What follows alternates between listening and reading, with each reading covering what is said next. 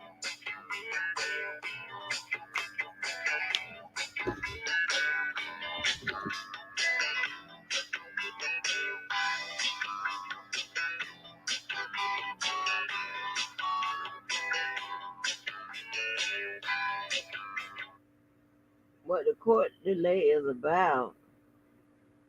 Girl, we don't know.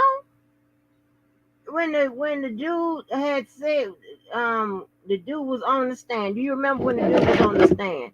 This is when you get your blonde credit.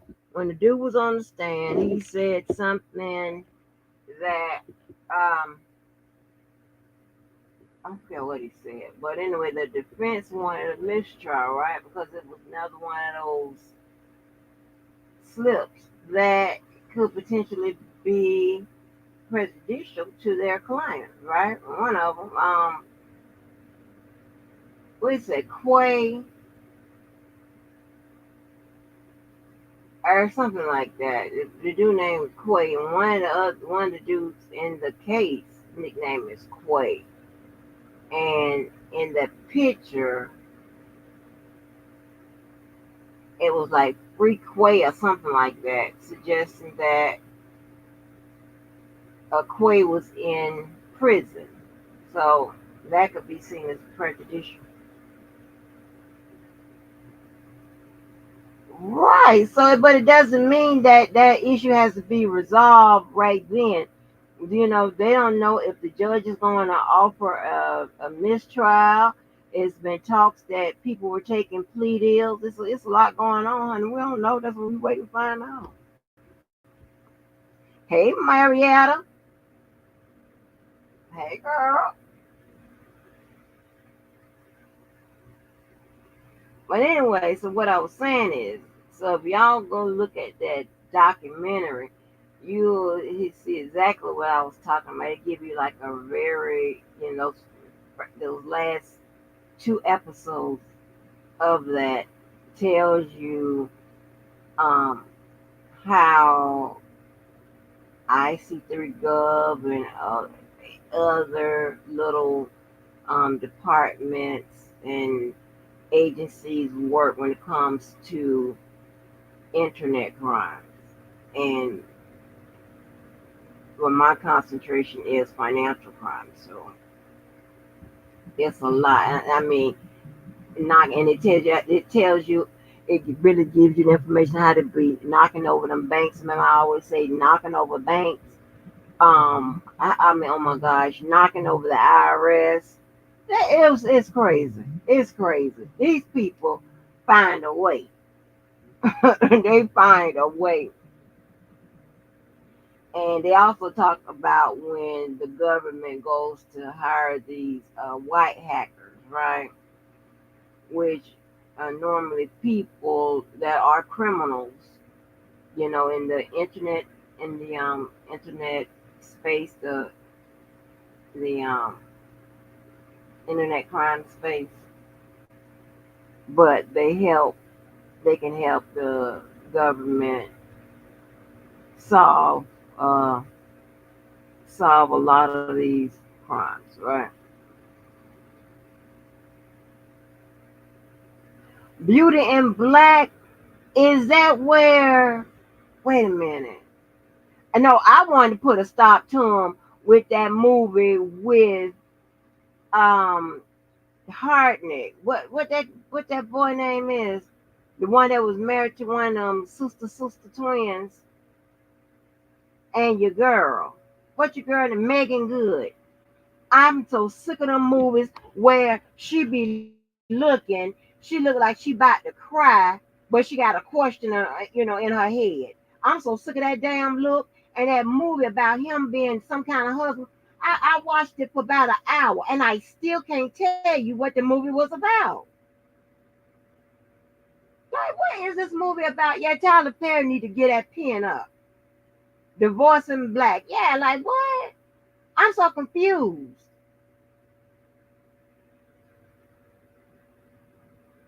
Beauty in Black. Is this where this girl is on Netflix? Let me see if this is.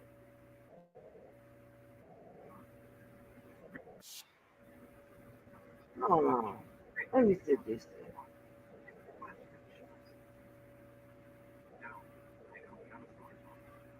I'm sick of them too. We definitely need to do a Oh, wait a minute. Murder among the Mormons. What is this? Wait a minute. Did I? Well, I'm gonna watch this. Oh yeah, I'm gonna watch this. Oh, terror movie. Hold on. Watch this.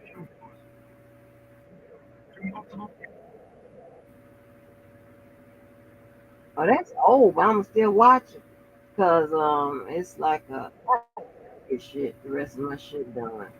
I get one thing done. I got 5 or 6 more on the list. Oh my god.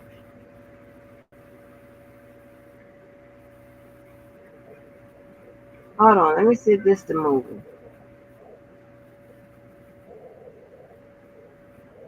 I watched Challenger, I watched Family.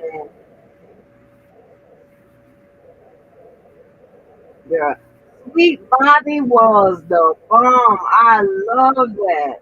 And I'm gonna tell y'all, Rebel Ridge, that's a good movie.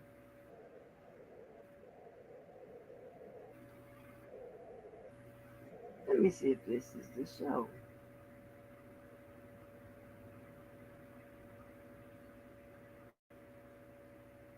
Oh, Anna Cole.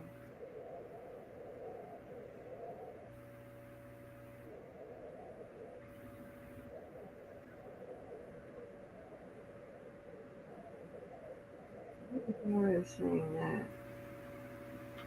I'm watching no David Beckham. I don't want to watch the TLC thing. I don't want to watch that. Listen, oh my gosh, did y'all see the wielding hitchhiker? That was good. I'm not looking at no man with no 1,000 kids. That's ridiculous. I'm not gonna watch no stupidity like that. What is the name of the show with them girls? It's like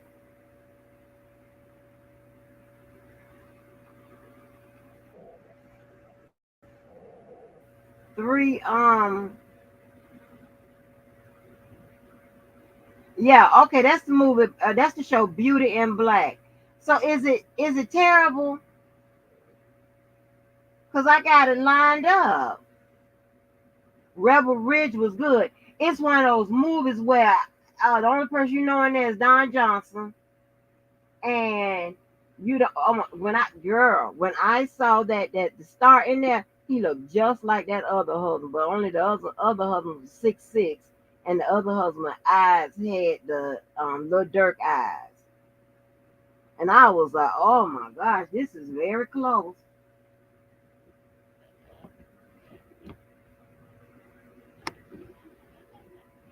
And you know what? I done got so. Listen, if you ain't I got then another thing, girl. Just be it got to be a 6'5". I really want 6'6". I got used to 6'6", but I'll do 6'5", 6'4". But I got to be a 6'6" white man. Oh, I'll do. I'll I told you I'll concede on certain things. You could be 6'4". I'm okay with that. But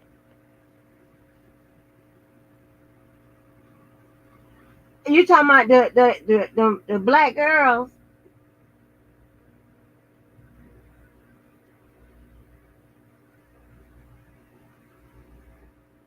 huh? A dude did what?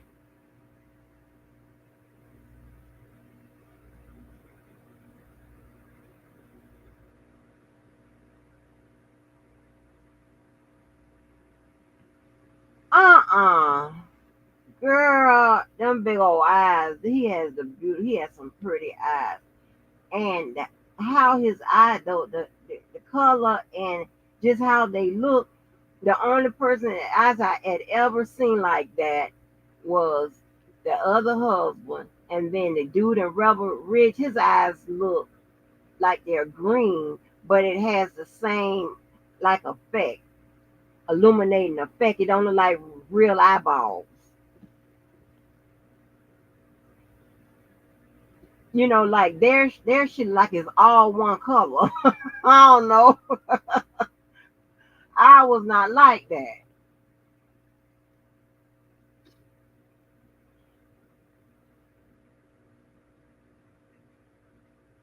But oh my god, Rebel Ridge, it was like it would take you here, there. I'm like, whoa. But I want somebody because I'm not gonna watch Divorce in Black. I'm gonna need somebody to tell me what the hell happened. Cause I'm trying to tell you, I sit there and all she was doing is staring at his ass the whole movie. I'm like, well, what? Leave his ass, stay with him. I don't give a fuck. Just do something in this movie. Tyler Perry need to retire that pen. You know what? Just be. Um, I don't know if the Ridley Scott and them and all of them. I don't know if they are writers too, but I know that they are maybe producers or something, whatever. But there are other writers that can write different movies, different shows, or come up with the idea of something. His stuff is does it's just it's like oh my god. You know what? I prefer for him if he's gonna keep making the same type movies and all that. I prefer for him to put it in a universe, right? You know what a universe is, right? When it comes to movies, um, like you have the same characters or something like that, or the storyline just continues or something like that to the next movie or something like that. I prefer for him to do that because it'll make more sense.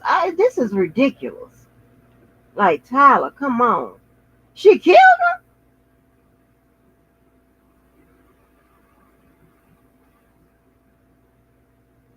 him? Girl, bye. And I'm not telling me that she killed him. Why he beat her? He tried to beat her. He act like he was crazy or something. Like he was on that shit, that drinking and stuff. They better not cancel. She shot him in the kitchen. Oh, wow. I didn't know that.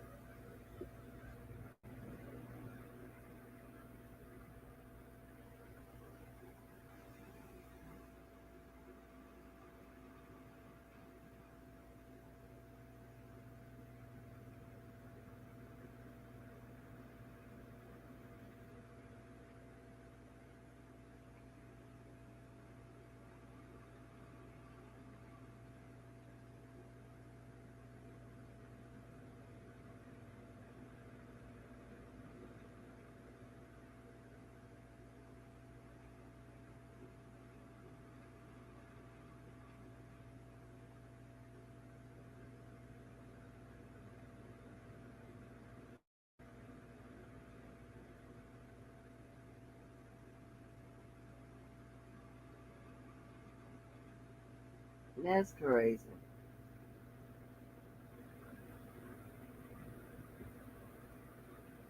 Child, let me tell you, that damn um when when Gonzalez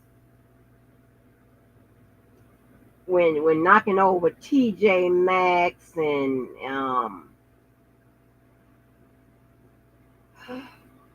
some of the other stores like that was a big deal. Like they were you had people riding by stores like TJ Maxx and other companies with a machine, right? And while you at the checkout, it's a machine that's recording your credit card details.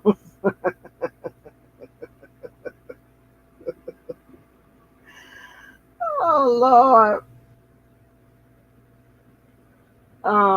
These people they just refuse to work on it. So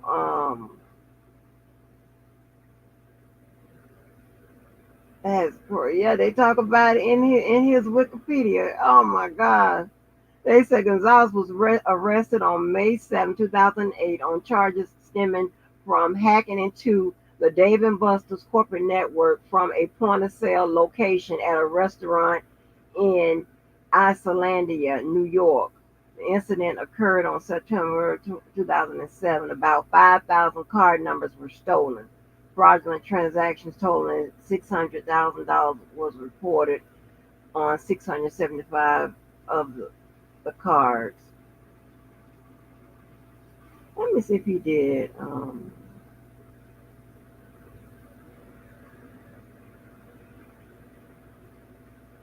Yeah, that's what he did it too. That's right. Ward driving. That's what he did. Girl.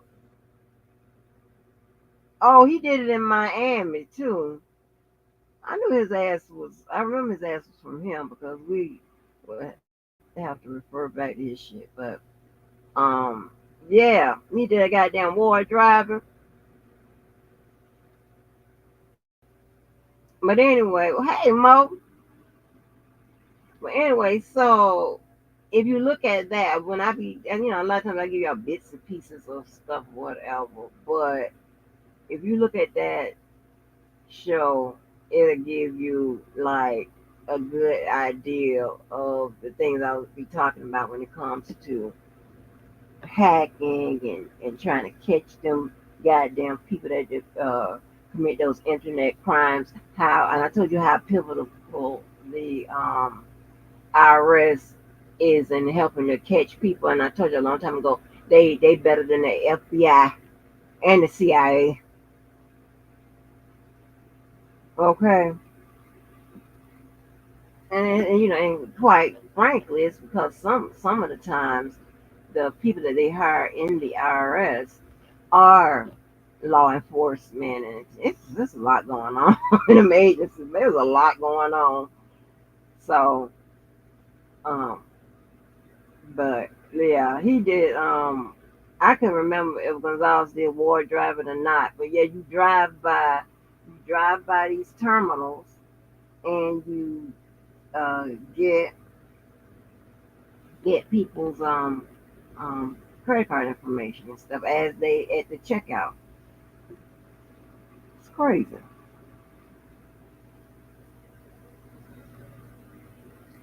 I don't know, Mo. I don't like like just word of mouth information. I don't know. I mean, I don't have no reason to doubt it because I heard it come from another source that they were working on plea deals, and before, when that source said where they got it from, it was that information was pretty much on the money.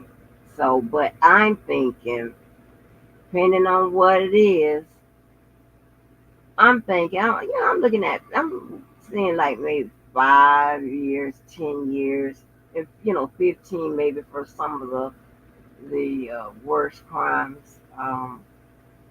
I think that it would be wise for the state to salvage this case and get something out of it, because a conviction is a conviction. You need that. You need to make sure you keep that rate up. You know, I'm saying that conviction rate, right? Whether you get by plea deal or by trial, right?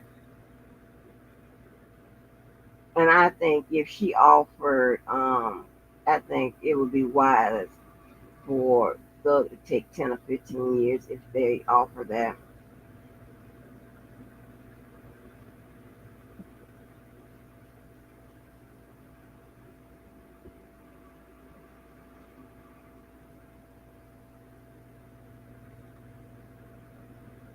Right, just be. I listen. I say I bet she goes home and unwind with the wine, probably that red wine that people be drinking. It's so funny that um the members of SWV and myself drink the same. Like if I'm gonna drink a wine, we drink the same one. It's not that expensive, not at all, but it's sweet. I say I'm not no drinker, so I don't need that professional liquor like them people like people that drink be like they drink like that old bitter ass wine and bitter this and that. I don't need all of that. And them them guys and stuff, they be right. They be drinking the Don Julio at the bar. That's what they kept carrying. I'm like, what is this fancy little glass that people drinking out of or whatever? I couldn't figure out what it was when so when I saw um one of my roommate partners, he had one in his hand coming. I was like, what is that? He talking about this Don Julio. I said, y'all just drinking it straight out the bottle and stuff like that. And see, a lot of these people do stuff for style purposes, right? Yeah, I done been in all kind of shit. Still is. I swear I opt for a quiet life. I want me just what? I was so happy when in Jacksonville, Adrian was a nobody. I was so happy for that quiet life. I was like, oh my gosh, it's so quiet. I don't have to do him. I don't have to do this. I ain't got to do that. Oh my gosh, it's so quiet. Nobody knows him but me and his dad and his cousin. Uh, if we could stay in the house, if we stayed in the house or we was on the phone, that's it. All right. I was so child. Babe, you have to give them feet a rest out them heels, child. That ripping and running. I was a homebody. I was just cooking meals. He would go to the store. I cook meals. Mhm. But then come to find out, yeah, but in his hometown, he's a goddamn sports star. I'm like, what? I'm like, damn. But I just look, I just switched directions, whatever. But anyway, what I was saying about they remember because Mo was over here for that conversation. It started over here about the Fourth Amendment, right? And when Levi was over here, we were talking about can R. Kelly receive some relief under the Sixth Amendment, and I was like, maybe the Fourth as well. Well, while I was looking at that documentary that I'm talking about, they had brought up the Fourth Amendment as well, right? And I told and when we was on Levi's channel, I read where the Fourth Amendment was used. It was unsuccessful, but still it was an argument nonetheless. Where the same kind of situation had happened with one of them people, El Chapo, somebody, I don't know, one of them damn people, just these people. And um, they had used made an argument with regards to privacy, confidentiality, and privacy I'm sorry, under the Fourth Amendment and uh, attorney-client under the Sixth. And I was saying maybe the Fourth, there could be an argument that they could uh, craft with regards to the Fourth, right? And in your profession or as professionals, you don't never turn it off. It don't seem like it. You know what I'm saying? So I was, listening to one of the guys that he got. I think he got prosecuted, and he was trying to of course find a way to get out, and he used the Fourth Amendment, right? And it was unsuccessful, but you never know when it will be used and it actually work. But anyway, um, even though the the law, right? It's for we want to speak of like the Constitution, right? Even though it's written a certain way, it is a broad application of it. So that means that it can be applied to many different situations. All right, where it may speak of wiretaps or something, whatever. I don't know offhand, word for word. It can be used with regards to um, privacy concerns, right?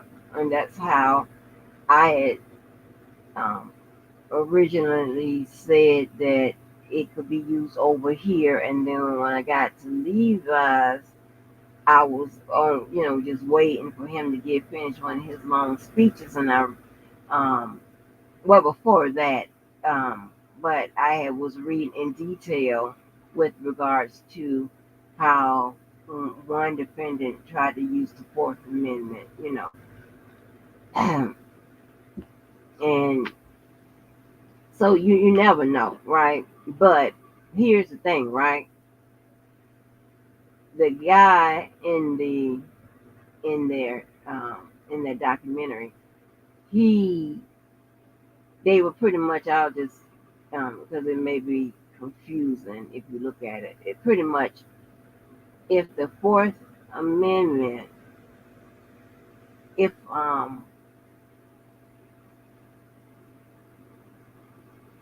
if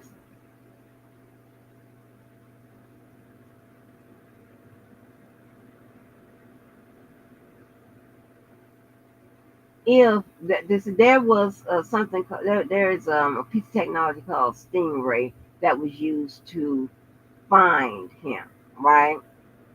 And if I'm not mistaken, I believe his argument was that they didn't have sufficient probable cause because the stingray wasn't known. The use of the stingray wasn't made known to the court, and they signed a warrant for his arrest, and it somehow violated his Fourth Amendment. But if there was evidence, and see if the evidence that was uncovered with regards to that warrant, that's what they were trying to make the argument, then his rights was violated, right?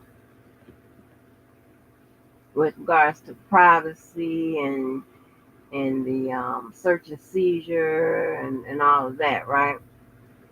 So I was trying to see how can you can't say, and now here's the thing, right? Because you can't say just because the girl got hold of the text messages or the emails or whatever, and she testified, somehow that's prosecutorial misconduct. No, that's not how it works. Okay, if there's something that gets revealed, no matter if it gets stolen or this that, and third, whatever, as long as it wasn't the prosecutor stealing it or anybody on the prosecutorial team stealing it, that means the investigators on up, then everything should be fine, and it would favor the government. However, if there may be a loose argument that can be made that trying to see how can I work in a but for, because the burden of proof can shift to the burden of proof will be on the defense. So this is an appeal. Um,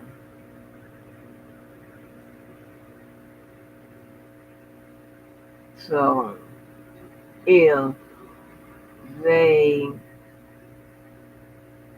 if you can say evidence,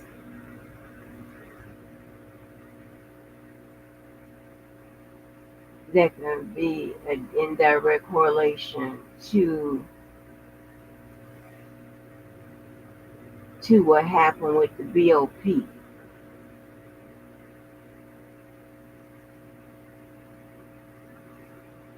Hmm. Somehow you have to connect what happened with the BOP to evidence, to the outcome of his case, put it up under an umbrella, some kind of way of a violation of the Fourth Amendment. Child, that ain't my goddamn job shit.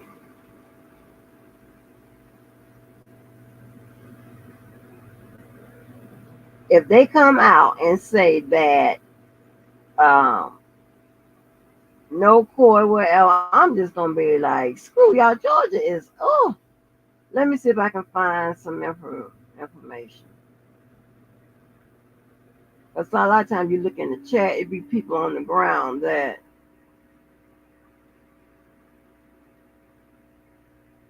can tell you the information.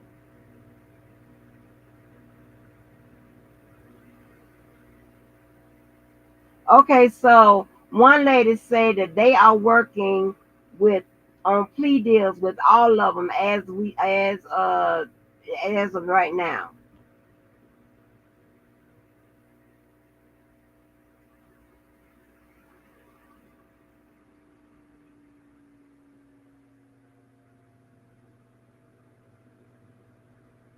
Okay, this is someone on X is talking about the plea that someone is they on Thugger Daily. I'm trying to tell y'all, baby, Twitter be what they be saying, the ghetto people saying popping. Oh my God, Twitter be hot. Man, I know I be on the something.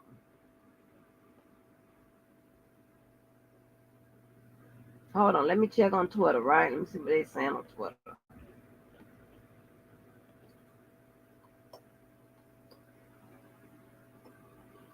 Somebody need to teach me how to scratch my throat and my ear and all that shit and make the noise and I don't know.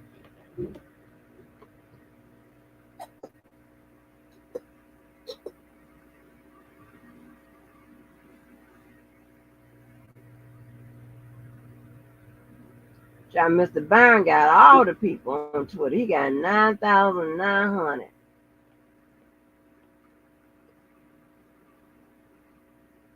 Oh, they said 50 Cent rejects a $3 million for Trump rally performance.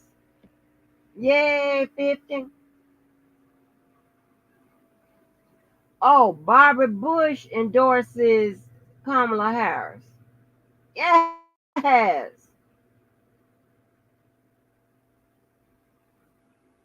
Oh, not um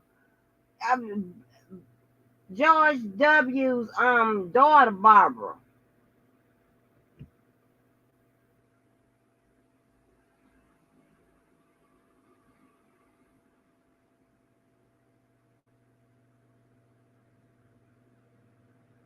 I'm happy.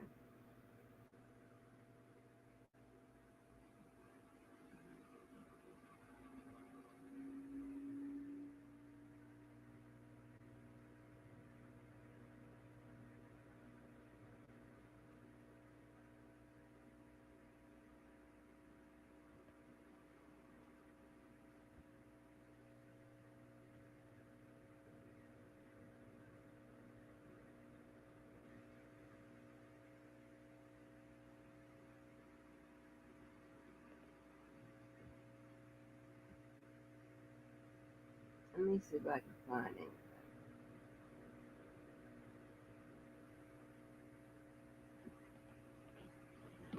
it. Think about you every day.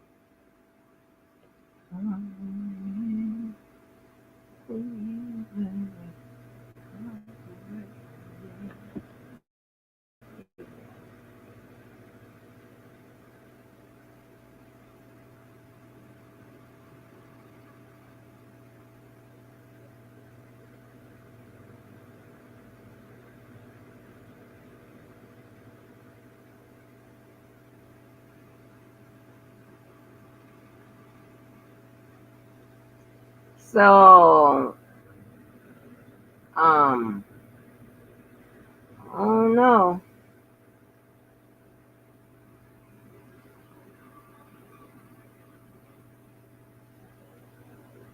I mean, apparently, like from all reports, they're working out plea deals. They're on Fannie Willis's desk for approval.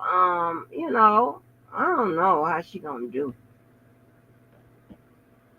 Child, I can, Lord have mercy. I know my legs have always been flexible, but this is ridiculous. I can cross them and then stick the feet right up under the other part of the leg. I got to get it together.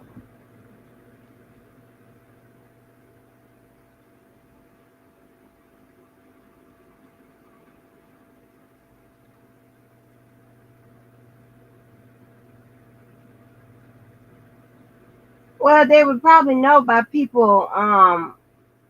Well, um, just be. I'm gonna beg you to get it together, right?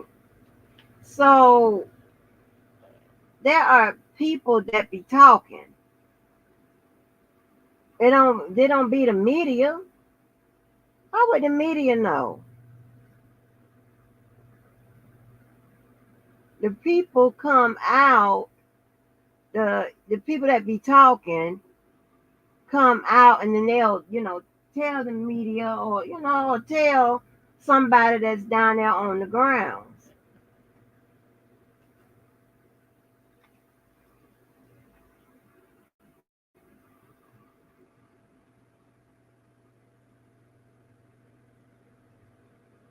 No, but Barbara, I think old Barbara did die. Yeah, she did. No, it's the daughter, George W.'s daughter.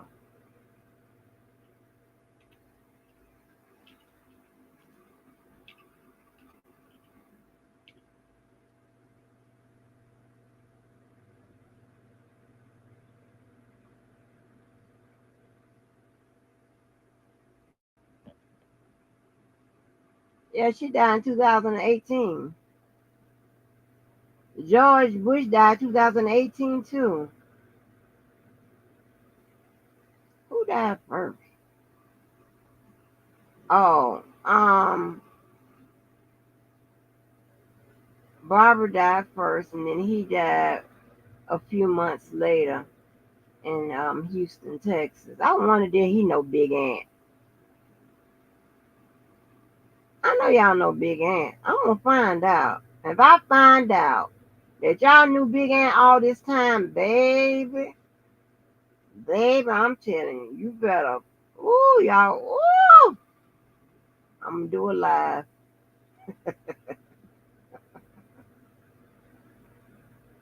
Threaten your ass. I'm gonna ask you about damn Big Ant.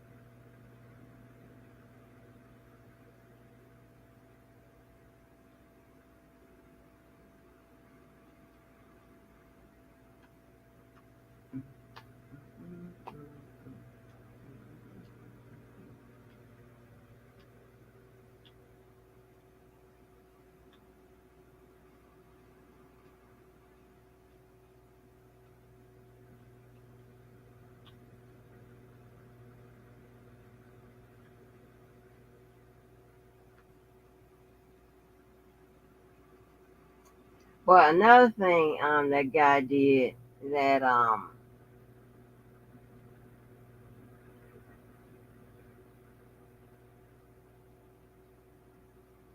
they didn't say he did it all just for you. Don't ever have your information right.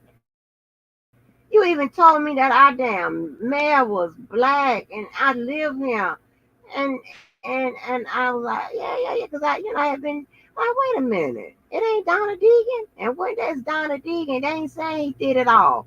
It's a Rico.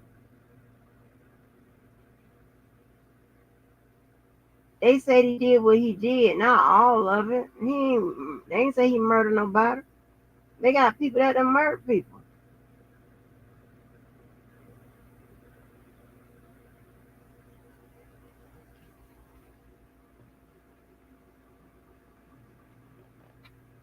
Mm, mm, mm, mm, mm, mm, mm, mm.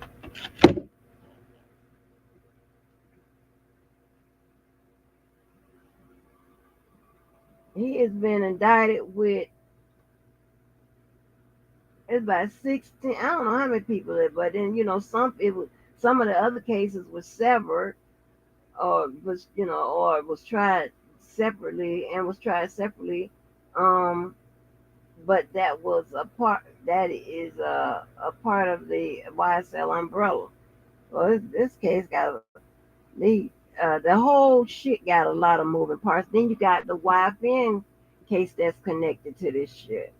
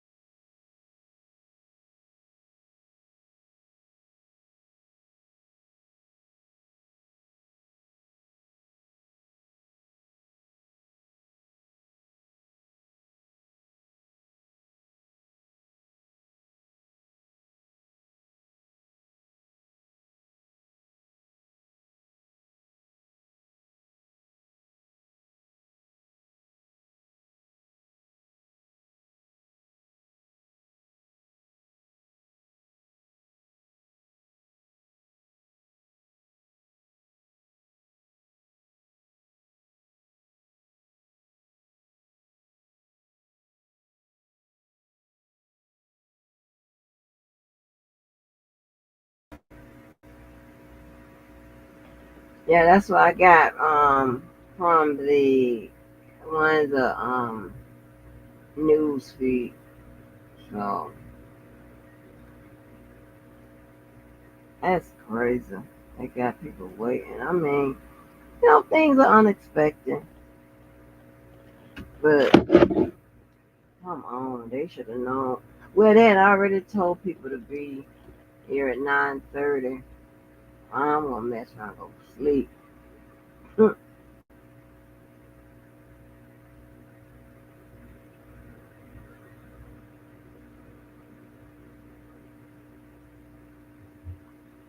Something I want to hear.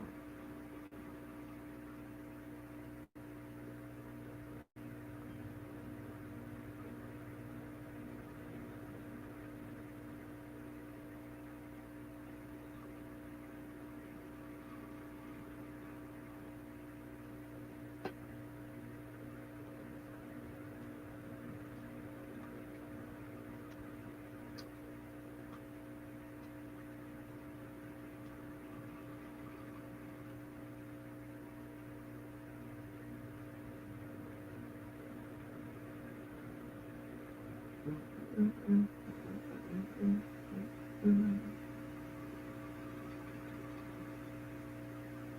Oh man, yeah. What was I? Oh, I was trying to figure something out of him. Ta-ta.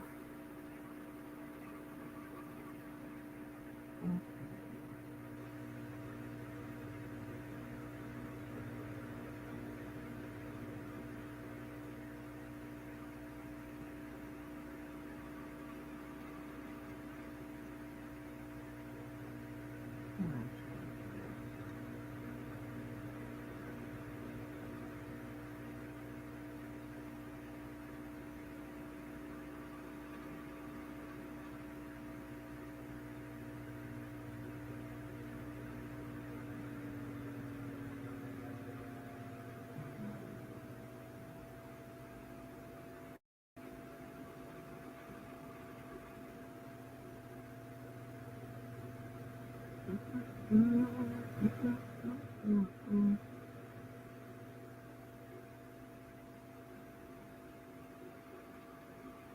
Let me see. Have I met the requirements on 12? Oh,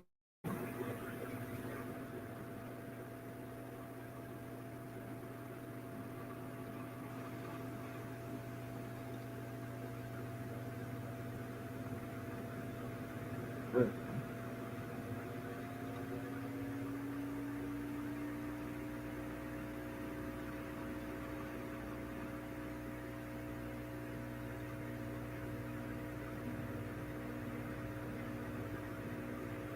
Oh, yeah, they said I have to have 5 million impressions on your post within the last 3 months. How do you do that?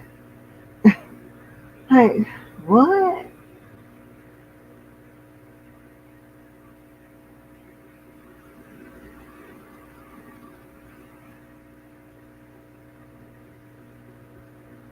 What are you talking about?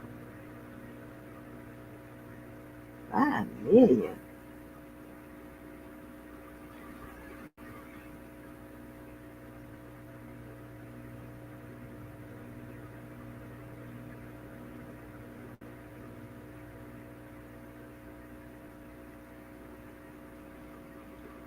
Oh, what is this? One of Arkansas's girlfriends, a federal informant, has read. Oh, Lord, on the claim here.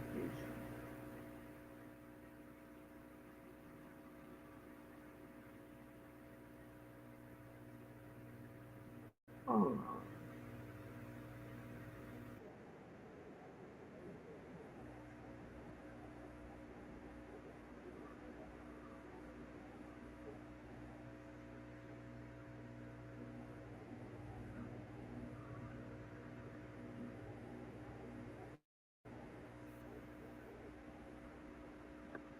so while we wait, let's put Azrael up here real quick. Hold on.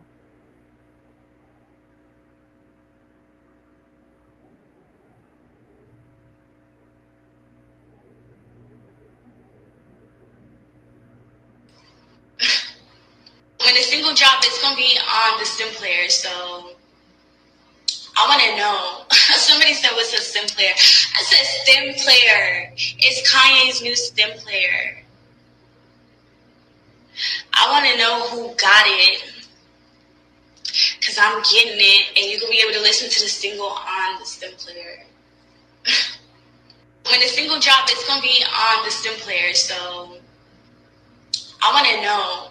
Somebody said, "What's a stem player?" I said, "Stem player. It's Kanye's new stem player." I want to know who got it, because I'm getting it, and you can be able to listen to the single on the stem player. When the single drop, it's gonna be on.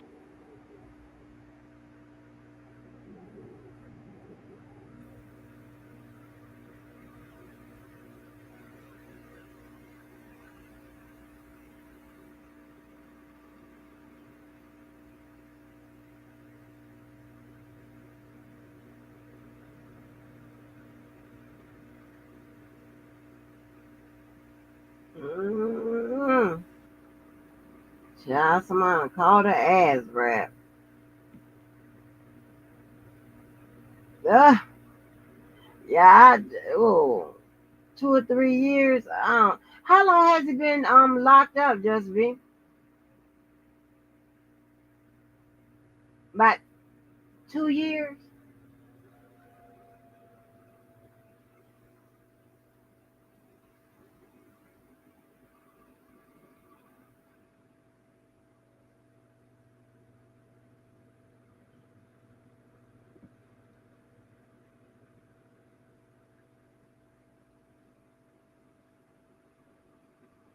I want Mo to give me authorization of a drug that I can, suggest to people to get on. And since you don't want me to put everybody on Geodon, I think I thought Geodon would be uh ideal for some of the people. Get on this Geodon, honey, or somebody beat your ass.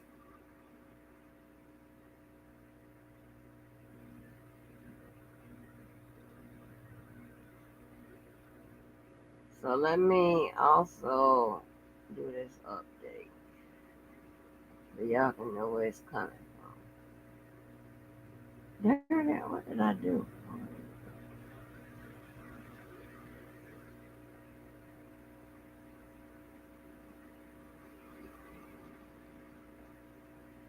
I don't need to do that because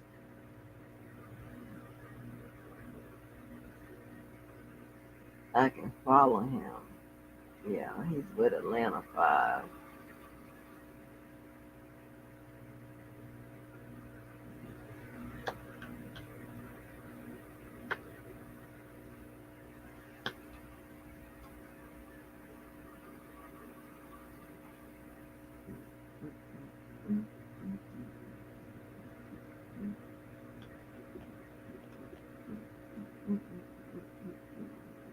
You should know the morning I hang up.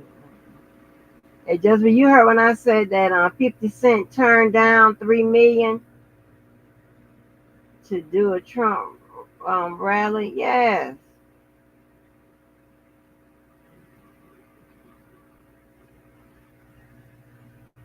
and that's a professional hater. He hating so much. I be like, oh my God,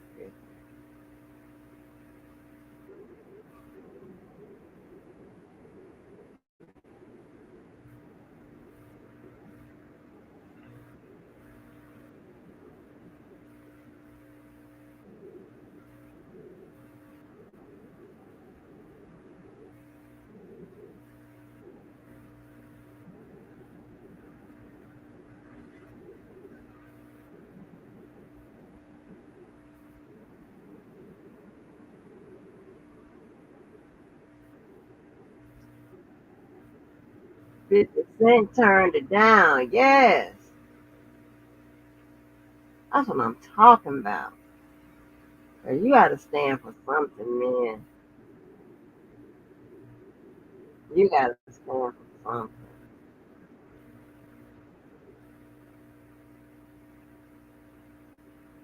You got to. This is ridiculous. You got to sit up there. Right. Well, honey, K Michelle, baby, she not K Michelle. What that girl name is? What her name is? Just be the girl who went over there and did a concert for Trump. Chrisette Michelle. Girl, she tried to act like she, honey, baby, that's too late. When nobody wants you back, you are canceled, baby. Canceled. I wonder is there a list of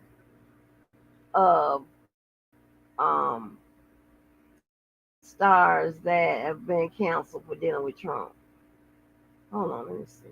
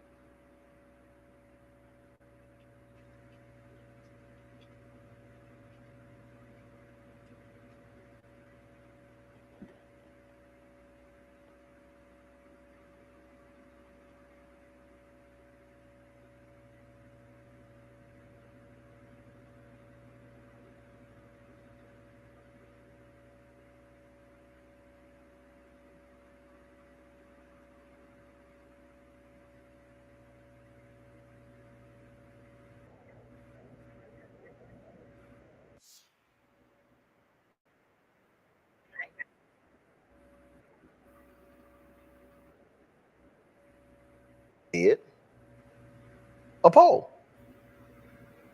And the folks at Pew recently showed that Trump ain't getting more than 10% of black voters. Oops. Oops. Say what? Yeah. Did you just say that? This poll here of specifically black voters tell a whole different story.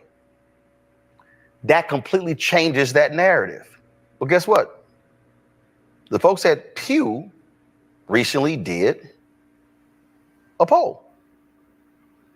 And the folks at Pew recently showed that Trump ain't getting more than 10% of black voters.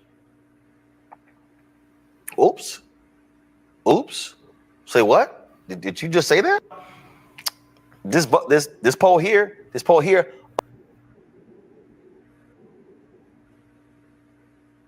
I don't believe that.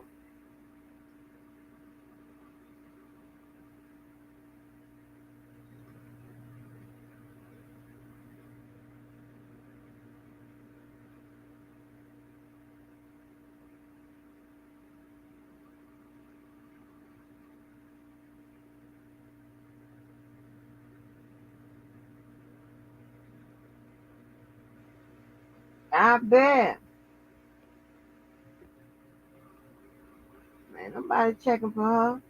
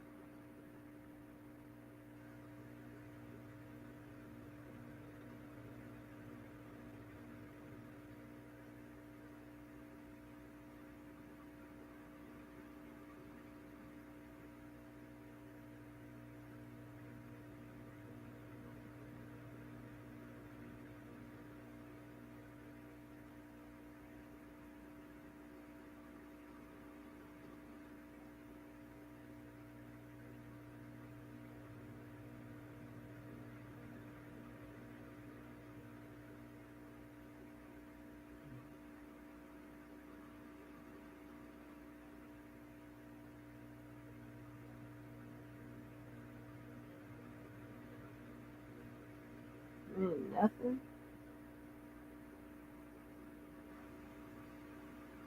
Nothing, child. We just waiting.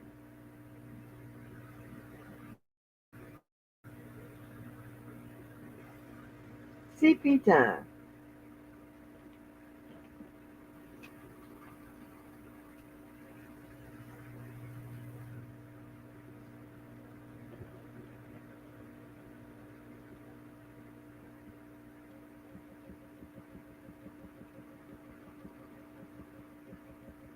I'm trying to see what Chris sent me shit. Let me be more specific.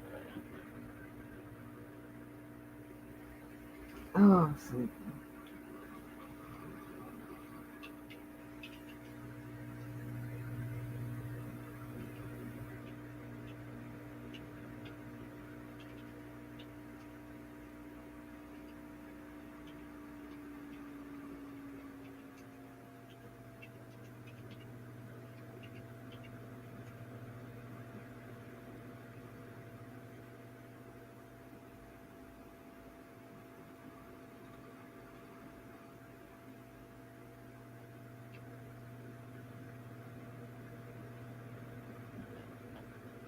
I can get out my little traps.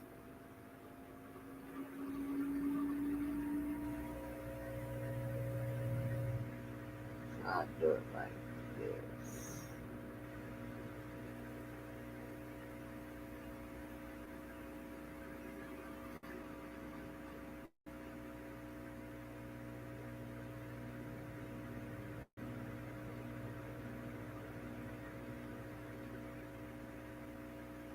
Okay.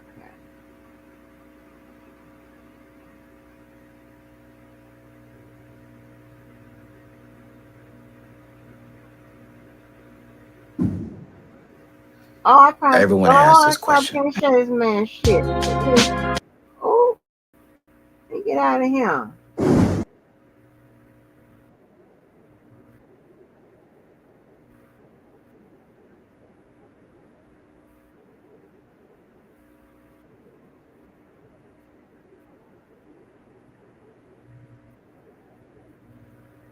Yeah, but it was trending higher for this go around.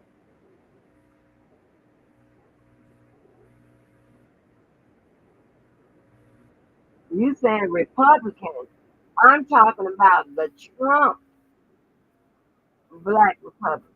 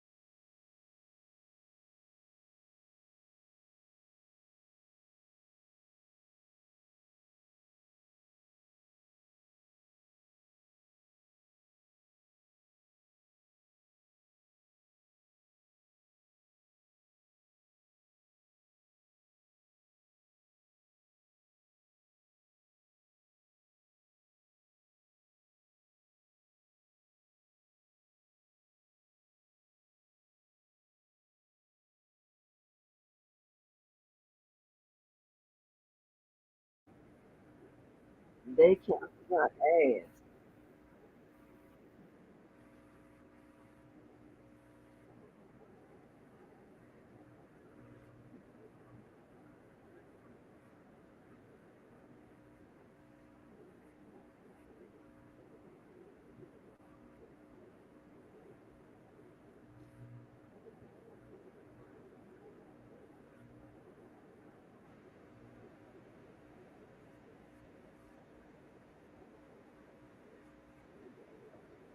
Your ass got cancer, baby.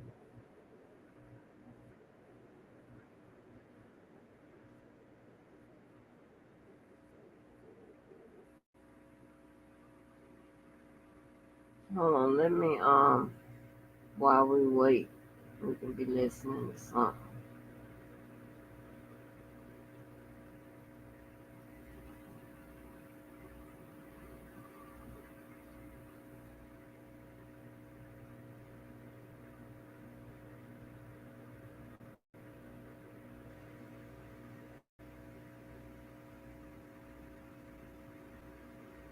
She apologizing and all of that.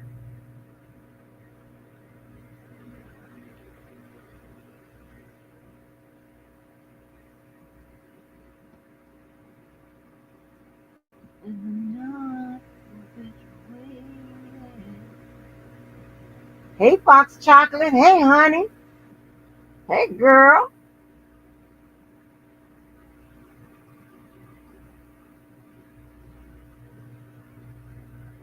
He's still waiting. I'm so sleepy, y'all.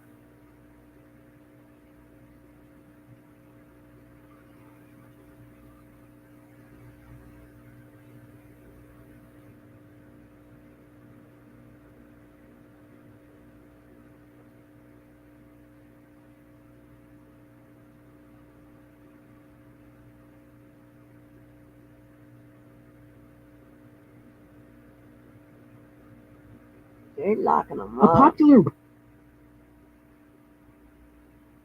So, but I mean, it's not funny, and I guess I should. I'm just not a very sympathetic person to some stuff, like stuff that could be prevented and stuff like. Come on, baby. Not all money is good money. Like what people don't understand, right?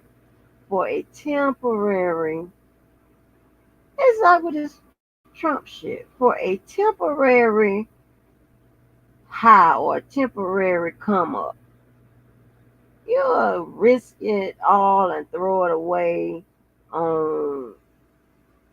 Girl, I can't.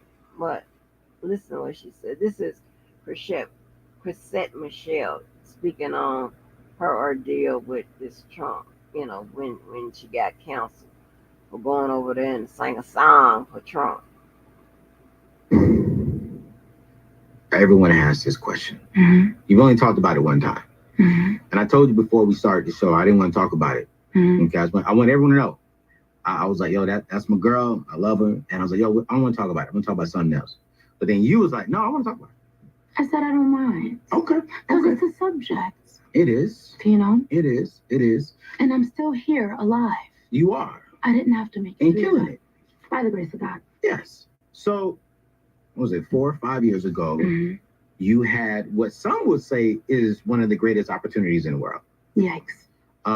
To go Don't say yikes and sing for the president of the United States at that time, Donald Trump, at his, what do you call it? Inauguration. Oh, yeah. Inaugural ball. Inaugural ball. Yeah. Yes. You accepted. Not only you, Mm-hmm. but another good friend of mine, Travis Green, Mm-hmm. accepted it. And there's a lot of celebrities who actually worked with the president. And unfortunately, you were, maybe you and someone else, but you were one of the main ones that unfortunately the culture canceled. Mm-hmm. I just got to ask this question. How did you feel during that time? Mm-hmm. And how do you feel now? Wow, feel.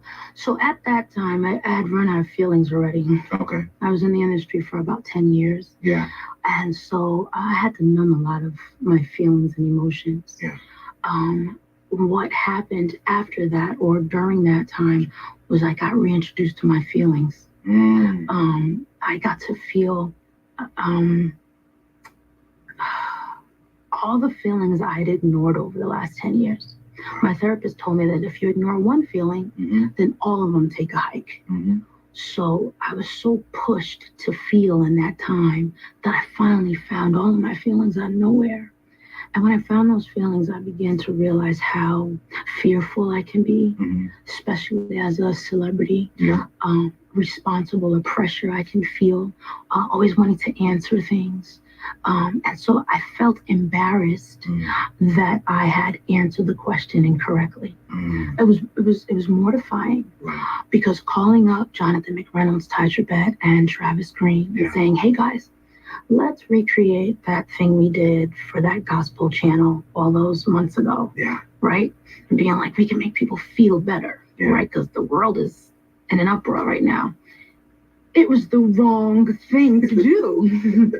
That's embarrassing. But why? I think for me, why was that the wrong thing to do? Because of how it turned out. Sometimes Yeah. things aren't wrong in the moment. Right. In the Right. moment, you're like, oh, this is going to be good. You just don't know it yet. Right. Brush your teeth. You just don't know why, Cindy. You tell your kids to do stuff. They don't know why it's good yet. I thought just give it a minute. We're going to talk about Jesus. Yeah. And Jesus saves. Yeah. And so if we bring that to this moment, it's going to fix something. Somebody's going to feel better. They didn't. Wow. And I have to know that. Yeah. I can't decide that they did when they didn't. Yeah. So that's why it wasn't good, because it didn't work. It didn't work. And so I had to take a second look at my culture. I had to take a second look at my people. I had to take a second look at who had been supporting me for so many years and why they said, Chrissy, don't do that. Do you know what I mean? Because just because in my own self-righteousness, I thought something was going to work. Yeah. If I was wrong, I need to figure out where was I in my mind that made me think that just because I say Jesus saves, everybody's going to be all right. How many times has somebody told you, come to church, and you ended up being hurt? Well, I contributed to a kind of church hurt. So I have to own that. Yeah. And not do it again. Yeah. Holy smokes. Yeah. Yeah. So during those 4 years, Me, the really, but she did take it was a long journey. accountability. How was your process during those 4 years? Because you kind of did disappear a little bit. And what was going through your head? And the reason why I'm asking these questions is because there's somebody out there who's experiencing something similar, just not on your level. Yeah. You know, embarrassed, church hurt, done wrong before. And I just want to just know, like, I want them to understand, okay, we've all been there. But I want to just get that, how are you feeling during that time? And honestly, since we've been talking, like, you are, like, I can tell you're healed. How do we become healed after we're hurt by people? Yeah, and I think life is a constant journey of healing. But come on now. I was never that famous. I'm about sick of people acting like I was some huge superstar who fell from glory. I was a regular everyday soul singer. Are you really going to say that? I'm going to. Are you really going to say that? My first album sold 23,000 copies. My number one was the lowest selling #1 album just of all because it time. didn't sell a lot doesn't mean you were not. Well, we have to deal with reality if we're going to talk about my experience. I wasn't that big of a deal. You was. I wasn't. People were calling me underrated. My shows are at cool, intimate, small venues. I'm a soul artist. But some of the best artists are those artists. I didn't say I wasn't talented. Oh, I was about to say, don't play yourself. I didn't say I wasn't talented. You can't come on the show. I said I wasn't a huge superstar. I got you. Right? So the falling had to be a climb first. I had to wrap my mind around who people thought they were talking about. I was being treated like some big, huge mogul who did some big, huge thing. Yeah. I was a very small artist who did some big, huge thing. Yeah. I, too, was like, why'd you do that, Chrisette? Chrisette. And I had to find her. Right. I had to find who people thought they were talking to, because most of them weren't talking to the artist whose music they bought. Wow. Most of those people were talking to a Black woman who made a bad decision, whose music they'd never listened to. Wow. So I had to first figure out how to respond to my fans, the people who did buy music, the people who did have a vested interest. And the crazy thing about my fans was they stayed in the comment section and kept talking. They kept streaming music. As a matter of fact, my streaming began to do better than it had ever done. I gained 1 million followers on Facebook at that time. Wow. Because people wanted to talk to me Yeah. and understand, what the heck did you just do? Right. And then there was this other hateful sound who I also had to address. Wow. And I didn't know how to address that sound. Wow. And that's why I had to go away for a second. Gotcha. Because I wanted to understand that sound too. Yeah. I didn't want that sound to make me bitter and make me leave forever. So I figured if I could just get really quiet and get really observant, I could understand a whole new audience that I never knew. Yeah. Do you know? And they canceled your ass so damn quick. She has another one up here.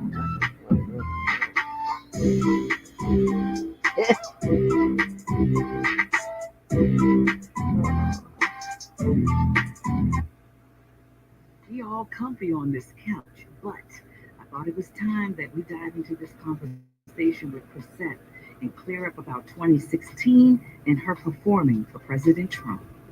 Travis Green and I sang a song about everything's gonna be all right. It's basically what we were trying to say. And with Travis, it worked out. Travis was probably more popular. Travis toured around the world directly after that. And for me, it didn't. And so what I learned was so many things. Sometimes when you're trying to fix things, you're fixing from a place of brokenness. Mm-hmm. My place of brokenness was, oh, I'm just an R&B singer. Nobody knows I have a brain. Nobody knows I can help. Nobody knows I have something to say. Maybe this is the opportunity where I lend myself to an issue, something that's scary, something that's uncomfortable. I think there was a wound there that I was speaking from. And then the other side was, like I said, that illogical optimism where you're like, I can help. And you can't. You can't. And so I think that I didn't help. Yeah. And I think it was kind of that simple. For me, was, baby girl, like sometimes things are out of your league. Mm-hmm. That situation, that experience was out of my league. There's nothing I could do to save the day. Yeah. But when you have that kind of like optimism, you think you can save days. That's a place of love. It could be called that. Mm-hmm. Now that I'm older and wiser, it's a place of ignorance. Mm-hmm. It's a place of fear. It's a place of acting from fear, being petrified for your country, being petrified for what the world looks like in that moment, and wondering, what can my physical being do to fix this? Now when I look at crazy things happening in the world, I take more deep breaths. I take a look at the modalities that my community is using to solve the problem. And there are people who have genius in that space. There are people who understand how to create communities that solve problems. Mm-hmm. And instead of trying to create, sometimes you can just join. Sometimes you can be a part of. You don't always have to lead. What was the feeling like when people turn on you and they don't listen and don't have a forgiving heart? What was that feeling like? You asked 3 questions. What is it like when people turn on you? Mm-hmm. I didn't feel like they turned on. Okay, right. I felt like I did something to hurt someone, and I needed to figure out exactly what the pain point was, because they turned on something I did. Mm-hmm. And so I wanted to see, okay, exactly what did that look like to you? Did it look like to you, I just needed an extra $1 million? Did it look like to you, I needed attention for a new album I was coming out with? Did it look like I had some weird intention? Or did it look like I betrayed your trust? Did it look like I misrepresented your community? What exactly did you feel? Because that's the pain point that I need to sit with, to be with, to pray about, to think about, to acknowledge. So before I can come out of this quiet space, I have to see exactly what grieved you. Because sometimes when you hurt someone, what they do looks like anger. It looks like turning on you. But really, sometimes it's disappointment. Mm-hmm. Sometimes you actually hurt someone. Yeah. And so if I just want to be really cool and say, oh, I've got haters, I could have just internalized the feeling of hatred. Instead, I looked for where the love was, where the passion was. And sometimes passion needs communication, and that's what makes compassion. So you can be upset with me until we communicate. Mm-hmm. Then when we communicate, it becomes compassion. And then we get to have a relationship again. So the feeling was exactly, where are you hurting? And how can I address it? That was the feeling. So I never really felt like I was left outside all alone. I felt like, too, I needed to do some internal work. Chrisette, what the hell is wrong with you that you thought that was a good idea? Mm-hmm. Because clearly millions of people around the world, mind you, was getting calls from parts of Asia and parts of Africa, and places you can't even have my phone number. The world was upset. I didn't even know I was that famous. Yes. And so, Chrisette, what the hell is wrong with you? Let's do that internal work. And then finally, that word cancel Can't we figure out what that means for you today? Because it's yours to own, right? It's clearly here to serve you in some kind of a way. So how can it be of service? And so cancellation became of service through the modality of quietness, through the modality of introspection, and really through the modality of re-observing my community. What is my community doing right now? And how am I responding or reacting? Correctly and or incorrectly. I'm not going to fix that. Whew. My darn face is burning. What's up, everybody? It's your boy Terrell. Oh, Welcome Lord. back to my channel. Thank you so much for being here tonight. This is a very special. I don't want to put my traps.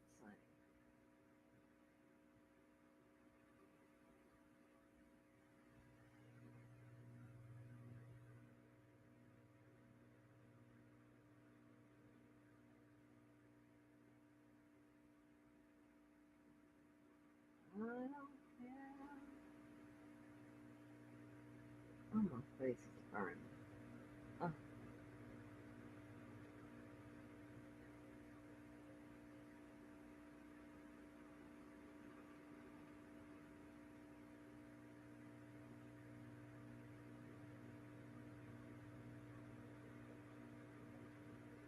Hey, purple, purple.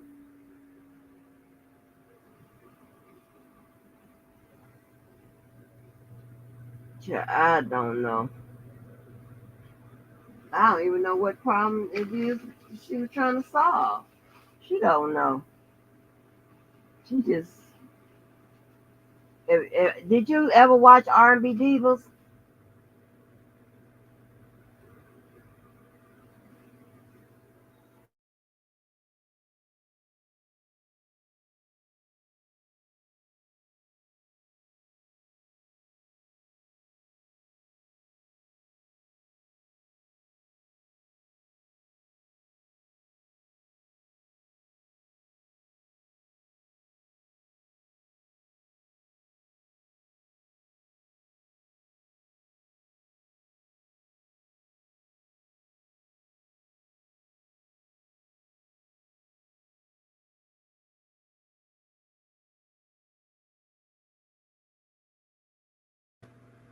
Mo, I almost I'm been trying to get my nose together, and I just looked up and read that comment. I almost uh choked, trying to blow my nose and laugh at the same time. Girl, what? I got to see this skirt. Everybody was speaking of that skirt. I didn't even go bother to watch. I was so mad at her. You know, it is so crazy. Um, it's just the tale of two worlds, right? And I'm not gonna be insulting today, but it's like, right, I've only had to explain to my friends and family, of course, when they see my face and head all lumped up, I've just had to explain, like, like one time, right? Obviously, if when they see my skin, they say, one, can you put something on there? And I can explain just one time. No, I can't put anything on there because everything has some type of chemicals or no, so on and so forth. And I mean, they give me the 800 ibuprofen. I have a gazillion of those, and that type of stuff, right?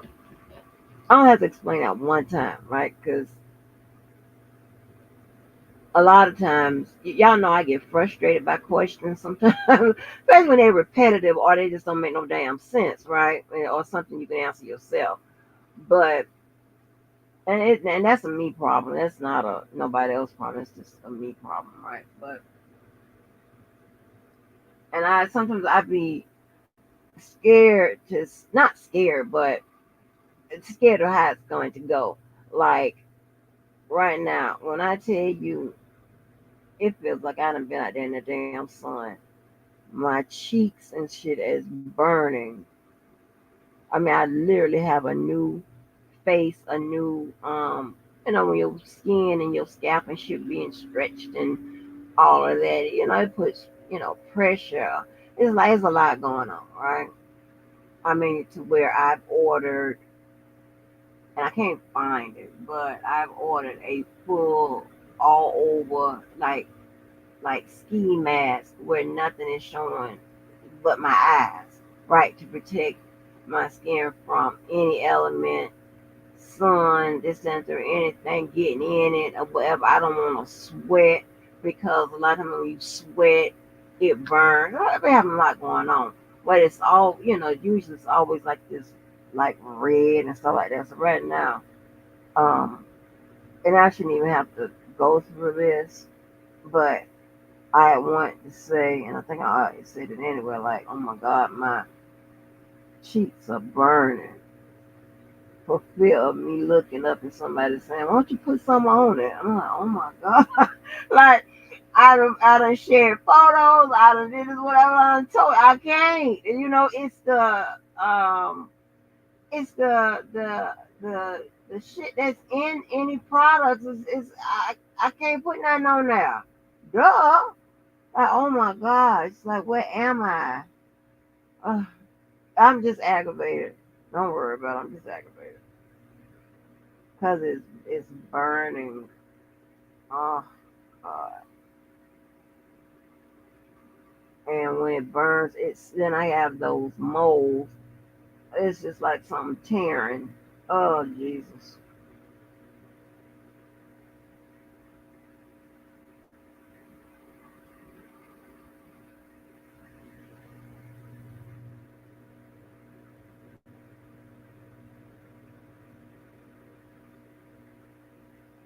You know what? I stopped liking her on R&B Divas. Because I know she said her mom was a therapist and whatever. And like when you do stuff like show up with those angel wings on your back and stuff like that, yeah, I start automatically putting you on Giordano Street. Because I know something wrong with you. You got angels on. I don't like all of that.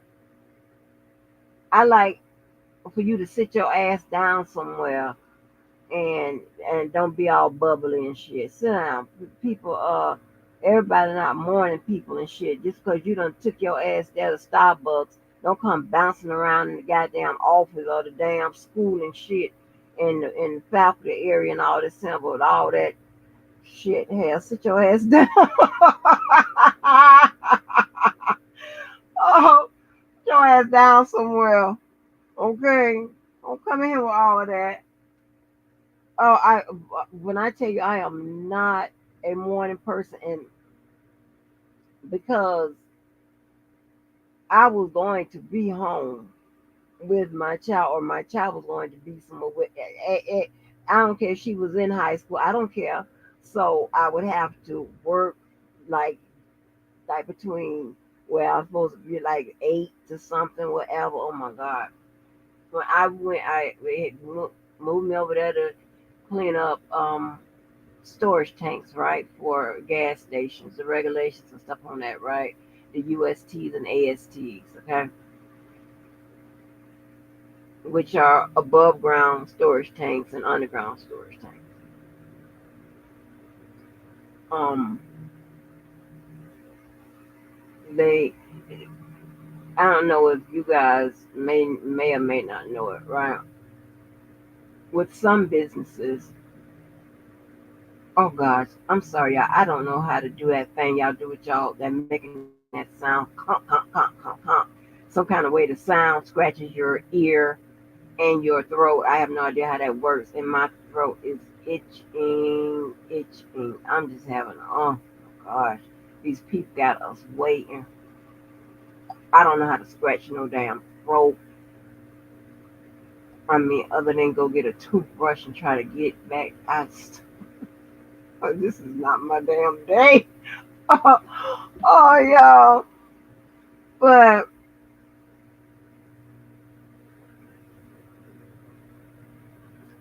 So y'all watched the right, you know, and it's like and I don't care about nobody poking fun at it, whatever, because I can poke fun at your ass, and I mean, it was how you was born, okay? It ain't nothing making you look fucked up and dumb or whatever. It's the way this is how your ass was born, so, like, what? Well, I don't care about that, but it's just that, you know, like, especially when I done, like, this been going on since 2021. I done talked about it, I done explained it, I done did. Well, I didn't really talk about it, really till like 2022, but nonetheless, not out and open or whatever, because that person had to get comfortable with it. And then I, started posting, posting stuff and got comfortable enough to take jobs outside of the home in mid 2022 and stuff like that, right? But it's like, with people, with my people that's really in my life, I don't have to explain it one time, and they know it and remember it. And not asking me to come out and take my mask off and shit like that. They know I can't take my mask off. They know I actually need a mask that is higher up. I have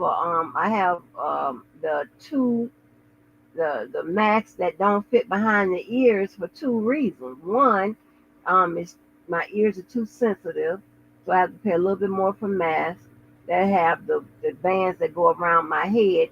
And one, the mask is higher up, so it's covering more of my cheek and all of that.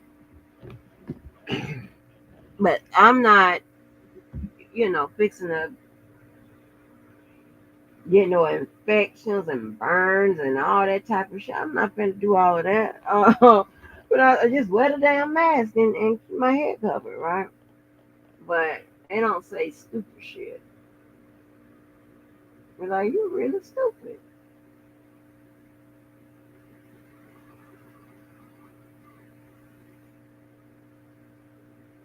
And a lot of people think it's like if they try to ask you to be put in positions that that they know you can't be put in or you won't do, somehow that's a win for them. No, you could be turned back on your ass and you be asked to do some shit that you can't do or that you won't do. Duh.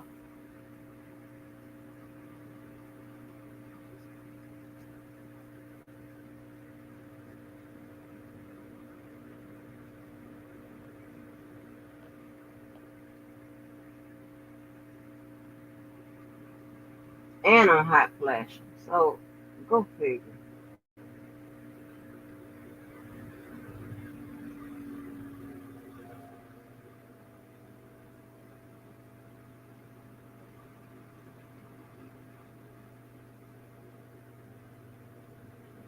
And when I tell you that hot flashes, it had my face and my head lit up. That's probably why oh my gosh, I done put water. I got so many. If I show y'all how many ice packs I have for my face and my head, y'all be like, oh my gosh, how many do you need? It's so many of them. And I'm just, and it's a hike to the kitchen. I don't even want to go get them. I'm just I'm on complain island today.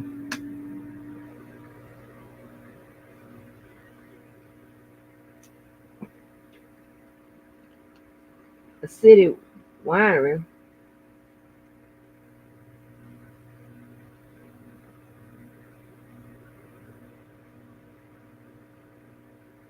Do I have to make that sound, Mo?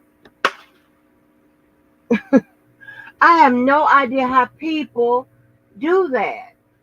And every time I see somebody doing it, I hear somebody that can do it, I'll be just looking like my mouth be open.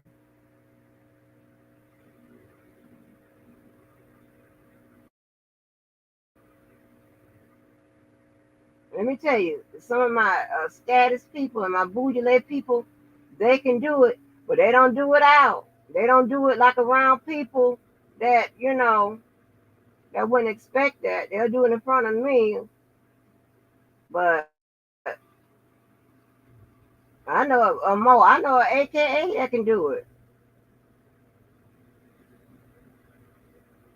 I be like, oh wow. And she went to Florida.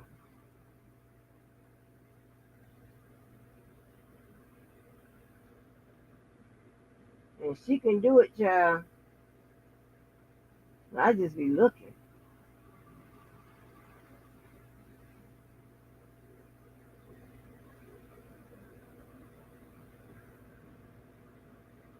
I mean, I be want to take a stick and stick it back down.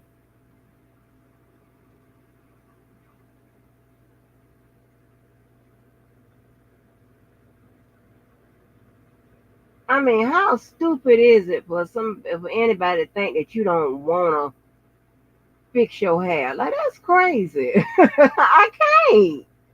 Stupid.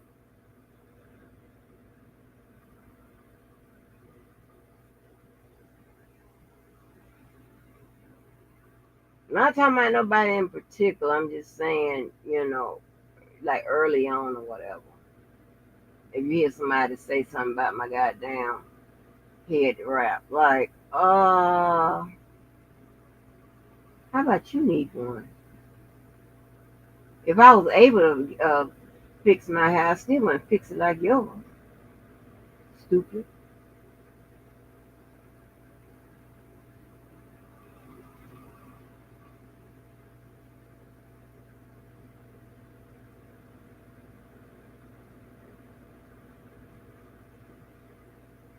I had to cut all that goddamn hair just to make it easier for the damn doctor to go through. And the damn white lady, go through it faster now too. But I can say I can grow hair back so real fast. So it's going a lot.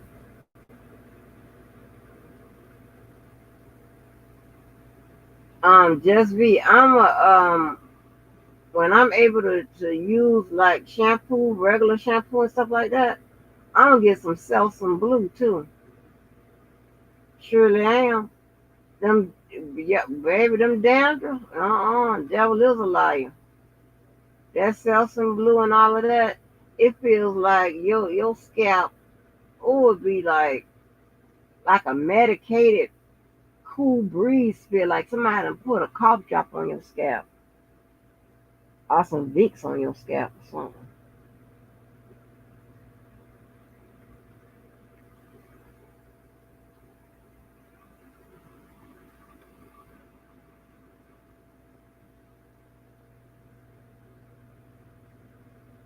You think it's obnoxious? Why you think it's obnoxious?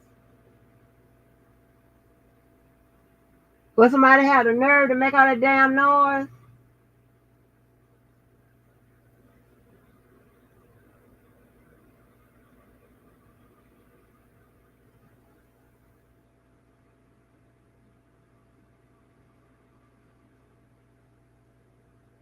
Girl, I don't know how to whistle. I don't know how to spit. I mean, just the simple act of spitting, honey, is a whole production. I be like, oh my day. I said, they ain't taught us shit. Not ever in that vein.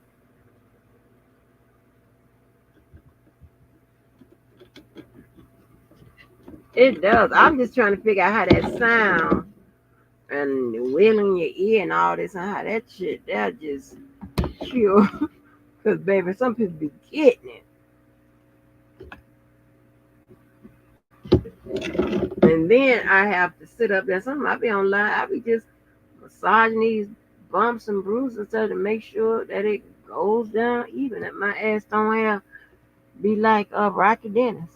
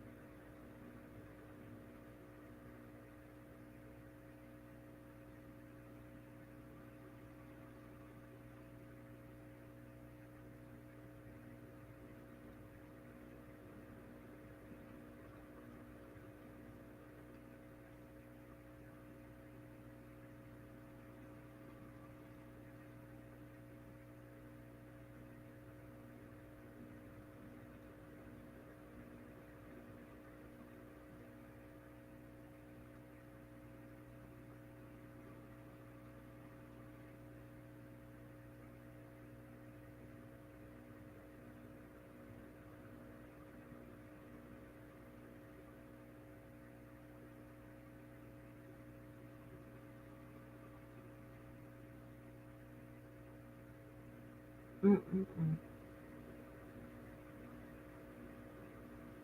It's habit. It's not really habit forming, but I've gotten in the habit. I be massaging it all the time because, like I'm doing now. I just start massaging it.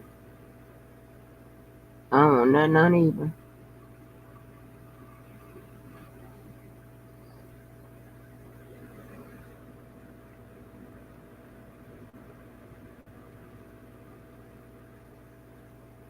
But yeah, those masks, that go. I don't know if y'all are okay with wearing those masks that go around your ears. My ears are too little and too sensitive. I had to wear the tube thing, the one with the band that go around your head. It costs a little more, but I don't care.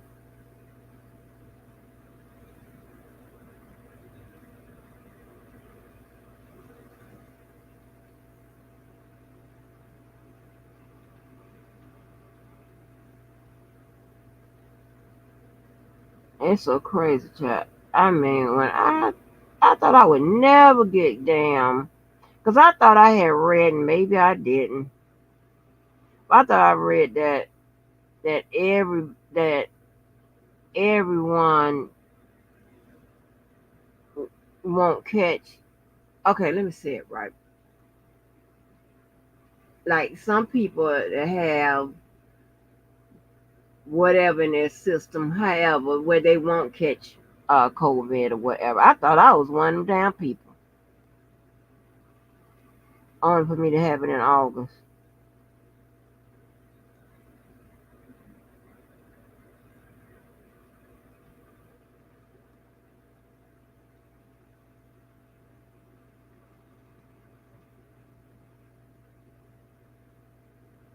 And people done had it 2 times.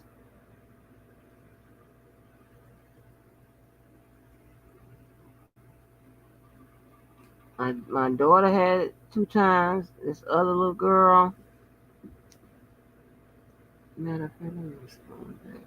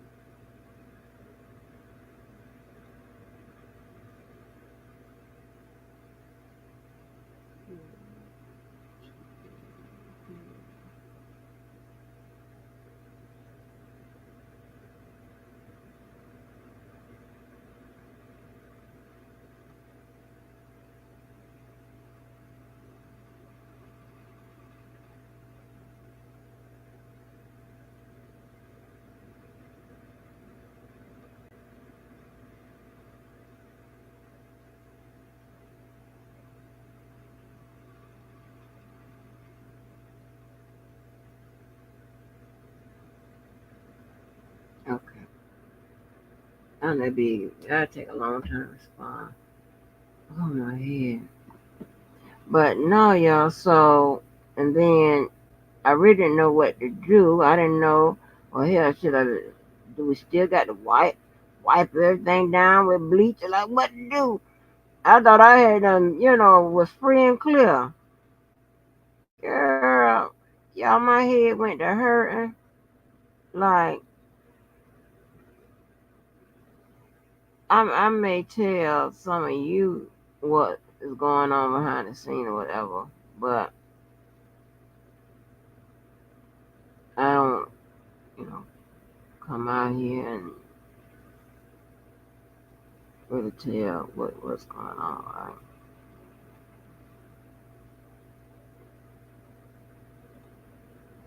And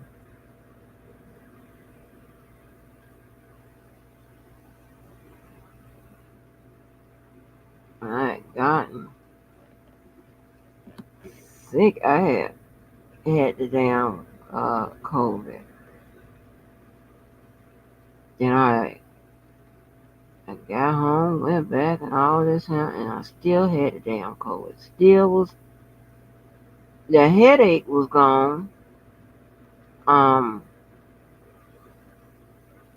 like the food tasted different. I know. I was like, why do now? I know damn well I wasn't crazy. My appetite it wasn't that bad 'cause I don't eat like that anyway. I knew I was like, well, why is it I have to dump a whole a box of Morton salt on this food? What is this about? Y'all, I know we're waiting. I apologize. I mean, y'all be hanging on up in there. That Twitter be hanging on in there.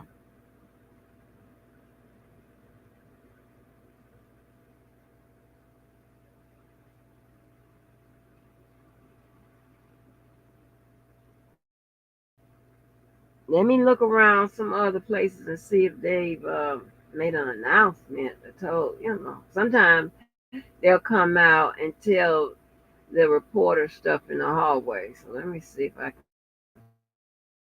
find out something.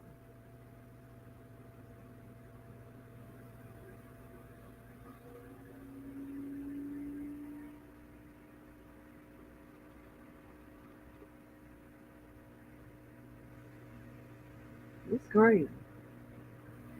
If I never said I love you.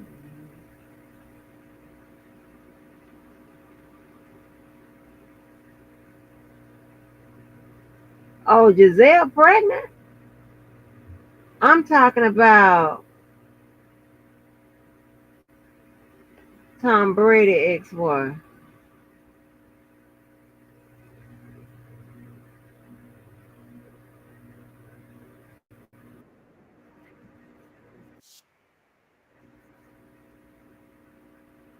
We love the Brady.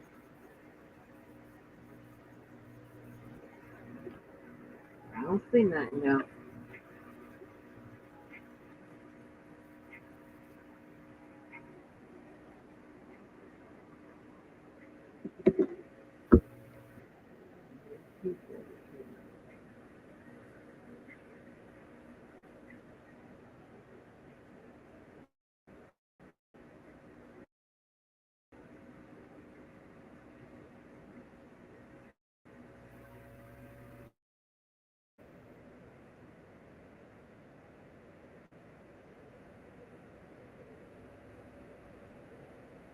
Stranger Things.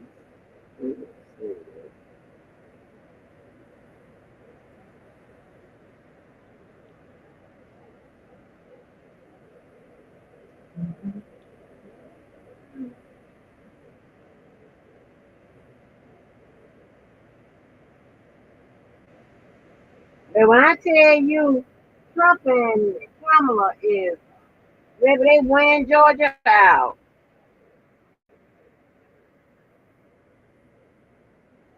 Trump was there 16 hours ago. Let me check his crowd size.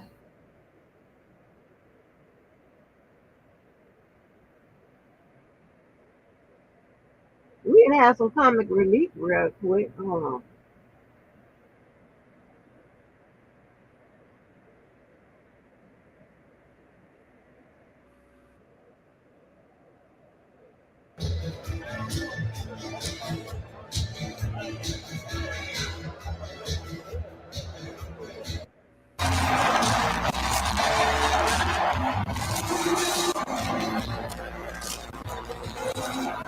same old song.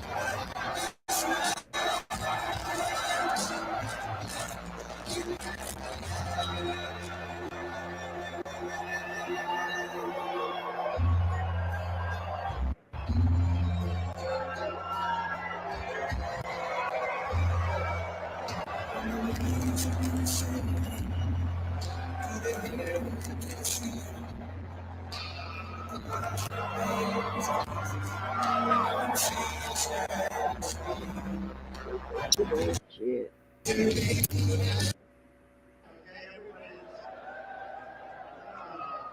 something a little different here. I wanted to take care of 100%, not 99%. This politician came here.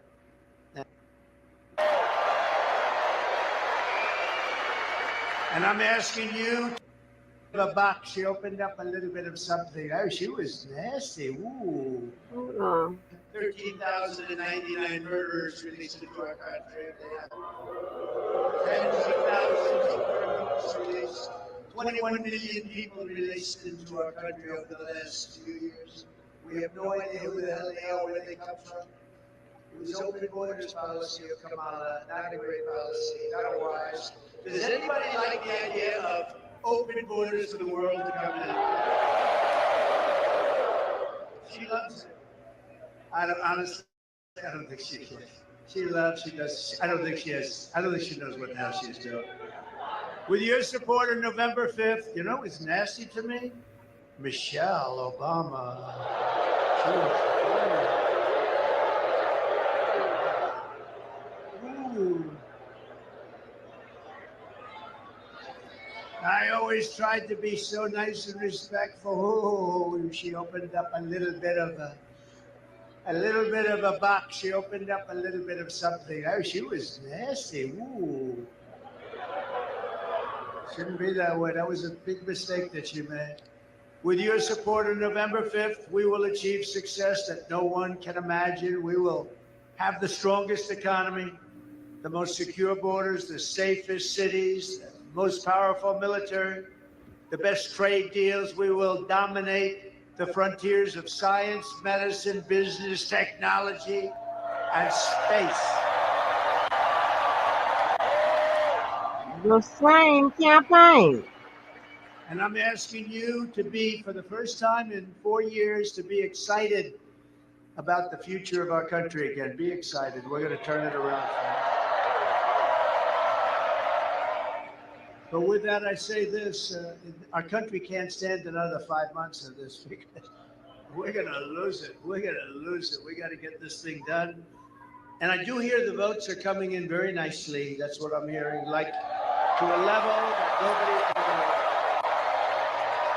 level that nobody can believe. And I'm asking you to dream big again. And this will be America's new golden age. We're going to have a golden age. And hard to believe after the 4 years, almost 4 years of what we've gone through. It's hard to believe I could even say that. Some people would say, he's got to be crazy. No, we're going to have a golden age. It's going to happen fast, too. We are the party of common sense. Oh my Remember, God. we are the party of common sense, you know. Conservative, we're not. Who? We're the party of common sense. We don't want transgender operations all over the place. We don't want open borders. Oh We don't no. want men playing in women's sports. How's that going to work? You know, that's a big thing, the men play. And yet, I've been doing this for quite a while. I used to say, I've never done this before. I used to get up in my first 6 months. I said, well, look, I never did this before. You know, I had a good excuse. We have no excuse. But I'll tell you, nobody's ever come up to me and say, sir, it's really important to me. Would you do me a favor? Would you let men play in women's sports? Nobody's ever said it. They've asked me for a lot of things. They've asked me for better energy prices, lower cost of eggs and salad and anything you can imagine. Nobody's ever said, please, sir, it's so important. Please let men play in women's sports. It's so I've never had anybody ask me about the transgender. Transgender is such a big deal, but nobody said, could you do us a favor? Could you let it be much easier for men to be able to transition into women? Nobody said that to me. Now, I'm sure there's somebody, but nobody has said it to me. And if really, does anybody here think that we should do that and make it real easy? And nobody said, sir, it's really, really important that we have open borders and we allow criminals from every country in the world to pour into our country. That we allow prisoners and drug dealers and terrorists and human traffickers to pour into our country. So this is very important to us. What the hell are these people doing? They're destroying our country. Nobody wants this. I think we're going to get a really big vote. I think we're going to get a lot of Democrats voting for us. You know, one thing, I'll say it to you because, you know, we're almost finished with this campaign. Can you believe it? We've been doing this together for 9 years, if you think about it, right? For 9 years. We've had the greatest, look, up in the little tiny corners of this big place. We've had the greatest rallies in the history of the world, not just this country. There's never been, I mean, we filled up Madison Square Garden last night. We could have filled it up 10 times. If you looked outside, you saw all the way back to the Hudson River. There's never been anything like it. I tell all my people that are working for me, maybe they'll come with us because they did a good job, but the ones that won't, they want to stay in the campaign business. I said, it's going to be very tough. In 4 years from now, you'll have a candidate and you'll have an event and they'll draw 250 people. That's what normal would be. If the best, I don't want to use names, but the best politician came here and so-and-so is coming here, I'd love to use a name that everybody loves, like Ronald Reagan. We love Ronald Reagan. I'll use it anyway. Why not? You'd have 300 or 400 people going to a ballroom someplace, and it would be very acceptable. You're not going to have 15,000, 20,000 people. It doesn't happen. This is a unique situation. It's a unique point in time. It's Make America Great Again. It's the greatest political movement of all time.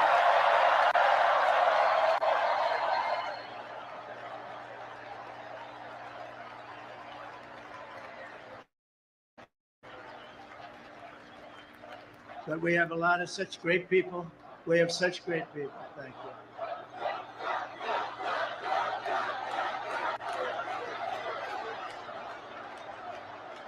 you. Look at this giant, look at the corners, people sitting in the corners. You always know if you're doing well when every little corner with those crummy seats up there, they're gone too. But every problem facing us can be solved. But now the fate of our nation is in your hands, and that's so true. What a rotten job. She's grossly incompetent. She's more incompetent than Biden, and I didn't think that was possible. Hey, Tim. Why is she incompetent? Next Tuesday, you have to stand up and you have to tell Kamala Harris that you've had a terrible, terrible run, that you've hurt our country very badly. You've let murderers into our country and drug dealers. You've let human traffickers in. You've let terrorists into our country. You've accepted people from mental institutions and from jails.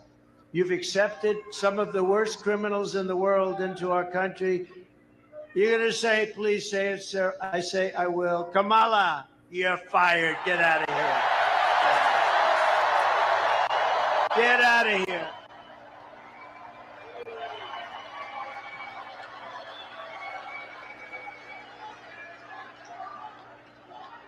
Yeah. No. Lock her up too?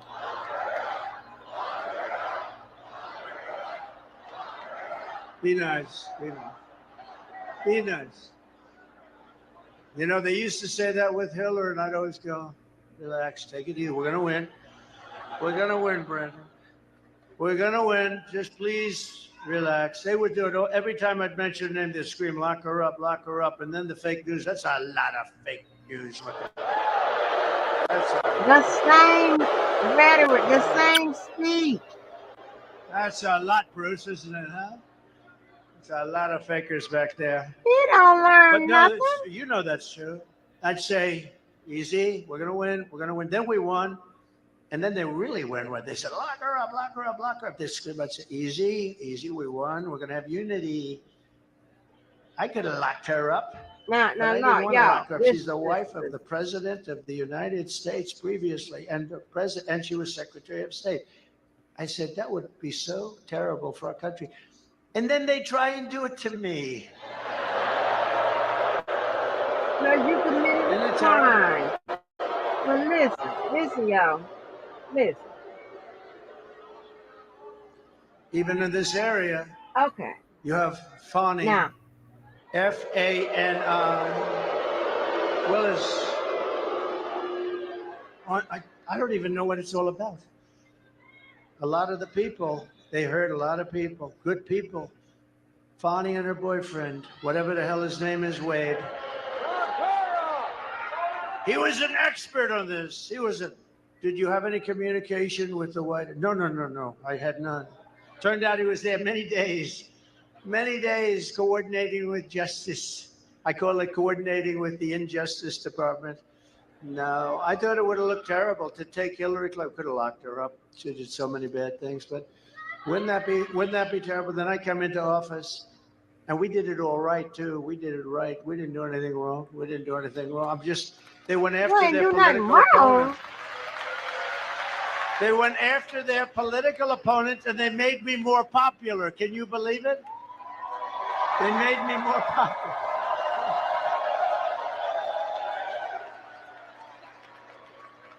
Okay. I got. I've been investigated more than the late, great Alphonse Capone. This was not a nice place. He would take that. He sometimes he gives Jim Jones how he. Oh God. Listen. Hold on. I got this big old band-aid on my damn finger.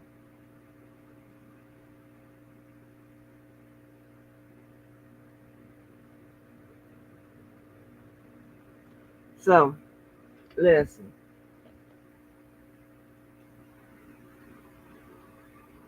To prove my theory about how he runs the presidency, how he how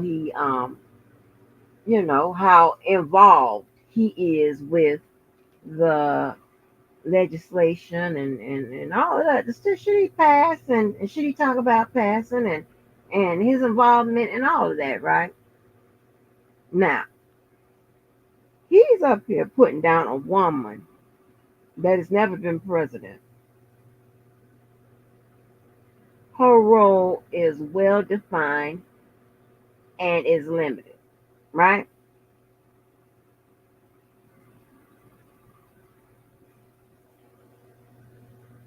She's not she is maybe expected to know, and I'm not talking about right now as she run, but I'm talking about as her role as a VP, right? She's not really expected to come out and say, okay, we're gonna pass this bill. We passed this bill and this is how we put, you know what I'm saying? She can, but that's really a Biden role, right? But she can do it, but that's a Biden role. He's been president. He doesn't go into detail about nothing. That proves my theory. They say, okay, they give him like little phrases and little buzzwords and shit like that to say. He comes out and says that about what he gonna do. We're gonna do this and we're gonna do this, whatever, and never go into any detail about how he will do it and how it will really benefit all Americans. He should know how to do that this go round. He had his run as president. He sat back and watched another president, and now he's doing it again. So he shouldn't have the same old style of presentation. This is no growth. That man ain't bothered to look at none of that shit. If somebody brought something to his table and say, yeah, President, Mr. President, this is popular. People like this, the sound of this. Oh, let's go for it. Let's say it. You want something to run on, something to talk about. Wait a minute, they back. They in there. Hold on. Fuck him. Let's go. That tough guy to dinner right there is a tough. Hold on.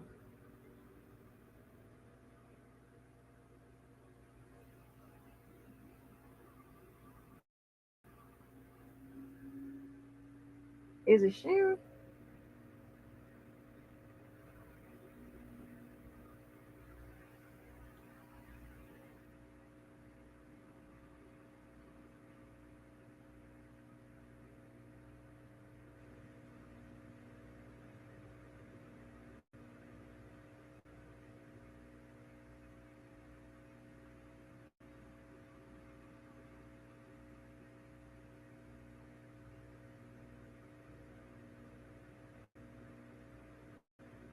We got action.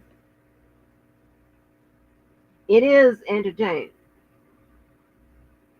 Right, but Mo, you understand what I'm saying? You see, you can observe this. You can evaluate this. You see, it's no growth. He's basically just saying something. Somebody, hey, say this. They like this, so go with this. You know, we we passed this. You did this.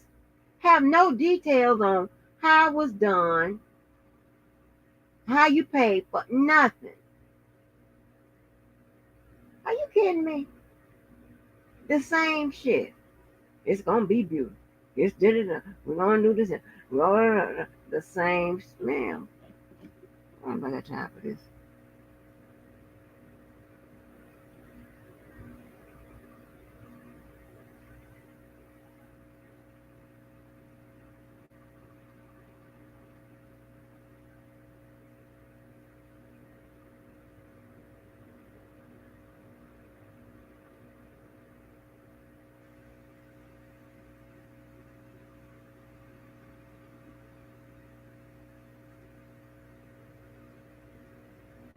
Mo New Black showed up after you left. Well, it was much. It's a little later, about an hour or so later. But I said we had questions for you. Oh, Kim could probably answer some of the questions too. Well, I mean, you can give us a view of what we're trying to figure out. And y'all remember, I always say I get a bunch of information from the men in my life.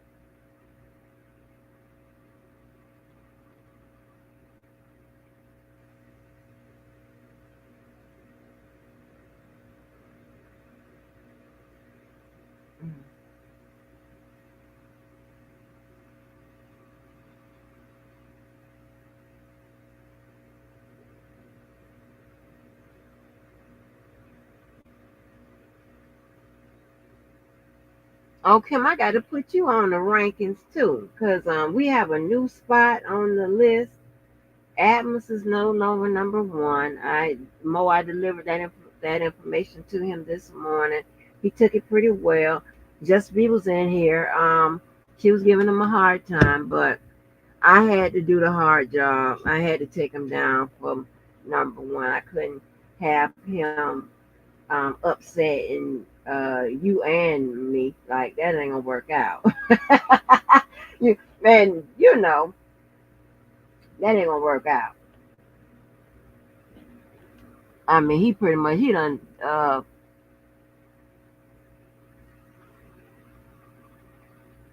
made Really, all three of us upset. Just you and myself. So I had to take him down.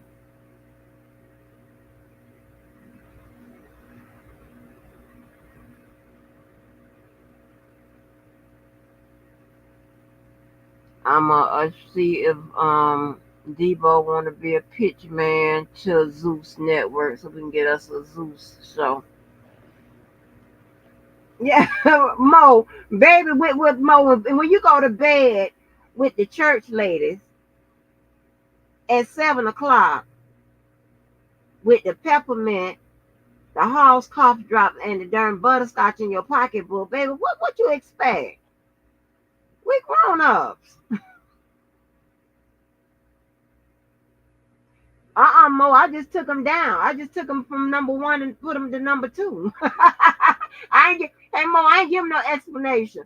I just told him you gotta go. No, I didn't really go into detail. I told him, it's basically due to his support for Trump. You gotta go. And y'all, I know I put this on the board, but also know this: a no vote is also a vote for Trump. So please keep that in mind as well. Okay? Because do y'all really want me to come out here and curse y'all out after that election? Because I'm telling you, I would ride on all of y'all. What up, Kim? We got action. Hey, good afternoon, Mr. Andy. All right, first things first. Miss Sylvia and Mr. Byron, if you all could both please come up to the podium. Oh, no.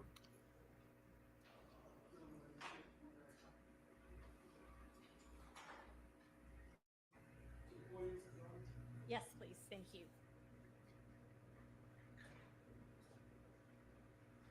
You got to be kidding me. Please don't let it be no shit.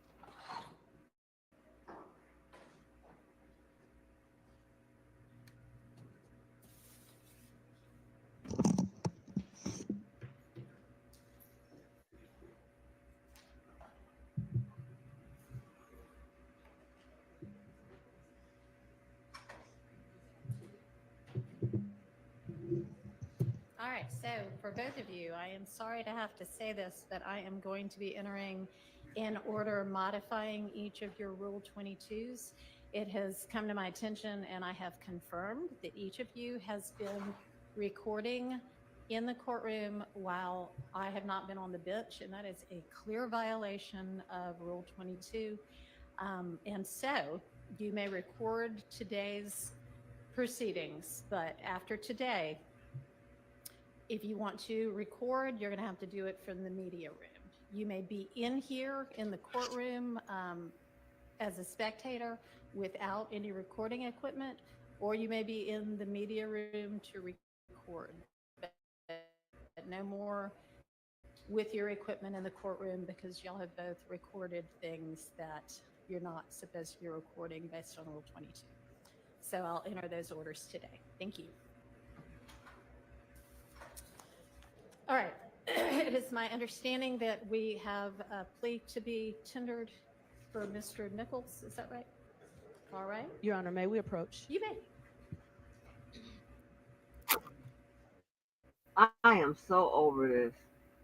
Angie, Kim, Yes, we ma'am. both start coming to the same. What is happening right now? What just happened? I don't know. I am so What over did they these people. record? In I this didn't see them record. I felt so bad for him. I did. Me too.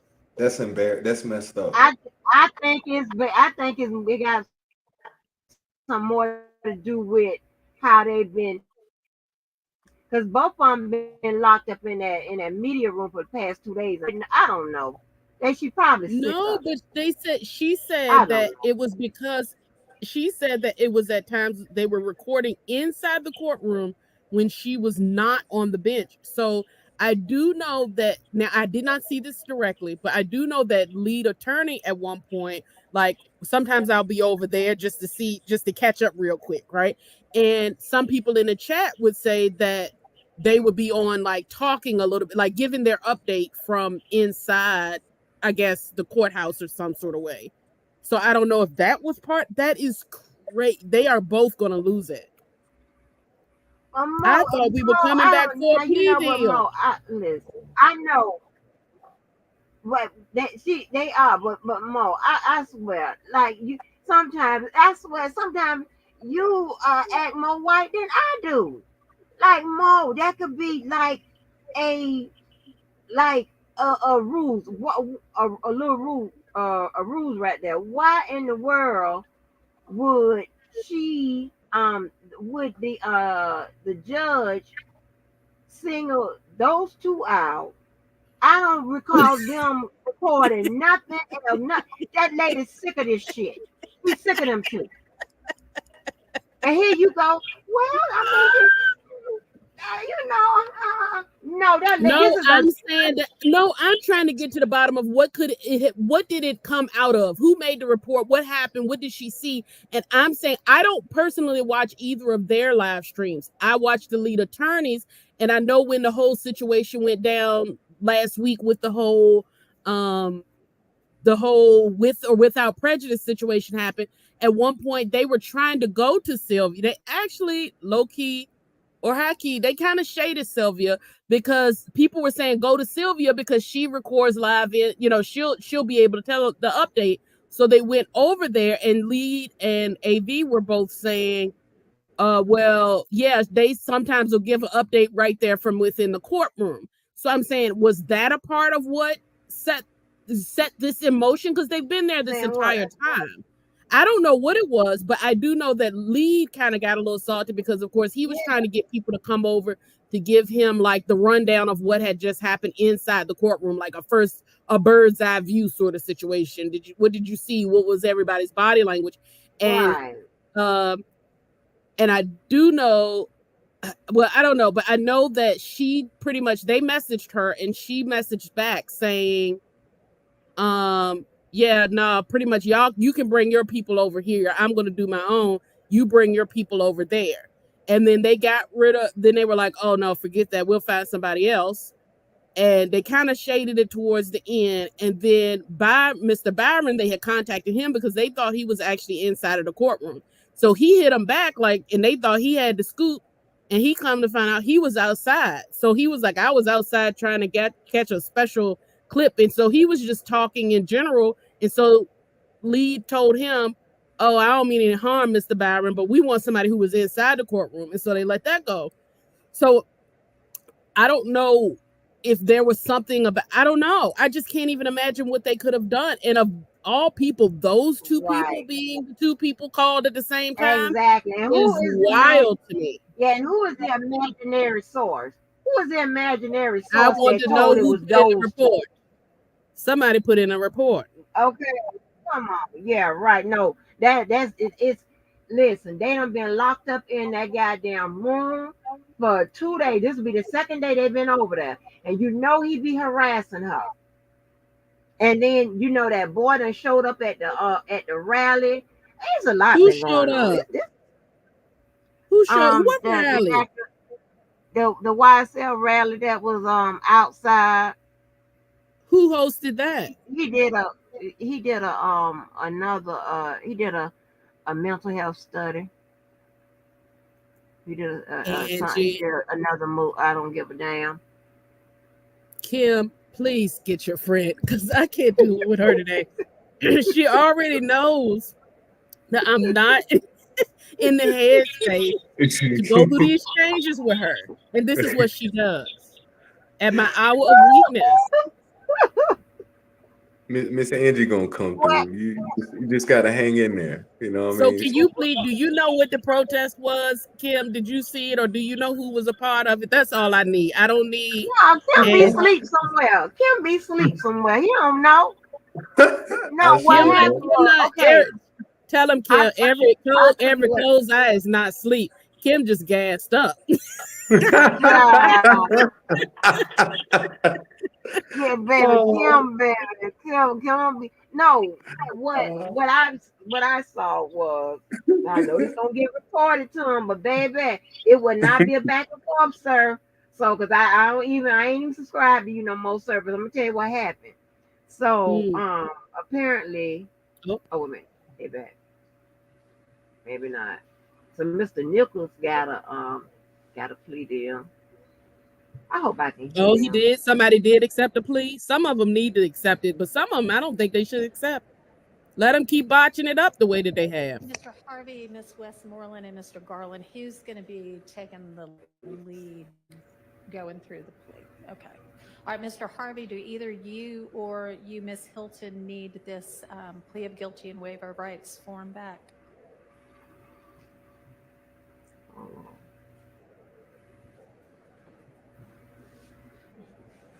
Thank you.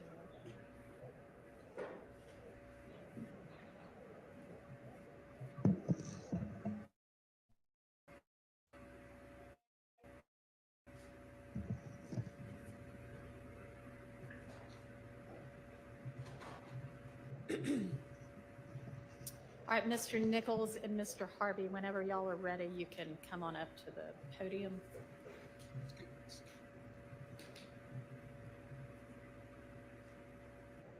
Mr. Harvey said he's signing the indictment. Okay.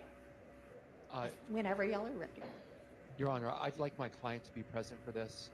He's a member of the public, and I would like him to observe this, and he has a right to be here. Okay. Thank you. Can we get Are you granting Mr. that? Oh, look like that board that's signing. How many people signing? Oh, wait, Your Honor, I'm sorry. Can we have the... Yeah, can I approach? Y'all still ain't got it together. So listen, apparently this lady named Empress Fox, who comes from Chicago, she came to Georgia to do a YSL rally. Okay. And Sylvia was there. Okay. Then here come the actor.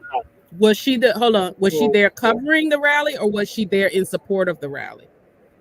Like as a participant? I think she was there in support of the rally. Okay. And so, and they got that matter going on. Here he come, right? Mr. Dennis. No, the actor. The who? The actor. We're going to recess for just a Oh, minute. Oh, Sorry okay. about Okay, I think I that. know. I'm gonna Okay, have to yeah. Ask everybody to step out for just a minute, and then we'll let y'all back in. Okay. Oh, so now they got to step out and come back in. Okay, so keep going. So the actor showed up. The actor As you're shows referring up. to the person as actor, I think I know who you're talking about, right? Yeah, Okay. the one that played Biggie Small. Angie. Huh? Okay, let's continue, please. No, he did play Biggie Small, for real. In what movie?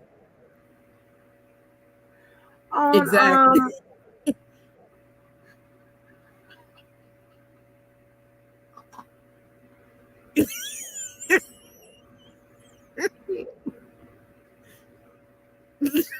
Okay, continue with the story.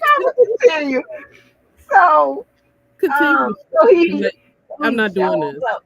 Yeah, so he shows up. Obviously where Sylvia is, right?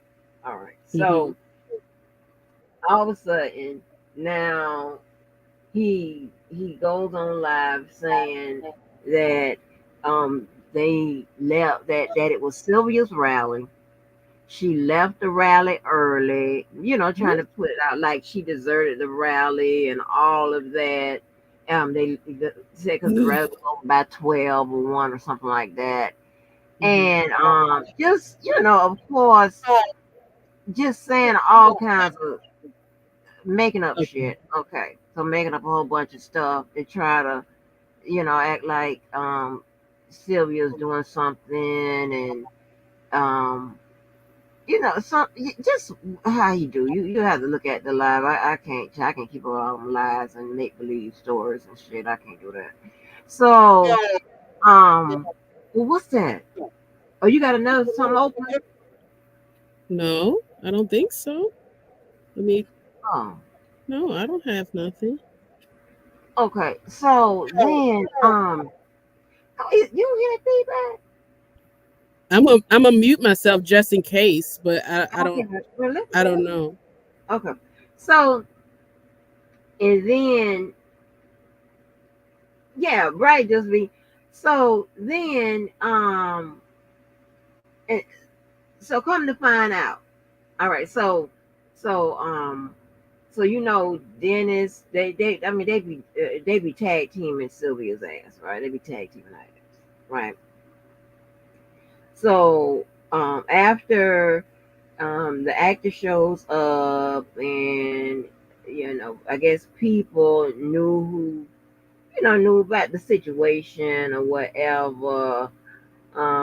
He's down there talking about, don't judge me for what nobody else says about me. You got to meet me first and all of this. And then he's like, acting like as if he's going to be coming down there to the rallies and stuff like that, coming down there with, he clearly know that's where that lady is, right? Because at this point, this is harassment. And then the next day, Mr. Dennis has the lady who actually hosted the rally, right? Which is the Empress Fox lady. He has her on the show. He didn't really he took one shot at Sylvia, but he didn't really like try to alter the facts and all of that type of stuff. Well, he didn't really do that with her. He had a real good, interview with her because, as he's trying to get closer to some of the people, and why. So, because Sylvia is close to like Mr. Jeff and all of that, whatever. And you know how they do that thing where they try to pretend like they're not trying to get in close with the people, but be trying to get in close with the people. Oh, I forgot to say that's what the actor was doing too. Like, like he's saying, like these people need to talk to me and this person need to talk to me, all that old extra shit, somebody tag Empress Fox and all of this. Just because I don't know if Empress Fox and Sylvia are cool with each other or what, but I can. But he was not Mr. Dennis, but the actor was trying to start some shit right between the Empress Fox and Sylvia, trying to say like Sylvia's backstabbing her and all kind of shit. All kind of crazy. Yeah, talking about she getting cash out for the rap. I mean, just saying all kinds of stuff. And So this is still that similar carryover effect from what we saw during the R. Kelly case, I'm assuming. Some of those same sort of tactics that they would lodge against each other sometimes. Okay. Yeah, but it's really ramped up and out of control now because at some point when you're telling, I don't understand the liars these people are is unbelievable to me. They tell lies that can easily be debunked. I'm gonna use a ghetto ass word, debunked. Like what? And it's crazy to me. I'm like, are they not attached to this earth? I mean, is reality escaping you? I mean, because again, there's some clinical diagnosis for these. I know you don't like me to give them, but I will. Yeah, I don't think you should give. I don't think you should give. I'm just trying to be brought up to speed. Me and Justin want to hear what could have happened. I know. I'm gonna give you the real, the real brief. Because once I get fed up with something, I shut my brain off and just go to cussing at the screen, right? And I don't hear no more. Yeah. So he's making this whole issue about the rally when there was really no issue with regards to the rally. Was the rally a large crowd, or was there anything that transpired, or was it just a peaceful protest? It was a peaceful protest. Okay. The people got in and they got out. And from what the Empress Fox said, other than the cops asking them to relocate to another area around the courthouse, that was it. The actor do you know how they do he do this thing where he creates drama. He speaks about a drama that ain't even going on to somehow create a drama, then somehow save the day. Forgot what that's called. I forgot what it's called. But it's more elaborate than the was not the savior personality of I'm gonna give it to you. But so so creating this whole big old thing, and then he's like, so then I see the lady over there, Mr. Dennis.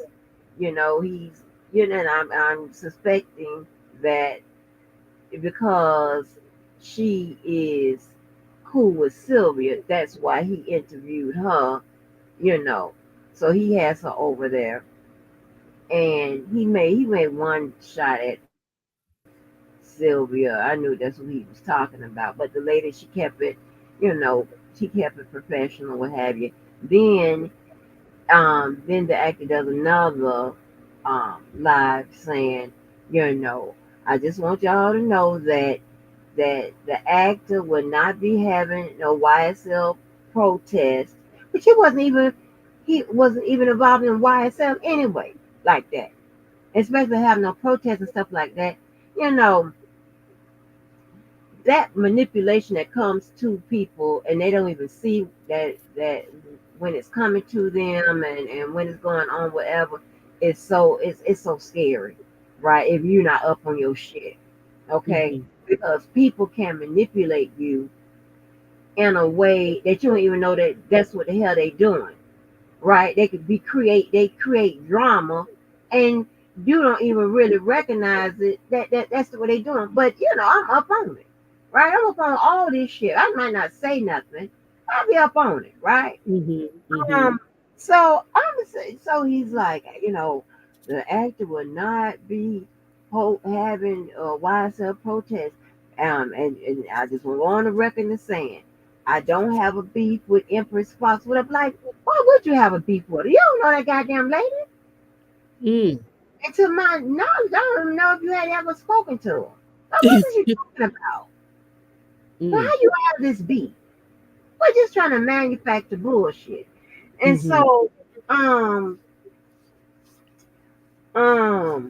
and so so it was a lot of that going on. You have to watch the lives for to catch up, look at the behaviors and the words that's being said, and he said he announced his support for it. He gonna be there at every rally she has and all of this extra shit. So does she host a lot of them? I mean, well, I don't know if this is her first one, but she said she's gonna be coming every Friday. Oh, okay. So if she comes, he's gonna support it. Okay. Mm-hmm. And so she said that on Mr. Dennis's live. So he goes and said, well, y'all, hit her cash out. So that's what he took the shot at Sylvia, talking about like if you were my friend, or if you was on my platform or whatever, I will get you some support for so you won't have to drive here, you can fly here, I'll get you something like that. Or whatever. It was weird. It's like, this is some weird ass shit, and this is the most unbelievable shit that I just don't understand. You have Sylvia, the actor, and Mr. Dennis. They all live, within an hour and a half of each other. She know where they be at and all of this. And yet nobody ain't tapped them on their shoulder. She ain't got nobody to tap them on their shoulder. I don't understand how that works. I don't think you should encourage that. I'm That's not I'm gonna. not even. And I say that for two reasons. One, because if I'm thinking of the same individuals, and I think I am, that were involved in AirTag Gate, you know, we could very easily have another legal matter. You know, I that wish they would, and I would show Sylvia how it's done, both in and no, out the not court. on you, not on you. I'm Oh, saying amongst okay. them, if something Oh, like that were to happen, you know, if there had been any sort of reaching out, you know, it could easily turn into yet another legal battle. oh yeah, because she probably don't know how to have it done. You see, you want smoke. I wasn't even. Oh. I won't even doing that with you. I'm talking about. I I want everybody to stay out of the courtroom if possible. But even so, even with this, so I just find it very interesting that both of those two would be pulled forward by the judge here just now for both allegedly doing the same thing. And she's saying it was brought to her attention. So I'm imagining she saw some sort of video footage or something to support that claim, because she didn't even give them, from what I saw, the opportunity to try to defend themselves. I know Sylvia has been called up there before, and she at least got to explain, well, this is what I really did, or what have you, and the matter was resolved, at least without incident, or at least with just a warning. This particular situation, the judge seemed pretty definitively set on it did happen, and it's all and your Rule 22 is revocated. It's modified, right? And see, that's why I was trying to stop you. I was like, no, this ain't. No, you talking about what did they do? No, honey, this is a cover. Like they something, because you could tell how Sylvia walked away. She was upset. Something else done happened. I mean, she would be upset if she can't. She's known for her coverage. This is a big story on her channel. Right, but you can still cover it from the media room. Are you just doing not the same as seeing faces and what have you? Because one of the things she was able to see that we could not see on the camera, for instance, was I think at some point and this is why I brought up the lead thing. At some point, people in the comments and stuff were saying, Miss Sylvia is saying that the defendants were talking amongst themselves with their lawyers, and some of them were shaking their heads and whatever the case. Like she was given, I guess, some sort of description. So the judge was off of the bench, but she was still in the courtroom, so she could see what the huddling up that had taken place once that with prejudice or without thing came out, and she was able to reveal some of what, you know, pretty much that she was able to share what she observed as a person inside the courtroom. If she's in that media room, I don't think they get that same view to have some of this insider information, as well as to be able to see, you know, oh, such and such. I know one of the things that when I have seen Sylvia come on the lead attorney's channel, she'll say, well, such and such's mother was there and this person's girlfriend was there. You know, are you going to be able to say those things from within a media room? Probably not, right? And you know, my mind had drew blank just that quick. So did she say that they got to stay in the media room, or is she saying that they can't? Either they, so they can be. It sounded like to me that they could be in the room, but they could not have their recording devices at all if they were, and that if they are going to have any recording devices, that they would have to be from within the media room, which is the same thing that we see on Law and Crime. Like it would be no different vantage point, essentially, and they would not be able to control the cameras or what have you. They would have to use what is broadcast into that media room. Yeah, I think that, and I, all of these anonymous sources and tips and all this shit, whatever, and you know, and I wouldn't be surprised that if that man would have thrown his own self under the bus just to, you know, get out, just to affect her, because he know that because he don't even cover the case like that. You know, he really does it, in my opinion, to get up under her damn skin, or he covers it when something big is going on. But I mean, it's just harassment at this point. Like, this is ridiculous. Georgia Oh, is so. Oh my God. I can't believe any of this. This is so crazy. I It have to is. jump off for a second, but I will be back. 'Cause we got to figure this out. Kim, Yes, get something ma'am. to get. I think me and Angie, we might both need something to be put to the side for us at some point because this is going to take us down.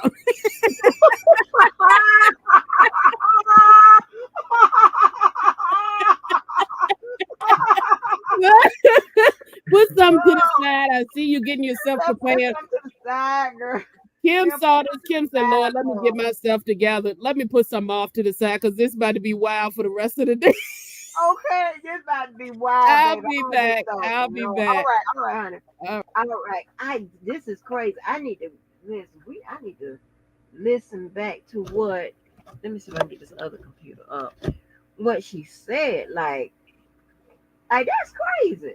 You got somebody, baby. When I tell you, Kim, when I tell you, when y'all get bitter or scorned, it's y'all take it too far. Y'all take it too goddamn far. Like, what is the harassment? I hate that shit.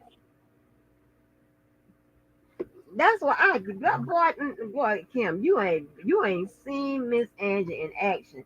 One day, no, they got me on film. Uh, uh, showing out. I wish my friend can find the footage that he has of me uh showing my ass. My daughter has footage locked up in some of them phones. We have to go through them. Yeah, they got me on camera. Hmm. What you doing, Miss Angie? What?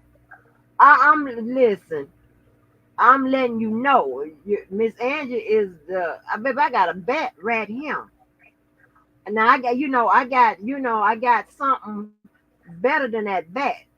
But I got a bat, a good, um, um, a good, pretty good knife with a good grip on it. And I got my throwing stars over here too, but and my dagger. But but I like a bat. I don't want to kill nobody, whatever. But I got my bat. Oh my gosh, Kim, I'm trying to tell you. When I put that bat on get that bat out, baby. I What? hope you don't. I hope you don't have to use it. God, Lord. Baby, I listen.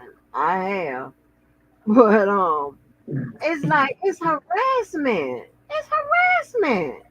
Like, leave people the fuck alone. Harassment doesn't mean they just like you. They're just a little crazy. No, no. Listen, go on about your business.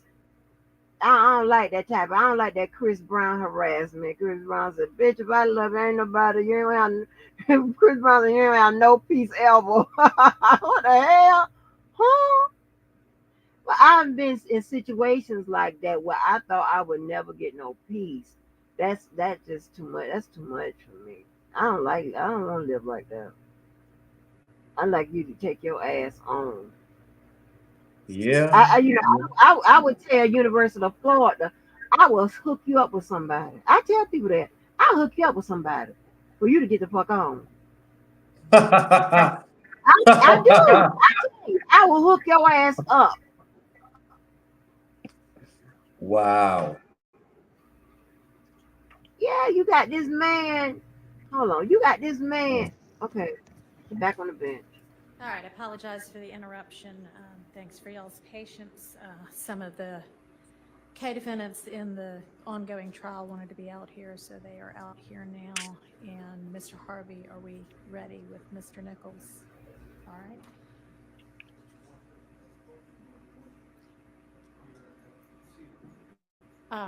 I think at the podium, please.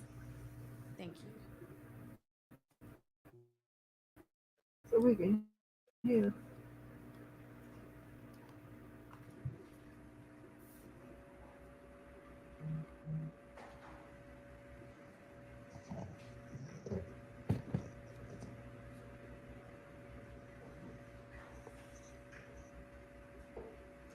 Let me see if there's a better sound to it. Now let's have him at the podium because he's going to have to take an active part in this entry.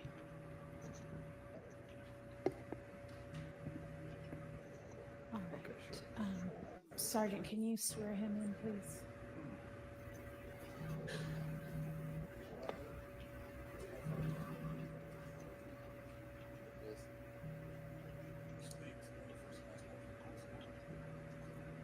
Marvius Nichols, Quamarvious, last name Nichols, Nichols.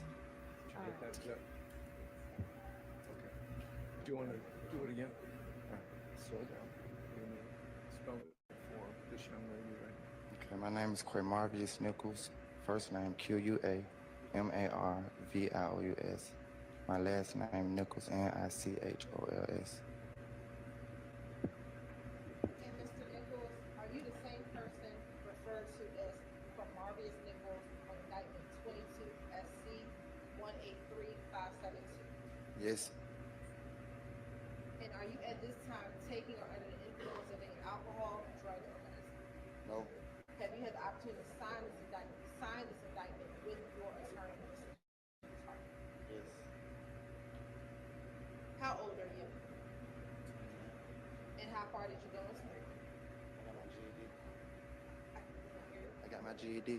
Are you able to read, write, and understand the English language? Yes, Do you understand that in this indictment, you were initially charged with count 1, conspiracy to violate the Racketeer Influence and Corrupt Organizations Act, which carries a sentence of 5 to 20 years. You were also charged with count 49 in this indictment, which is murder, which carries a sentence of life. Wow. Charged with 2 counts of participation in criminal street gang activity, which was counts 50 and 51, which each carried a sentence of 5 to 20 years.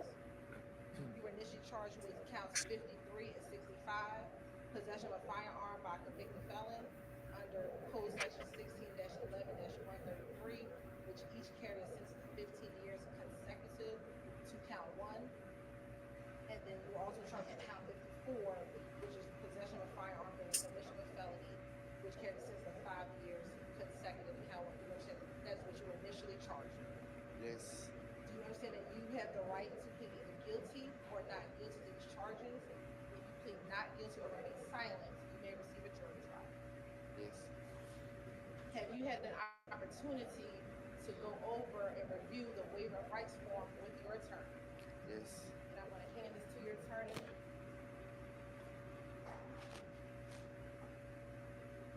Did you sign this along with the waiver? Mm. Have you had enough time to speak with your attorney, Mr. Bruce Harvey, about all the facts and circumstances known to you regarding the charge in this indictment? yes, Do you need any more time to discuss this matter with your attorney? Are you satisfied with his counsel representation? yes. And I'd include in there the counsel and representation by Ms. Westmoreland and Mr. Garland as well. You had a team of attorneys. That's correct. All right. And they are all attorneys of record and have participated in this particular proceeding and negotiations leading up to this proceeding. What are you gonna get? 25 years or 20 years? Yes. You waive any and all Oh, defense with respect to it ain't looking good, yo. And to your knowledge, have you been arrested on all the charges in this indictment? Yes, And Mr. Harvey, the state is unaware of any outstanding warrants related to these charges. Do you know of any outstanding warrants that are related to these charges? Not related to those charges. Have you been advised of the minimum and maximum sentence for each charge that you are pleading to? yes, Do you understand this is a negotiated plea of guilty, which means that the state will recommend to the court as to count 1,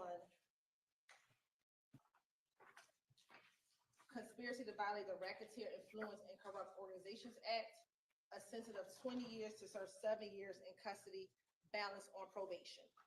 yes, Do you understand that as a part of the negotiated agreement, the state will null, or dismiss count 49, which is the murder counts, count 50, 51, which are the gang activity counts, count 53, possession of a firearm by a convicted felon, count 54, possession of a firearm during the commission of a felony. You see how the camera getting a shot of everybody as they read that shit. Do you understand that the court does not have to accept that And recommendation? the cameraman on it. The court can sentence you to the maximum on each charge and can run those charges consecutively or one after the other. Well, there's only one charge that a guilty plea is being entered into. Then I tell you, gonna be 20 or 25 years. There's no other sentence to run anything consecutively with regard to this plea. You understand that? Yes. Okay.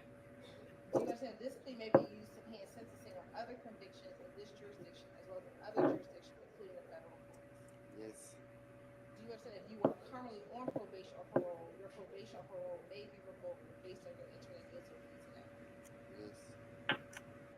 Do you understand if you're placed on probation of any kind, you cannot violate any criminal laws of any governmental unit or any special conditions of probation without being subject to revocation for the balance of your sentence? Yes. Do you understand you are not allowed to possess or use a firearm while on probation? Yes. Do you understand if you are not a United States citizen, a guilty plea conviction will affect your immigration status and will result in deportation, just like a conviction at a trial would, and that is true regardless of any advice by your attorney or anyone else? Yes. Do you understand that neither the court, your attorney, nor the district attorney's office has anything to do with parole, the Department of Corrections, or board of partisan paroles, and no one can guarantee parole no matter what anyone has told you? Yes. Do you understand that there may be other adverse or unfavorable consequences as a result of this guilty plea conviction, just as there would be from a conviction following a trial? For example, your guilty plea may affect your right to vote, your right to hold public office, your right to serve on a jury, your right to obtain a passport, your right to receive, possess, or transport a firearm, or the ability to obtain employment. Yes. Do you understand that by pleading guilty to a felony, if you use, receive, possess, or transport a firearm, or use a firearm in a crime, you will be guilty of a felony, which may carry a sentence of 1 to 15 years in prison? Yes. Do you understand that you waive any and all defenses, including any mental health defenses, by entering a plea of guilty? Yes. Do you understand if you went to trial, you have the right to a trial by jury, the right to see, hear, and confront witnesses called to testify against you, and the right to testify or to remain silent and not incriminate yourself? Yes. Do you understand that by pleading guilty, you are giving up the following rights? After each right, I'll ask you to say yes or no if you understand. The right to a trial by jury, Yes. the right to remain silent and not incriminate yourself, Yes. the right to confront witnesses against you, Yes. the right to assist with counsel hired by you or to court-appointed counsel if you cannot afford an attorney at the trial of your case, Yes. the right to the presumption of innocence, Yes. the right to testify on your own behalf and to present other evidence, Yes. the right to subpoena witnesses and compel the production of evidence, Yes. the right to subpoena witnesses and compel the production of evidence, Yes. the right to have the charges against you proved beyond a reasonable doubt, Yes. the right to appeal if convicted of these charges after a trial. Yes. Has anyone forced, threatened, or promised you anything to get you to enter a guilty plea? No. Is it your decision to waive these rights and enter a guilty plea because you're in fact guilty? Yes. With respect to indictment 22 SC 183-572, how do you plead to count 1, conspiracy to violate the Racketeer, Influence, and Corrupt Organizations Act? Guilty. Is this guilty plea freely and voluntarily given with a full knowledge of the charge against you? Yes. Do you understand that you have only a limited right to appeal this guilty plea conviction? Yes. You understand that you have 4 years from today's date to file a habeas corpus petition challenging the voluntariness of this plea? Yes. And that can challenge anything about the constitutionality of the plea. It's not limited to voluntariness. Understand? Yes. And Your Honor, if this case were to Hang on just a second. You also have, so 4 years for that to file a direct appeal. You have 30 days from the date of sentencing, which is going to be today. And you have until the end of this term of court to file a motion seeking to withdraw your guilty plea. That doesn't mean anything like that would be granted you as well. Yes. All right. Your Honor, if the case were to continue this trial, Your Honor, the state would expect, as to this defendant, the state would expect to show that what has already come into evidence, that on July 3rd, 2017, as well as October 23rd, 2018, that this defendant is an associate of the enterprise of YSL, also known as Young Slime Life, and that he conspired to associate together with others for the common purpose of illegally obtaining money and property through a pattern of racketeering activity and conducting and participating in the enterprise through a pattern of racketeering activity. In furtherance of the conspiracy, this defendant engaged in the activities below. He engaged in activities that assisted with preserving, protecting, and enhancing the reputation, power, and territory of the enterprise through acts of racketeering activity to include murder, assault, and threats of violence. That this defendant preserved, protect, and enhance the reputation, power, and territory of the enterprise by the posting of messages, images, appearance in videos, and songs demonstrating allegiance to the enterprise and a willingness to engage in violence on its behalf, and to obtain money, weapons, and other property through acts of racketeering activity, including the unlawful sale and distribution of drugs.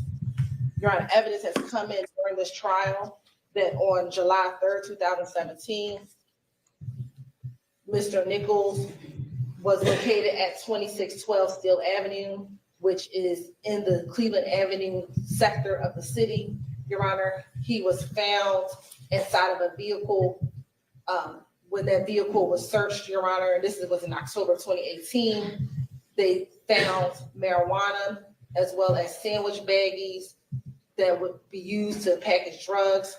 And there are also guns found inside of that vehicle.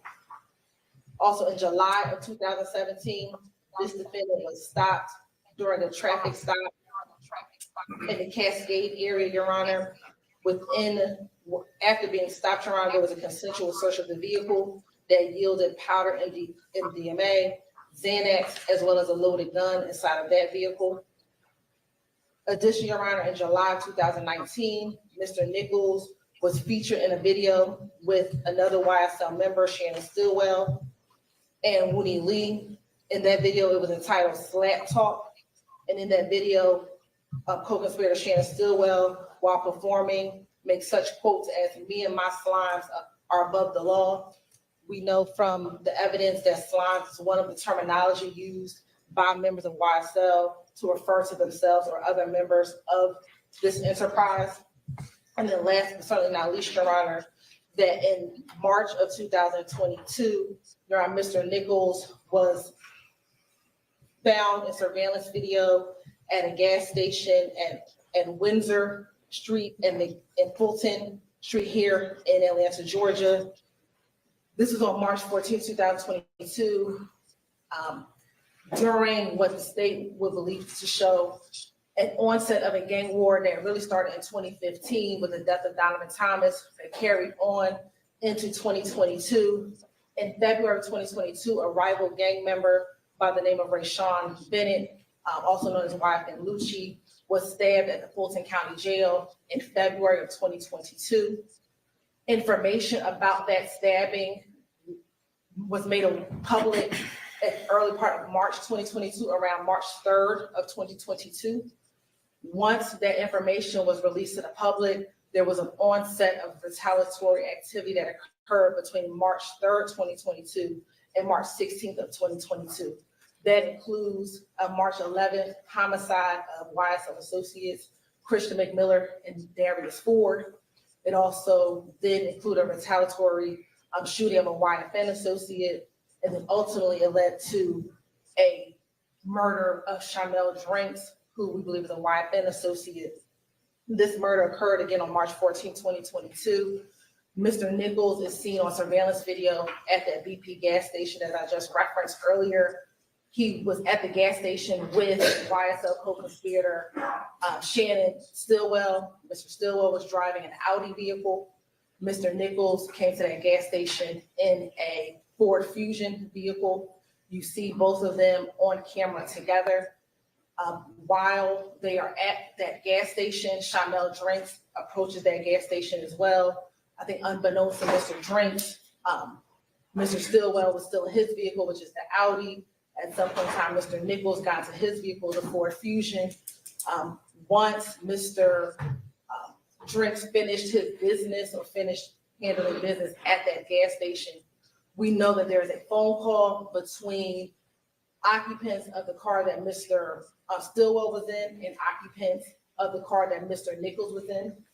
That communication was to the effect of, you need to get on FaceTime. As soon as that conversation ensues, we see Mr.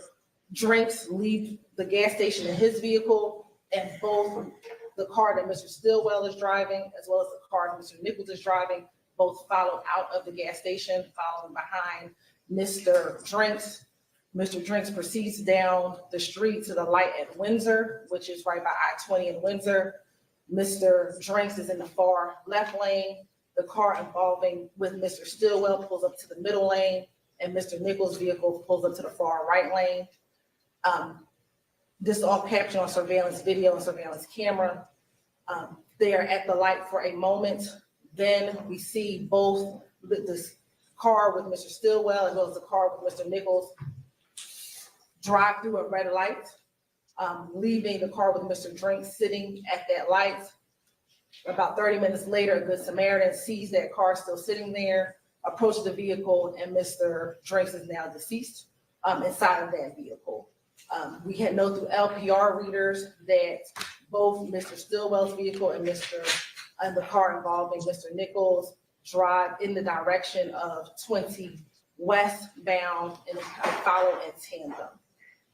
2 days later, when after the case is investigated and arrest warrants are taken out, on March 17th, 3 days later, Mr. Nichols is found with Mr. Stillwell at a Chick-fil-A gas station, Chick-fil-A restaurant.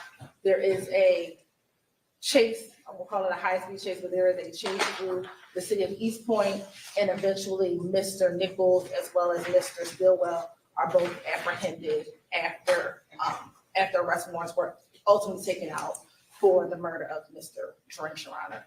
Given where we are in the case, Your Honor, we know that Mr. Nichols, we do not believe Mr. Nichols was in the vehicle in which the shooting occurred, but he was in this other vehicle.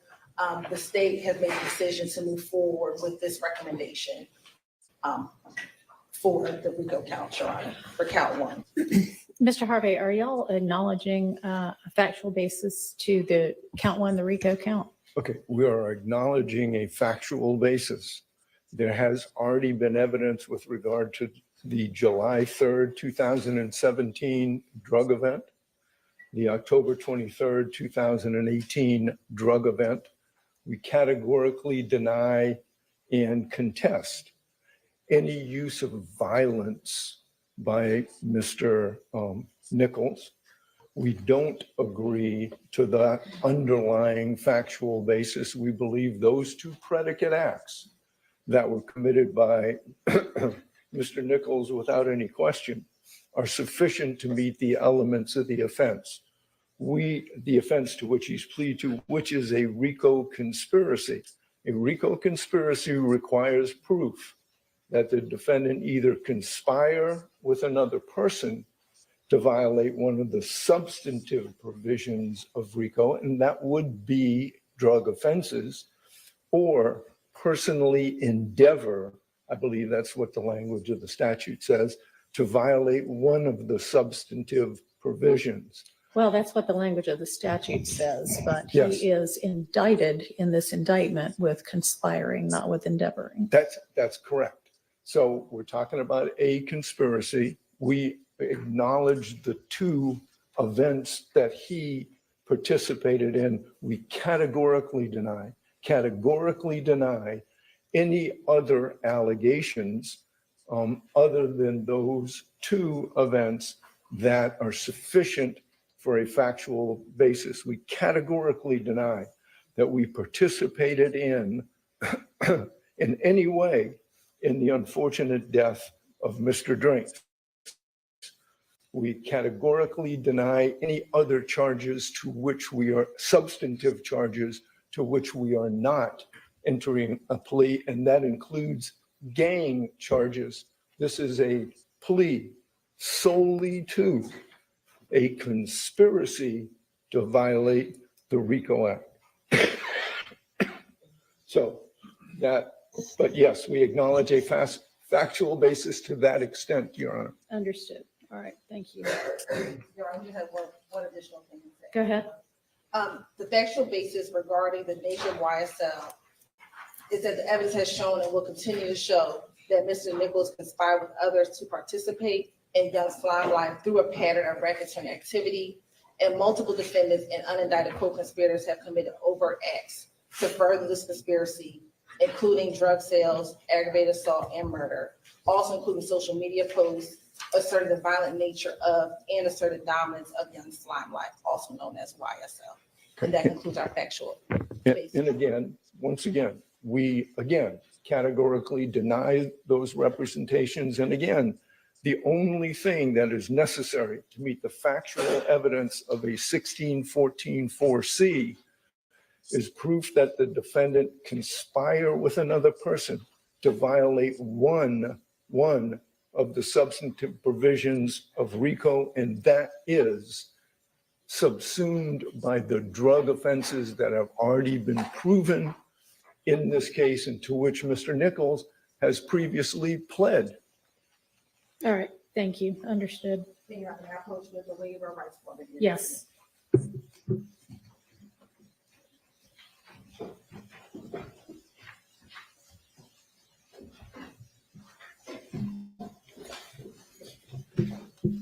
All right, Mr. Harvey, have you reviewed with Mr. Nichols this plea of guilty and waiver of rights form, which the two of you have both signed? I have, Judge, in each individual provision in that plea colloquy has been acknowledged and gone over personally with Mr. Nichols. All right.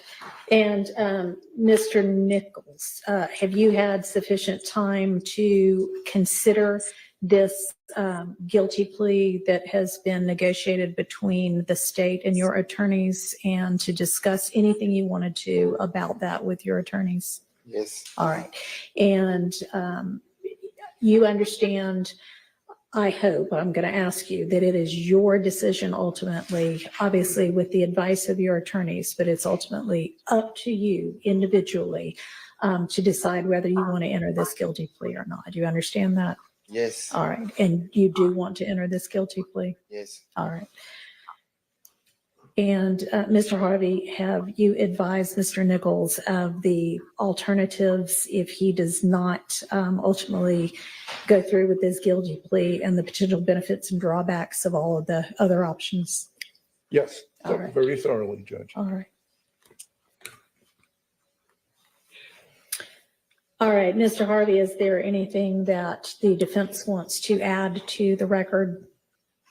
Judge, other than the statement with regard to the underlying factual basis, I would point out for the court that when Mr. Nichols filled out his form, it says 29 plus. He is a birthday boy in a couple of days, and he will be 30. And at 30 years of age, he has a wife. He has got a 13-year-old daughter. He's got a 10-year-old daughter and an 8-year-old son. His wife and sister, I believe, are here in the courtroom to support him. He, Mr. Nichols, was born and raised in Atlanta. And, you know, we're at this point before I have even given my opening statement in this case. Yes, sir. I do want the court to know that Mr. Nichols' mother died in prison. His father was shot by the Atlanta police when he was 4 years old. And he was raised by friends and family in the Atlanta area. So he has come to this point in his life from a very humble beginning. And he has sought the support of friends in this courtroom and others in this courtroom.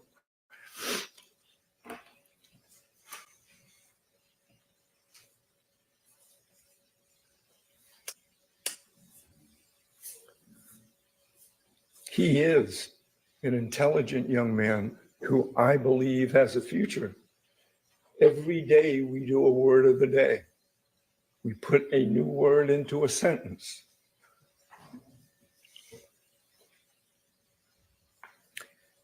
And I think this is in his best interest. I know that there is, and I know this plea is negotiated, but it's a long downside from 7 to 20. So the courts will have jurisdiction over him for a period of time. So I asked the court, given who this young man is, and given our categorical denial of some of the factual basis, to accept the plea and sentence Mr. Nichols accordingly. Mr. Nichols, is there anything that you want to say? No, ma'am. All right. All right. I find there to be a factual basis for the guilty plea to the RICO count one of the indictment, that being a conspiracy to acquire control or interest in money and personal property through a pattern of racketeering activity. And that is the only count that guilty plea is being entered for. The remaining counts of this indictment as against Mr. Nichols are being null pros by the state as a part of this indictment. I find, having heard the evidence up to the point of trial right now, that there is evidence of at least one overt act in furtherance of the conspiracy.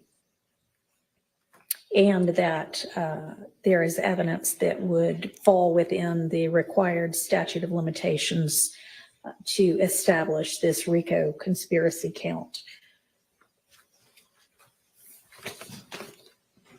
One of the things that we as judges are instructed by our Uniform Superior Court rules to do when we are considering whether to accept a guilty plea and whether to accept a negotiated sentence, and this is a negotiated sentence in this case, is to take into account whether giving leniency in sentencing is going to aid in ensuring promptness and certainty, or at least more promptness and more certainty with regard to corrective measures, whether the defendant, and in this case, the defendant has acknowledged guilt and is accepting responsibility for his guilt of the RICO count, and whether accepting the plea will aid in avoiding further delays, not just with regard to this case, but with regard to the entirety of our system here in Fulton County. And this plea does go towards doing all of those things. I am going to accept the plea as negotiated and sentence in accord with the negotiated recommendation.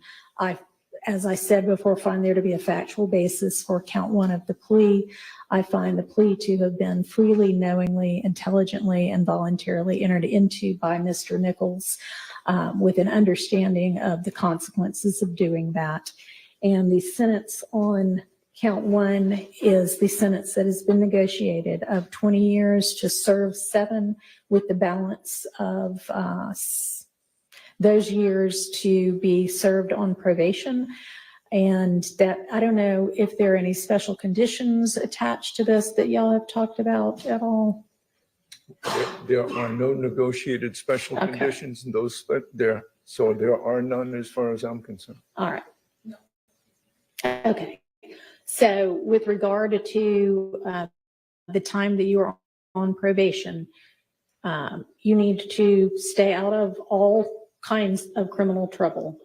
Make this a birthday present to yourself and to your children and to your wife and family, that you will leave from here today and leave whatever you used to do behind you, and take the next few years. You know, you're going to have some years that are still to be served on this. You'll have credit for the time you've already served, but you're still going to be facing some incarceration time. But after that, you are going to be out, and you, I believe, Mr. Harvey is correct, can be a productive member of society. And this is an opportunity for you to do that, and for you to put your past behind you, the bad parts of it, and continue and make your children proud of you, and set a good example for them, an example that I guess unfortunately you were not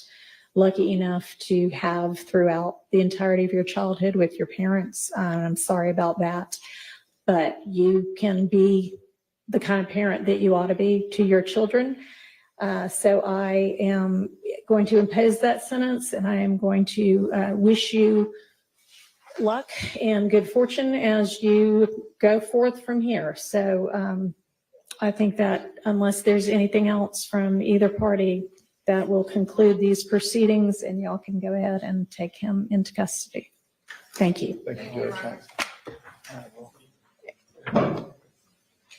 And Ms. Taylor will make this an exhibit to the plea. Thank you. All right, we are adjourned for the day.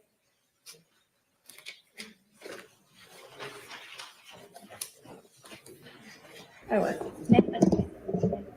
Lord have mercy.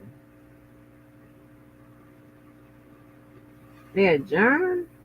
They just had one plea?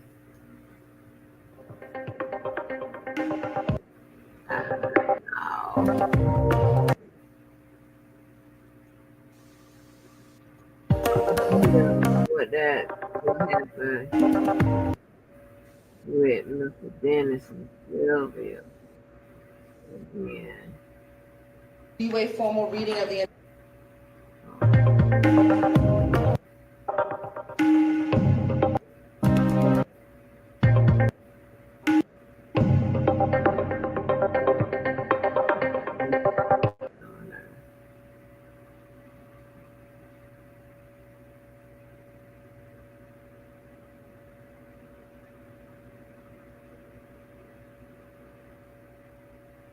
I mean, just crazy. Oh, there they go.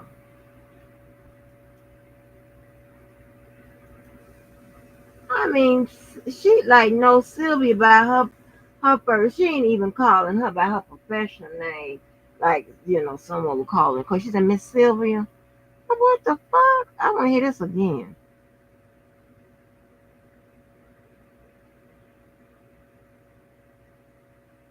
Court come to order.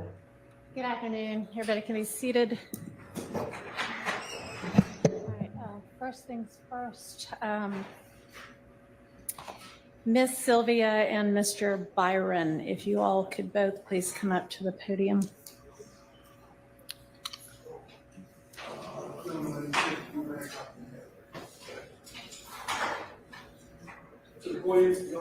Yes, please. Thank you.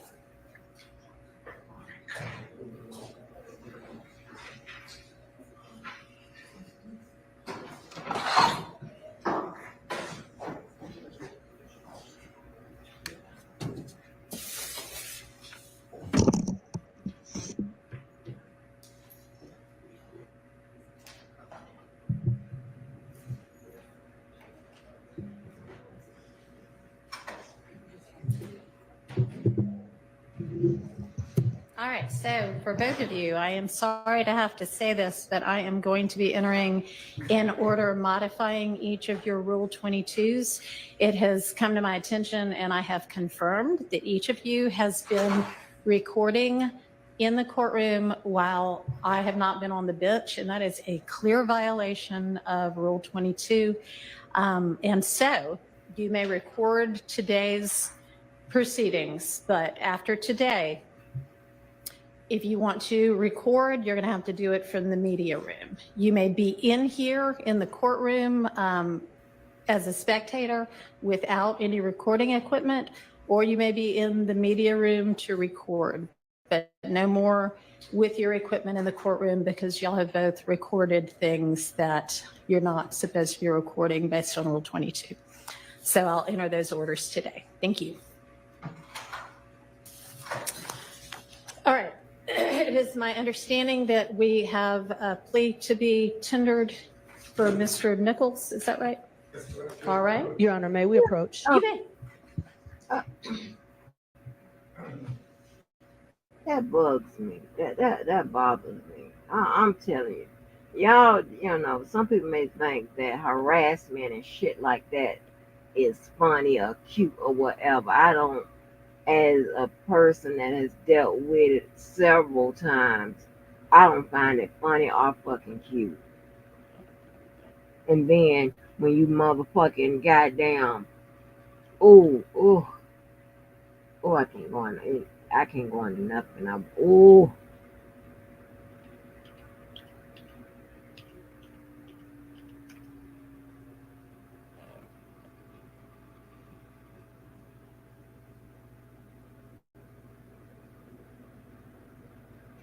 gonna find out. I'm gonna figure this out.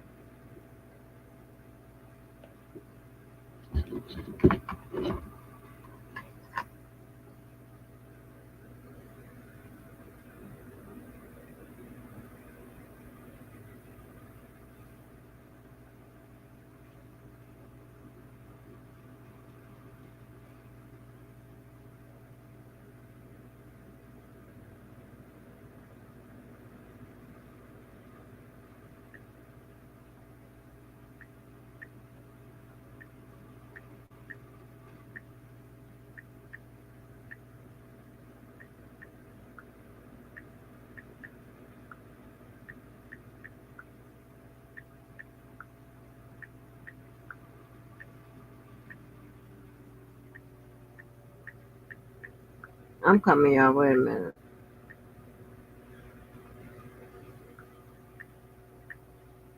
Yo, they took my man in custody immediately. Mm-hmm. Dang.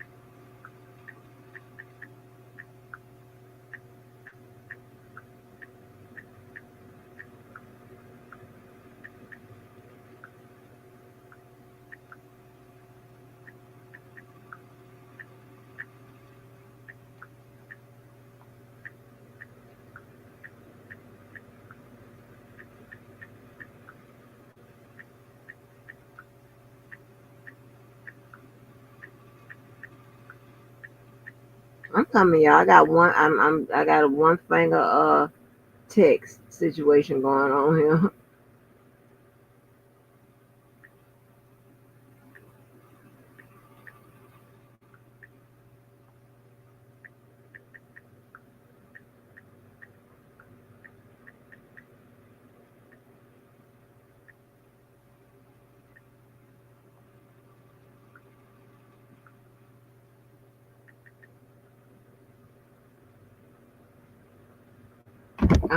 Let me see if I can find Sylvia's live.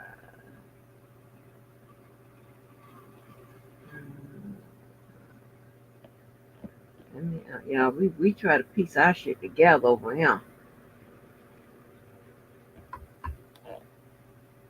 His word some ass. Get your ass on some fucking well. Like shit like that.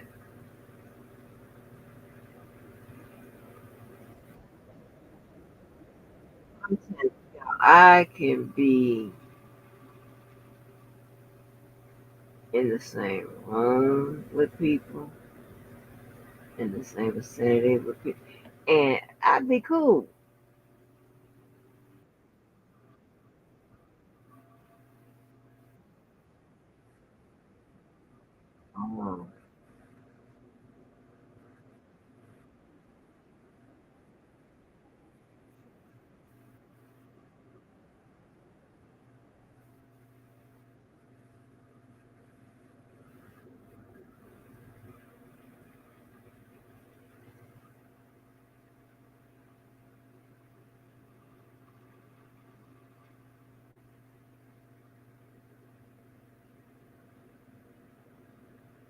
Hold on, I'm trying to get it from. Trying to see.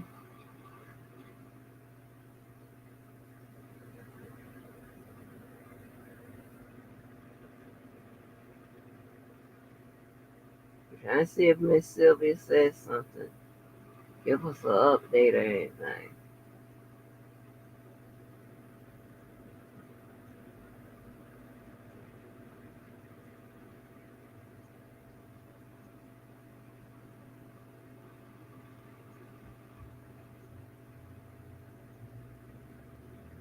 Sylvia, when she came back, she had her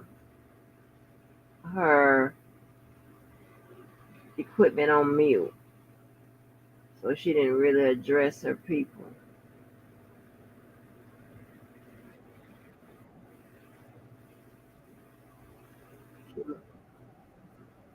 It looked cute, but y'all, man, when I tell you, that was nothing but God to give that man that sentence.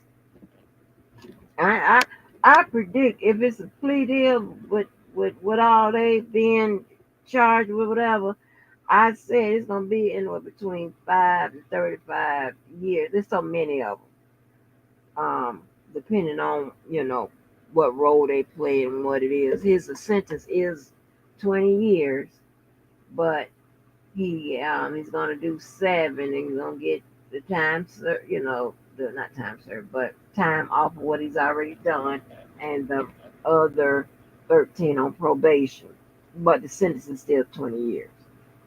um that's how we speak on it.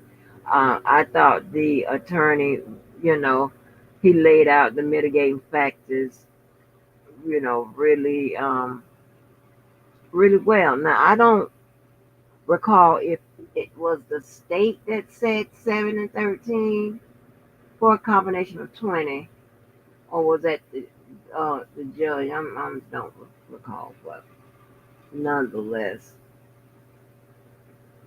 it was a very very very well negotiated sentence. I think that white guy, and I'm trying to tell you, and white people are coming through for us black folk when it comes to this trial, when it comes to freedom of speech, when it comes to uh, um, the authorities using rap lyrics in prosecutions. I mean, they doing the damn thing. This is the progression I like to see on matters, on movement, on plans, on on anything. Y'all understand what I'm saying? I like to see shit going down. I like to Lord, I can't snap. They ain't, as a child when we was coming up, they ain't allow us to snap. So I'm sorry. But I tried to snap just then. I don't know if y'all heard it. But I don't think y'all heard it. Can y'all hear it? It's so terrible. I'm sorry. I can't snap, honey. I can't pop no gum and none of that shit. But listen. So um I think that white guy got choked up. I think it was legitimate. I don't think it was a Perry Mason moment, or not Perry Mason, but you know how those attorneys get choked all up and shit in the Law and Order moment. No, I think it was legitimate, because if you spend all that time with clients, you get to know them. You spend all the time with anybody. You get to know them. You feel a way about them that people are normal. So yeah, I just almost choked up my goddamn self.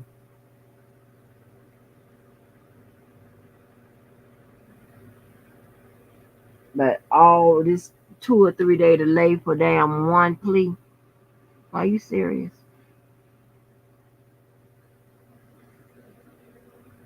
And I told y'all, you could negotiate your plea See how good that came out? And not snitch. And he was facing murder and all kind of shit.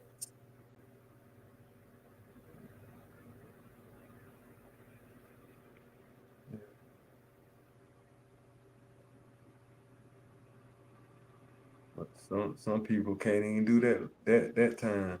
So Right. they'll give up the goods. Okay. Get all up. They'll take everybody down. Like, God dang. The fuck? But like you said, it depends on what you specifically charged with and what was your role in everything. You're right. Yeah. I mean, he did good. He did good. He'd been a damn fool not to take that. Oh.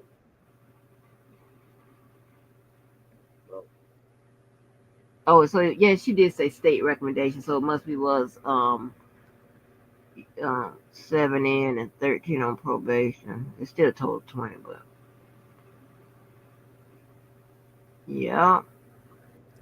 That's crazy though. 13 years of probation. Shit.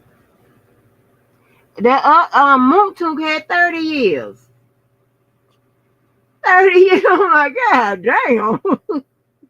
They need to stop that shit, man. Right. Everybody gonna be dead. Right. Moontook had 30 years.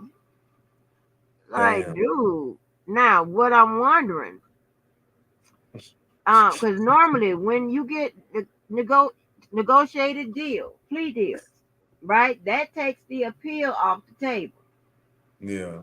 But with the exception of appeal for constitutional reasons, right, violations, okay, like you didn't understand and so on and so forth. I wondered because they were being very descriptive when it came to the appeals and making sure that language was right. I wonder, does he still maintain his appellate rights? I'm like, well, God damn, that's a good deal. He's got that too. I won't know that until I see the paperwork. I don't know who can give me the paperwork. If I can see his plea. Maybe Thugadale will get it. If I can see it. But yeah. That shit don't even sound real, Miss Andy. 30 years probation. 30 years. I ain't lying. Moontook had 30 years probation. And then, hold on. Then they What put his type ass. of deal is that? I mean, how do you work? How do you come up with them numbers? Like, Right. Because they offered him no jail time or time served or whatever. No jail time, and they gave him 30 years probation. He violated because he didn't cooperate in accordance to the plea, and they put him in jail for 5 years. And he had already done like 2.5 years of probation. And so he got to do like 22.5 years of probation. Some crazy shit. Yeah, when he get out. That's crazy. Every attorney that heard that talking about 30 years. Ooh, boy. 30 years is the number. Like it's been the number. They've been like 30 probation years. Though. 30 years? God. 30 years. That's funny, man. Yeah, that's a lot. We're gonna have whole grandkids. And niggas still gonna be on probation. 30 damn years. The fuck? That's funny, bro. Yeah. 30 freaking years. Yeah. Lord help. Like, what are we doing? What are we doing? Hey, man, like what the fuck? Mm-hmm. By giving somebody that, what are you trying to prove? Listen. Ain't no rehabilitation in that. You can't do nothing. You can't smoke, look. I mean, I don't know what the stipulations are, but you know he can't. You know he getting drug tested like clockwork. Moonshine can't smoke him no good. He can't do shit. Mm.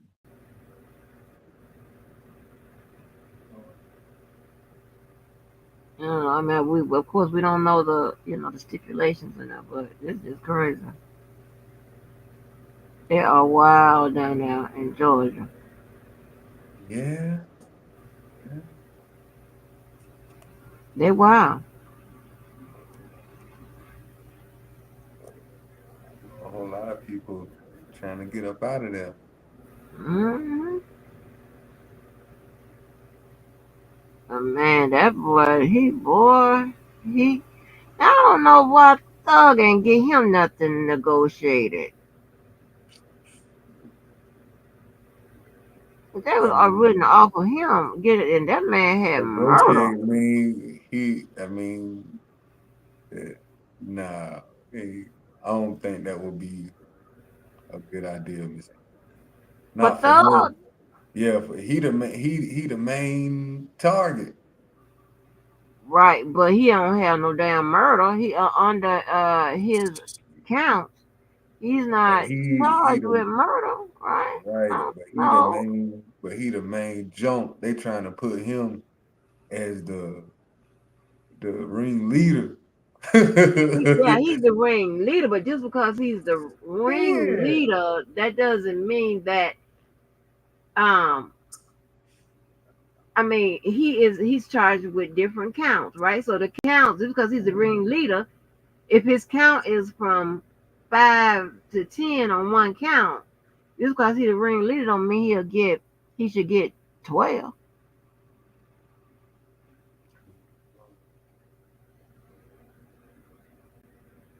Do you know what ain't he being charged with being the leader of a gang, right? In the racketeering. It's it's per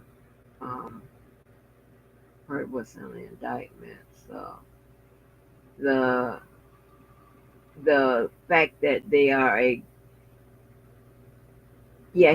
I'm sorry, he's been bruh. He is being I'm finna take you down another route with an indictment that's not a RICO. Yeah, duh. He has been charged with a RICO. I don't know if it's conspiratorial or a substantive RICO. I think it's conspiratorial though. Being in charge of a criminal enterprise, something like that. Uh-huh.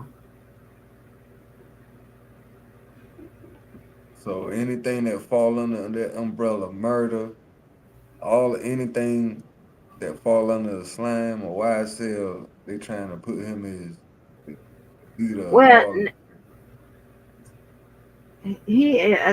let me look at his that indictment because it's specific what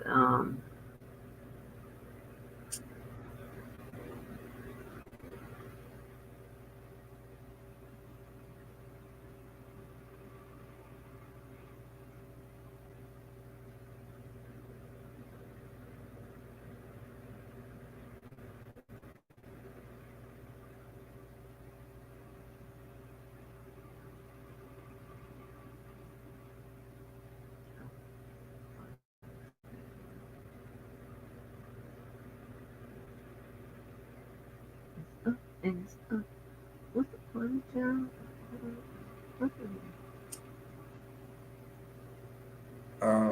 I keep thinking about that Fonnie Willis campaign when she went on TV talking about fighting crime and ain't nobody gonna be doing shit in her county and all that shit. You remember that shit? Yeah, I saw it after the fact.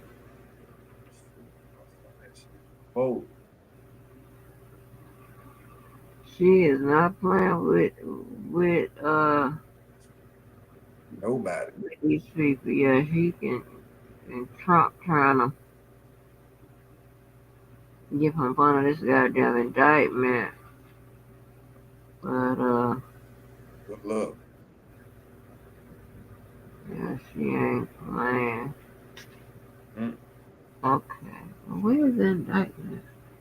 indictment to come up. See what he been.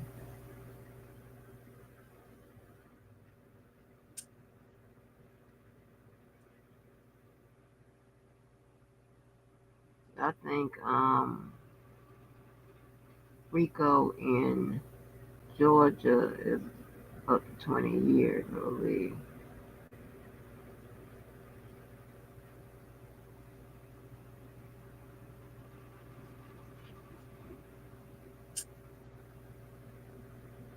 Yeah, that's true. Yeah, man. That's worth fighting for 20 years,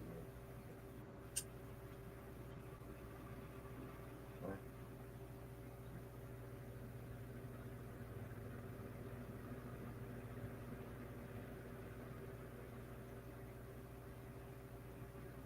Yeah, how many charges? Okay, so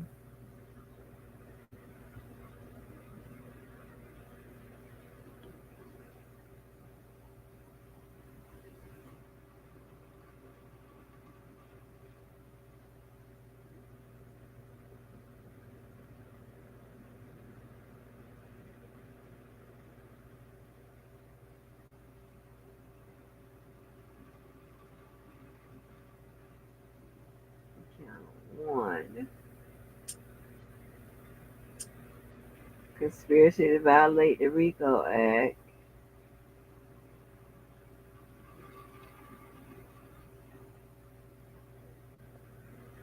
Enterprise.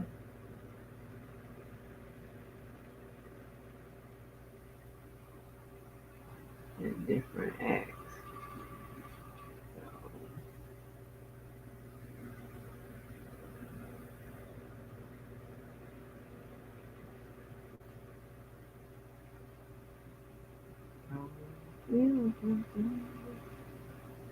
Part 2 is the enterprise.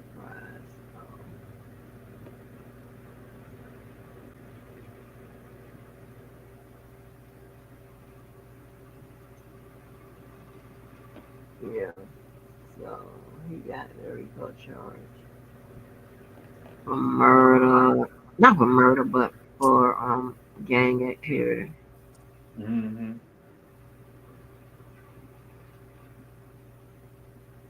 Man, that boy got off good though. Damn, and they dropped the murder charge. I wonder, is that the murder of, oh, damn, what was that boy name? Oh, shit. I know what you're talking about. The boy that just, The fat black dude. no, I'm talking about, because I think it's 2 people that allegedly got murdered. I'm trying to see which one this boy is accused of. What was this guy's name? He got so many people on here. Adams, BB, Blaylock, Bradford, Cobb, Dorsey, Eppinger, Farley, Fleetwood, Garlington, Greer, Huey, Kendrick. Is it Kendrick?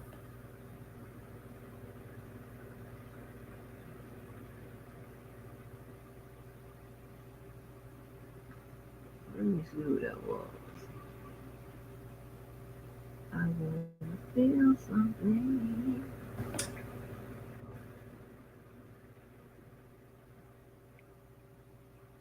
Well, let me see what Mr. Barnes say.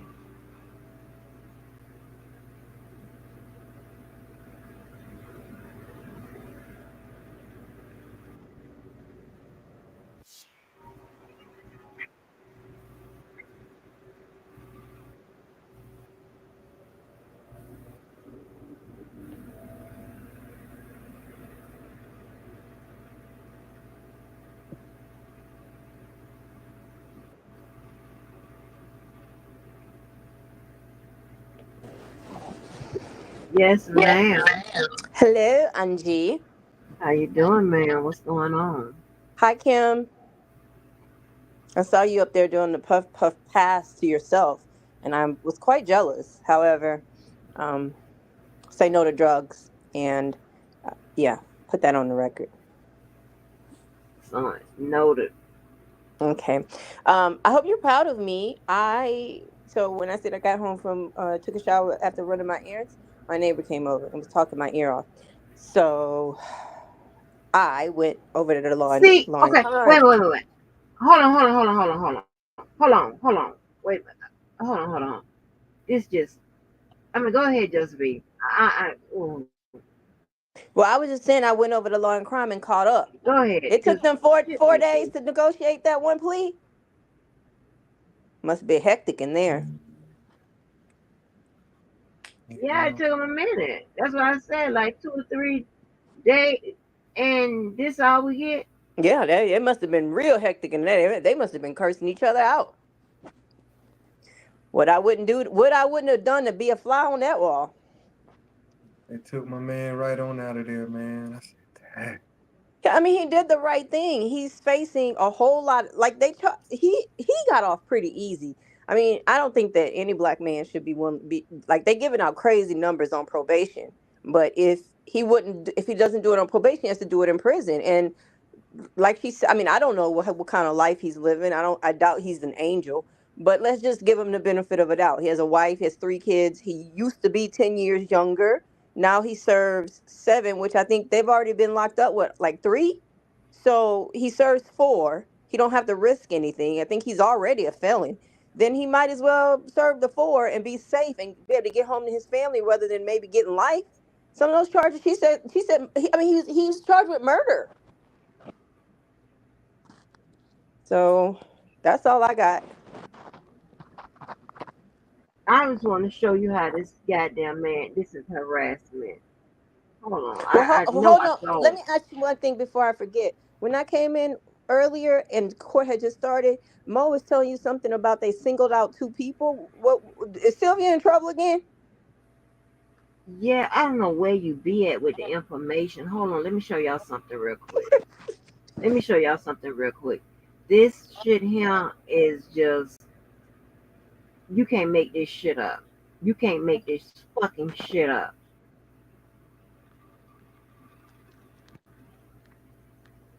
Now, this is Mr. Byron live, and he has the camera on Sylvia. Why? This kind of shit is right what now, I'm talking like about. right now. No. Back earlier. This was What was he saying? He just had the camera on her. Yeah, but this is harassment.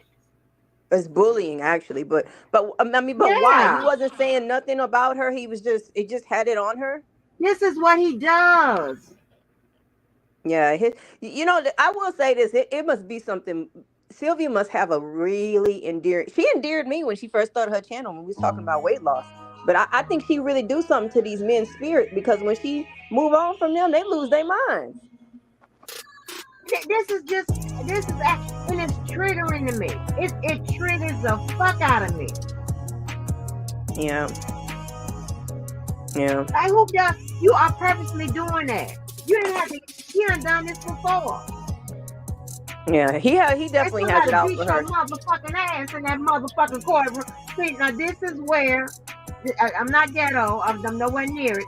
I'm very aggressive and I get really pissed off. And this is where the hood comes out. This is where gang member Angie comes out. Look what he does. And he wasn't saying nothing. No. That's a shame. I don't know why. But this is harassment. I'm telling you, these men, first of all, these men are messy. But second of all, they do not like when Sylvia moves on. She left the guy over there, that guy, and moved on and did her own thing on her own channel. And I don't know if it's over Sylvia or Randall, but he can't move on. And then this one, they all feel Sylvia owes them something. Like so Dennis Byron, I guess for the rest of his life, wants Sylvia to bow down to him because he helped her in the beginning. Like they don't want her to move on. They think they own her. It's crazy. Understand. It's not even help. He showed her like with some buttons on the camera, like this pretty much the same shit. It was even less intensive than I believe it than Hollywood. You know, Well, that was I thought he helped her with like getting her. What is that called? What is that little form they have? 22 that's something. no, I was gonna say SR-22. The SR-22.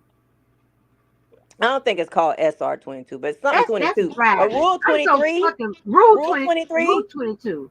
Rule Okay. 22.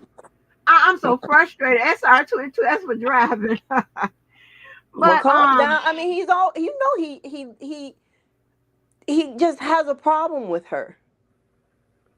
He just and does. that's Like, what I believe that those two, that judge want them out of there because it's some other shit going on. Because you they've think been they want clowning Sylvia and Dennis out? that courtroom. She just made up an excuse. Well, okay. Wait. What excuse? Did something happen to Sylvia recently? I don't know what happened. You don't never know. Listen. I be asleep, ma'am. Okay, well, listen. Okay, that when the court first started, she called both of them up there. Oh my God! Judge. Like a couple. Oh yes. Lord. Some crazy shit. It was It's so fucking. It's so I missed that triggering. part. Okay, what It's did the so judge fucking say? triggering, man. Oh my gosh. What did she say? So she says, it's been brought to my attention that y'all been filming while I have been, when I've been on the bench. So what I'm going to do is modify y'all Rule 22. And y'all can tell, for today, y'all can film in here. But, if y'all want to film and so on and so forth, you got to do it from the media room. And the media room is outside of this courtroom. Like, it's just different. Right.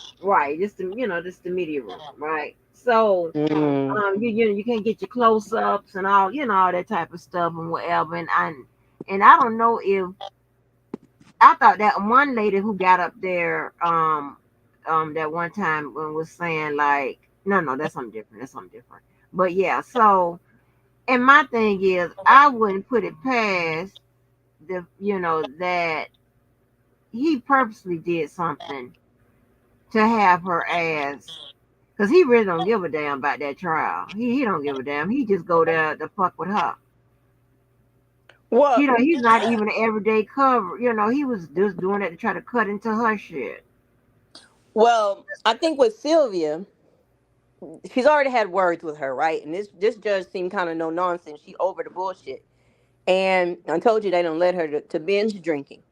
And then with Dennis, I don't know what happened, but I could imagine a situation where he was trying to point out how Sylvia's out of line. It's no telling what he said to, whether it be like the bailiff. It's no telling because they always up to something. Like, that's the one thing this sector is a bunch of people that love like reporting, filing paperwork, going down to the police. Like, I've never, listen, if black people don't like being like talking to the police, I'm the blackest person in this sector because of the shit that I would never do. Never. Like I would just get off YouTube or move it. Like, it's just so many different options to do versus all this paperwork and you gonna see and they gonna do this to you and I'm gonna have you arrested. Report your ass and all this crazy shit. I'm telling you. And this is mostly the men doing it. I mean, I guess there are some women involved, but these are men that want to do all this paperwork and report people to the police. And I'm gonna speak to the DA and I'm gonna get you like just a bunch of crazy what the shit. Fuck? I'm trying to tell you. Now, granted, right? I'm a transactional lawyer, so I didn't never have to go in there and litigate. We prevent cases and shit. I get it, right? I get it. But they have been more to the motherfucking courthouse than I have been in my goddamn one job at the goddamn state. I've been at the state and the feds, but I'm just saying, when I was at the state, I have to go as much as these motherfuckers go and be on the phone with the damn people. And the crazy part is, and they be wanting each other in jail. Like, who was that tried to clown me? Was it because of was it Levi? Because I said I didn't want Debo in jail. I didn't say that none of the things he's done don't warrant him in jail. I'm just not sitting around hoping that he goes to jail. Like, not doing that. For what reason? Yeah, I happen with the assistance of. Unless you fucking with me. Yeah, I Like, mean, if you mess and I really don't, or your and I'm really not family, going or to do doing that something anyway. to physically harm That's you. just crazy. Most of these people do not have to be in each other's company. So I don't understand how it gets too personal. Girl, you don't listen. These people are fucking World Wide Web links away. Like how the fuck? What the fuck? It's quite strange. It's strange. And I don't know that Dennis Byron has filed any paperwork from on people, but he just has just similar characteristics. They be doing to, like I say, these men are messy. Okay, this is not a normal atmosphere. Please don't give me, girl. You triggering me. You triggering me. It's true, and he need to leave Sylvia alone. Now listen. I think now Sylvia definitely probably be doing some stuff because she do stay in some hot water, but I don't know that the things that people don't like about her warrant all of this. Here's the thing. This Just is keep what your distance from her. This is what I'm going to say. Whatever Sylvia does, she is doing. These are her choices, right? Mm-hmm. She's not fucking with the people that's fucking with her. Okay, Right. You understand what I'm saying? Right. No, you're right. If she was fucking with somebody that's fucking with her, I can understand that. Okay, I can understand the hit back. Okay, let's go. Okay, I get that. But you just to continue on, and I'm telling you, and I know Mo don't like me to. That is a mental health condition, or addiction. I think a lot of it is really is jealousy too. Like these men have a lot of feminine. Yeah. They have a lot of feminine tendencies, and I think the fact that Sylvia is able to say, "Listen, I don't want part of this no more. I got my own shit going on," and that her own shit has grown. I think that's just eating them up. They can't take it. They just can't take it. Somehow Sylvia owes them something. How dare she think that she can just go and grow? Was like that. The one fool was kept fucking with her all, and this was so crazy, right? The one fool kept fucking with her, and it was really Rhonda that was doing the not harass. Well, they was harassing each other. The clowning. Yeah, Mm-hmm. but and he would just put Sylvia in some shit and then the ad and his ad, and I know he probably gonna say something, but not today, Satan, because I would not hear about it. Because guess what? I've unsubscribed. That's you goddamn right, motherfucker. So you won't have nobody to go back and forth with. Y'all kiss my motherfucking ass. I don't have time for that. This is not what we do.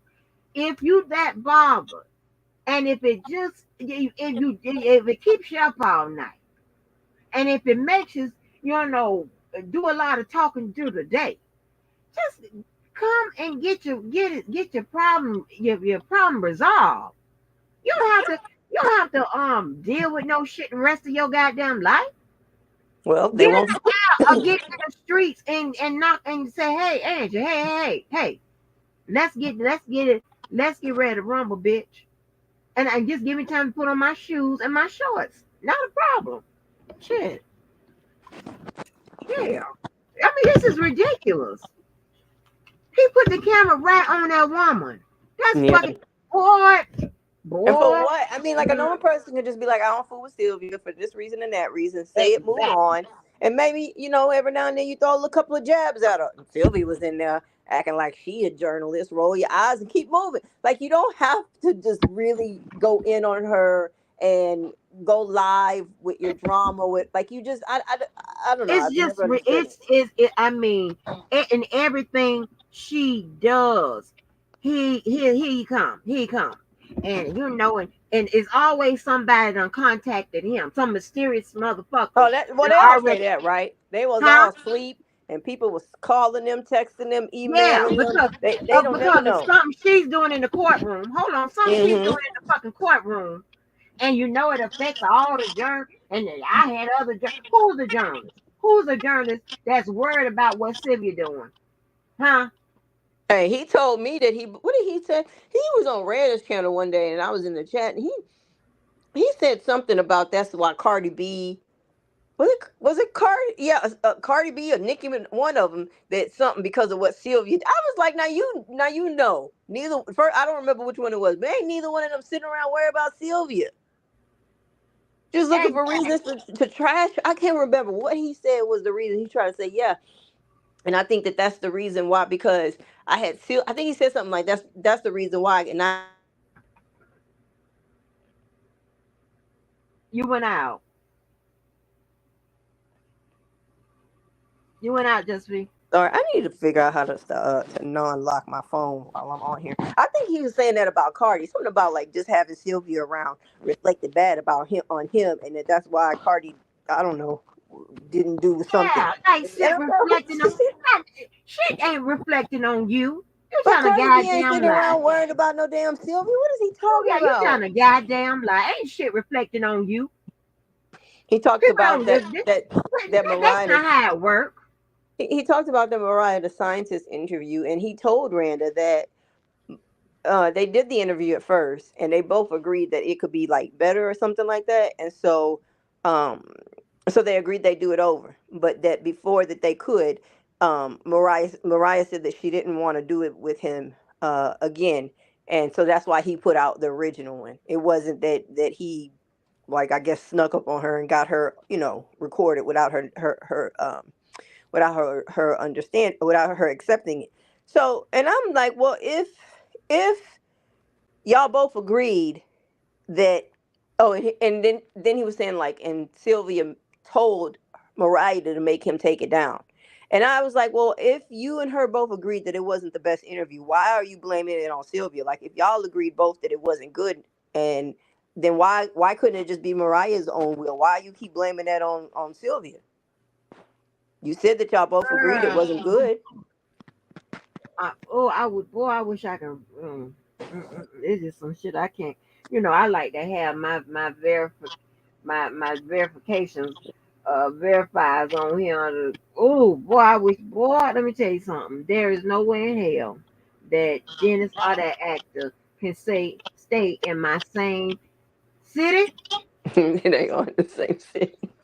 Huh? Girl, bye. Honey, baby.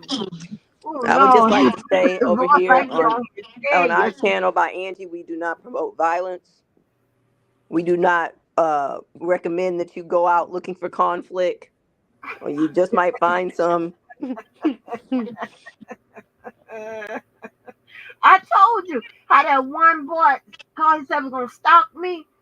Okay, I got something for your bitch ass. You know what I did? I said start stalking his ass back. Then all of a sudden he don't want to stalk no more. Oh Two no, nut come balls. on, Two baby. nut balls. Two nut balls. Whatever. It's crazy though. He put that camera. He did that before when he was in the media room with her. So I wonder if And it's like, him trying to like and is he trying to every make fun of time the way her, she look or like, what? and she girl, and you know what I'm saying? Because he really don't give a damn about really about covering that case like that. He's a boy. I used to, I really ain't have no problem with Mr. Diz, whatever. It's like a pattern. He done had issues with other females and stuff like that. Crazy. But I will say with that first one, I don't know. I probably sided with him because that other one we know is problematic. Yeah, that's a little different. I believe that I don't know that he left that one alone because she was talking crazy back to his motherfucking ass. She's interesting. Her. Yeah. She was but that was and I mean it was like they had him and Sylvia had let me tell you what else happened. So Pam Esquire, right? She had made a little joke about they were in court, him and her were in court, and like she was saying like he wasn't prepared or whatever. And oh my gosh, he did a live, and I could see. And I'm trying to tell you, before I even knew it was her that he was talking about, because he did a live and he was being indirect. He was talking real abstract about what had happened in the courtroom. Don't ever undermine me and all that extra bullshit or whatever. And I was like, he must be talking about Pam Esquire because because of what he was describing. I was like, okay, he talking about a professional. And I was like, that's the only you understand what I'm saying? And I was like, then I went back to her live, and she was saying, yeah, man, Dennis was in the courtroom and he was unprepared. And I was like, I knew it. It's crazy. That's just I mean, just be. I don't know if you well, he's not even in our sector. He just like a crossover or something. right, but he exactly, but then he lands in the sector somewhat a little bit, and what he goes to doing, mirroring the same goddamn personalities and shit as these other crazy motherfuckers around here. I don't like harass. I like a peaceful life. I do. I'm not about to fucking with me. Because I'm not fucking with nobody. You understand what I'm saying? I don't like, and then you going out your way. And I know we don't promote violence and shit like that. But when you go out your way and make up shit and do all this shit, you are asking to get your ass beat. I'm telling you. You're asking to be fucked up. You asking for it. God, boy, I wish I could tell y'all them stories. But hey, y'all like to call the cops and be implicating people. Hey, let's never forget the Alabama River Brawl. Okay, sometimes you fuck with the wrong people, with the wrong person, you get your ass whipped. You and everybody you came with, y'all get your ass whipped. You get your damn ass whipped. Girl, let me tell you. Ooh, child. They know I have it around these parts. And I can say in some parts of Georgia. They know I have a no tolerance rule for that bullshit. I don't. I just can't. Somebody. I can't say what I want to say. And my ex Ramon said he got online was telling. Well, he didn't know that everybody was listening, but he said, yeah, you roll around with security. Like, stop playing. Meaning, you will get your ass beat. And this would be, okay, all right. I just don't understand that. Excuse me. I wonder what. See, and I'm like, well, damn, so you got brothers or something like that? I'm the only child. And I do better than this. I mean, she'll go her mama, and her mama declare roots on their ass, but sometimes the roots always stick. Sometimes you gotta call your mama for a little roots, a little voodoo. Little roots. Put some little roots on their goddamn ass. That what she need to do is, since they gonna be in the media room, come in there tomorrow with a set of motherfucking eyeballs and a jar of water. You know where to get it from, Just V. You over there. No, I don't know. No, I don't know where to get none of that from. You trying to get Sylvia all the way banned from the courthouse. They ain't gonna let her nowhere in there. Listening to you, Sylvia. Do not listen to Angie. She's crazy. Hey, Sylvia, put some grass at the bottom of the jar and fill up with some water and put some eyeballs in it. Don't do that, Sly. This lady, don't do that, okay? I wonder what the whole no taping thing is about. I wonder if they trying to say like they must have taped something that they shouldn't have. She said the judge said she taped her not being on when she was on the bench. I don't know what she was on the bench. I hear it. I'm trying to tell you would benefit by the rewind button. I did rewind, and I guess I must have missed that because I went to the part where the guy came up to take his plea. But I will go back and listen to it because I'm just curious about that. And I know the judge already felt like it was too many people taping in there because she said that when that black guy with the YouTube and podcast or whatever came in, and he said he didn't want to record, he just wanted to be able to use his phone to update his followers. So I know she already feels like it's too many cameras filming. I don't know if they felt like they needed to make some more space and they wanted to get rid of whoever seemed the most problematic. And Sylvia's already had issues. Trying And to tell. I was trying to tell Mo, stop. Mo, I like Mo. No, it's something else behind that. She putting them out because of no. Well, yeah. I'm like, oh my gosh, you more white than my motherfucking ass. I'm telling you that lady. You, they don't tell her what kind of stunts Dennis be down there pulling. I mean, these people wrote letters to the judge about Sylvia. Like, that's crazy. exactly. That is absolutely crazy. All they do is I've never seen nothing like it before in my goddamn life. All they do is let me hear what let me see what they said, what the judge said. 'Cause all they do is call the goddamn people on you. And but then talk all that la like they, big and bad and all this Yep. and shit. Well, I'm thinking you gonna stand on you gonna handle yours, right? Not call the motherfucking people and snitch and shit and all that extra shit. Like what? Oh hell no. Because Sylvia had another, after they wrote the letter, what happened to Sylvia? I forgot. Did she have, well, she wasn't, they wrote the letter and how did she deal with it? I can't remember. I just know they wrote a letter in on her. They Was she wrote called the before the judge letter. again? Huh? Was she called before the judge again after that letter? I can't remember. I don't think she was. The judge addressed it. I don't think she was called in front of the judge. I think the judge addressed it though. Of like that. Yeah, the judge addressed it. Oh, this shit. Wait a minute. This thing. This thing called I Sylvia can't remember Ferdinand either. Judge.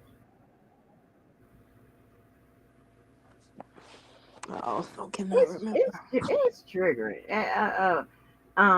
But I mean, it just be. You probably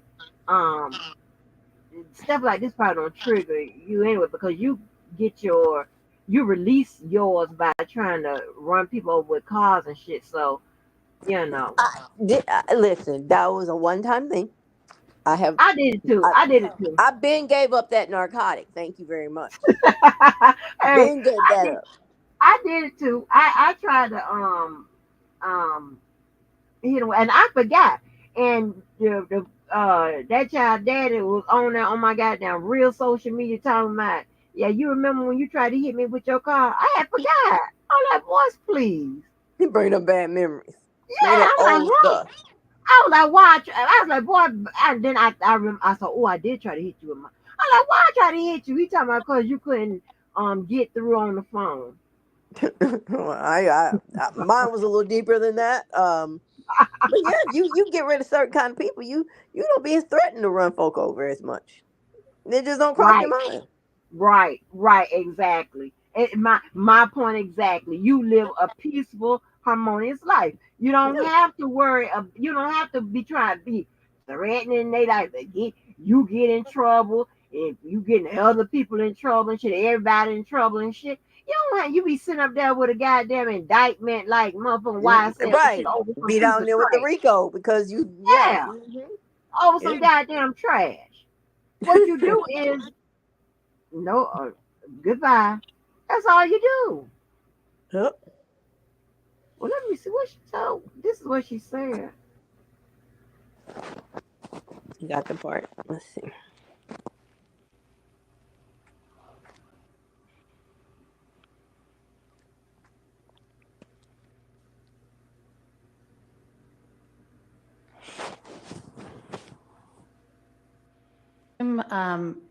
As a spectator without any recording. Look at them standing side by side like they, oh Lord. Yeah. Motherfucker. It's triggering, child. I swear, I can't. All right, so for both of you, I am sorry to have to say this, but I am going to be entering in order modifying each of your Rule 22s. It has come to my attention, and I have confirmed that each of you has been recording in the courtroom while I have not been on the bench, and that is a clear violation of Rule 22.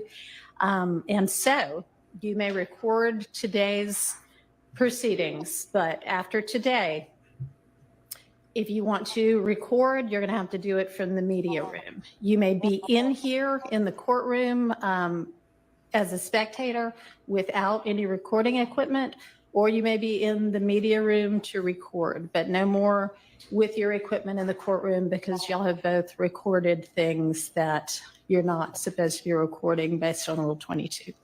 So I'll enter those orders today. Thank you. Wow. All right. It is I don't my even know what to understanding say. that we have Well, I do know what I want to say. for So, Mr. Nichols. Is that right?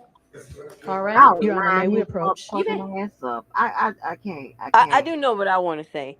So I think Mhm. it's interesting that Dennis Byron spends so much time ridiculing Sylvia, talking about how unprofessional she is. She doesn't know how to behave like a real journalist. She's this and she's well. Apparently, he don't know the rules either. Oh, good point. Burn. So Yeah, yeah, exactly. yeah. Apparently, But he doesn't know either. This fuck shit. Tell me, when had she recorded when she wasn't on the bench? I don't know, Queen E. I don't know. I'm trying to peep in and see if Sylvia gonna make a statement or something. It's crazy. I wonder if what they mean is no, probably not. Because I'm just thinking, you know how like on Law and Crime, they'll have like just the video going before. Well, I guess they never start the actual video until the judge sits down. I guess I don't know. I don't But know. it's weird as hell. I'm trying to tell you, it's weird as hell. And I just find it strange that he would get called up with him out of all those other people that's in that damn courtroom. Oh, let me see if Miss Pam have an update about what happened. I can't believe all they came up with was one plea deal in 4 days. Jesus.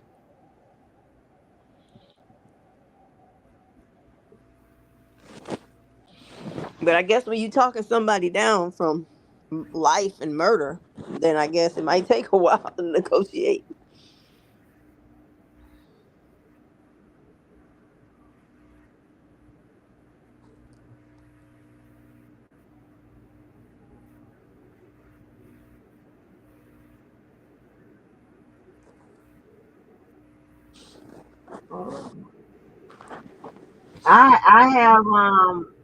I have Dirk's paperwork. If anybody care. I do, but I feel like I don't know. I don't even know if the specifics are important in that one, but I am sad for little baby eyes. I mean, I just feel like, hip hop culture, everybody just is dying or going to jail, and it's just crazy. I told Keller that I was prepared to start rapping on behalf of the culture. He told me not to get caught up. Now, I don't know if he doubted my rhymes or what, but I'm on standby in case y'all need me.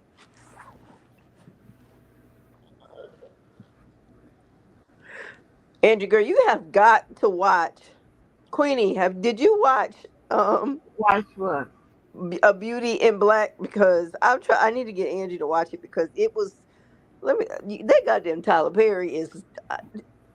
He is a menace to You want him society. to retire his pen. He is a menace to society because he knows that us colored people will continue to watch all his productions because we just want to see other black people, like in film and stuff. And what he does is great, employing all these black actors and actresses. But dear God, I mean,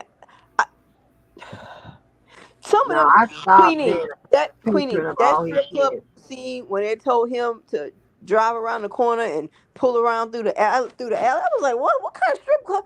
drive around the corner. That sounds like you about to get robbed, and all them people was having sex in their park. I said, now you, that Tyler Perry, goddamn you, Tyler Perry, what is What kind this? of what on that show you telling me to watch? Oh my God! It was legs sticking out of windows, just people just having sex on the roof of car. And this is supposed to be what happens in some special VIP at the strip club.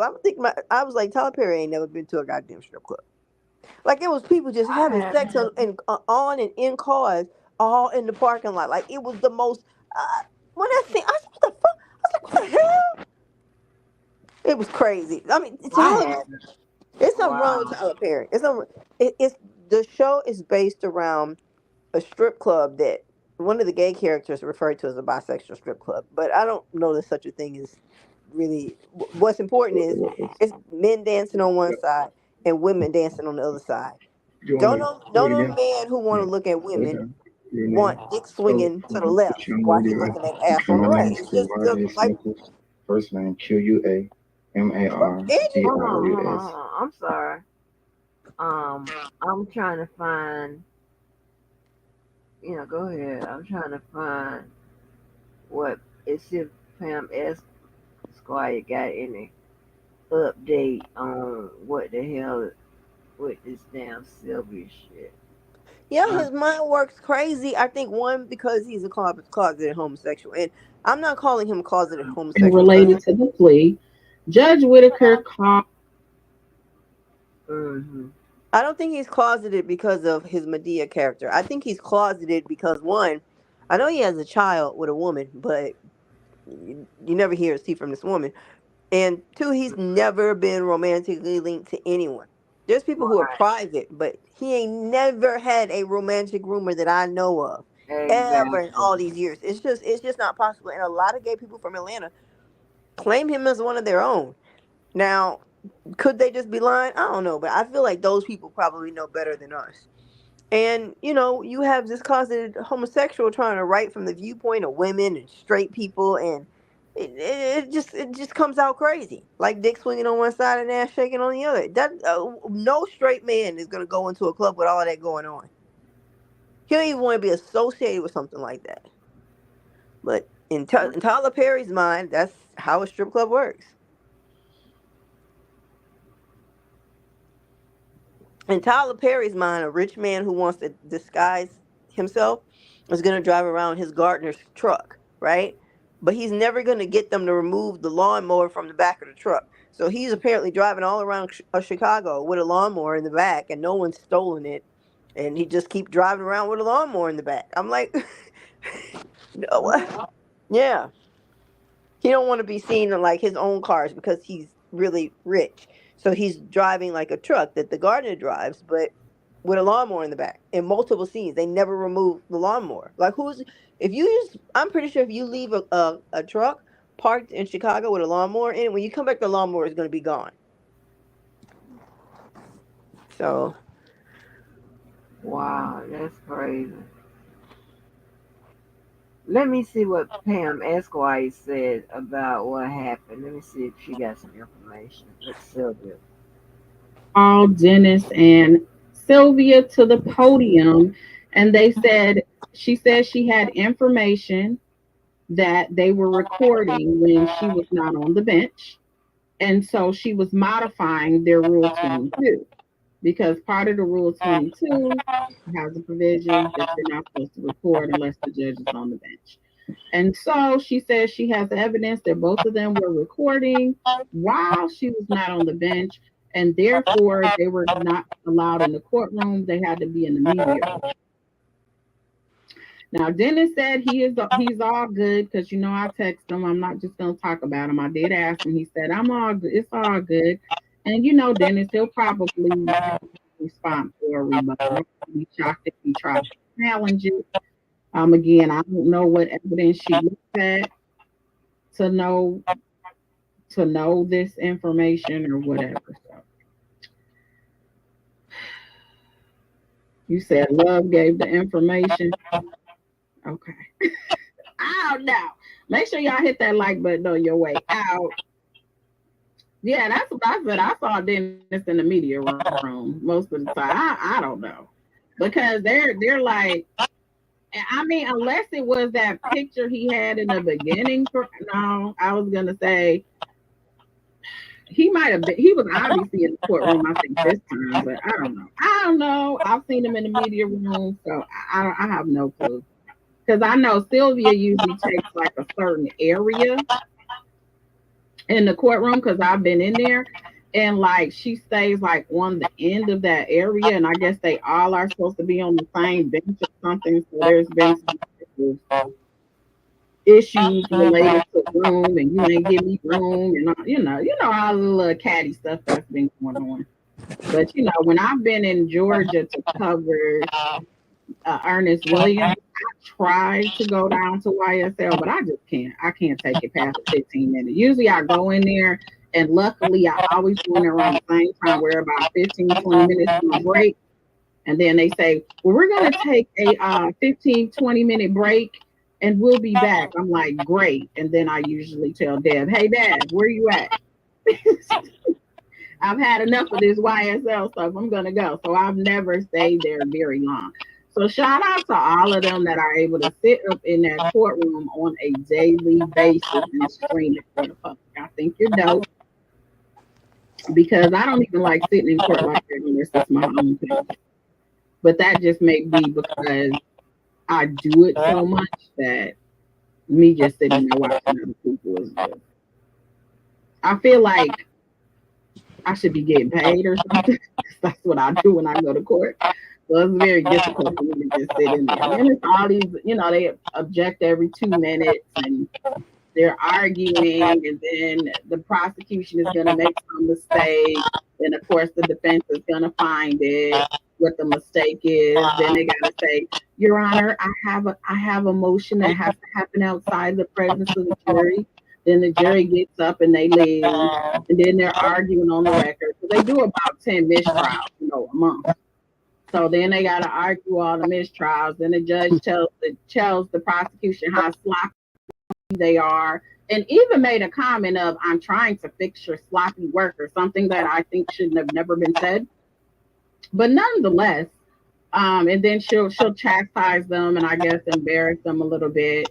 I mean, one of the prosecutors, I think she said, I'm not telling you what to do, because I think he said, well, if this is what Your Honor wants us not to enter in this picture, then we won't enter it in, as a prosecution. She said, it's not what I want. The only thing I want is attorneys that actually know how to try cases. I was like, geez. I mean, she's been throwing some gut blows. But at the end of the day, she has not granted any of the mistrials, even though she has, said a lot of slick things on the record. Oh, because I know she be in touch with Dennis, so I'm gonna get the information. Hey, Derek, I'm gonna get the information. So,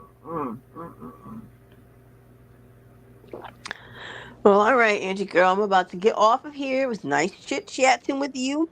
I'm gonna try to keep my ear plugged to the street so I can know what's going on. Yes, ma'am. All right, bye, Kim. Oh, what was you gonna say? Oh, no, I wasn't saying. Okay, bye, Kim. I don't know if Kim heard me, but bye, Kim. Child, this is crazy, y'all. This is so crazy.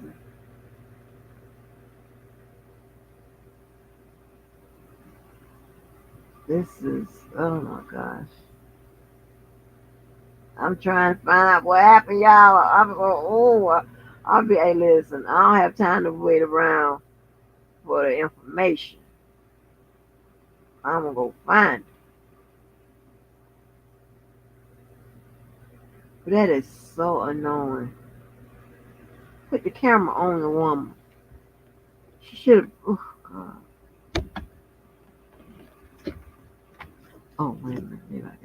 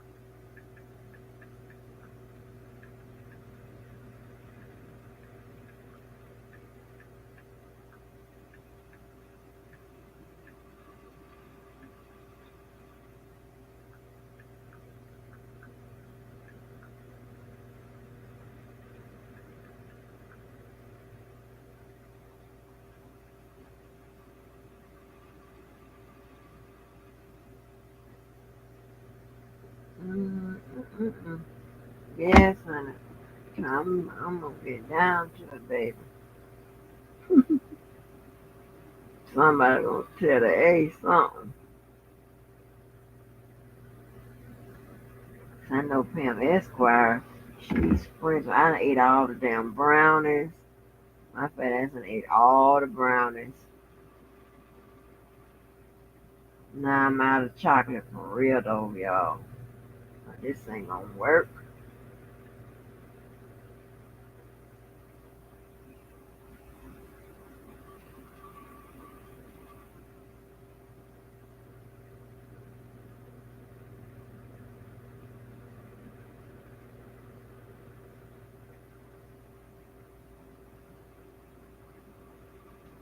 Goddamn irritant. The hell?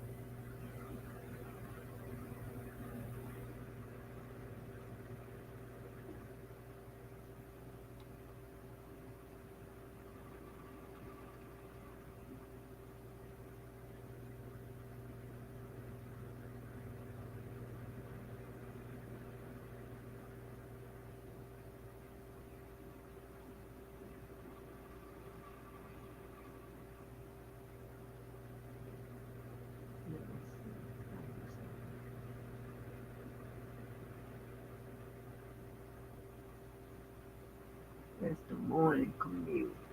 Right.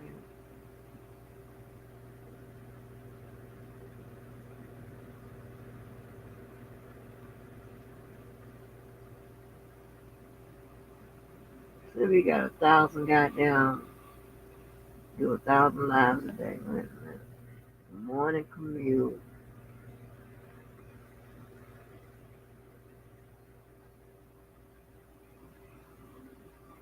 What a live is now, girl.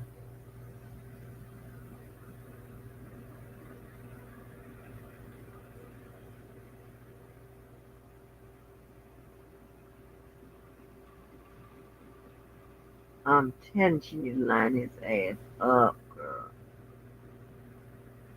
I'm telling you, one to his ass. Both of them. And she got some ass. Job, okay, harassment.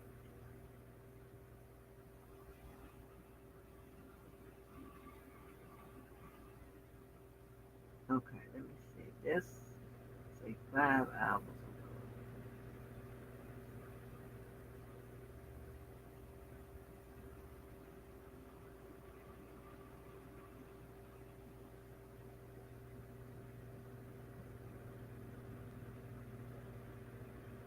Yeah, I'm trying to see if Sylvia says anything on the record about what happened.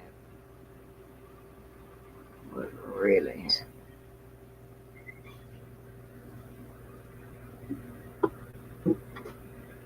Is the media supposed to serve the attorney with their Rule 22? No.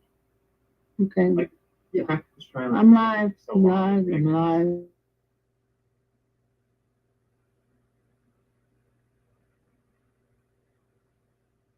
Hold on, maybe let me see if she say something.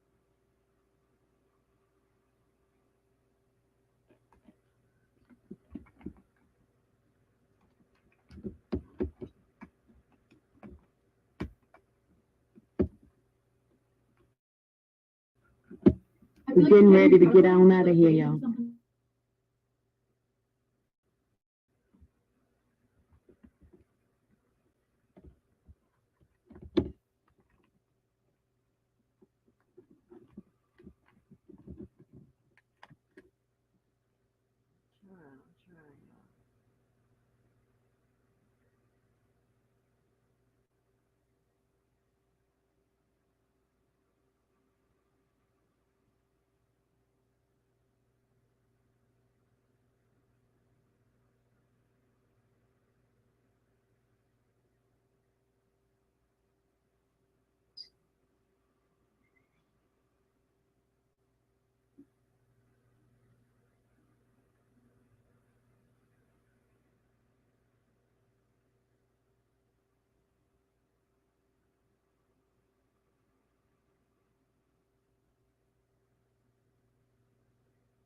The court is at lunch. Drinks family president. Shannon did not take a deal. So they say Shannon Stillwell did not take a deal. This is all alleged. I don't know if this information is this. I don't know this woman.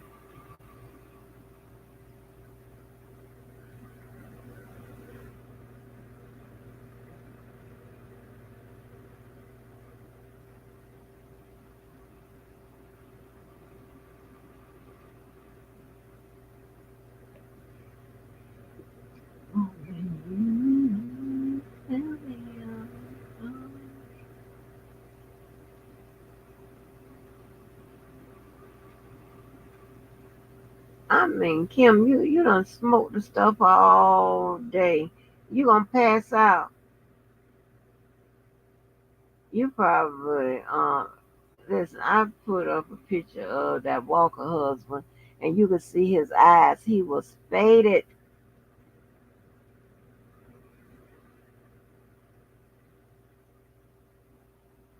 He was faded.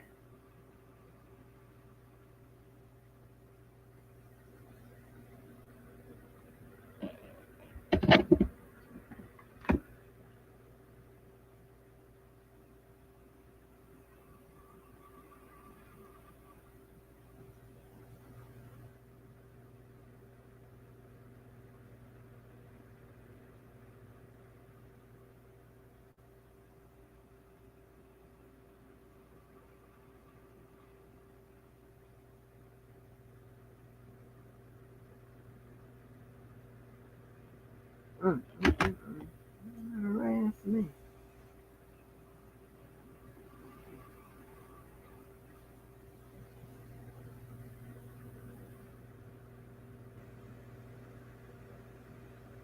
I'm trying to find somebody putting something on the record, y'all. I'm trying to listen here. We don't be in people's business. People like to drag me in shit, but we don't be in people's business. So I'm trying to snoop around and see what I can find, y'all. So bear with me. I appreciate it.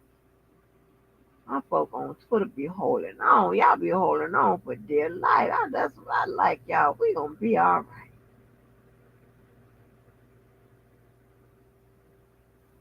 Let me change that. My old and new Twitter. Wink, wink.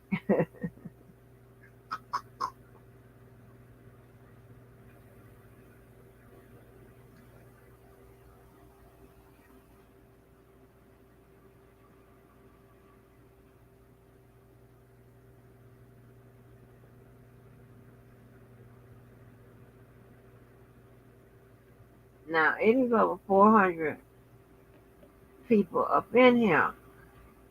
Y'all can go find that like button, please. Okay. Okay.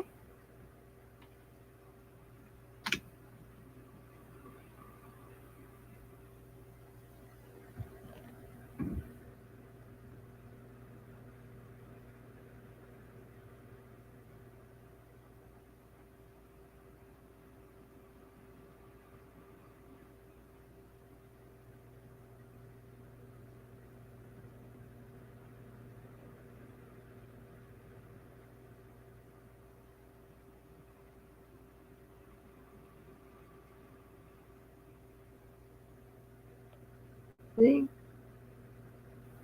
414 people up in here.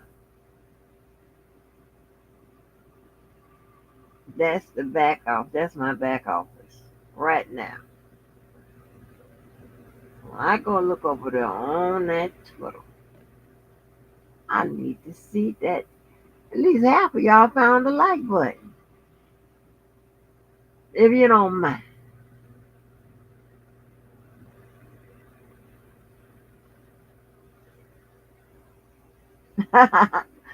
There, you got it. Wink, wink. Oh, Lord.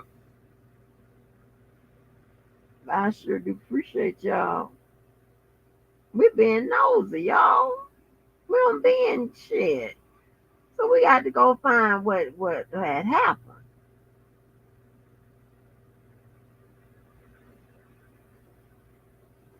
We had to go find out what had happened.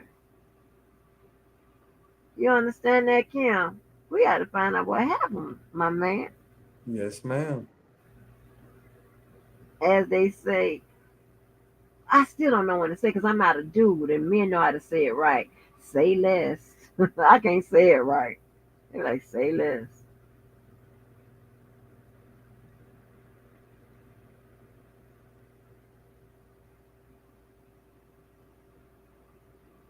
So let me see if he say something. And Tracy, you got to stand on business. Somebody need to stand on your. Oh, let me see if he says something. Get a photo. I didn't get the photo. I always get exclusive. They literally asked me to take the shot. Hold on. I can't tell you who it was right now because the lawyers are taking care of it. And I was told just more. I want to make sure people are in here before I start talking. Put a 1 in the chat. Okay. Maybe we can get something on the record. We're about to start. We being nosy, y'all. Stand by. Try to get our equipment set up here.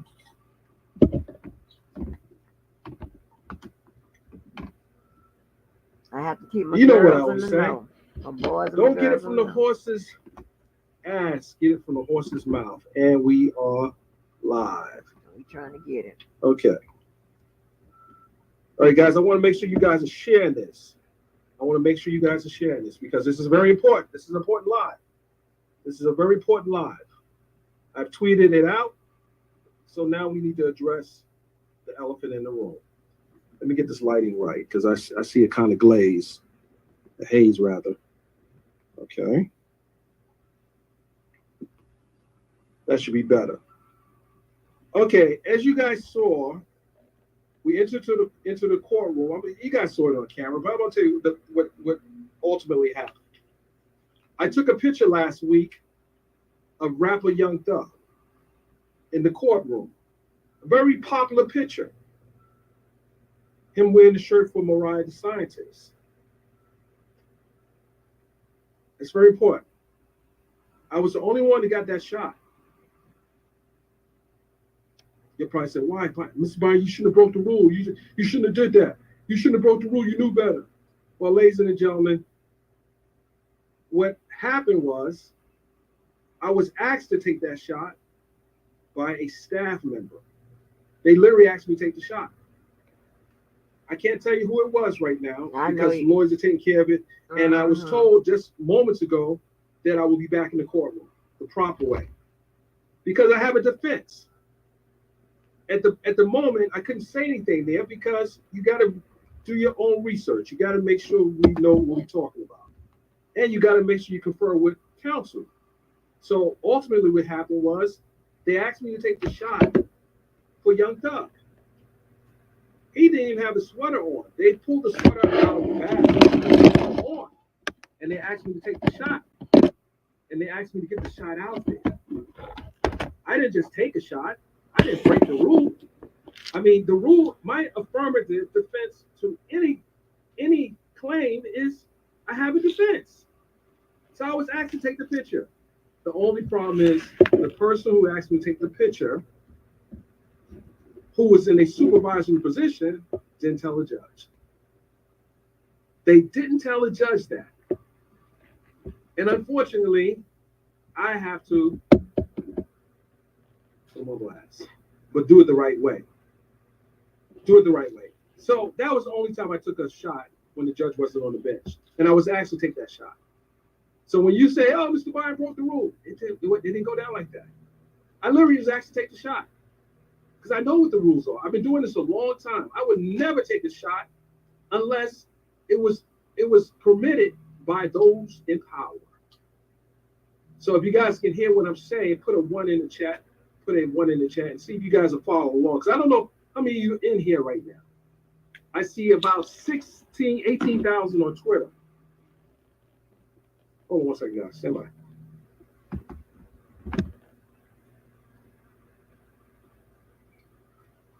I don't know who changed the chat. Please, whoever's moderating now, put the chat in normal mode so people can, whatever. If something's happening wrong, please fix that. So I was informed just moments ago by someone else that said they're going to straighten it out. They're going to fix this. So my situation is going to get fixed. But if there was the point that that person should have known, they when you find out who the person was, you will say, "Oh my goodness, what are they doing?"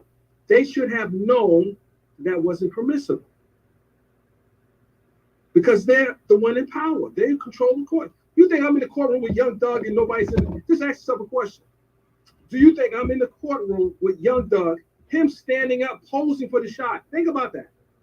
It wasn't just me and Young Thug in the courtroom. There were 5 deputies in the courtroom. 5 deputies. Think about this, ladies and gentlemen. Think about this. There were 5 deputies in the courtroom. No, Sylvia wasn't in the courtroom. No one else was in the courtroom. It was me, because I was the first one there. And then there were 5 deputies and Young Thug. So, do you think I'm that stupid to take a picture that I'm not supposed to take? And think about this. Thug is standing up. Look how he's posing. Thug posed for. I got multiple shots. He posed for the shot. You know why he posed for the shot? Because they said it was okay. They said it was okay. Thug knows it's the truth. They know it's the truth. And of course, I know it's the truth. And the audio knows it's the truth. So think about it. So you're not covering my behind. You know, I don't play those kind of games. I don't play stupid games. You won't be playing with my name. You won't be trying to set me up with an okie doke. You should have known this. If you wanted the picture out there, I could have took the picture when the court was in session, but you wanted me to take the picture now. Because they know I have the power to push the photo out. That's what happened. They knew I had the power to push the photo out to the popular platforms. But what they didn't anticipate is the judge getting pissed off by that. But I can't lay on, I'm not going to lay on the sword. You got to lay on the sword, because you're the one that has the power. I cannot lay on that sword. If I screwed up, I say I screwed up. I didn't screw up, because the person in power should have said, hey, should have told Thug. I get it. They were hooking Thug up. That's all it was. They were trying to hook Thug up. He was trying to send a message out, and they used me as the vehicle. That's all it was. But they forgot to tell the judge, hey, judge, we trying to, doing something a little nice for Young Thug. We want to hook Young Thug up. So you can't pull me out and put me on Front Street when you know that you guys greenlighted. Anyone who has been covering this case and seeing all the pictures coming, the video and photos coming out, have you ever seen Thug stand up and pose with no one in the courtroom like that? Have you ever seen that shot? Has anyone ever seen Thug stand up and do poses like that in the courtroom? Him being on a RICO case like that? The answer is no. The answer is no. It was because it was a staged shot. That's the whole gist of this. It was a staged shot. They asked me to take the shot. Let me tell you something else, which is very important. If you look at that particular photo, it wasn't even full focus, because they wanted me to hurry up and take the shot. Because it happened between 8:45, 8:30, 8:45. Because the photo has the times code embedded in the photo. So that's the backstory.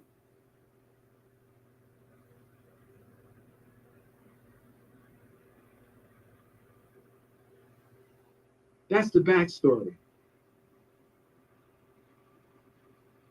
So remember, Uncle D knows his business. And as a reporter, a seasoned reporter, I must be able to clear my name, so to speak. Now, I don't know what happened with Sylvia. Her situation is much separate than mine. My reasoning for what I did is justified. I have an affirmative defense to what happened. Because people are like, how do you get the photo? How do you get the photo? I always get exclusives. That's the thing. You guys know my work. I'm always getting exclusives. I get it the right way. You think they're going to let, in a RICO case, they're going to let a reporter come in there and just do anything he wants in that courtroom as hard as they've been on the media? I'm like, oh, this is a beautiful gift. You guys give me the exclusive. Oh, God bless you. Give me. Oh my goodness. But I'm not going to put the person on blast right now. They got to step up. They got to step up and they got to speak up, or they may lose their job. Because I'm not going to be sitting out here looking crazy. You guys have me on national TV. Like, Mr. Byron, come on up here. Come to the podium. I'm like, what do you want me up at the podium for? I haven't wrote my speech yet. But now I have to write my speech. Off the dome. Now I have to speak off the dome. You guys got me out here playing games. Now, whatever situation she has going on, I cannot speak to that. But what I can deduct, and I'm going to tell you something else that kind of could have been a driving force for why this happened. On Monday, approximately 6:30, 7 o'clock a.m., I sent an email that was copied to everyone on the media list, and all reporters and lawyers are on the list. They can attest to this. They sent a media list, a witness list of the people that should not be photographed. So I opposed everyone on that list because unless you can articulate why those people shouldn't be photographed, then we need to see them on camera. And I pointed out specifically Detective Belknap. And I sent them a link. Detective Belknap was testifying throughout the trial, he was testified twice in the trial, but he testified in the beginning of the trial, and he testified for hours. So I said him in particular should still be on camera because he started out on camera. This is different than Detective Gaither, who didn't want to be on camera because she had concerns, but she had not previously been on camera. So, and I said that we would oppose that. Now, is it a problem for someone from the press speaking out about the First Amendment right to be able to cover a national trial? You think I would risk my credentials because of something stupid? I'm not thirsty for shots. I would have been good with taking the picture when the judge was on the bench. I would have been good with it because I would still had it pushed out. But they, for whatever reason, they wanted me to take that shot then. Now, guys, do you think they tried to set me up? Do you think the person in power that had the ability to say you couldn't take the shot tried to set me up? I pray that's not the case. I pray that's not the case.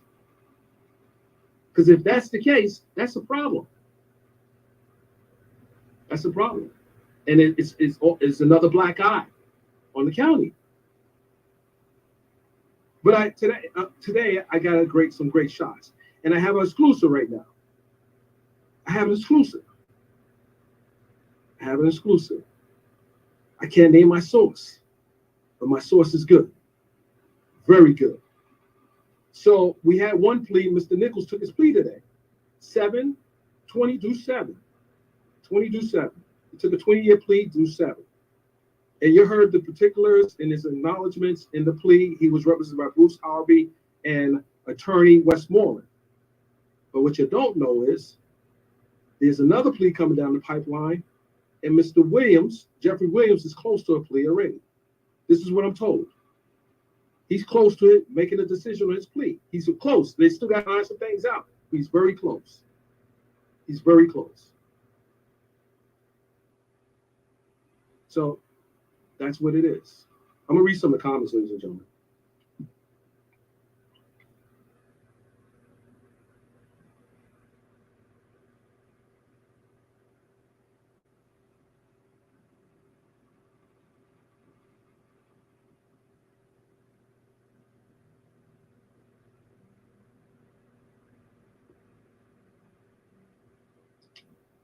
So you guys got to put, someone asked me, what? So why are you not allowed? Well, that's probably going to be reversed.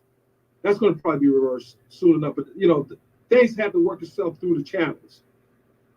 And if it's not reversed, then it was intentional.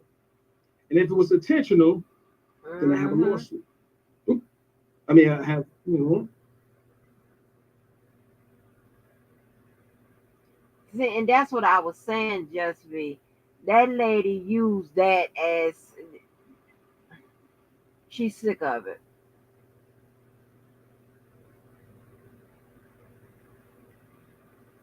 You understand what I'm saying? If he's talking about his picture, then I mean, when did Sylvia alleged record and do? I mean, film or record or take pictures or whatever. You know, when against the rules. When did she do it? And why did it just all of this just happen? You know, they just the judge just said something about it today after Dennis allegedly did whatever he said he did. Like, no, that judge was trying to use that as an excuse. Or she probably had in her head on the next excuse between either of them. I'm getting rid of both of them and put them in the media room. You know, unless they, you know, and she strikes me as the type of person that loves to um, give punishment, right? So by letting them come into the courtroom, but you cannot film in here, that's punishing them. She strikes me as that type of white, not white lady, but woman.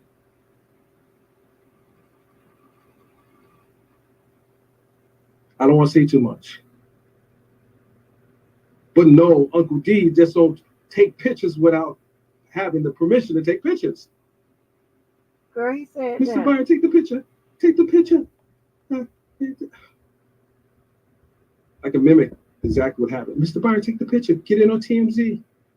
He let him put a sweater on to get on TMZ. I'm like, okay, all right. I'm at this point, I'm grabbing my lens out the bag and grabbing Big Bertha and grabbing my camera. I'm trying to put together. I know we had a few minutes to take the picture because it was some things happening in the courtroom. There was some things happening. They were bringing in. I think people heard me tell the story how I got the photo. I ain't just sneak a photo.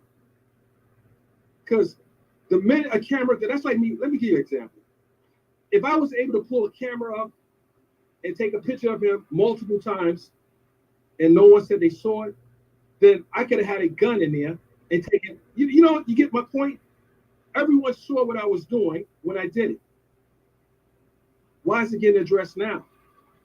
Why, if it was an issue then, the person who told me to take the picture could have said, Mr. Byron, you can't take a picture. But no, you asked me to take the picture because I wasn't trying to take the picture. I'm in the first one in the courtroom. You let me in.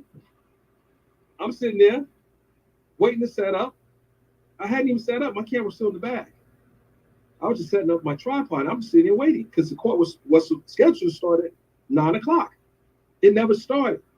But meanwhile, I'm doing what I do as a reporter and working my angle of the story. So that was a photo that he still didn't pose for. You see the poses. And there's a few other pictures. There are a few other pictures I didn't release yet. But it didn't look like I wasn't sneaking taking, but he actually did one. He did a few hands. Now I'm thinking about it. He does a thumb up. He thumbs up. He does different poses. You didn't see all the poses. But this was permission by the person in charge. And that's all. That's all I can say for right now.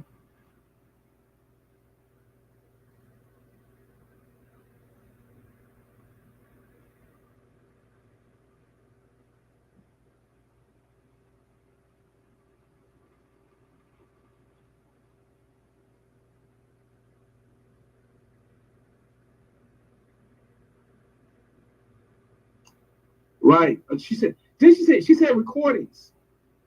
Well, a photo is a recording of a room, but it's not. It's actually still picture. So I didn't do any videos.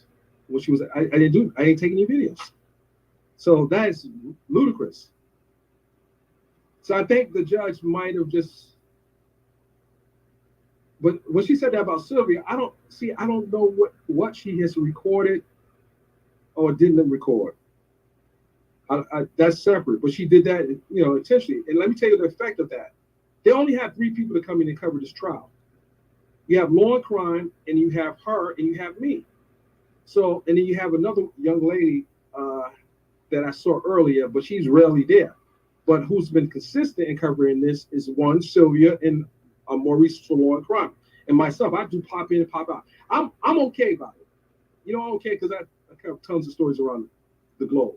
But we need to get this straight. We need to make sure the record is straight and don't play with my name. I'm okay with it. But I don't have to be okay with it. I still want to get fixed because that wasn't a thorough investigation. And here's why I felt like it might have been a setup, because you conduct the investigation, and who's the first person? Type in the comment section, ladies and gentlemen, who's the first person the judge should have asked about that photo? I want you to type in the comment section. I want to see if you guys are smart. I know you're smart. I'm not saying you're not smart. But who should a judge have asked about that photo instead of just targeting me? Think about it. Who should she have said, well, let me investigate this? Who would be the first person she would have came to and asked, how did Mr. Byron take that picture? Ask that question. Thank you, D. Exactly. Because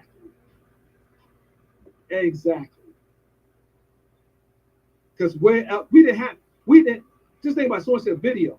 We haven't been in the courtroom, so who shot video? No one shot video, so what are we talking about? We have not been let in the courtroom. And the only time we were let in the courtroom that was me, and that was on Thursday between 8:30 and 9 o'clock. Other than that, Sylvia wasn't even in the courtroom. So what are they talking about? What are you talking about, really?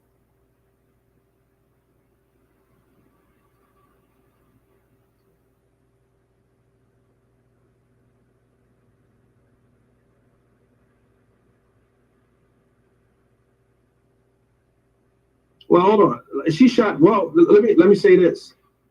She has permission to shoot video in the courtroom. I don't know what she did outside of that. I don't know. And you guys might know better than me. I don't know what she did outside of that. And perhaps this was a catch-all situation. They wanted just to catch her. They want to say, okay, let me grab her, let me grab him, let's get him out of here. That's a problem. Because now my First Amendment has been violated. It's been violated. We're not together. She just called us up there together. But whatever happens, I don't even know what circumstances. She might know better than me. I know the only time I did a photo was that time I took the photo. Because if she is sanctioning me for something else, why is she not sanctioning me for that photo? Because if you sanction me for the photo, then you have to do your investigation to ascertain how did that photo come about. Then heads will roll. That's what I'm saying. I can't say too much more.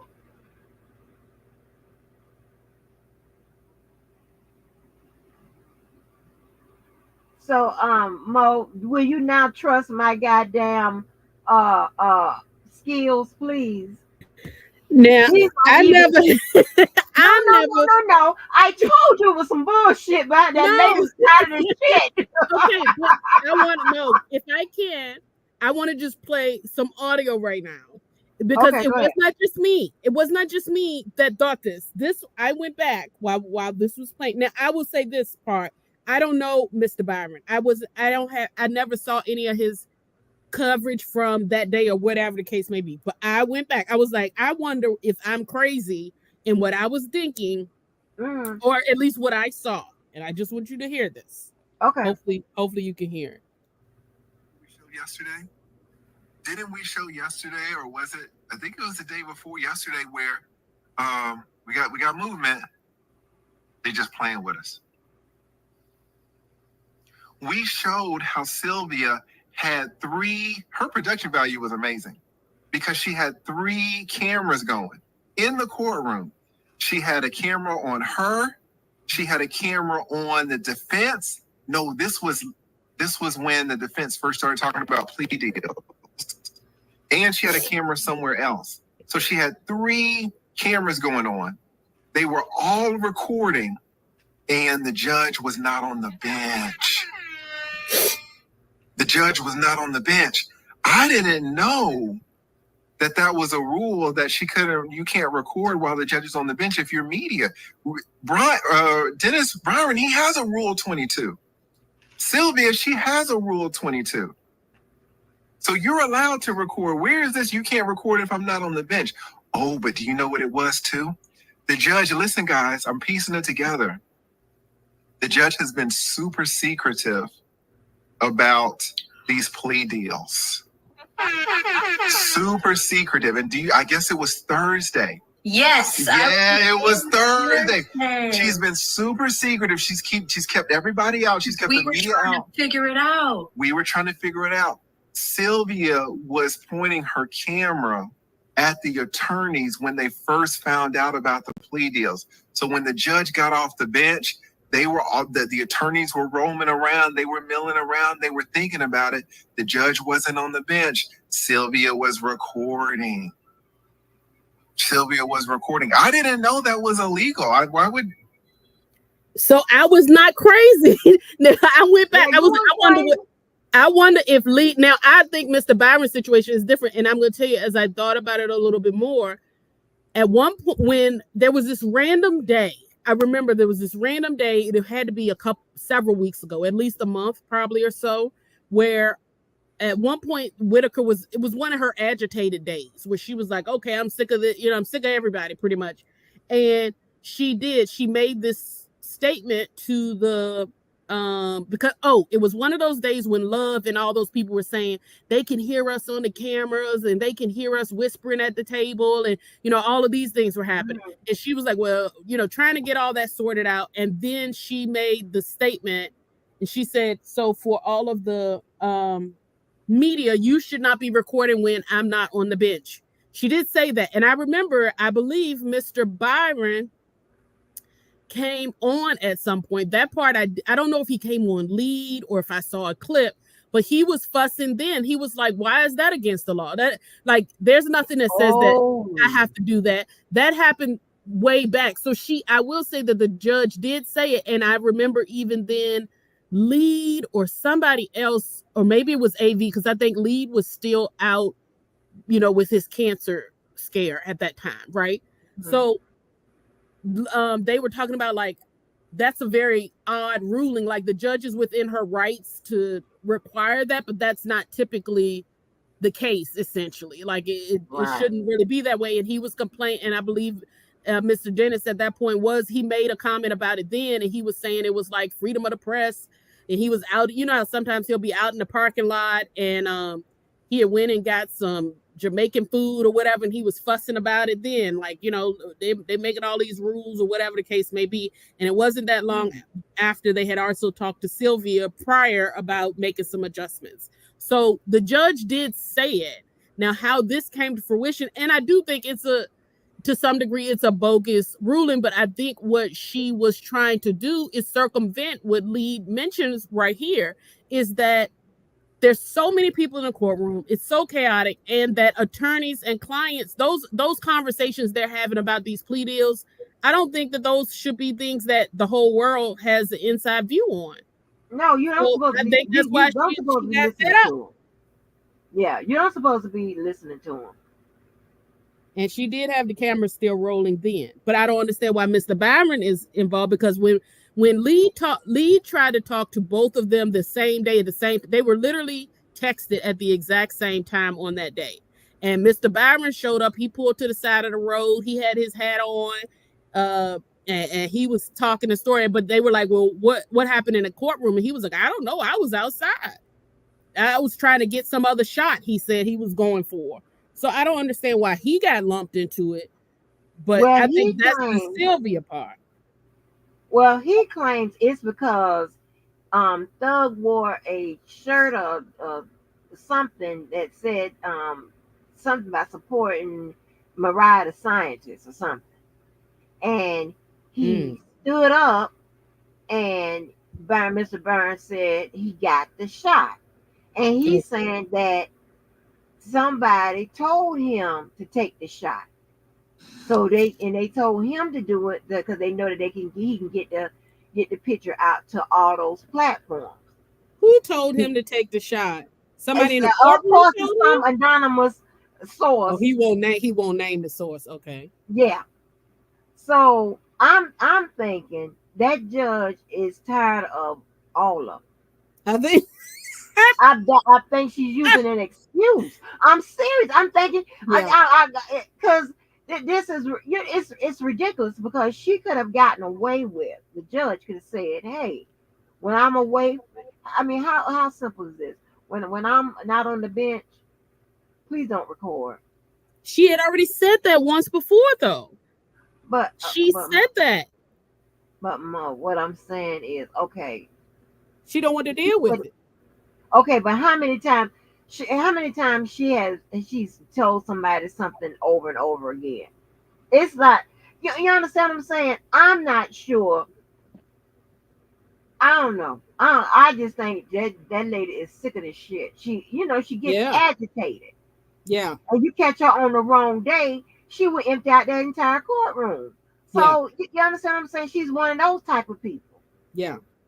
I also think that it's possible too that I think her repeating stuff to the prosecution and the lawyers are one thing because of the appeal process or whatever. Her kicking media, and no shade to Mr. Byron or Miss Sylvia, because I think they both are doing a dope job of covering the stuff that they cover. But I think she probably seen them as, lower on the totem pole. That's some easy stuff I can get out of here. I can take my aggression out there and just finally make this ruling and get them out of here. I mean, they still in theory can be in the courtroom, so she didn't ban them. I mean, she could have went even further. But I don't think she has the same level of patience for the media that she does for, the lawyers and stuff like that, because of the legal options that they would have thereafter and the scrutiny that might come to her job for that. But that whole thing is crazy, that the fact that those two particularly would be called out is. I think that she is one of those people, just paying attention to her, that is heavily into that operant goddamn fucking conditioning, because a reward and punishment. She is, if you say she done told him one time, she see this as you would come in, but you can't record. Now, you understand what I'm saying? Because the courtroom is open to everybody. So of course they can come in. You understand what I'm saying? They just can't record in there. So you understand what I'm saying? They can come, anybody can come in the courtroom, but they can't record. See, and she know that that's a part of their whatever, their job or their livelihood or their hobby or whatever. So she's down with that operant conditioning shit. That's what she's doing. Yeah. She is she feel like she rewarded them, and she feels like that she can also punish them when the behavior suggest I'm so now sleeping that the behavior requires it. I mean, but he is talking about a picture. He's not I don't understand that part. I don't understand that. Now, mind you, I understand that he could go back and forth on whether that's deemed to be a recording or what have you. Because I don't. If that's just a picture, how did he find out that was what she was specifically referencing? That's what I was going to say. It doesn't seem like he's sure that that's the actual. He's just assuming that that's just saying what. Yeah, and now and you got to watch his information, how he do, because he might exactly know what it is, and he may be using this picture and saying that somebody else told him to take the picture and all of this here, because we seen him on what was it, Judge Judy. We seen them lies or whatever on Judge Judy. We've seen them, them lies a few times throughout this bullshit, So I firmly believe that. And Lead is right. Like, when you couldn't record when the judge isn't on the bench, there is tons of footage of courtrooms being recorded. People being recorded as they file into the courtroom and stuff like that. When the judge comes in, all rise and the camera goes to the judge. Yeah, she specifically said, and we all thought it was weird. I remember at that time we all thought it was weird that it seemed like it was just from left field that she just randomly, she was getting frustrated because people were hearing the recordings and Love was in one of her, you know, woe is me sort of moments, and everybody was throwing out all this stuff. And then she was like, well, they shouldn't be doing that anyway. And it was actually at one point that everybody, because of the way she was reacting, people were afraid, because she was like, I'm gonna have to revisit then these Rule 22s. And and then I remember Mr. Dennis as well saying at one point, well, I got my Rule 22 under Glanville, and one of the bailiffs or something had come to him randomly out in the court and said, you should probably, just between me and you should probably get a new updated Rule 22 under this new judge. And he was like, why do I need to do that? I don't think I need to. Why should I have to do that or whatever? The person told him that. And then I don't really know what came of that. I don't think he ended up filing a new one. He was like, I'll file one if I need to, but why should I need to? You know, that sort of stuff. And then shortly thereafter, or in the midst of all of that whole Rule 22 day stuff, she was saying, well, if we're gonna have an issue with people recording the attorneys when they're talking to their clients, then we might have to revisit whether these Rule 22s stay around, essentially. And so people were worried. They were like, oh no, we might not be able to watch this trial at all if she revokes the Rule 22s. And then they called Law and Crime up or talked to them, like, she was like, where are you getting this audio from? How are you hearing that? And he was saying, it's just the court feed. Like, they're keeping the mics close to them. Like, we're getting whatever the court feed is. And then she kind of piped down and realized it wasn't like they were intentionally trying to do that, because she's been using, she said at that time, if I recall correctly, she was saying something about, because of the way that there's so many defendants and what have you, they have to set the courtroom up in an unusual way to where pretty much there's not as much space between visitors or the media and them talking, you know, so they don't want people overhearing what's being said between a client and an attorney or whatever the case may be. And so once she got that clarified, and then she also told prosecution at that point, she was like, oh, well, if it's due to court feed, then just move the mics. Like, you know, it's not much we can do about this. Y'all just need to be careful and whatever the case may be. And then she said to all of the media, and when I am not on the bench, there should be no recording. And so I think what she's also possibly trying to do is preserve that communication so that nobody, if they I don't mean it, no shade, Miss Sylvia, I have all respect for you, but if Miss Sylvia or Mr. Dennis, respect to you as well, if they happen to overhear a client and an attorney whispering something to one another and they can hear it, at the very least, it's going to be, you know, this breaking news potential. You know what I'm saying?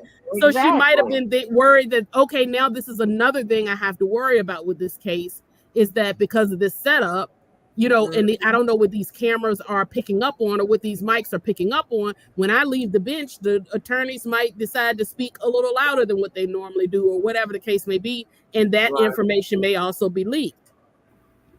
Right. I don't agree with the decision, but I do know that has been, it definitely was a day. And it was an issue at one point, and it was a known issue. And they all agreed, and she said she had them, I think, one by one, if I recall, or she had them all agreed. Like, is that understood kind of thing? Because she was like, it was in one of those times where she was just in a chair and over it all. And I guess she's over it even more, because I guess she wanted those plea deals to go through for everybody, and it must not be going her way.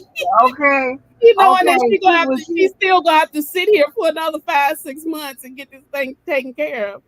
Right. And so, and you know, when with you attributing that information, it further lets me know that she she's sick of them two, because it's been some shit ever since they've been in there. And the first chance she got, you know, she's apparently she's had a history of speaking about not recording when she's not on the bench. Yeah. Well, this is the perfect opportunity. Yeah, it didn't take much.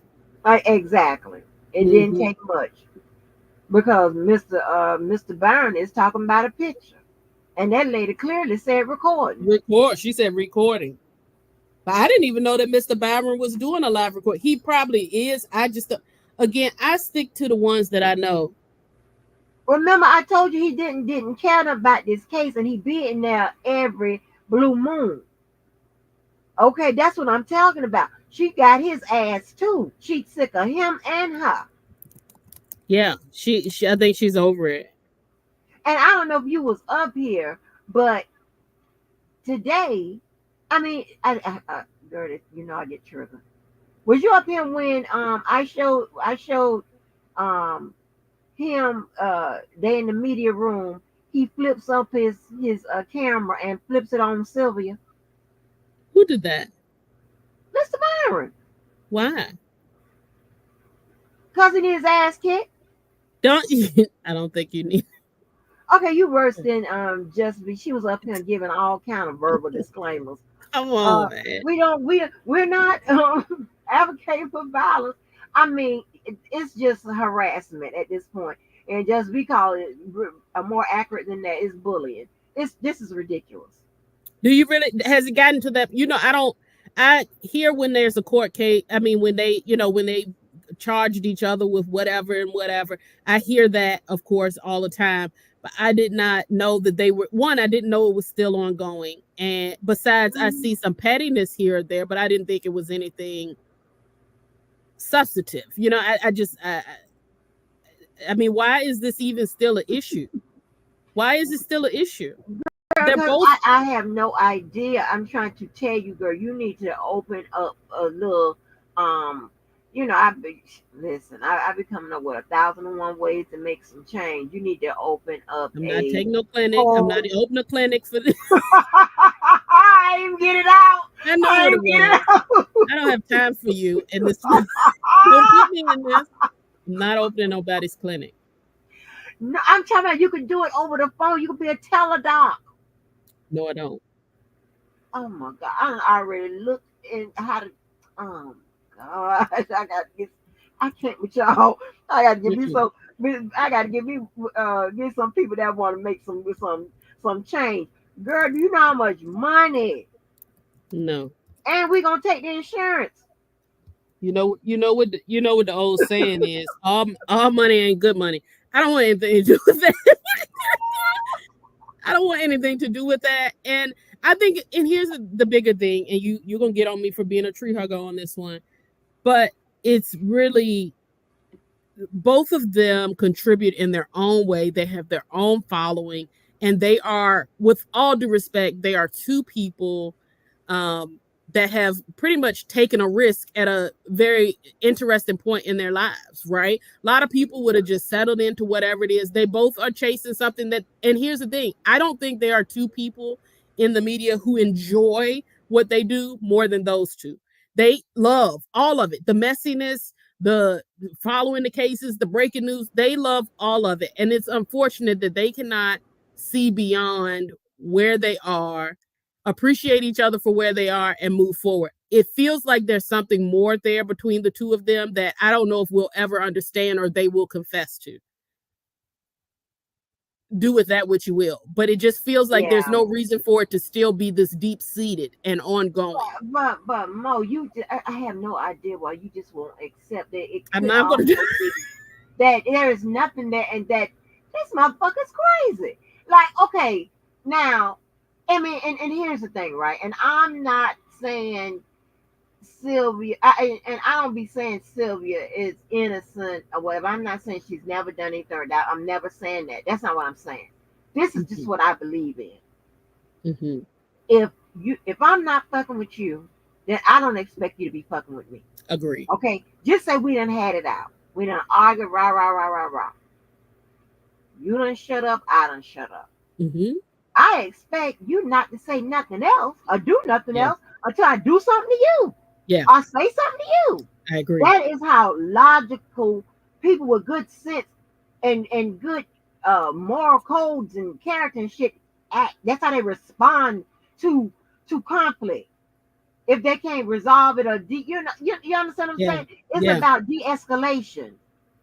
It's not about keep on going. All this, I'm gonna do this here, I'm gonna do this here. And how long it's gonna go on? Yeah. How long? Like, you got to be nuts to go for it to go on a year, 2, Mhm. 3. Some of this shit we done seen going since 2000 and since 2019, Yeah. 2020. Like you crazy at this point. Yeah. Like One of the things that Wendy, and I'm not saying yeah to the crazy part. I'm saying I say yes to the ongoing nature of it, because one of the things Wendy Williams she's the messiest to ever do it as far as a media person, I think, goes. But at the same time, she would always say, you don't want to become the headline, because it's, you know what I'm saying? They tend to become their own headline because of this ongoing battle that I don't understand why it still exists, because they both are still living parts of their dream. And I think they both want credit from each other or something between each other to make one of them bow out as the lead, of what they do. I don't understand it. And I think that it has clogged up our court system. I think it I think it has clogged up our court system. I think it has made quite a spectacle of what they both take very serious. They take it dead serious.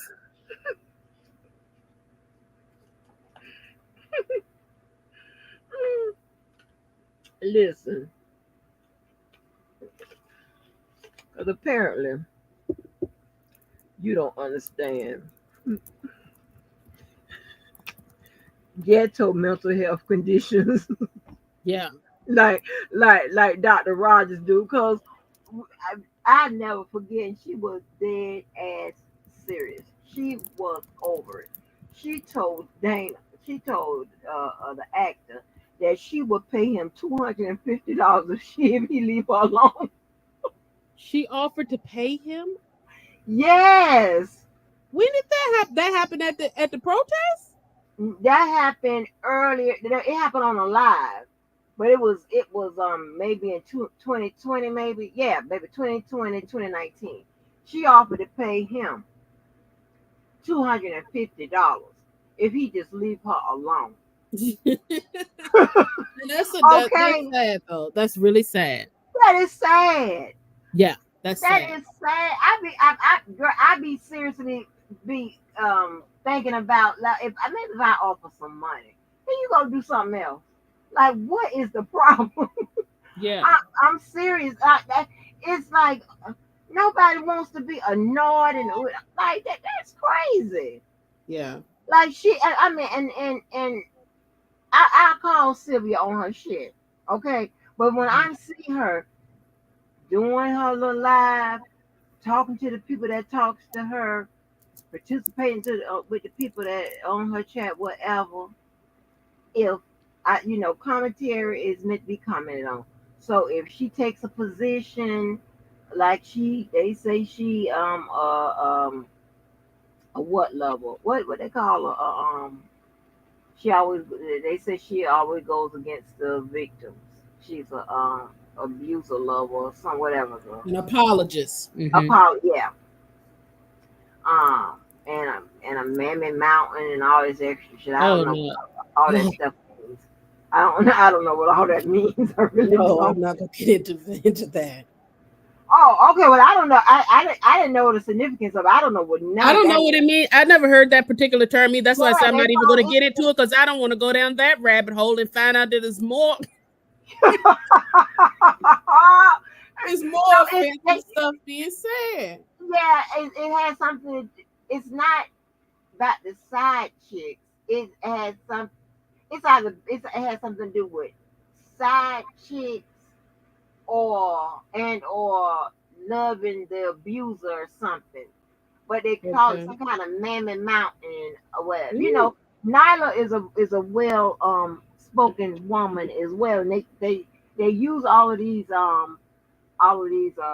classifications and stuff like that. I don't know what no Mammoth Mountain is. I don't know what that means. No, I don't think I'm going to repeat that till I get to the bottom of it. I don't want to repeat it. I don't know what it means. Okay, be like, huh, what is that? I'll be like, huh? But yeah, so they call it something like it's Mammoth Mountain, something like that, and that's what they be referring to them as, and in the context they use it. I know it stands for, it means like people like that, right? So and so if you wanna criticize my position because that's what I put out, then I'm fine with that. Okay, you criticize the position, you criticize the commentary. That doesn't mean you get to attack me personally and start harassing me and doxing and all this extra shit, whatever. No. You just don't like my position. Yeah. You just that's what it is.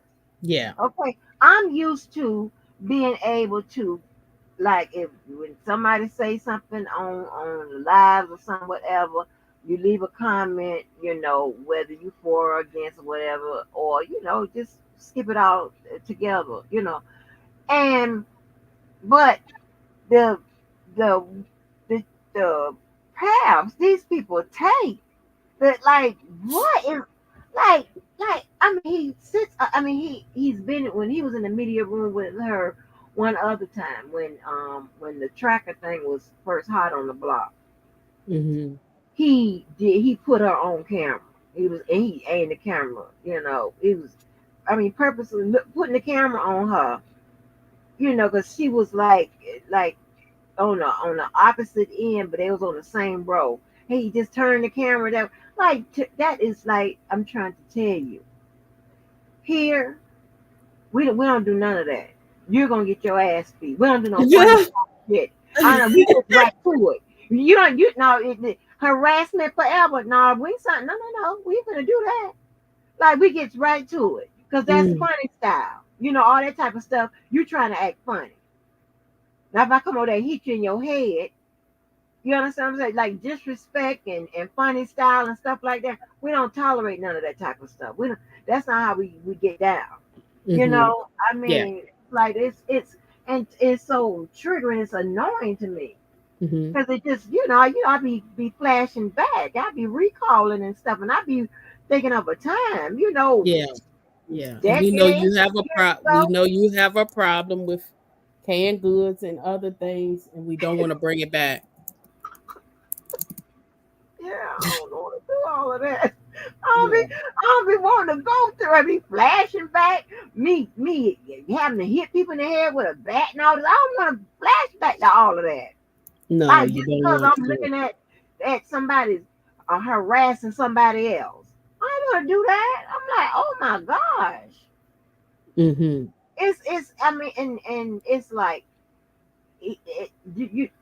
just too old. If she was a willing participant in the back, if she did half the responses I do, I do the whole live going back at your ass. She's gone by the day, gone by the life or whatever.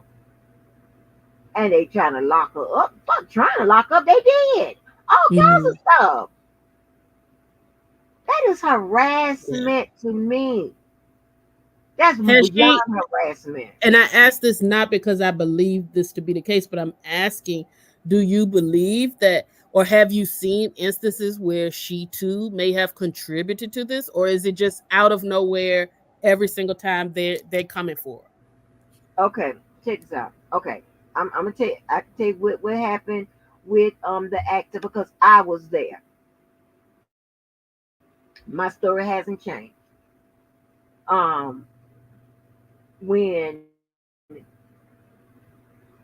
and I'm calling just what it was. I don't know what was any conversations behind the background, but we heard the recordings of Sylvia talking to someone, crying and saying that the actor was giving the information to Larry. I don't know if she was talking to, I don't know if it was her and Miranda talking to Sharon, or if it was Sylvia talking to someone else, but I do remember that both of them was crying and complaining I know Randa definitely was talking to Sharon, right, about the actor. And not too long after that, um, Randa and Sylvia kind of had like a had like a little attitude with us because we were all going between Sylvia channel. She had started up her channel. It had been in existence for like it wasn't a whole year at that point. And then of course we was participating on Dana's. I mean on the actors. So we would we would be over at Sylvia's. We were um all of us were mods and all we was just having a good time, what have you. The energy changed, right? It's just my opinion. I noticed the shift in Randa's energy. She started acting funny style, and then Sylvia started acting, funny style, and then it was a blow up that had happened, right?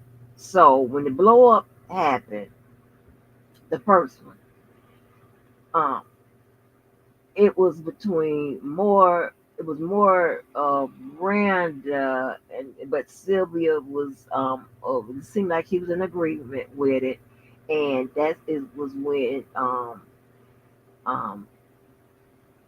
the actor. Then it was a lot of the women that you see over there at the Dream Team now.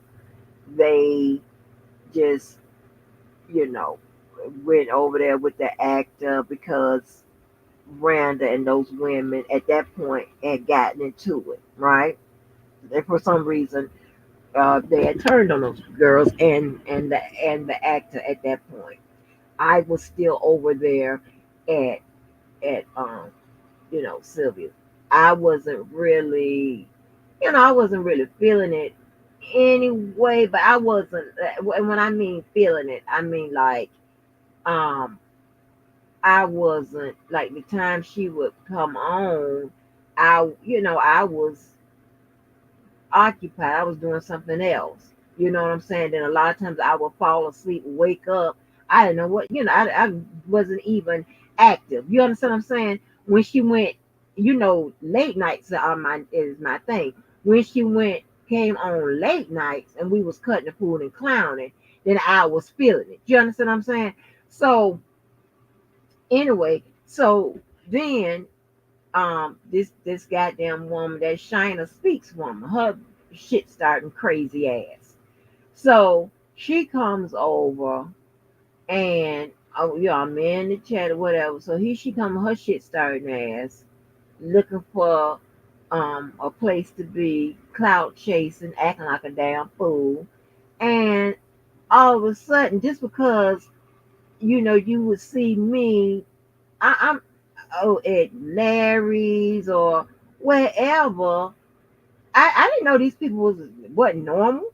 So I'm thinking you free to go wherever. I don't support nobody or whatever. Even if I did, I'm still going to go wherever I want to go because if I supported somebody, that doesn't mean I can't talk to somebody else that don't align with my same views. That's nuts. I would have never, even if I supported anything, I would never subscribe no shit like that. That's crazy. So I'm sitting up there and before that happened, they had what is labeled now as the Come to Jesus, right? The Come to Jesus Come to Jesus rally or meeting. So at that time, the actor, he hadn't got into it with everybody, and because Sylvia was over there with the actor, those people, she fell out with the same people. So before this thing with the China thing, I had left this part out.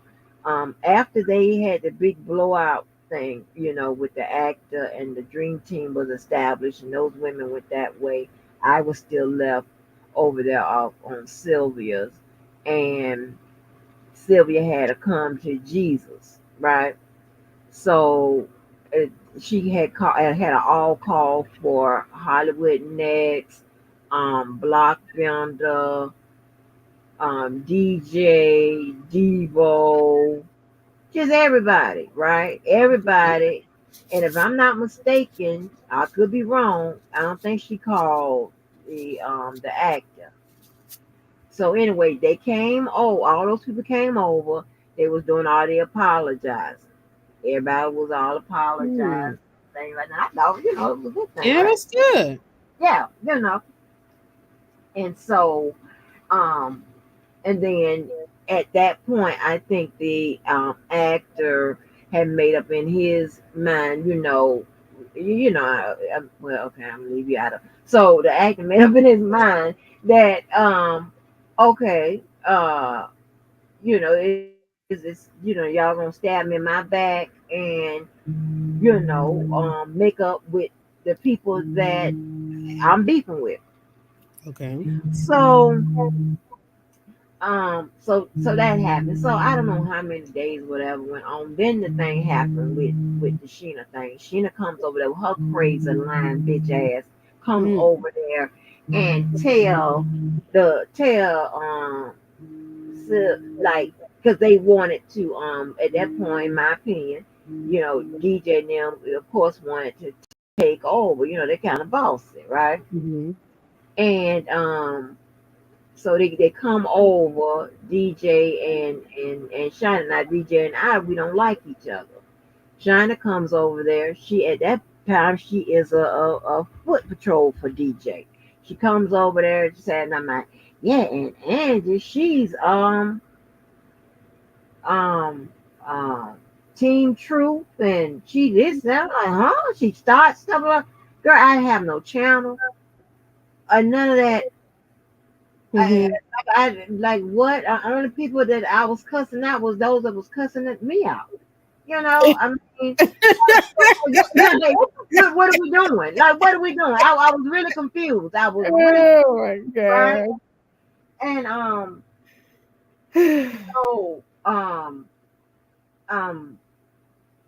so and then Sylvia made this comment and said, oh, she still got her rent, talking about me.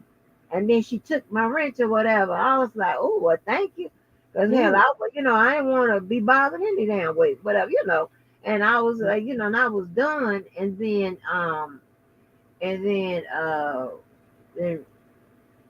Rhonda started tripping. She was like, she has made a comment that I had sent Sylvia some photos to send to R. Kelly. I'm like, what? What? No.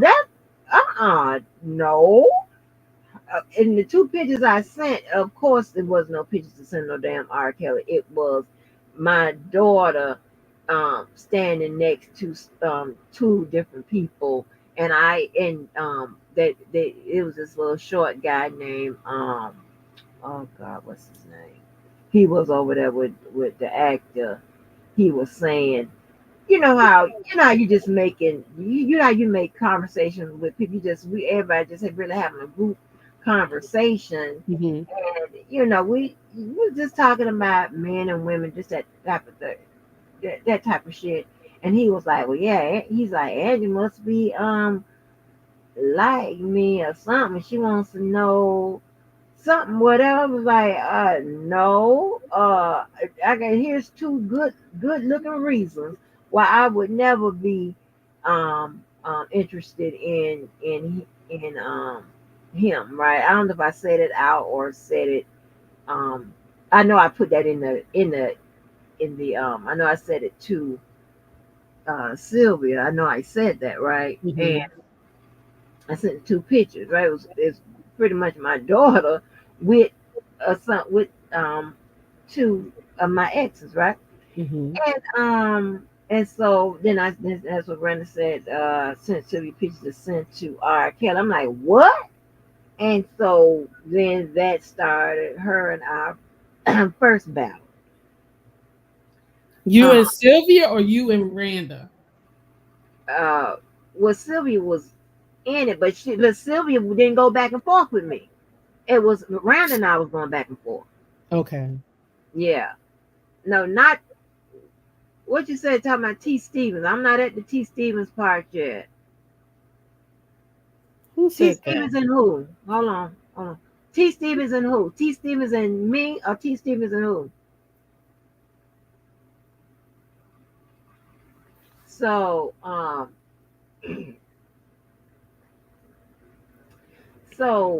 I'm arguing with, so Brandon and I was going back and forth. Oh, So, I think she was thinking that T. Stevens was the short person that you were talking. You were trying to figure out the name, and she was volunteering. Like, is that who it was? I don't think she's saying that was who you were having the issue with. no. Okay. Yeah, no, because T. Stevens and I had gotten into it. So I was just wondering, do she have that information right? Okay. No, not him. This is other guy. No, this guy was literally short, like almost a little person, that type of short. I'm not making this up. If he's 4'5", I would be surprised. I'm not making this up. Okay. Yeah. Let's move along if we can to back to the story. It's getting more bizarre with every piece of this puzzle that you keep filling in. It's getting right, but I'm telling you what happened. What sidebar? Why I have friends and relatives. They always trying to to keep me on the proper track.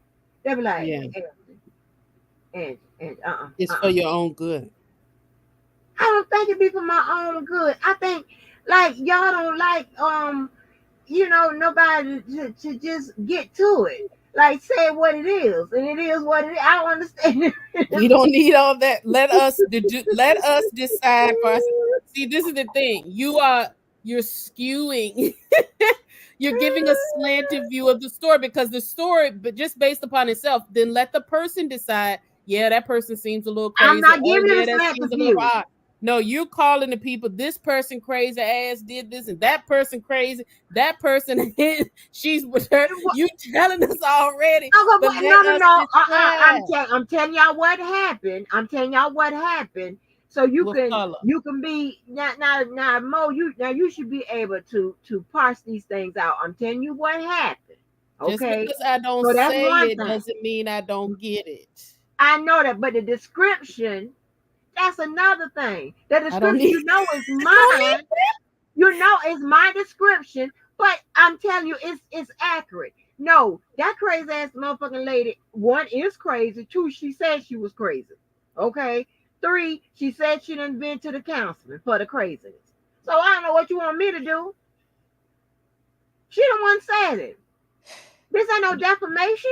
She said it, and she has put it out. Can we then have a stipulation that's understood as this person allegedly said that themselves, a stipulation so we can move forward? Yeah, the bitch is crazy. I don't know what you want me to do. And we got proof.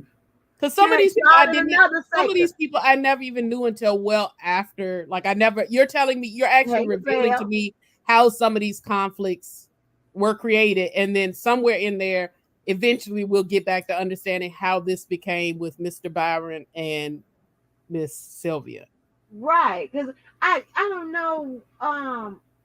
What did you say to me to take me down this path? You tell what happened. Oh, you asked me what happened. Yeah. Oh, okay, but no, because what it has, I thought you was asking me what happened when it came to the actor and to Mr. Dennis.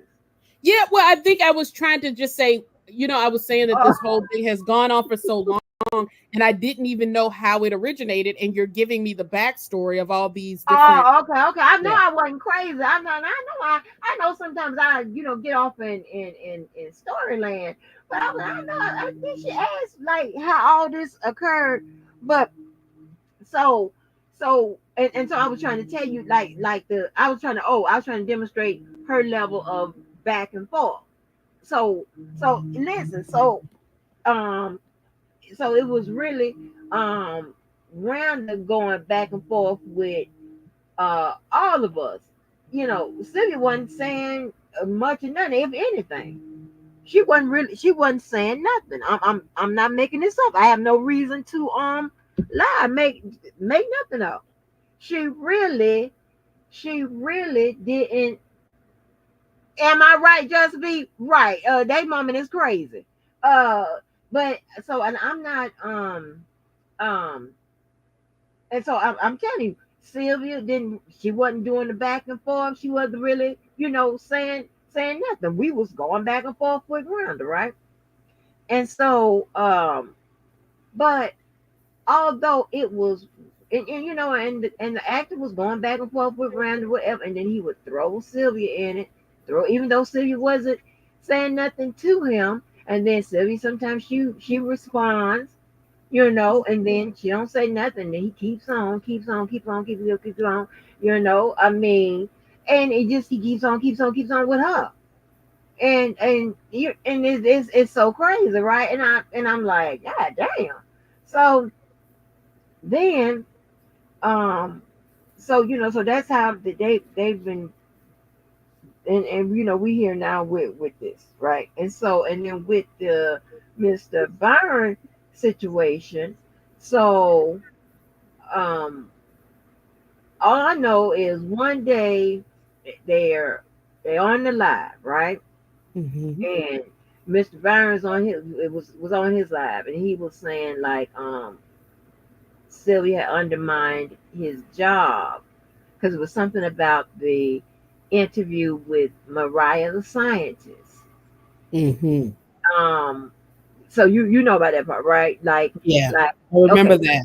Okay. Yeah. And so when he was, he had, been whining and crying and stuff about that. And then one day she was like, she was kind of sick of it. So she dropped the link. So remember, he gets up there on the link, and then he starts advertising himself, and then having, this condescending, conversation with her. And they were, kind of talking about what happened and all of that, right? And then the next thing you know, he had an he got with the Nesto sector. He got with those people over there, and I think he had been cool with Pam Esquire, but he got with the other folks, and because Sylvia, I didn't even know that Sylvia was cool with those people at one point. That cool where they were like kind of covering the Nesto stuff, kind of well, some of them say they was doing it kind of together, and Sylvia said, I think Sylvia said it wasn't together. I don't know. I do know that they appeared over there on Tasha K a couple times as a panel, and so, but here and there, Mr. Dennis would keep doing live, right? Sylvia had never said nothing, nothing else, but and then the situation came up with the black dress. They started pulling out receipts for the black dress. Okay, she responded to that, and then Sylvia started hanging out with Mr. Nesto, the side chick. Then them girls got upset about that, and that's when the Mammoth Mountain and all this extra shit, started coming up. And then by that time, Mr. Dennis, had to, really got in their ear, right? So, he got people, on his bandwagon. And yeah, we got people on his bandwagon. And then you sneezing, oh Lord. Yeah, my bad. Bless you. And so and then the next thing, so what I'm saying is, he'll like anything Sylvia does, right? whether you can say it doesn't matter what, if it's something, if it's in poor taste, but it's her life. It don't have nothing to do with him. He got to do a live about it, and somehow it reflects on him. Journalists don't act like this, and journalists, like, she wasn't even calling herself a journalist. Like what? Like, it's just it's like everything. Like run, like have it, like the Young Thug and them daddy or whatever, getting her daddy camera and stuff. Oh, you shouldn't take no camera. Take gifts from the daddy and stuff like that. Oh, you shouldn't run around with the family. Oh, you shouldn't run around with Woody. Oh, you shouldn't. Oh, yeah, just just back to back, just like TMZ in this woman's life. And then, you wouldn't listen to me. You don't listen to me. I tried to tell you. And then when she got locked up, that passive aggressive shit, like, he claimed he's so concerned, but you kind of aiding in her being where she is. And then you want to take the credit for having her moved so she can get processed to get out. But come to find out, them people on her channel said they are the ones that called and to have her moved and stuff like that. It's just really, really bizarre. And he goes to talk about, yeah, did you tell your husband, that all kind of, I bought you the dress, and then it was a situation about the I remember that. I remember that. I did see that part. I did follow that. Yeah. But I didn't know what had transpired. So what I'm saying is, if she was a person like how raw I was years earlier, and arguing, I hear you talking about me. I'm talking about your ass. I'm doing whatever. If she was getting down like I be getting down sometimes, I can understand that, right? But I also understand, even though we done got down or whatever, and just say, I let you have the last word. You say what you got to say. I say nothing else. Okay, people that have good sense, that actually mean some good, that actually don't mean that's not the ones that keep shit going and stuff like that. They won't say, it is what it is. It stops, it stops there. But if you just gonna keep shit going, make up shit, find reasons to come after the person, lie to keep going, you are the problem. You the fucking problem. And this woman ain't responding to your ass. Couldn't be me. Baby, my daughter and I done rolled 4 hours. I had the longest I've driven to get somebody is 4 hours. Yeah, to beat your fucking ass. You can.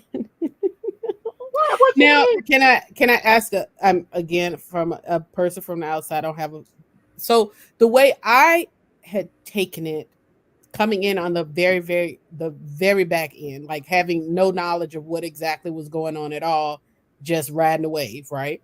So I got the impression, or I didn't get the impression. I probably assumed that somewhere in there it felt like Miss Sylvia was trying to get herself started both in the YouTube space, the court watching space, so on and so forth. And Mr. Byron seemed to already be established there in some way, and they forged a friendship. And what I assumed had happened is that friendship then morphed into a friendship / mentorship friendliness of some sort. And that at some point, Miss Sylvia either broke a story or had information or started developing relationships and gathering information in a way that was opposite or different from how Mr. Byron collected his information or felt aligned with his journalistic integrity. And then when she got whatever notoriety and or attention and or subscribers or whatever from that there was some sort of animosity that he was not credited or that he was now associated in some way with her gathering this information or releasing this information in a way that he did not feel comfortable. But overall, at its core, he felt, it seemed to me, that he was saying, but without saying, to some degree, give me some credit for, I helped bring you along the journey with me, and now you're trying to take off and go in a different direction and acting as if I was not a contributor to how you got started. That could have been me being ignorant to what the actual situation was, because from what you're saying, it wasn't necessarily that as much as, or maybe if that is a factor of it, it's never been made clear. So I always assumed that was what was happening, and that it was just a personal conflict thing there where he was possibly looking for credit, or he was looking for, hey, kind of as a lot of reporters have on the back end, once they develop or forge a relationship between two reporters, they may feed each other information, or they may, hey, did you know this? Or, hey, this is the contact, or what have you. And that he might have been looking for something like that from her, but that's not what actually took place. So you 50% right. You 50% right. You 50% right. Okay. But when Sylvia started covering, well, I don't know if she was out there taking shots in New York or not. She wasn't. She was just, doing whatever with her, I guess with whatever phone or whatever. But she was more or less doing the transcripts and stuff like that, right? Sylvia was getting in the news, in the magazines, and in the newspaper, and the internet for that reason. So she was already getting a buzz. You understand what I'm saying? Yeah. She was transitioned, because from my experience, because I came in late, from my experience, she transitioned from an R. Kelly Sector exclusive fan, or supporter, if you will, into actually be covering Cardi B case and being recognized by Cardi B, and then also being mentioned in the newspaper as one of the people who's reading or not in the newspaper or the media, as reading the transcripts. And for me, an innocent person who I just want to see everybody who's in their lane succeed, I saw it as, that's dope for Miss Sylvia, because she's being recognized for reading the transcripts. And I know this is something that she's interested in, and she does have an interest. By all means, like, good for her. At the same time, I know that I saw many times that Mr. Byron was featured on the Shade Room, or they would show his tweet or whatever, and people would be, so I looked at that as like, they're both getting it. They're both doing what they love to do, which is cover this sort of stuff. I never saw it any different. And then until it seemed like she was getting a level of attention that he felt was more than what, or it did not credit him, or she didn't take him along for the ride, and or she was doing it in a way that he truly sees himself as a professional journalist, and that she was kind of bastardizing what he had tried to impart into her, which is do it this way, because this is the way to do it with integrity as far as he's concerned. Girl, listen, let me tell you. Like I said, you 50% right. She was already, getting some notoriety when she was up there with doing the R. Kelly stuff. I think that once him and Hollywood fell out, I think he had helped her with a badge or something, get those credentials, those media credentials. I think that was like step 1 or something like that. But she was, doing her own thing, because, he um, I don't know how the conversation occurred between him helping those people get credentials, but they would, so I don't know if they asked him or I don't know if he offered, right? Either way, that's what he did, right? They got so Sylvia, but Sylvia wasn't even into reporting like that. You understand what I'm saying? Like his level of of reporting. She was into the reenactment of the trial, reading the transcript, discussing the case, right? Having Dottie at that point, having Dottie come in and give updates, okay, on her channel, and then so and I think over time, a friendship, a friendship, yeah, exactly, and it grew somewhat or what have you, and then when that thing happened with Mariah the scientist, he went on live and to talk about undermine his job. Because let me tell you, when he said the same thing, he said the same thing when he alluded to Pam Esquire. He did to him. Don't undermine me and all that old, talking all crazy, with that old monotone, ominous type verbiage and shit. He did the same thing with Pam Esquire. And I was like, oh, okay. I see what this is about. Right. So then it's like when you it was Pam was really joking. She wasn't being shady or anything like that. But he see if somebody, oh, you don't have your camera, set up or something like that. And he being the one that's been doing this for decades, and maybe you are a novice or whatever, he feels some kind of way about a comment like that. That's when I say crazy kick in. Because normal people don't get mad about nothing like that. And you won't stand behind Gia, don't. I mean, you got something else? Because your Butrin ain't gonna work. That's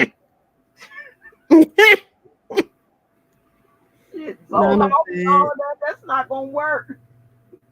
So for what I'm saying, y'all, these are my comments, not hers. But yeah, leave my goodness. I'm just trying to defend everybody so that they can do their own thing. I want in a perfect world for me, I would like for you to be able to be over here, do your legal analysis, cuss and fuss when you need to, talk about the documentaries, whatever other stuff, like the stuff that's in your lane. I would love for you to do it and flourish. I would love for Mr. Byron to cover his journalistic topics as he would like to and flourish. I would like for I think all of these people can win, but unfortunately, I think that specifically those two at some point, one of them or both of them started looking at each other as competition and adversaries, and as opposed I don't think it wasn't, and I'm not taking up her. I'm just taking when I see something strange, I'm gonna get to the bottom of it. Before I call whatever, I'm gonna go find every resource. They put it together. Well, where is this coming from? Because I'm very familiar how Sylvia do, and I'm somewhat familiar with Mr. Dent's because there have been other people, the private sector, other women that he's had issues with. Okay, I did not know that. Yeah, there's a history. I only saw I know at one point somebody did show, I think that was it him or was it Miss Sylvia that was on like the court show, one of those court shows, Judge Judy or something. Judge Judy, yeah. But I thought that was just for TV kind of stuff. I didn't think it was serious that he had actual issues with other people, but maybe he did. From what you're saying. I used to be and it was Jovi Beauty and all that. I didn't even know he had a problem with Jovi Beauty. Like, she don't bother nobody. He had an issue with this other girl. Oh my gosh, I forget. I don't know what her name is. That came up. That's two. Yeah, of course he had a problem. He had a problem with Tasha K. I remember that. Yeah. You remember that? I did hear that. That's three different girls, and I think it was one more girl that I and I can't think of her face or her name. But so that's 3 or 4 right there, outside of Hollywood and Miss Sylvia. Mm. And it could have went the wrong way if if he and Pam Esquire didn't Have an issue. yeah, if they didn't, I guess, I mean, he did it, he was abstract, and I don't know if she knew he was talking about her. I'm probably sure she did, because I mean, like, I knew it. So, but and my thing is, it's like, so, they got into about in their argument with not really argument, because he was the only one. It's just like every time, like breaking news, Sylvia's going to jail, and then who in the hell? Now, this is so crazy. After he done called the actor every name but the child of God, then said he's a liar, this, that, and the third. Who in the hell would take anything he says and put money on? Now, I will say this part, since I'll call a spade, this part, not to cut you off. But, I was around, here recently when the AirTag Gate took place. And I will say the part I did not care for, I didn't understand exactly what had happened there, or what, like, if it really took place or not. That wasn't really my place. What I didn't care for on Mr. Byron's side, and if I were to hold him to account, is that it seemed like he was kind of relishing in, she got arrested, and then he kind of pulled it back at some point, when I feel like he kind of felt like, okay, now it's going a little too far, or now I'm getting some sort of backlash. Now I didn't expect all this. I just wanted to kind of show her, or to some degree, the way I took it. Now, to be clear, that's not what he necessarily said. Me seeing it from the outside, it seemed as though it was kind of like, ha, you should have listened to me. Now these things are happening. And then once it went too far, or there was backlash, or people were going like, this is dirty, then all of a sudden it became, maybe I can call in a favor, or maybe we can get it. Like, I didn't really expect for it to go this far. I cannot believe you fell for that part of That's what it felt like. But I didn't like I did not like the fact that he did that. I didn't like the fact that he had that kind of, I don't relish in anybody's downfall. That was the BS. It wasn't true. That man wasn't that. Listen, that was just. No, he was sitting up there acting as if, because at that point, he probably realized that, I'm looking like a real jerk out here. Okay, and so I'm going to say this BS and say, I'm so concerned, and then the next time, you rat on her neck.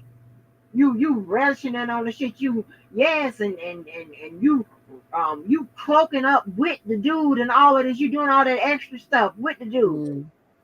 You're not concerned. It's BS. It's all fake. It's bullshit. Well, I would say I didn't like that he did that. I didn't like the way that he was kind of relishing or giggling about to me, it felt like I don't personally have an issue with him, but I won't say his name if you're not using it. But the person that was also involved, I felt like they were both kind of like, and the only other time that I saw that happen, no disrespect, was the time when at one point I think Debo had gotten picked up for something similar, and there was this kind of like, everybody's like, and I don't, whether he was supposed to be picked up or not, and whether she was supposed to be picked up or not, or whether they really did the stuff, that kind of like, I don't get into the gotchas and the, you know what I'm saying, relishing in people's downfall, especially if any of it is manufactured or exacerbated or exaggerated to such a point that you're trying to get an outcome as a revenge tactic. If it was that, I would say that was inappropriate. If that was what it was, if that's what you're trying to insinuate, is that it was meant to harass, I don't agree with that. Girl, listen. You talking about AirTag Gate? Yeah, it was to harass? You feel? Is that what you're suggesting? Listen, they want that woman off that case. They want to take away anything she enjoy, anything that she seems to be having, some kind of shine in, some sort of growth in. That's a part of her livelihood. They're trying to affect it by any means necessary. And they didn't have and getting her locked up, they didn't stop there. That's crazy to me. I don't know what kind of brother she got. Well, She must have had a phone number. She's leaning on God's grace, and so everybody cannot go to the street like you want to go to the street. I just wonder, I guess the bigger thing that I still don't understand is, one, why hasn't something happened enough to suffice? For instance, like, if it was truly that he felt that he wasn't properly credited or whatever, I don't know if she ever did. I will say this, for what it's worth, if he did mentor her, or if he did provide some assistance in helping her to establish her career, I never feel like there's any harm in saying thank you to whoever that person is, if that's rightfully what took place, right? I don't think you have to keep replaying that, and you don't got to keep saying thank you. You don't have to keep dragging people along with you if that's not what you want to do, or you're going down a different path. But I don't think there's any harm or blame in saying that if she hasn't, or if that's something that's would help this to all go away. That's a small price to pay. At the same time, I don't understand why, after all of this, after all of the court cases, and with all due respect, from what I heard, some people were even kicked out of court. I mean, both people were kicked out of court almost laughably by the judge, who was much more frustrated, I would even think, than Whitaker. I just feel like, in going to jail and sending people, when is it ever going to be enough? When are you ever going to truly be at a space where you say, you know what? It was what it was. It didn't transpire. Like, I don't need to keep going back and forth with this particular person. When will that be enough, do you think, for any of them? Right. Because to me, enough would have been enough a long time. Like, at that point, she's going, look, you're going off to Cardi B or whatever. I'm over here. Like, just do you. Just, you do you, I'll do me. Like, leave each other well enough alone. When do you feel like that'll happen? Or do you think it's possible to happen? No, because here's the thing, right? When you have someone that is hell bent on making you miserable because they are miserable, it's just a few ways to stop that. Now that's strong, Andrew. That's strong. That was strong to say that somebody's miserable, man. Do you want to say? Oh my! You got to be miserable. But anytime you can pull from a miserable basket or registry at any given time, no matter what, he claims his life is great. Okay? If my life is great, I don't have time to try to make nobody else's miserable. I don't have time for that. That's heavy. That's crazy to me. That's what I'm saying. So it's only a few ways, I get all the way to it. I don't, because apparently you have to be stopped. Because you can't stop yourself. and my thing is um with this situation with them too. It is not the fact that she did not thank him and all of that, right? Because she thought thanked him or whatever. And it's not like he did a whole, training and whatever, you know what I'm saying? He did nothing more but show her, how to put a camera in her hand, if I'm not mistaken, and show aim and shoot. Oh. Like, yeah, it wasn't. So you're saying that the influence that he would have imparted would have been minimal. It very, very minimal. Yeah. It's Okay. almost like very, you know what I'm saying? I believe that, they, had more of a friendship away from, I won't say friendship, I'll say whatever kind of relationship. And I'm not talking about indicating anything romantic because I know how people classify if they're friends or whatever. But so, because I know I'm not a person that, we hang out for 2 months, we're friends now. I'm not the type of person. But there, it was more things. Their relationship involved more things that weren't work related. Just being cool with each other. Okay, yeah. That type of situation. Friendly. Yeah. Cordial. Friendly. Yeah, that's a perfect word. So it wasn't always, showing her how to do this and showing her how to do that and whatever. No, she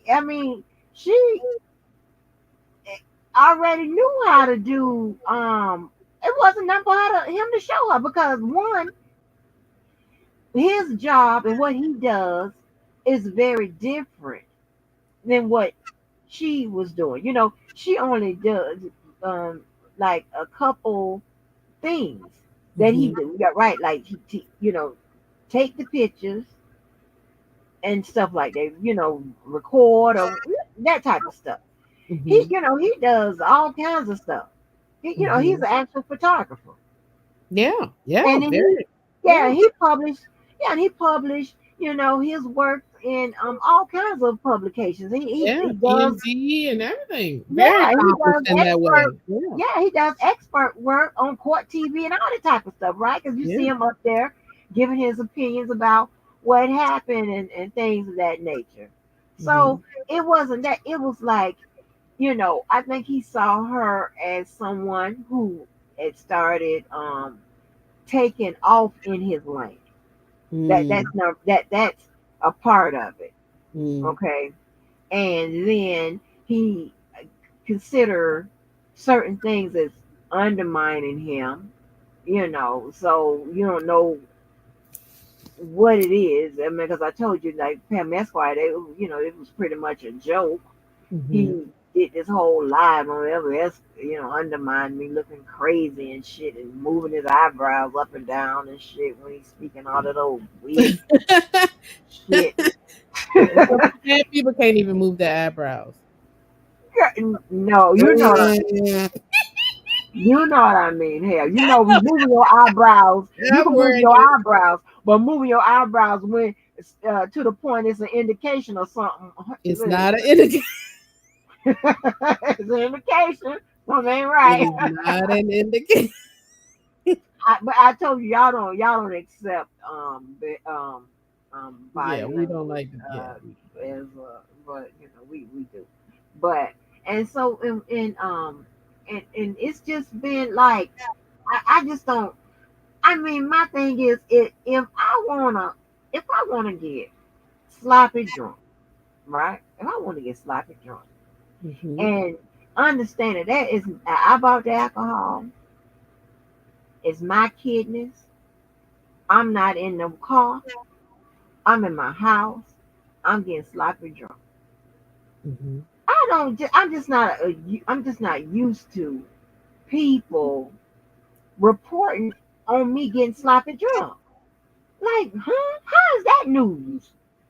Like if I'm sloppy drunk and everyone's, oh, she's sloppy drunk and she's showing you know, her rust ass elbows or whatever. Okay, Mhm. I can see that because all right, you know, commentary is meant to be commented on. I get that. Mhm. But like, I mean, and then my thing is, and you know, when some full of shit is when they, you know, like if she does something, like just say whatever happened in the courtroom or whatever, then Mhm. all of a sudden he'll take it and make it. It reflects poorly on me. It makes me look bad. Like creating a reason Mm. to, you know what I'm saying? Like, that right there, that's that's a lot. That's a Now, lot. can I throw something out then? Hmm. Is it possible, not that it is the case, but is it possible that he sees he sees her, like, in comparison to a law and crime, right?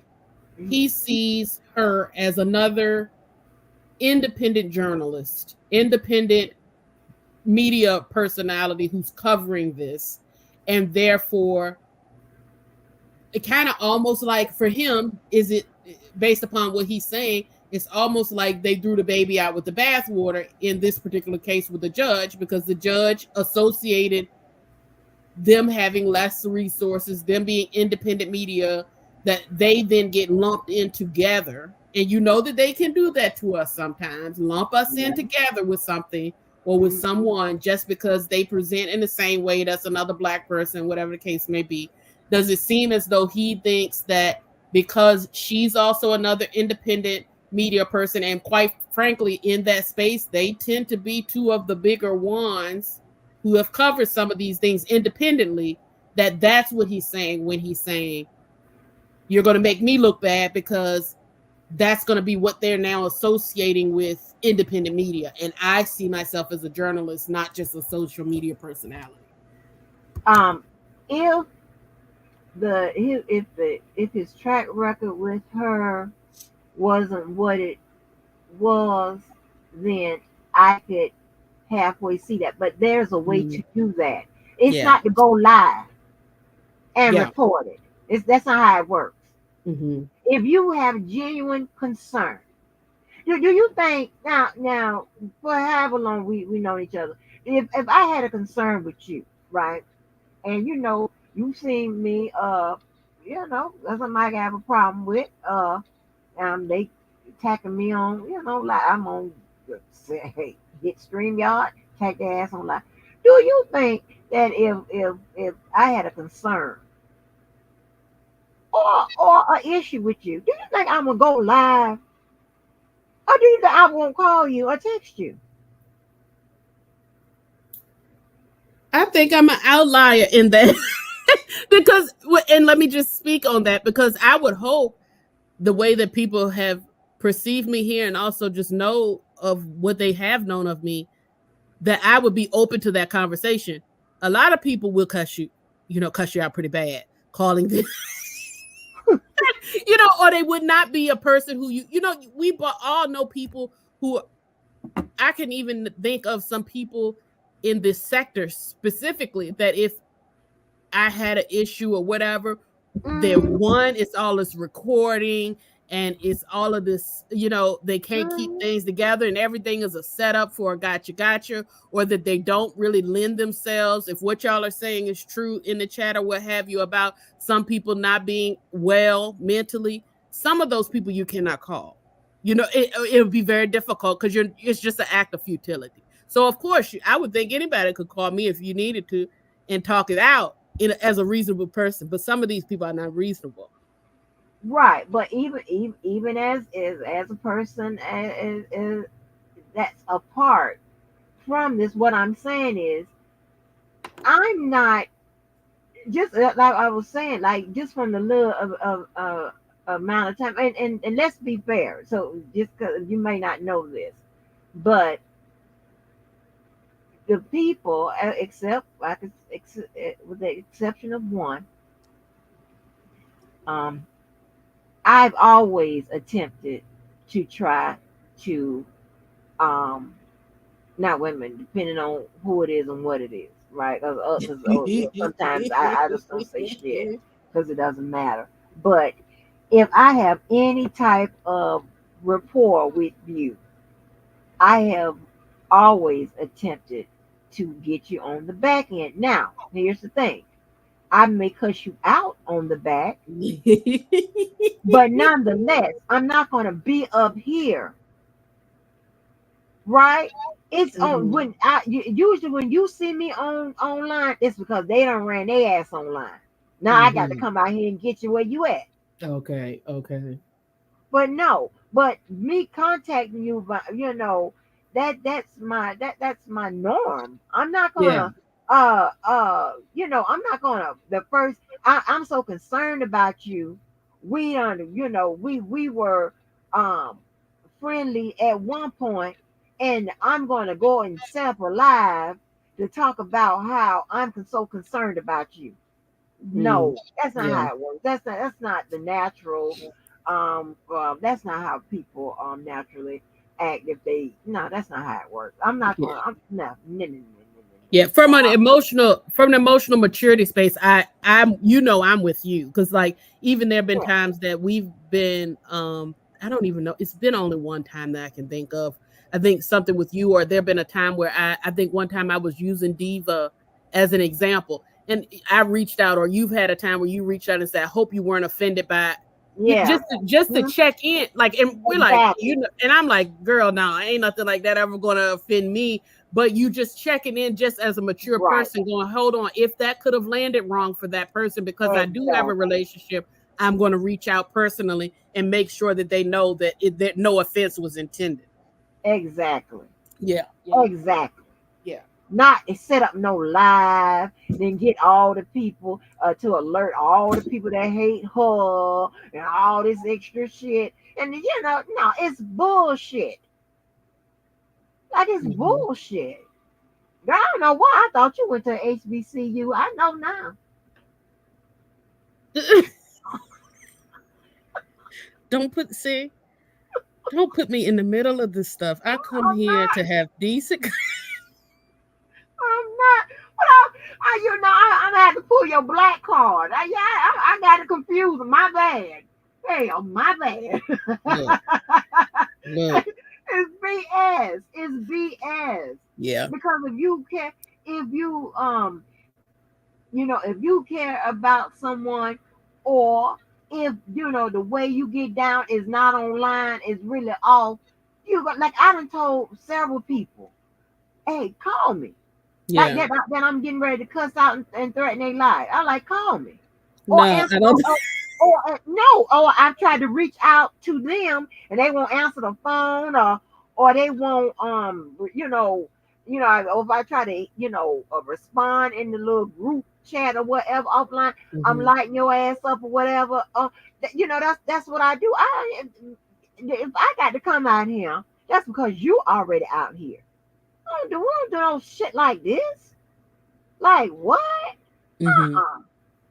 Even if no matter what it is, because this internet gangstering or this internet fake ass concern or care, whatever. I'm like, girl, child. Yeah, you must be went to Harvard. Girl, I did not, and let's be very clear. I can get gutter with the. I can get gutter if I need to. Or I can certainly engage in conflict.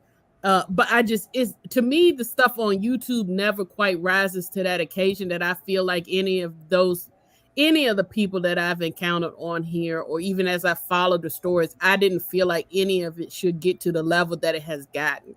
Right. And so because of that, like, with all due respect, I don't share a physical space with any of you. So why would I get myself riled up to the point that some of these people do? I just don't want to go there with people. Exactly. And like I said, I legitimately look at it as YouTube.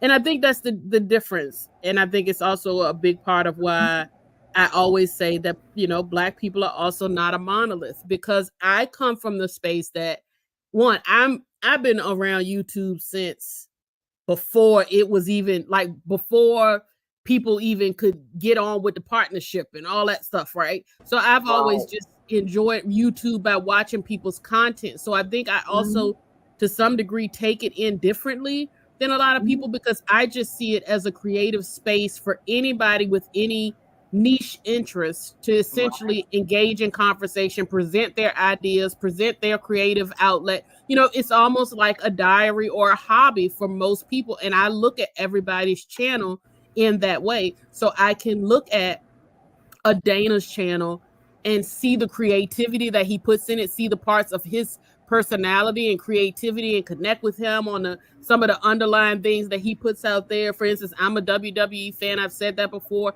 And I see the stuff that he has in there as well, or his acting stuff. If that's his creative outlet, I'm all for it. If it's too much, sometimes as he's been the few times that I've talked to him on here, I've said that that's too much, right? The conflict part of it, I don't think even has a place. I don't think it should have a significant place unless it is within the confines of trying to build up, or it's a component of your creative outlet. A lot of this is just people beefing because at its core, and I'm gonna go mental health on this a little bit, or at least emotional on this. I think a lot of times at its core, what people don't want to acknowledge is that they want to be number one. They want to be a social media outlet person that they can live their job doing the creative stuff that they like to do on YouTube, and anybody who they feel is either a little step ahead of them or could potentially be in the way of that, or that they can build themselves up in some way by creating a conflict with someone that they otherwise have no conflict with. That's the reason why they do it. All of that to me is not a good reason to get my blood pressure up. Right. Now, let me ask you a question, what you just did right then. So is that, are you saying, are you going, that's the personality component of mental health? Is that what you're saying? You're not gonna give me the backhand to diagnose anybody. No, I'm just leave that to me. I'm just wanting to know, is that what you was doing? I just want to know. I want everybody to be clear what just went down, because you thought you led us to believe that you're going to give us some real shit in mental health, something that we already know. You set us up. So I just wanted to know, did you just let the people know, explain, qualify what you said, because you're the expert in this with this, at this moment. Just let us tell the people that what you said. You said, they want to be number one, this, that, and third. So are you going into the area of personality? Are you are you actually going to into the mental health space? Where are you going? Well, as a person who appreciates not necessarily using absolutes, I'll put it this way. I'll put it this way.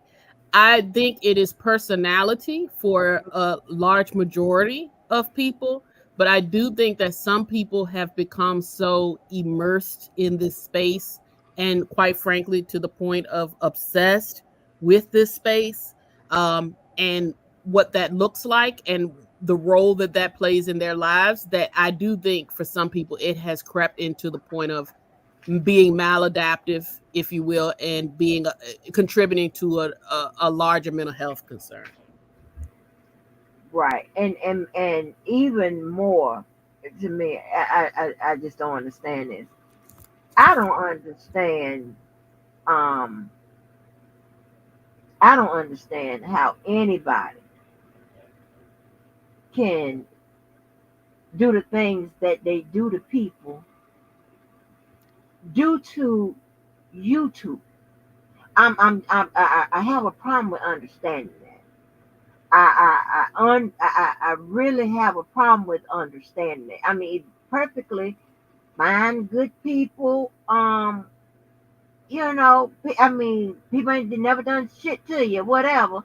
I don't understand that. So it tells me, it has a lot to do with personality. Personality is a part of mental health, but you can express them separately. It has a lot to do with all of it. And then I think it's then I'm gonna go to the spiritual realm. I'm gonna even throw in evil, and I don't and I've this has been my first time stamping people as evil. I don't know them type people. Now, I don't know them, right? You know, but evil, yeah, I'm gonna stamp that too. Yeah, it's a lot. It's a lot that I'm like, huh? Okay, okay, that's okay. But my thing is, but this is one thing. But I'm glad I do know. I'm glad I do know the the um the limits that people will go and who will go those limits. That's one thing. I don't like the ones about nobody. I don't, you know, I don't like surprises. I told my mom and daddy stop giving me birthday parties because I'm sick of being one the focus and all this. You know, I'm tired of that, and I'm really sick of surprises. So, but yeah, I don't really like surprises like that. So I want to know who you are. Not, and when I say know who you are, I'm not talking about the history of your life. I'm not talking about that. I'm talking about who you are as a person, meaning more of your character, your values, your morals, that type of stuff. Like, what do you value? Mhm. Because believe it or not, and I know y'all probably, because I wouldn't have like 9 or 10 best friends.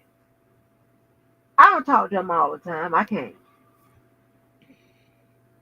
I wouldn't have that many best friends, and I wouldn't have that many friends if I was a bad person. The math don't, it don't add up. So Mhm. you understand what I'm saying? So obviously, I'm not out, you know, cursing people and putting my hands on them and treating them poorly and bad and stuff like that. Well, let me take that back. I'm not out treating bad, treating them bad and double crossing them and snitching on them and all kind of old stuff that would make me a bad person. That's not what Mhm. I do. If I did those things, I probably wouldn't have any friends. Or if I did, I would probably have just one. Now, sometimes a lot of people design their lives like that. I get that. But one thing about it, if I design my life to have one friend, that means that's a personal choice. And that also means that you're not going to see me on YouTube recruiting friends. That's just you understand what I'm saying? So Mhm. y'all know, baby, baby, observation, I break it down to a goddamn a little spot on the ground. But what I'm saying is, so because that those two things don't align. If I'm a person that's if I'm not a people person, I would have just like one friend or whatever, one or two, and I definitely wouldn't be on YouTube recruiting. It don't go together. But I think some people have blurred the lines between perception and reality. They've become so immersed in YouTube, whatever their outside lives may be. And maybe this is just the world of introverts, and people get to be somebody that they're not. But I do believe that there are people in this sector and in others, quite frankly, that the issue is the distortion of reality. That they then believe that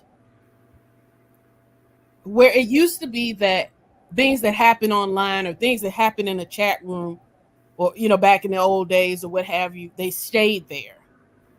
Now some people are so immersed in it that they truly believe it is a part of their life. They truly are activated in real life by things that are online, and I keep those two quite separate. I love it in that it is a hobby, it's something to listen to, it's entertainment. I see it for I treat it as what it is. I do worry about quite a number of people that I have encountered or seen or tracked. For instance, I think that's a big part of I don't think it's a big part. I think it was a humongous part of what happened with Nature Boy. at one point he at least was still very rooted in the fact I still work, I still live outside, I still have kids, all these different things. And then all of a sudden social media became literally everything, to the point that you're showing yourself sleeping, you're showing yourself using the restroom, everything became, nothing could happen without social media and their input and their influence and the conflicts there. All of it became so deeply rooted there that there's a difference in, I don't think that he perceived reality the same anymore. And I think that has definitely happened at a smaller scale to some people on social media, and specifically on YouTube. But here's the thing, and I can understand that, right? But I have been in different YouTube spaces, right? And never had any type of, conflict or things of that nature. Well, I also never had any type of conflict. It was issues that were under something that you can understand. It was understandable. The issue, and it went away just as quickly as it started, right? So what I'm saying is, if we're all in maybe not the same space, YouTube space, but of course a similar space, and if conflict breaks out here, breaks out there, breaks out over there, what is the difference? What is the thing or the things that make how the conflict is managed different, or all the same? And I'm telling you, it is the type of people. That's what it is. It's like, like when, when Just V was up here saying, she thought, I can't believe we have all these men voting for Trump, and it's all these people voting for Trump, and blah, blah, blah, blah, blah. I can believe it. I wouldn't have believed that, a few years ago. I can believe it now. But what's the salient factor there, though? The salient factor is the internet and social media was in existence in a very different way than it is right now. If he did not, if any political candidate does not have a social media, it's a guarantee that they're not going to win. True, but what not going to win without it. You just it used to just be signs on the side of the street. They came and did a couple of town halls. They spoke to the newspapers here and there, and then you saw whatever was on the 6 o'clock news and the 12 o'clock news, and that was all you had. That was your access to information. Now there is this, again, blurred reality or blurred perception between I have to get to know them via social media. I'm looking at how they post and how they tweet and making determination. I am now being inundated at times, if their algorithm is not working in my favor, with the same sort of information, these echo chambers, or even being bombarded with information that you otherwise didn't know. People who didn't want to be involved in politics or whatever it was back in the day, they just said, we would hear people all the time to say, I don't even watch the news, right? That was their way of saying, I'm blocking out everything to do with this, point blank, period. Now you don't even 100% get that option. If you have any social media, even if you just have Google, it's going to feed you at least access to some information. And for many people, the same way we see it right now, some people they don't have a reality between that is a candidate and that is who I'm actually willing to. People saying they're going to leave the country. People are willing to cause an insurrection for this stuff. Like that's the salient issue, in my opinion. Right, but what powers the salient issue? What powers it? People. And people With what? Mental health. Mental I health would argue. problems. I argue that if you're saying it, but I would argue differently.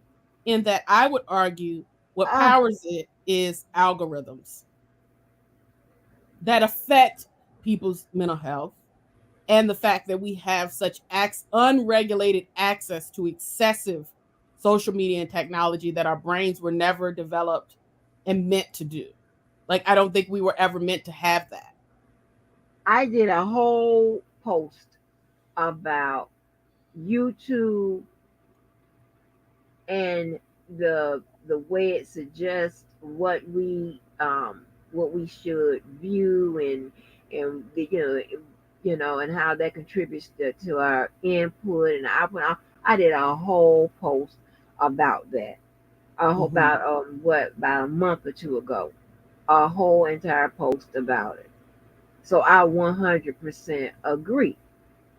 However, right, although we have all of these different mechanisms when it comes to social influence, right? And we have all these different mechanisms, right?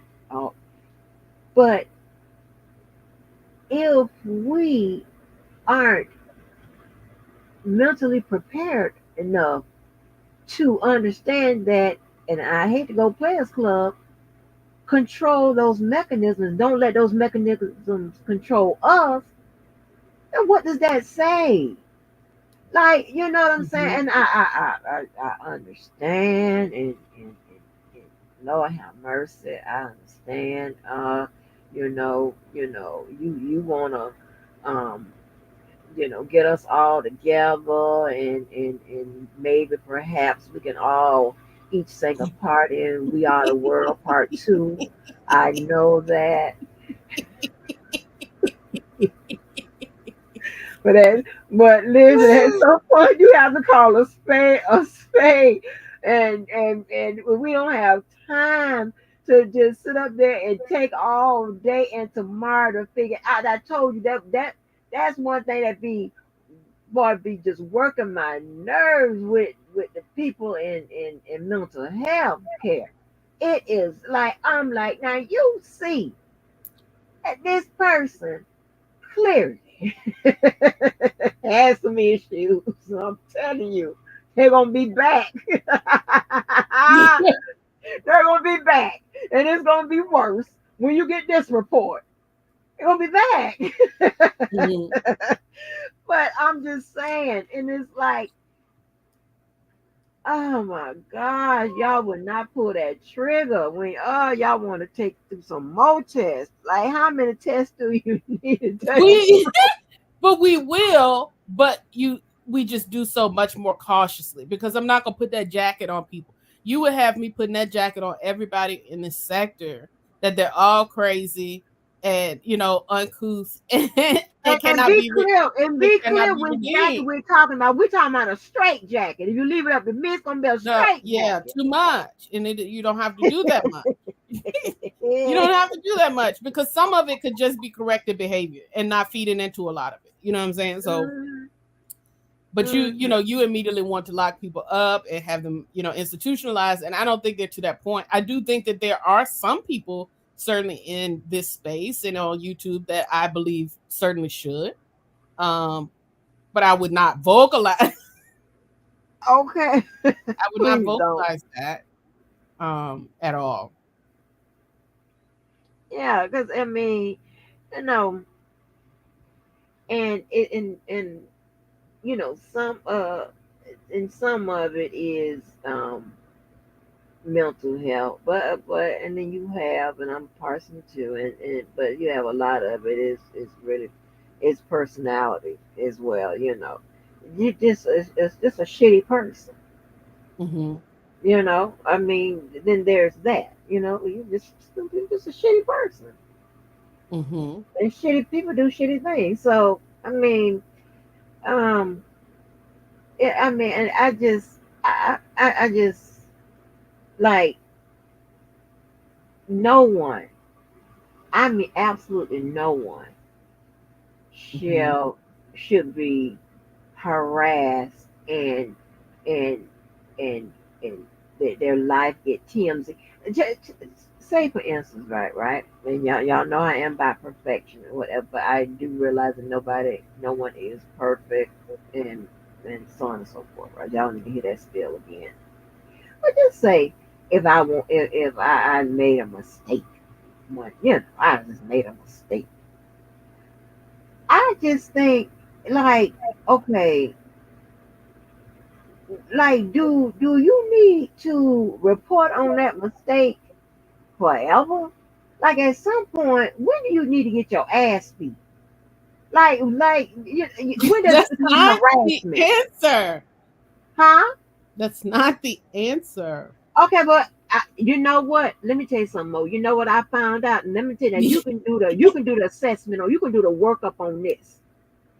I found out that when I beat a person ass, I don't have no problems at them no more.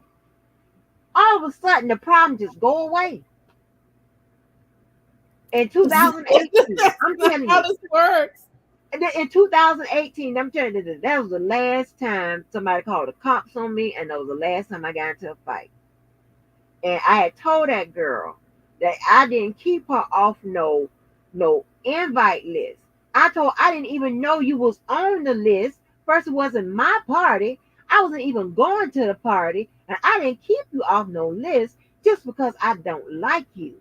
And I didn't even tell nobody I didn't like you. The only reason why you know I don't like you because I told you. You're the only person I told. Mm-hmm. Somehow that snowballed for almost a year. That I kept up, I didn't, but it wasn't a year for the list of the party, but it was like for like maybe 7 months, she found out that she wasn't invited and whatever. She was telling everybody that would listen that I kept her off the list and all this. And I'm like, I don't know you like that. Like, why would I keep her off the list? And I told her. And I hate to keep telling people shit. I said, girl, I didn't keep you off no goddamn list. This was after the party was over. I didn't keep you off of the list. And the woman, she got so tired of hearing about the party list. She was like, it was some people's names that she had forgotten. So there was people that were showing up that they were letting in. So what are you talking about? And so I sat right on my job and I was like, oh, okay, I'm done with my work, I was like, I wonder, can I swing by and catch old girl? Like most people go to lunch between 11 and 1. It's a little after 11. I'm going to see if I can catch her coming outside. And how fate will have it, I saw her come on outside that job. I said, oh, there she go. And I politely got on out the car and I walked over and I was like, hey. Mm-hmm. And then she go to telling the people to call the cops. And so I got real mad then. And then I went over there and went to punching her repeatedly, right? Punching her repeatedly, threw her on the ground and beat her up. What? So here come the cops. The first thing out of her mouth, the very first thing she tell the cops, and this is why I don't like boogers. People come after your livelihood. People trying to mess up, your status or whatever. Because that's, I felt like at some point you're telling these people I'm keeping you off the list and all this stuff to make me look bad and whatever. People already know I cuss you out and fight. So, I mean, but it's you didn't need nobody to help you make it worse. Exactly. But but people know now, I'm not finna, I don't give a damn about who on no damn list. I don't care about that. So I mean, so they know I'm not gonna be all petty and crazy like that or whatever. And I just didn't understand that. And so the cops come first thing comes out of her mouth. She a lawyer. She a lawyer. Wait a minute. I got her information right here. Tell the cops that. Gave the man my bar information, all that. I'm like, bitch. Like, and then then of course you got to get the talking to when they talk to you as if you don't know better. Mm-hmm. And you already out here looking bad because you done came up here on this woman's job and done beat her ass and I lie and wait. So yeah, I could have been in some real bad trouble. And see, that's the problem that we have. That's the concern. That's why I don't like to have time on my hand, and I don't like to be in the midst of shit.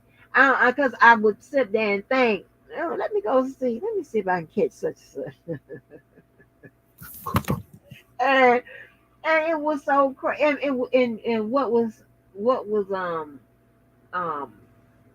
bad about it, like her co-workers, I don't know who all was her co-workers or whatever, but it was coming out the same building. I'm like, y'all like really stood up there and watched me beat her the fuck up and didn't move. And somebody hollered, call the cops. Some white lady. I can recognize her voice and could tell that, she was white. Call the cops. Yeah, too late now. But shit. Just leave people the hell alone with all that bad information you put out there on people. I ain't keep y'all no damn list. I didn't even know you was on the list. Shit, you should have went up there.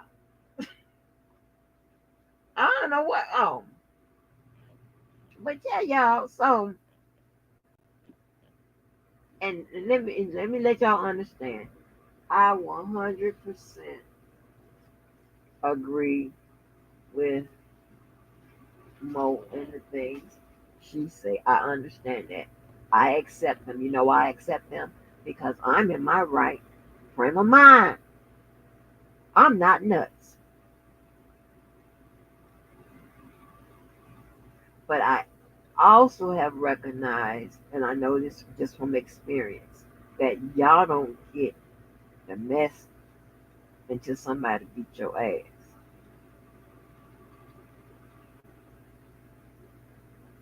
And drag your ass all over the goddamn concrete. I'm talking about beat that ass like y'all on motherfucking Zeus Network.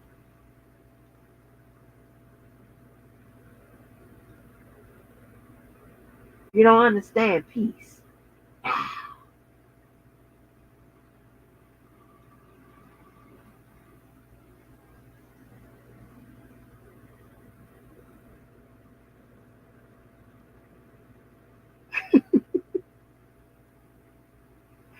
No, I listen, I've been to anger management twice.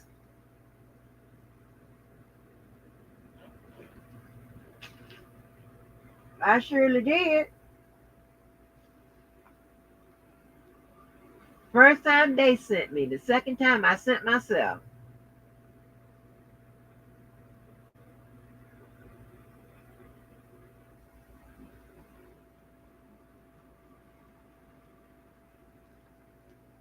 Yeah, because, once I put my hand on my daughter's throat and threw her on the ground, I politely got on the phone, called my primary care, called my doctor. I hate calling primary care. I called my doctor and say, yeah. And then that's when the first time they put me on the blood pressure medicine, right? It was 2 of the one I'm taking now. And I didn't have a breakout or whatever. I didn't have all of that. And I was able to get off it in 3 months. Because it was more of a maintenance, like as it's supposed to be a maintenance now. I just can't, register normal blood pressure in 3 months in a row. And y'all, let me tell you how goofy I am. I was so happy when they changed. I don't know when the blood pressure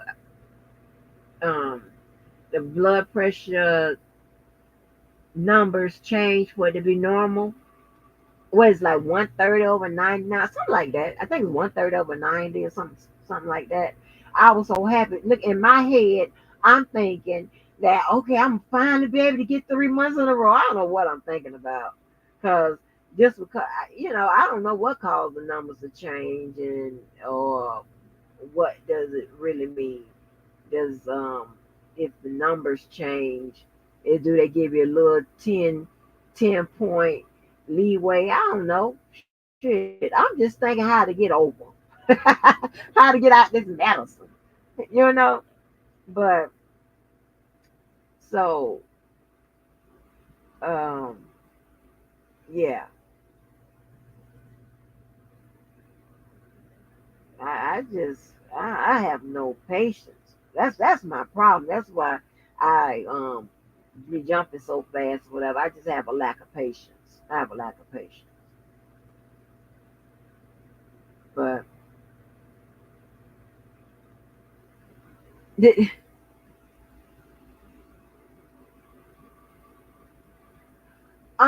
do I need to re up because of new YouTube?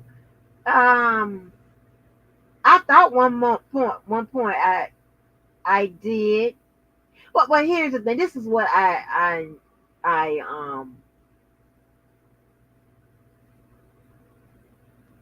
don't think I would need to go back. I mean, here's the reason why. Because I think that if I go back, I'm a have in my head like they're gonna be talking and whatever and doing all them exercises or whatever, and I'm gonna be like, man, I don't need all this. I'm gonna be checked out in my head, and I'm really not gonna get anything from it, right? So I'm better just devising my own coping skills and shit like that, right? My own way to do things, because I would check out in my head. Um, so, but yeah, but I am a lot better. I'm trying to tell you, if I can find people that have that footage on me or whatever, y'all be surprised.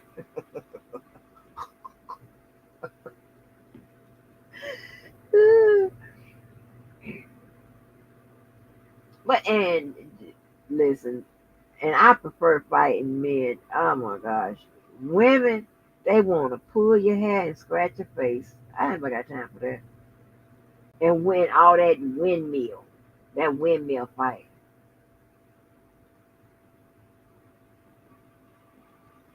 And for the most part, when most of them, all I do is a couple moves. I always end up slinging them down, pushing them. They go flying all through the streets and shit. All that old crazy shit. I got time for that.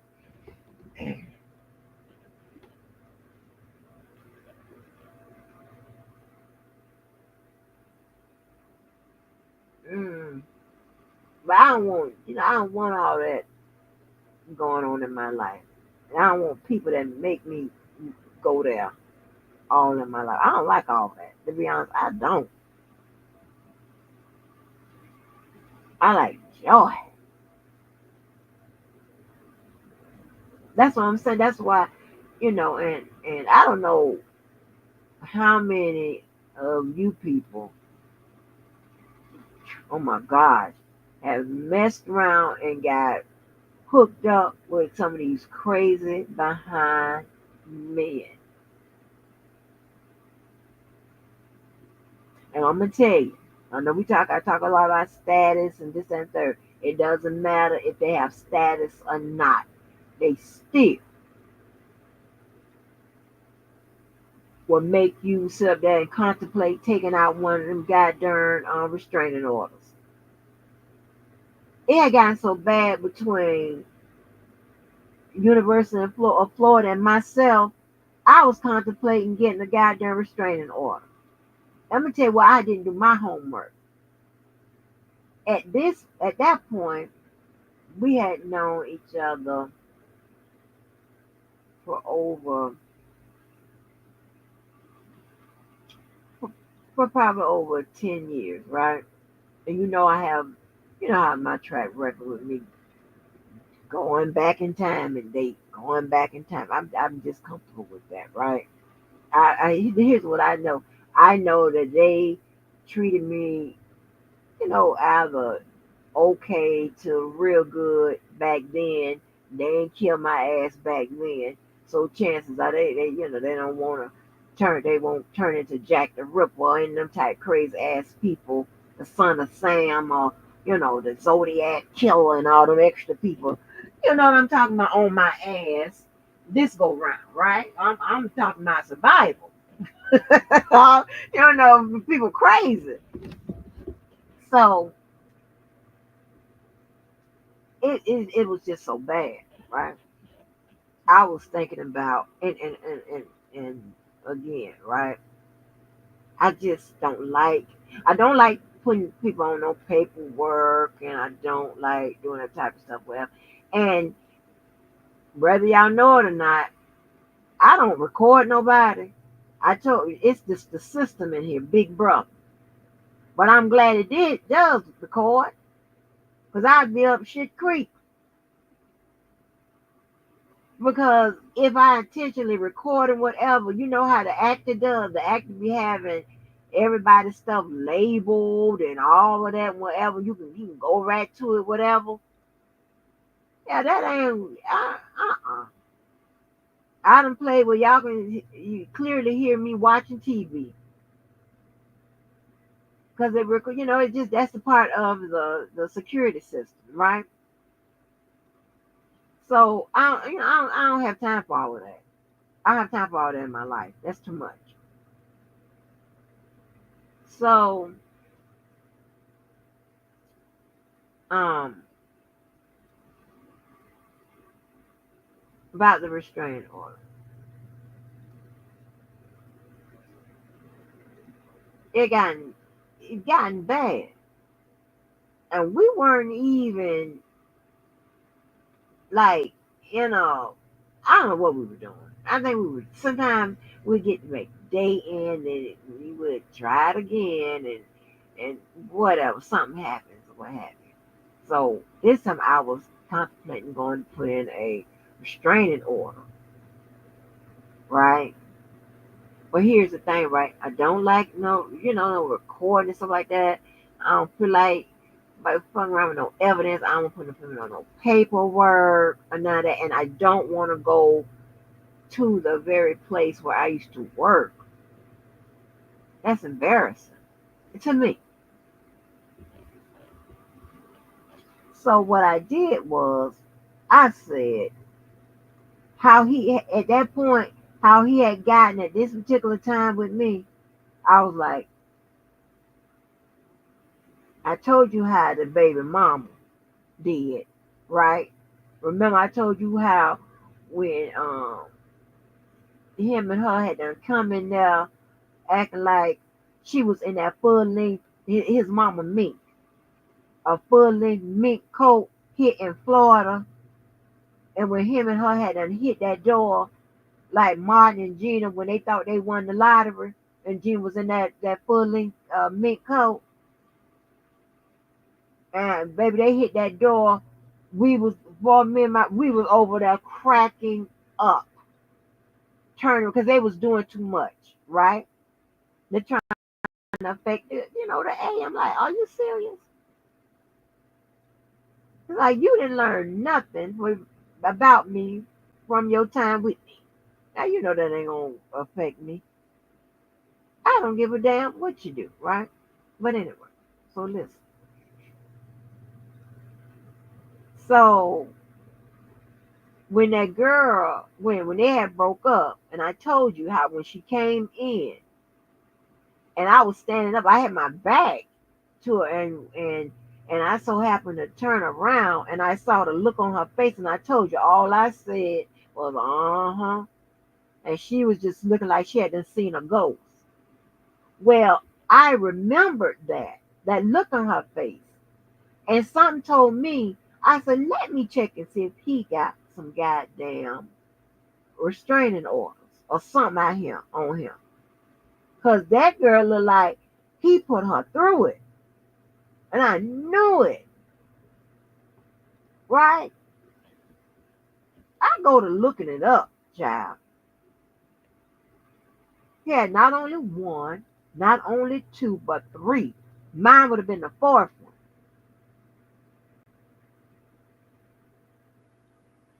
And he a status boy, and one of the girls I didn't even know.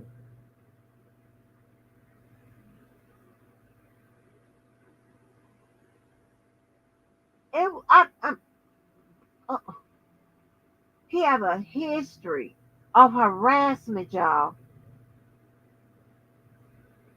That's why harassing people are so comfortable to these goddamn crazy people.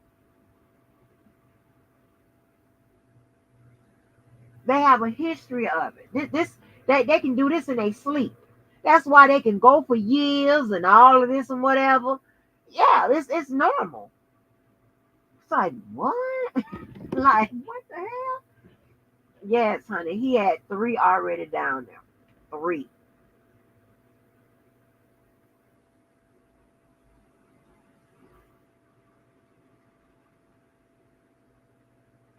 And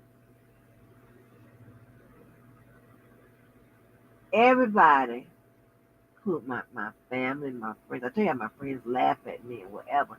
They tired of me and my relationships. My mama used to say, "I'm so sick of you and your men. I'm sick of them." That you know, it's a shit show. Like when we used to be on Facebook heavily or whatever, like they see that status flip, because we flipping that status. Somebody out here told me that they didn't care about flipping no status on Facebook or whatever. We linking each other up. You got me fucked. Yes, we are too. Yes, we are. We flipping that status.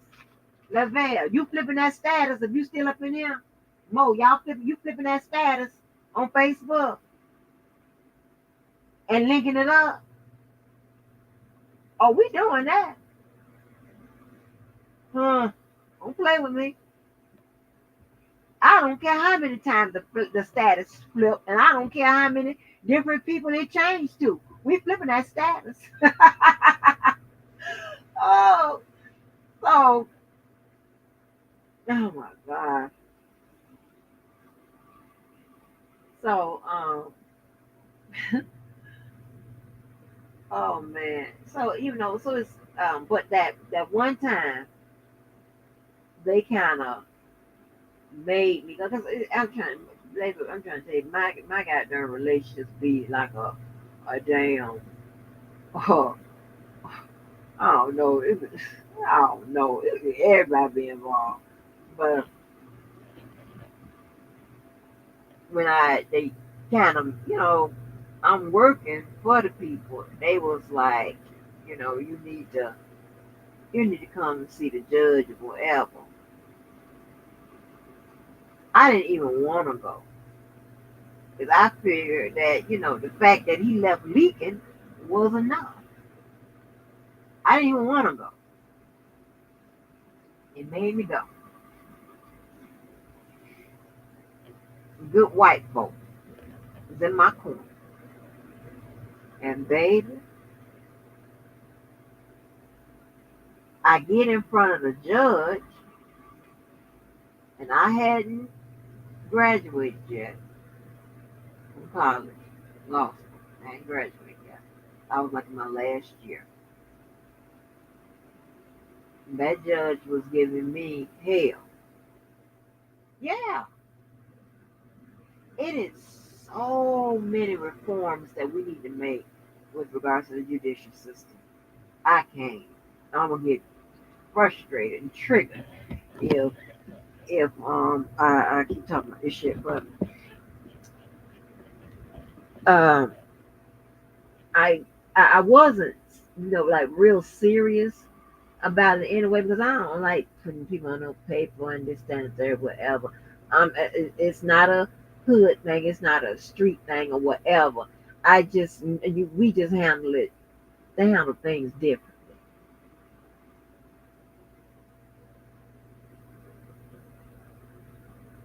Okay, because and I'm just be honest, right? You put somebody on papers, or you involve in somebody's um them getting um prosecuted, whatever. Let me tell you something. Something happens to you, or something happens to them. That paper trail is gonna lead back to one of y'all.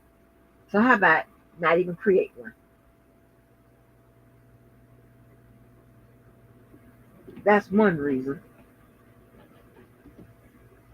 Now I'm not discouraging nobody from going to get the the protection or assistance that you need, but I'm just telling you how we do it.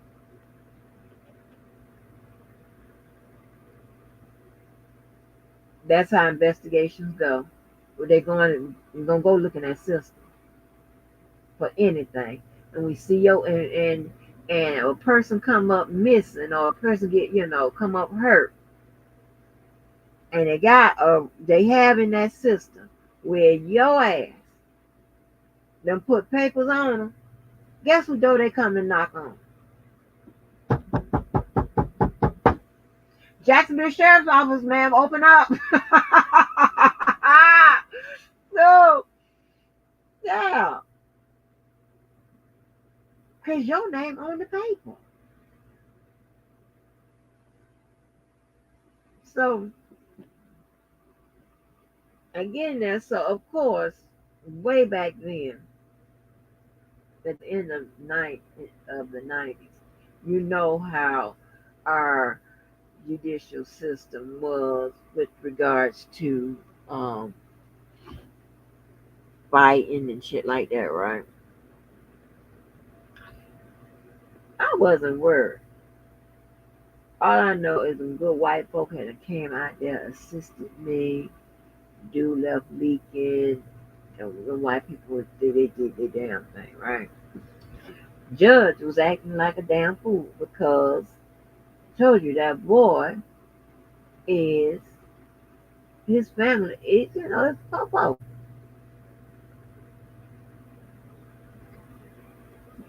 I don't know if that was it, or I don't know if it's just the fact that they give people hard times about getting restraining orders and stuff. But I had gotten upset because I couldn't believe it. And I'm saying in my head, and I was like, this is why I want to be fooled up with this shit and wasting my goddamn time.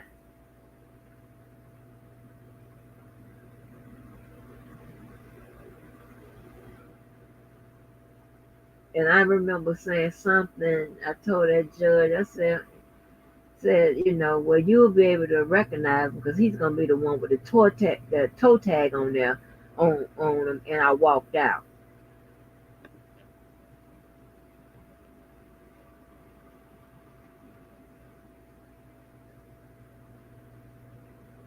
And my friend was with me when I turned around and was head out the courtroom. I turned around. Her face was like white, like oh my gosh. Like I can't, and we got some. I can't believe you told that judge that. I can't believe that. Like you give me a hard time. I mean that was a really bad day. I'm in the middle of the damn. Well, I wasn't in the middle of the street, but I was almost in the middle of the street with a pipe out of the closet, striking that boy's temple. If you would have rolled up, you would have thought you was in the Yankee Stadium. I am a terrible softball player. Only thing I can do is just run, right?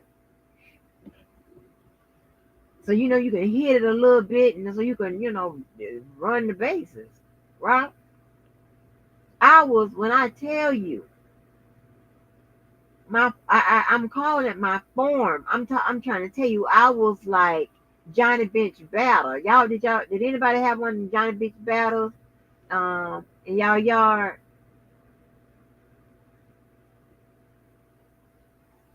My parents bought me one of them goddamn Johnny Bench battles because my cousins and them used to, come over and stuff like that. My one goddamn Johnny Bench battle. I'll never forget that. But yeah, I was like with that pipe, and that man kept walking up on me like he was the Terminator. I hit him side his temple or his head 3 times. And that's what I'm trying to tell you. I think he was on that coke. And I'm trying to tell. So I dropped. I said, oh my gosh. So then what I did was I had his keys in my pocket. I went and jumped into his car, cut it on, and like and then jumped out of it, and I was letting it run into traffic. So he ran and caught the car. So by that time, I jumped in my car. And that's when I called the cops. He was like, Andrew, roll down the window. I'm just as calm like that. I'm not rolling down that. Blah, blah, blah. Andrew, roll down the window. Blah, blah, blah. The next thing I know, a whole fist was in the driver's window. Yes. Baby, we tore it up that day.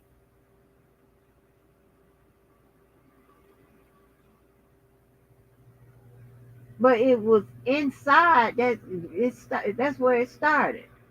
And I told my mama to get out the way. I got it. Y'all know those glass tables that we used to have, that fit that the top of it fit down on them little spongy things.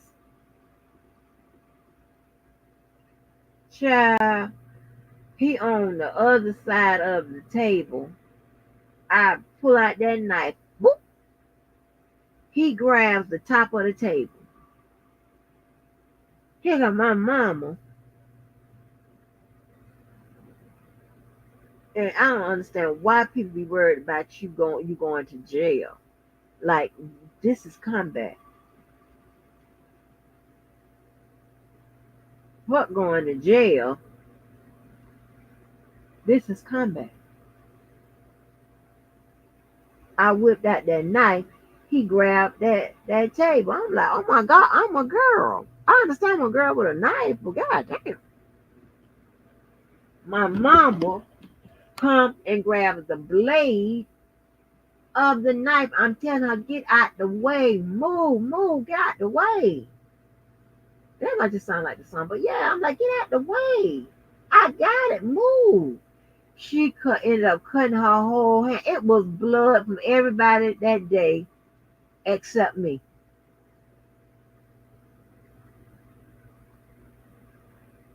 And when the cops came,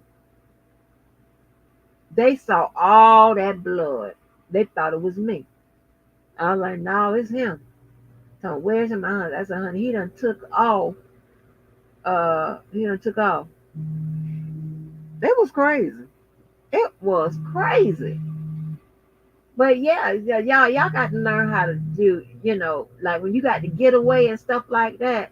I knew, he loved that goddamn car. So when I cranked that car up and started it up and just jumped out of it and let it, like go towards the traffic, because we stayed on the first row. And the first was the main road, time you come out. We was in the first apartment, time you come out. It was crazy.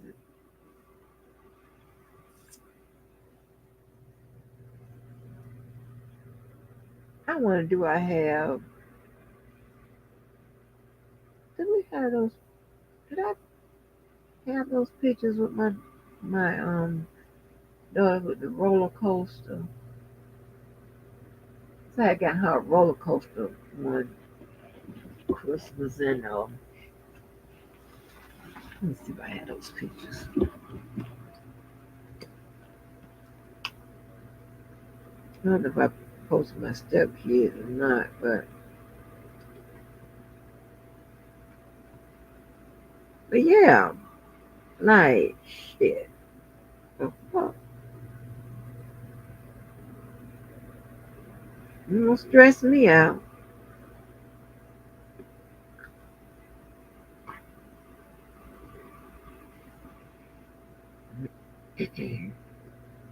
We battle, baby.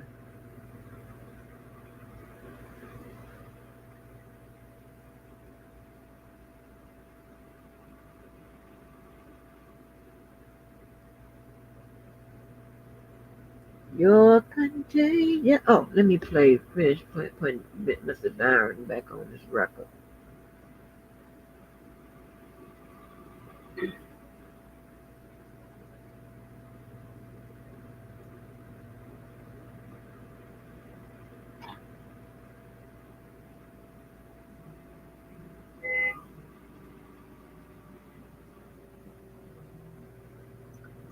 Let me address one person in the room.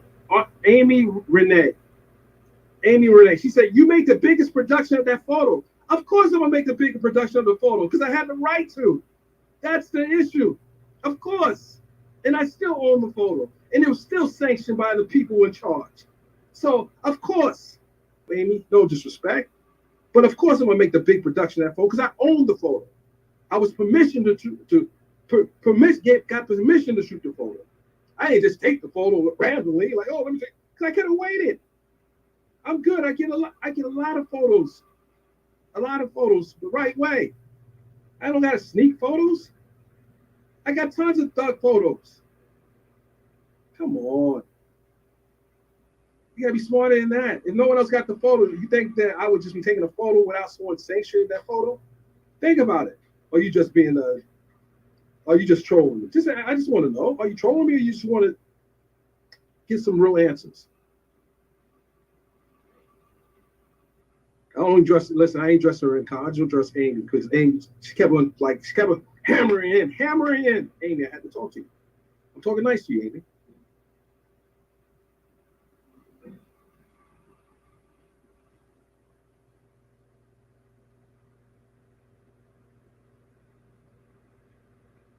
Amy said, "Did you get permission from the judge?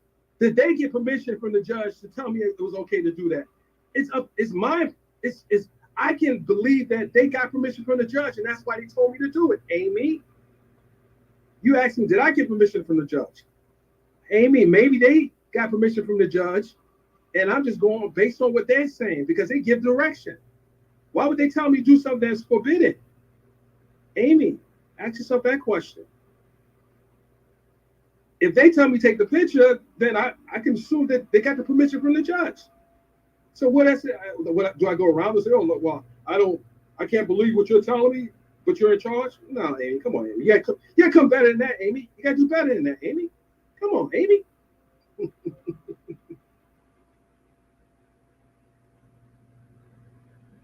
Amy trolling. Oh, Amy, you just trolling? Oh, okay. Amy, you trolling? You gotta be tight, Amy. You gotta be tight. I come in with the suit today. I'm used to dress hip hop. I come in with the suit. I thought the judge wanted to say, Mr. Byron, come up. You know, I like your suit today. How dare you play me like that, Judge? How dare you?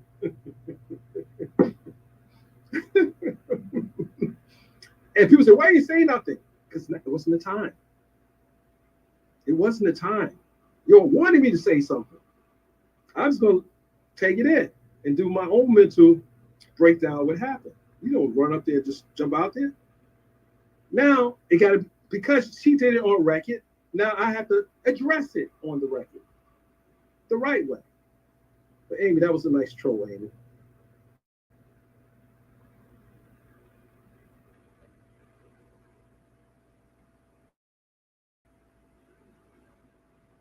Well, someone said she didn't give me a chance to respond. Of course, she didn't leave the door open. That's my ruling. That's my ruling. You did this. You not, Mr. Barton, not ask the question. You ask the test questions. You give the person an opportunity. So do you think these people are going to get a fair trial if the trial happened? Just look at what happened. She didn't even ask me some test questions. She didn't do none of that. She just made a ruling. That's concerning for me.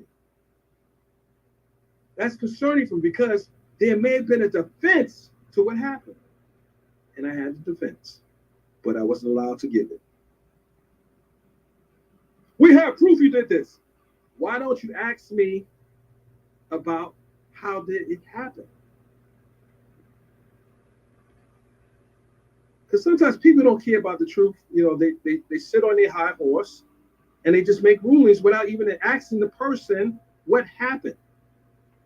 How did we get here? And she owes that to me and she owes that to her. Produce the body. Habeas corpus. Produce it. And I wanted to be able to produce it.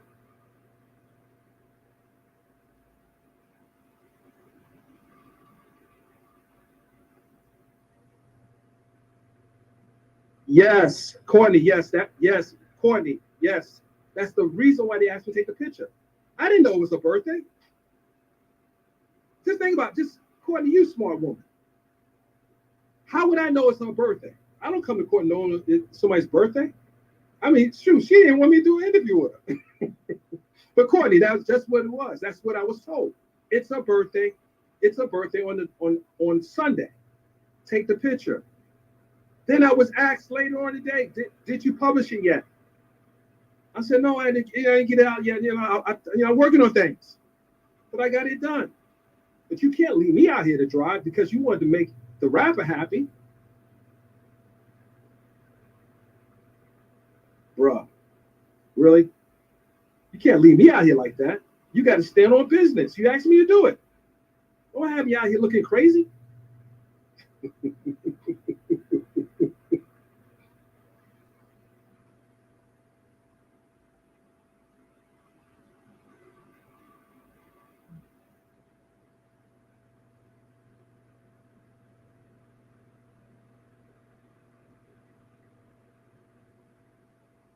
Right, no. Listen.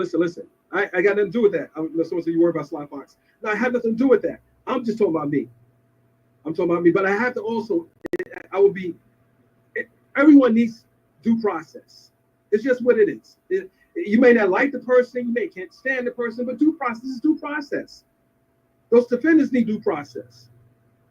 Due process is due process. You can like the person, you can hate the person, but this is still America. We still do things the right way. It's still due process. You just can't just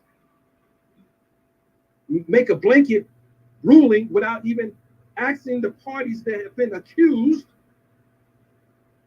do they have a defense? This is still America. And I don't have respect for people who don't respect the Constitution. Because ultimately, you're shutting down a member of the press who has a very wide and large following. So I have an issue with that. And I've got calls from my colleagues from CNN to ABC wanting to know what happened. So now you guys know, you get it firsthand. So that's what it is. And I'm pretty much done with this for right now. We got to deal with some other stuff. We'll deal with this the right way. But I just want to talk to you guys. I think I owe that to you guys. I'm still in the court. I'm still here in the courthouse. I'm still covering other cases. I'm still doing my job. But this one has to be resolved. It's just what it is.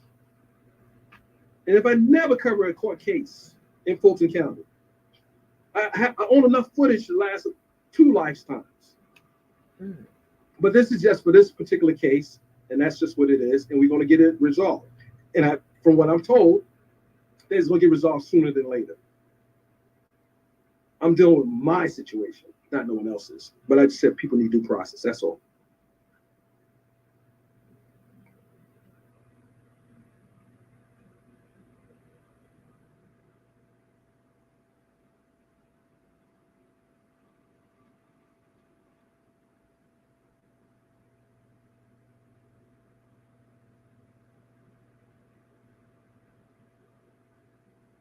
Oh, so Amy, I didn't know about that video.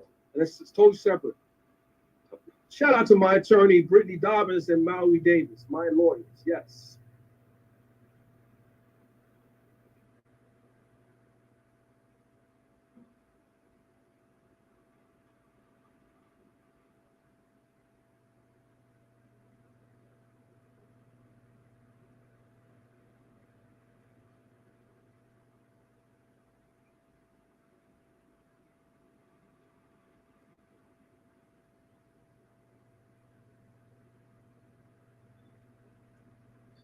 Okay, I'm gonna read one more comment.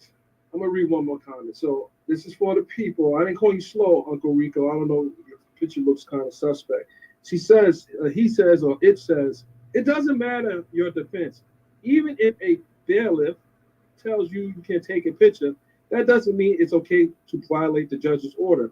The investigation would get you kicked out and the bailiff in trouble. You're still not in the clear, buddy, even if the story you're telling is true. Well, my defense is they would know if that was a violation or was conditioned. So there's a defense to that. It does sound smart, but it's not really smart.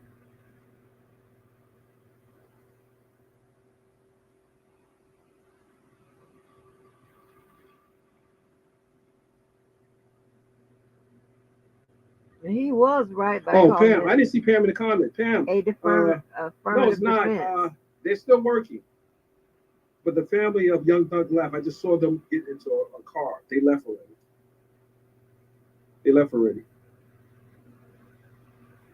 And Tracy, you're probably right. I've seen it, Tracy. I'll be honest, I've seen it. But don't call us both. Listen, if you're gonna serve me up, serve me by myself. Don't listen. You know listen. People know what the optics are. The optics. You know what the optics are. Come on.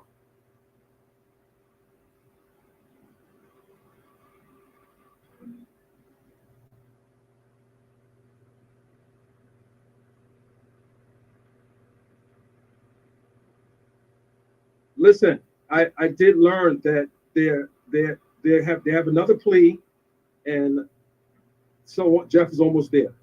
He's not there yet. This is what I learned.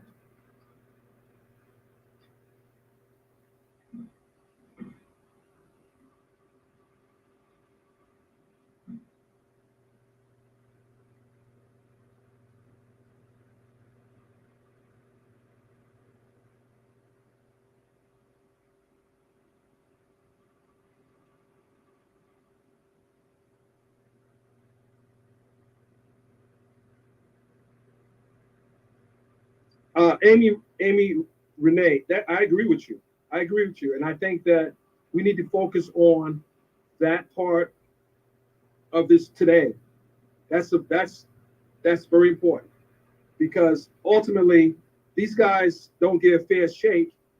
I don't want to be any distraction.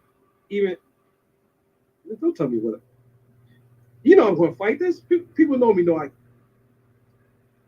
When they denied my initial Rule 22 to cover the election interference, I brought the attorneys in. I'm not fighting. Listen, that's what they do. That's what they get paid to do. I get paid to do what I do. That's what they get paid to do. Right. I don't got time for that crap. Oh, absolutely. And we're going to put them on record. And then we're going to expose when you have the trained lawyers to come in and talk about what really happened. Then it's another conversation, but we don't want to talk about that. Let's focus on the case. Amy Renee, it's all love, but people that know me know I'm very animated. People that know me know, Amy, you're good. We good. We're really good.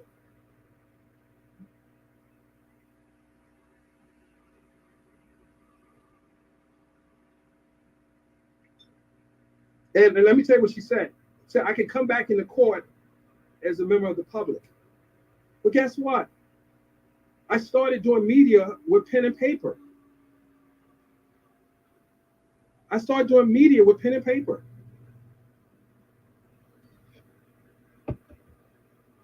I don't need electronic equipment to report.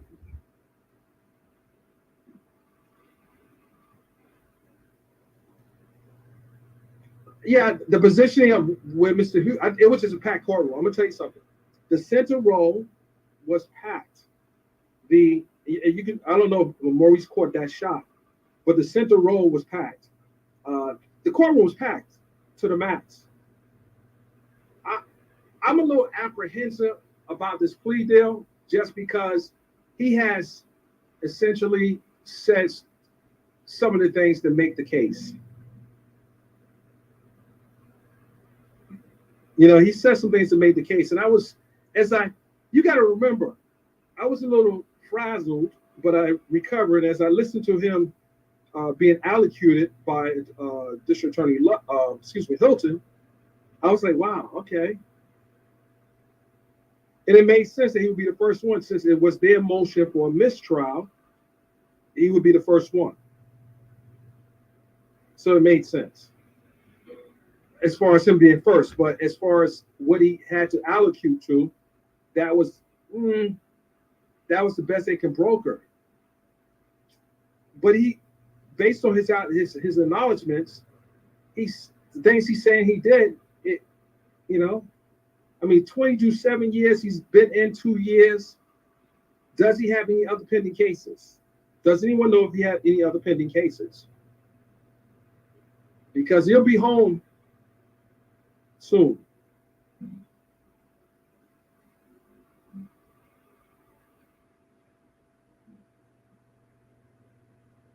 Oh, okay.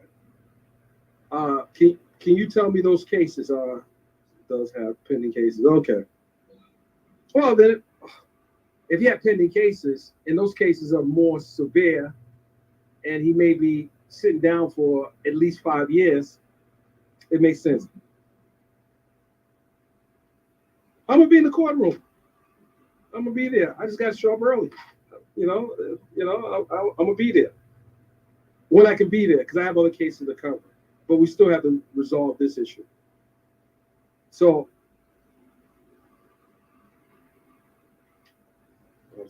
look around the corner. There's court tomorrow.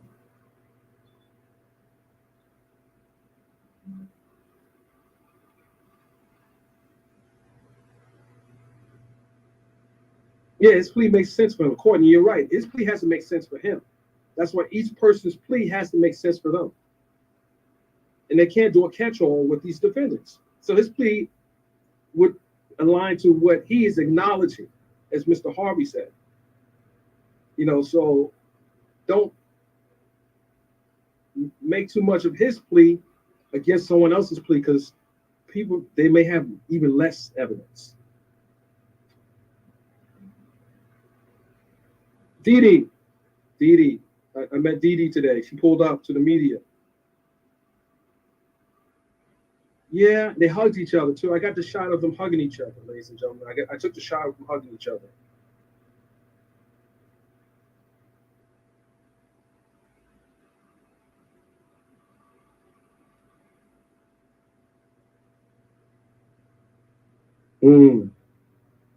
Kia, I see what you're saying. Well, someone asked, do I know if the jury's going to be there tomorrow? Well, they were told apparently today not to come, so that may be the case tomorrow. They're probably still working. I'm gonna find out. I'm gonna look into this. Hopefully, guys, that has helped you get some questions answered. I really appreciate you guys coming in. Concerned or not concerned, I still want to give you guys a full picture. Yeah, press conference. Hold on a second. Stand by. Stand by, everyone. I'm gonna see if they set up for a press conference. Stand by. Oh, caught that quick. Stand by.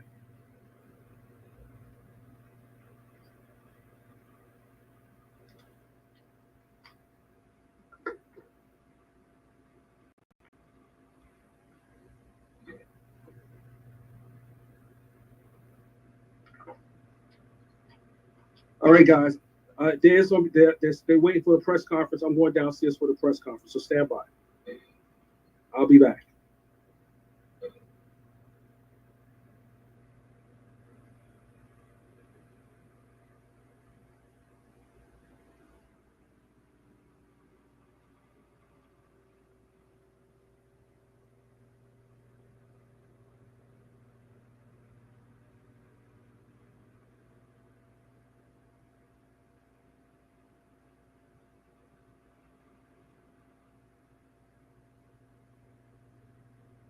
Trying to see if I can see when he comes back on.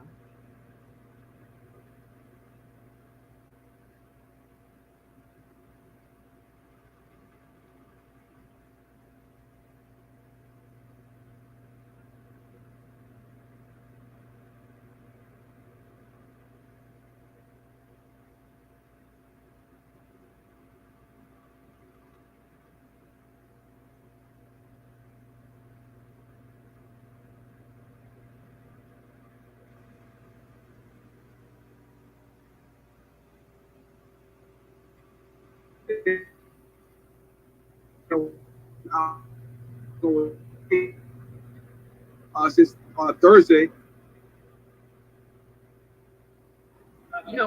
I think that it's fair to say that this has been a long, tiring process.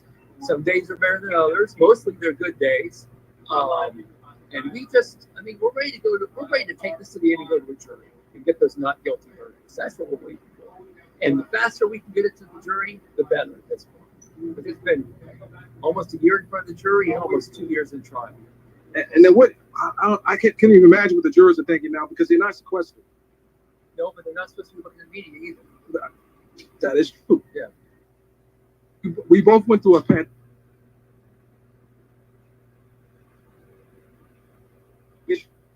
To the mind. Do you think they may have some post-pandemic emotions happening? They're not sheltered in place. They're not locked in a small place like I was for many months. We were all locked in those That's places. right. Okay. Right? All that the judges asked of them is to not view media about this case. And given that, aside from some folks like you, most of the media isn't paying a lot of attention to this case in general, except for days like today. I think it's probably pretty. Well, I hope they're not paying attention too much to today either, or at least the part where I'm involved. People are paying attention today, but I think if they're cautious, they can avoid finding out about this case. And the system only works kind of if you make the presumption that people are going to do what you order them to do. That's the whole. Mr. Weinstein, this is my emoji face. Yeah, but I have to believe the jury is going to be conscientious. They seem to. I mean, this seems to be a conscientious jury. Before I'm sitting now.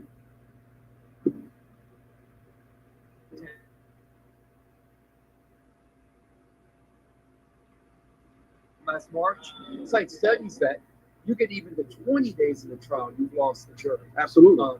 Those are scientific. Here we are on day 150 plus, and they're still paying attention. They're still watching. They're still taking notes, and so they're doing their job.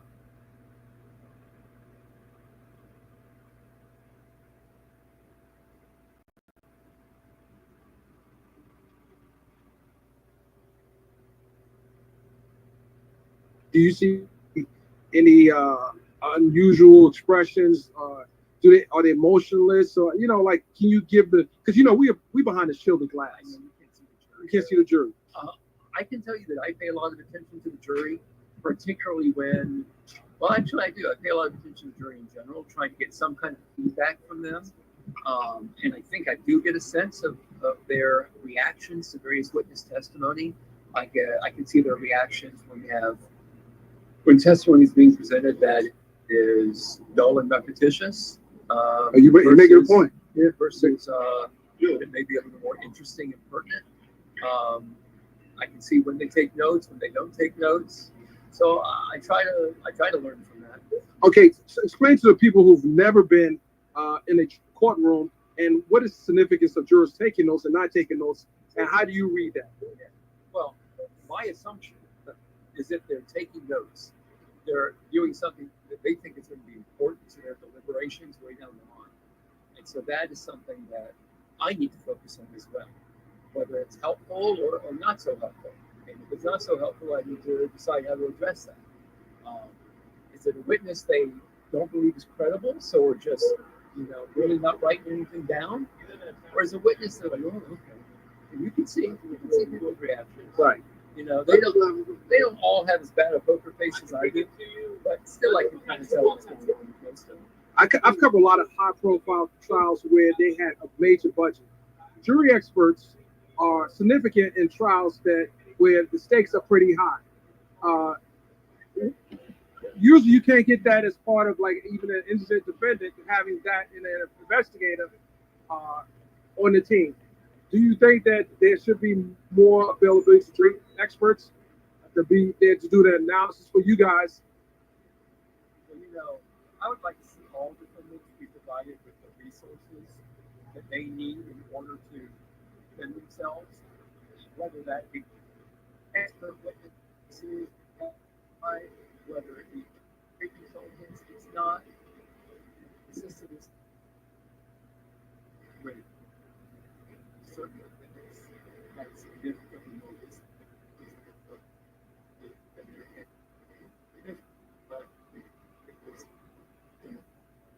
That's his audio. And I think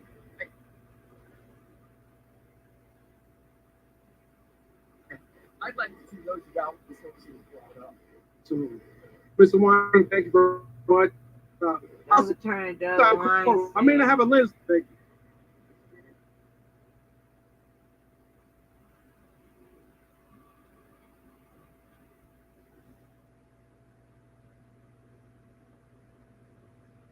So, see if anything else valuable to put on this record.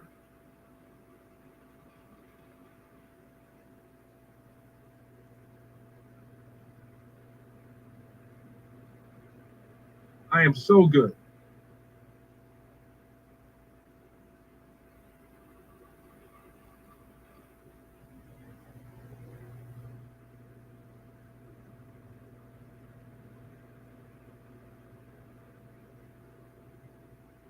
Oh, I'm not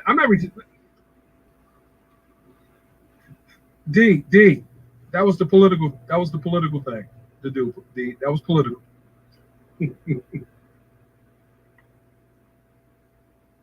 But I'm good, ladies and gentlemen. I promise you, I'm so good. I am so good. I am so good. But it definitely looked intentional. You call two media members together. They do that at. We not part of any team. Like she really insulted me when she did that. So you're gonna call. If it was 5 people, you're just going to call us all up and say, oh, no, you can't do this. No electronic recording. Wait a minute. When did I violate the order? Deliberately and intentionally.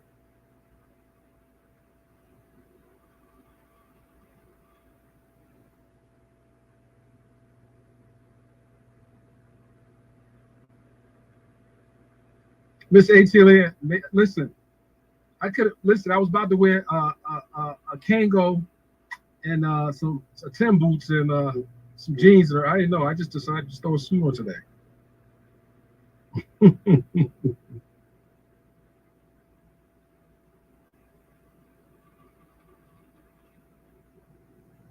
I didn't read the messages, but I know you mean well, so I'm okay with it. I know you were probably punching the air. What, Mr. Byron? What the hell are you doing? What are you doing? But yo, that happened. That literally happened in the court. She said, "Unblock me."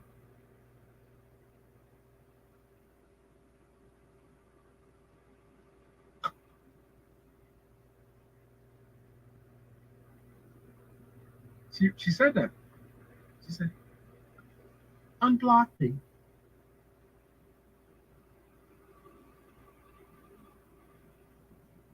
Who said unblock you, Sylvia? What a day, ladies and gentlemen. That What a woman day. ain't said that. It's crazy. But it stops nothing as far as me as a member of the press. It does nothing. Like, really nothing.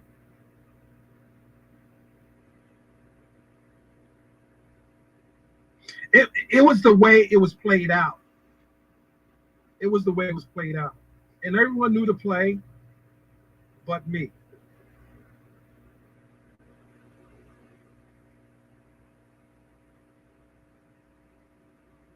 She probably got your ass blocked. Right. Right. My attorneys work for me only. They work for me only. Hold on, guys. My other phone is going on. Stand by.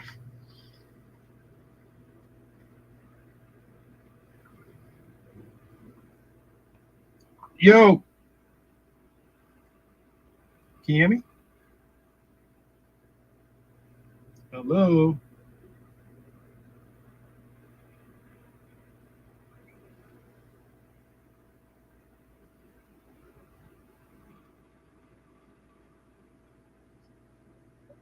I'm sorry, guys. Hold on. Let me just. I know it's popular.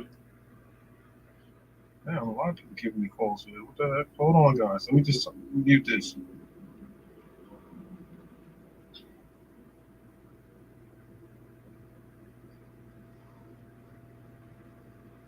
She has to know I'm live. She has to know I'm live.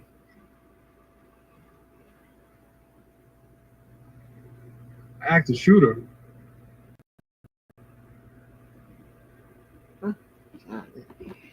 That's your trick. Guys, that the Hawaii tweet, that was just being funny. That was just being funny, guys. I was not. Someone said it. I think it was a Bella had made the comment in my Twitter feed and said something about Hawaii. I knew nothing about Hawaii.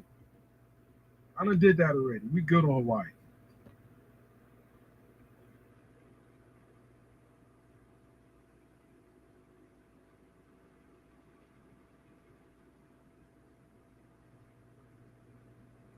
Norris.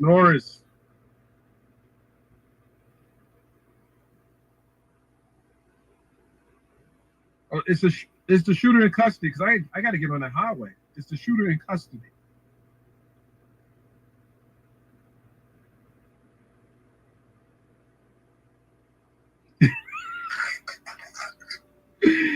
I was joking, but she started packing.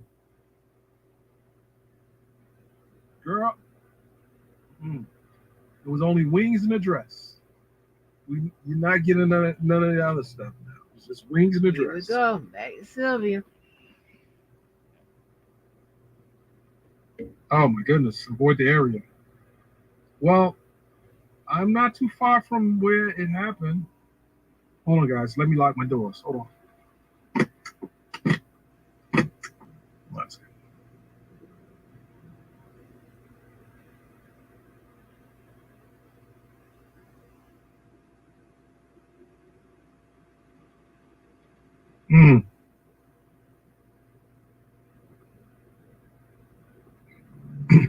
Yeah, guys, let me tell you how the play went down.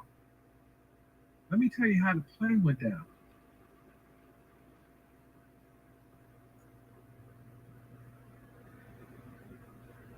Oh my, I want to tell you. It's just, as I sit back and think about what happened behind the scenes, I'm like, oh, interesting.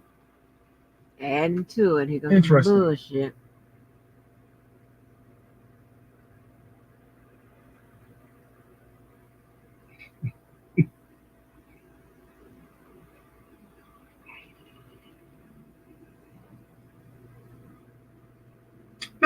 Now, guys, you know that I would never take something like this laying down. I don't fold. Like, come on. I didn't like how it went down.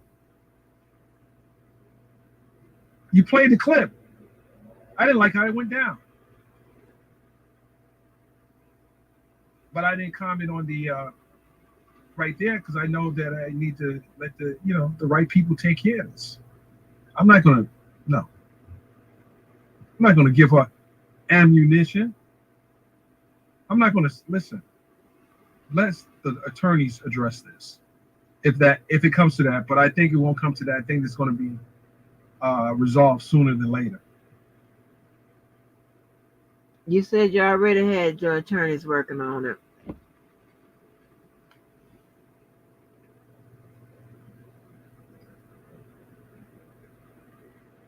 Oh, roads are closed too. Oh my God.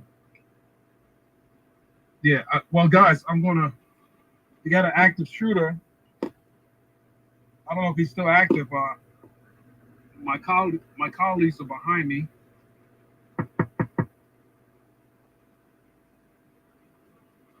Hey, Queen. Mm-hmm.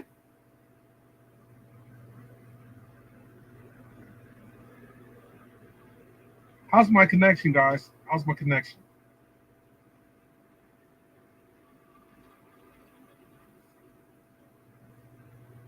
Oh, he's in custody. Okay, good. All right. Guys, stand by. I got to put you on mute. I got to take this call.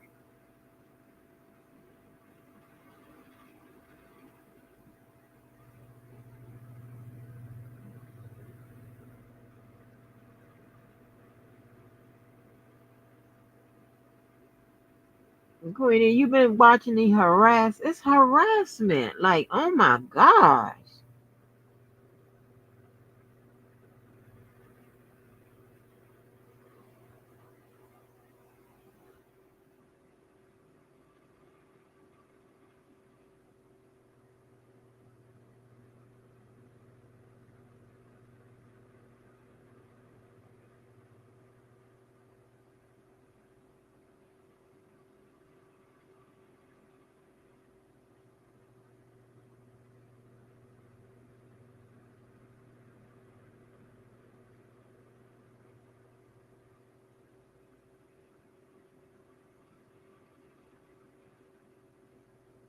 Okay, all in their feelings, child.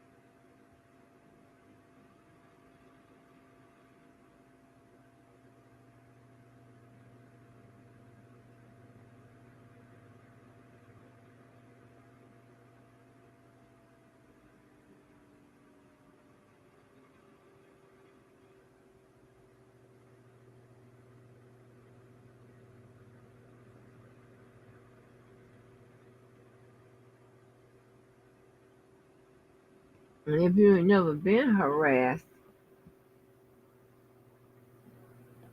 you may not understand people's strong dislike of it. It just puts you in oh my God, you start making all kind of bad decisions.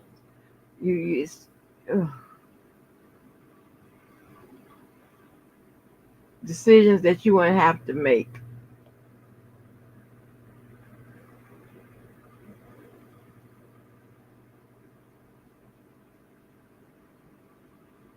That the state has the gigantic, enormous universe of evidence.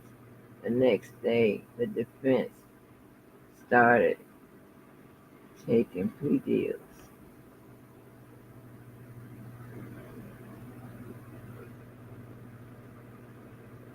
Yeah. Well, when you go ahead, hit. Thank you. You guys still there? When you build an indictment like that, you have to anticipate having a mountain of evidence. So you gotta know that if you build an indictment, what comes with that? Whole bunch of evidence that you gotta litigate.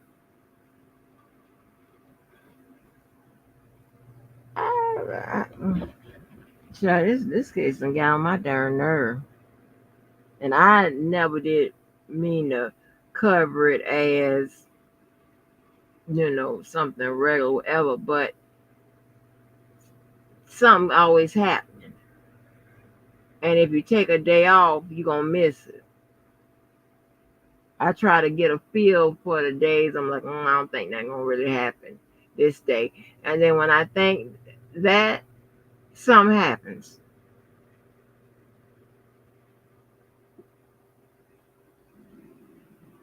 Hey guys, I'm still with you. We're not going anywhere. We're here. I'm actually going to set a tripod up in a minute. You guys still there? You guys are still there?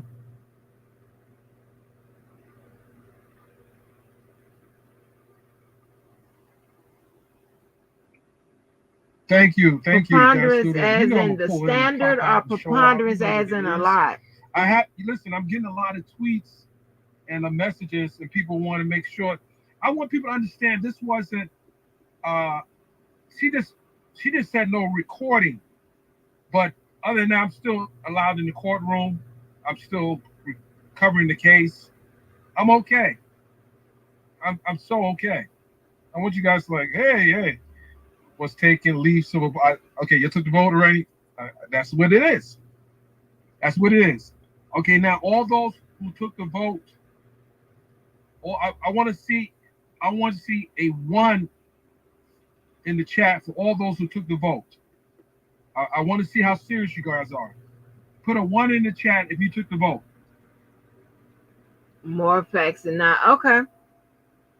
Put a 1 in the chat if you took the vote on that.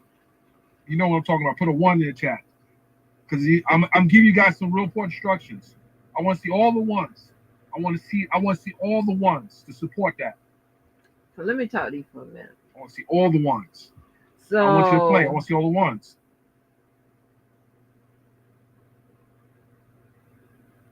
I remember her saying something about there was a lot of evidence. I remember her saying that. So she made a remark as well about the evidence that it would. Oh, wait a minute. You talking about preponderance? Didn't she say that today?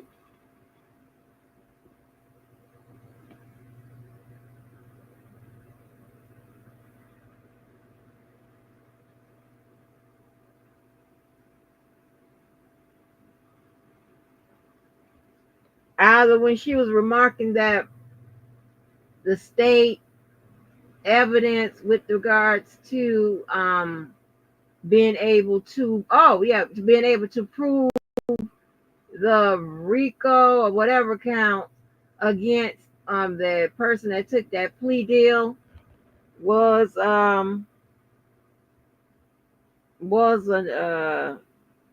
beyond.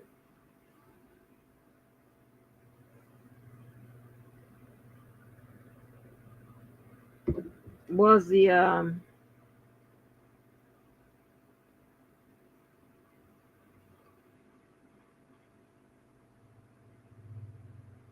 that was today, right?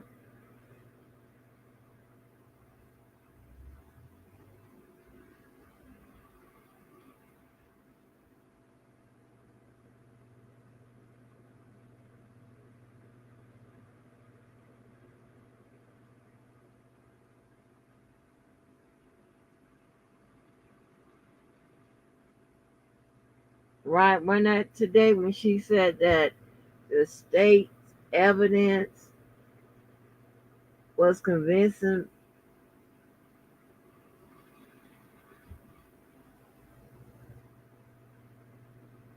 Maybe I heard that wrong. I'm trying to see if I can find it. Maybe I heard that wrong. I thought I heard her say that.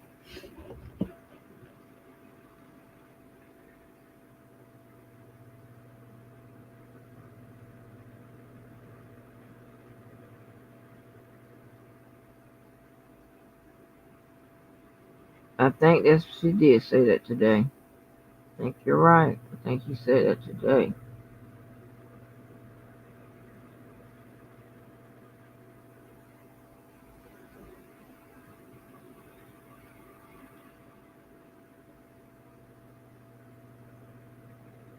And when a judge reads off, oh, it was last Friday.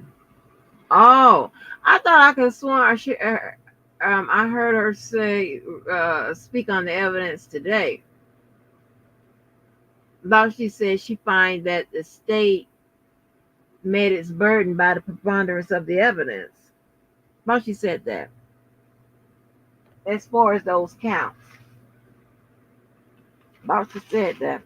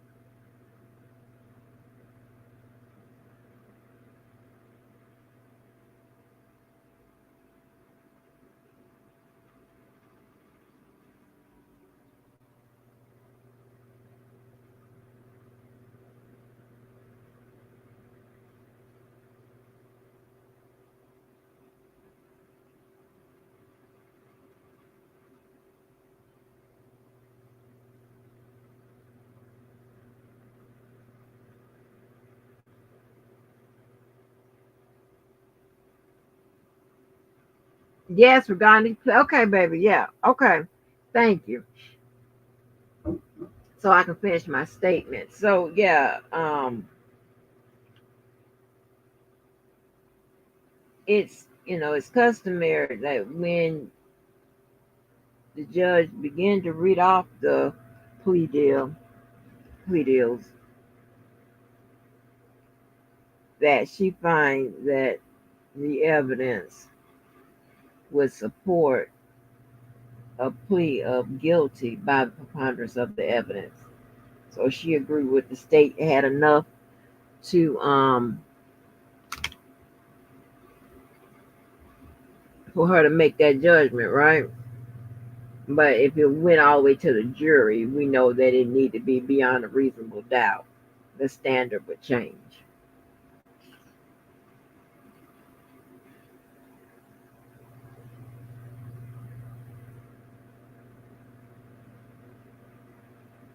Oh, she was doing that, Queenie?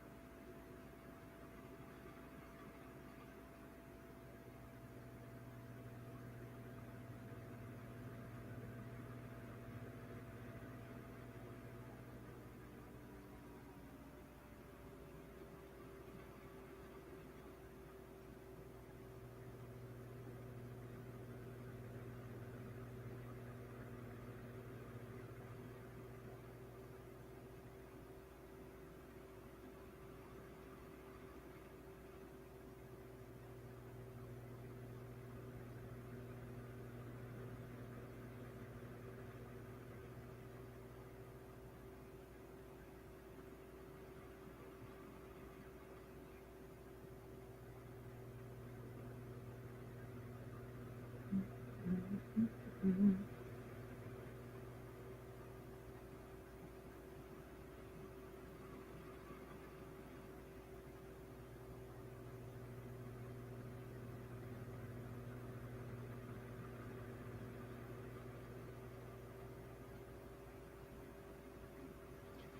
Yeah, I don't think they're incompetent. I just think that they built they just built that indictment. It was too put too much in it. If they put too much in it, another attorney said the same thing. Um, and I think they moved at a not a pace that the judge finds acceptable. And I feel like they're somewhat unprepared, but I want to say that the judge kind of contributed to that when she would rush them and gut the case. It's a lot that contributed to them being unprepared and calling things out of. Because if you call the witnesses out of order, just because the judge wants you to rush them, whatever, guess what? You're questioning how you have to kind of pivot on how you lay your case out, because it's gonna change, because when you present your case, when it's time for your case in chief, you are telling a story. Well, when you tell a story, you want to tell it in a certain order. That's how you prepare.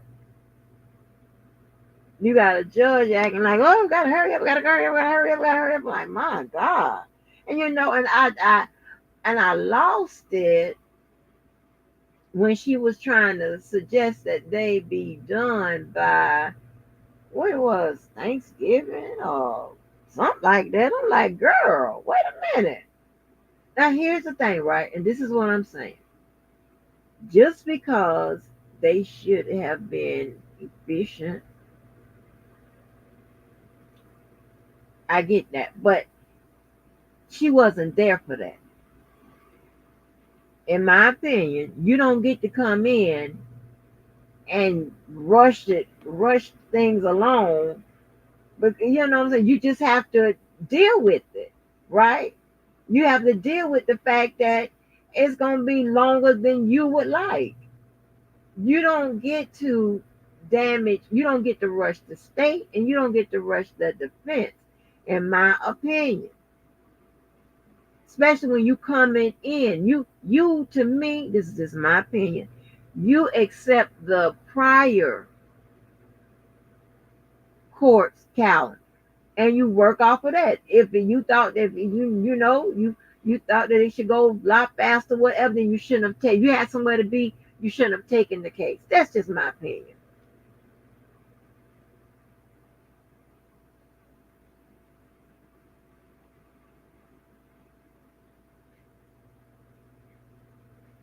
You shouldn't have taken the case.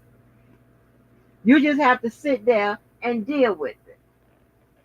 I mean, you're like, oh, I mean, I want witnesses passing each other. And there is no mandate that you have I'm sorry. There's no mandate that your witnesses should you got to tell them like what order you're gonna call your witnesses in and stuff like that. No, you don't. You just provide a witness list, because just like you want the state to be prepared, you should want the defense to be prepared. They had a witness list, so they know who all is going to be on the witness list, so you know who you're going to call. You got to be fair. I mean, I know that it's a bit of disorganization.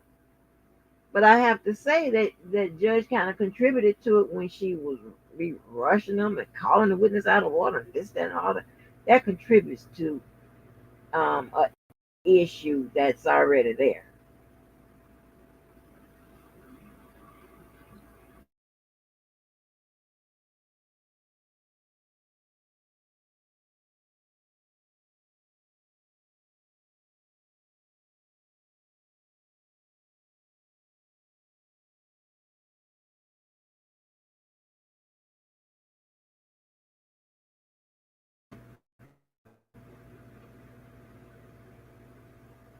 She is. I think she is.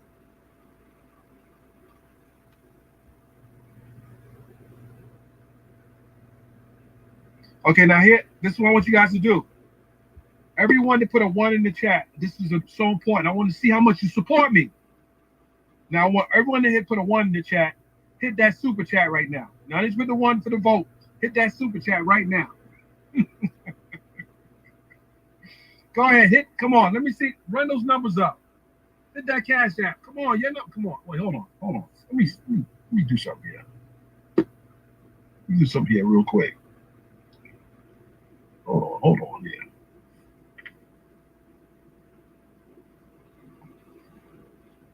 All right. There you go. There you go.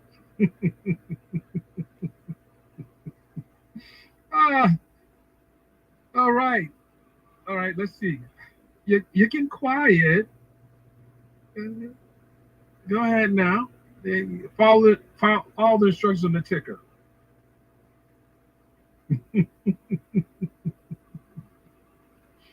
You see, come on, guys. I took some great pictures today. Hold on. When the judge said that, I'm gonna show you something, guys. Let me show you something. I'm gonna airdrop this. I gotta airdrop it. Hold on.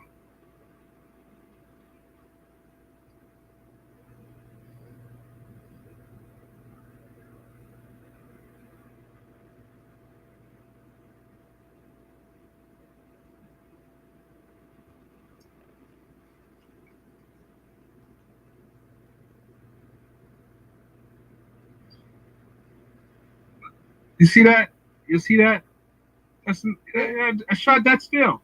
I'm like, Judge, what are you talking about? I'm taking a picture. This is what I do. This is what I do.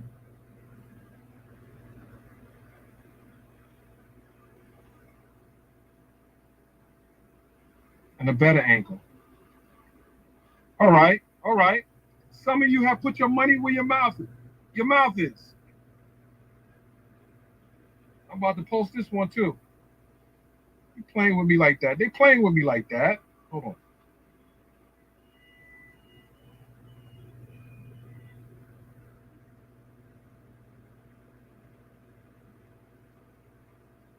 Oh, that's a nice picture too. Hold on, guys. That's a nice picture.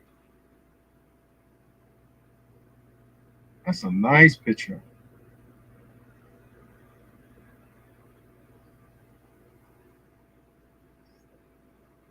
Hold on. Here we go. That's a nice picture. Yeah. All right. You saw that? Hold on. Let me see if I can share it here. Hold on. If I can bring it up here. Let's see here. Let's see. Let me add this. Choose a file.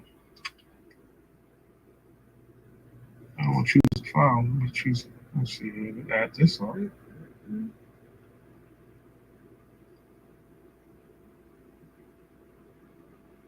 Well, when you say getting the job done, what you mean? Like you think they'll give a It's uploading now. So here's the photo you I think shot. they'll win? This is the photo I shot in the courtroom. Oh wait, I guess Let me put this down. I want to see the other one. Hold on, guys. I'm having some fun right now. Let me get the other photo up. Stand by.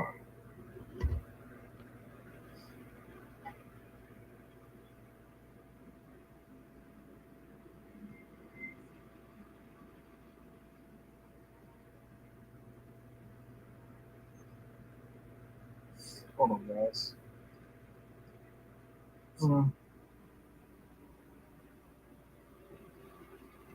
Oh my goodness, I got some great shots here. Hold on.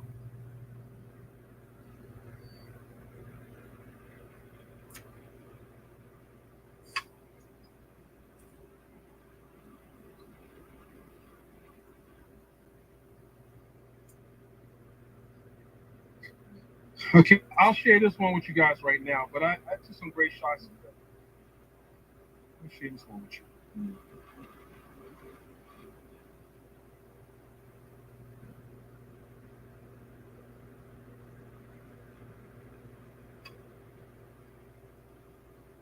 Like, what are they doing? What are they doing? Oh my goodness.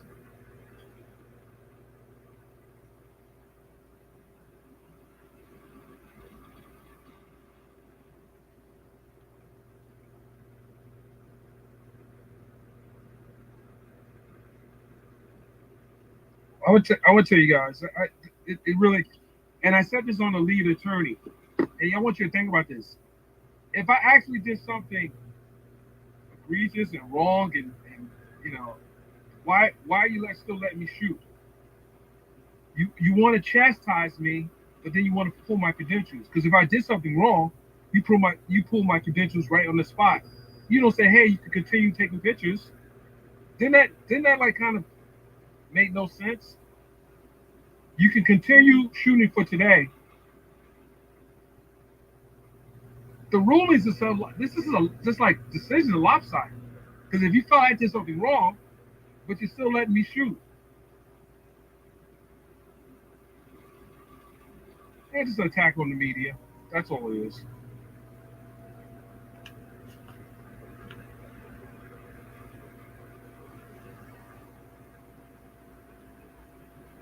Hold on a second. The press conference actually happened at his office. I mean, it's what it is.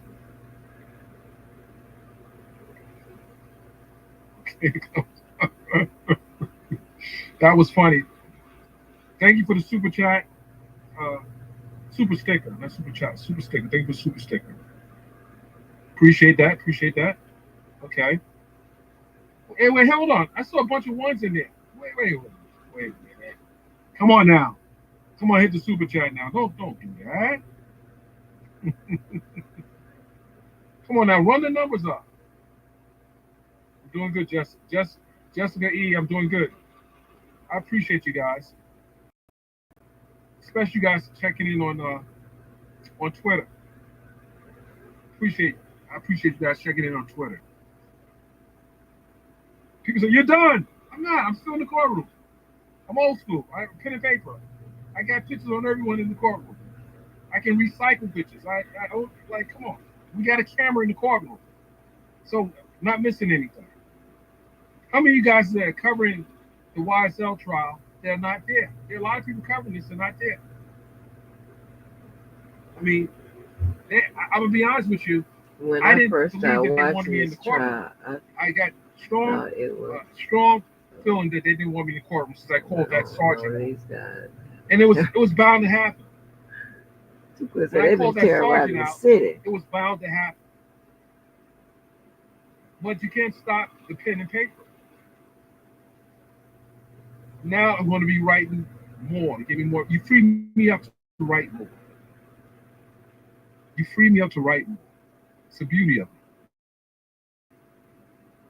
The beauty of it.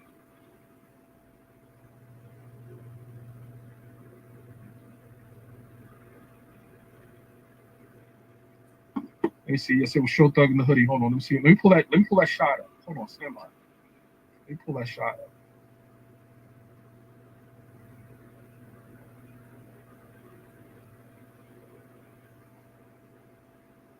I know I have it here somewhere. Hold on. No, not that one. Ooh. I hit the wrong one. She gave me this energy today. This is the energy she gave me today.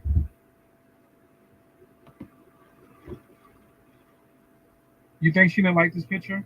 Ladies and gentlemen, you think she had an issue with this picture?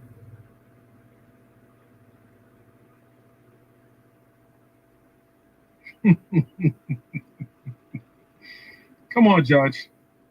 I think it was a good picture. I think it was a good picture. I think it was a good picture.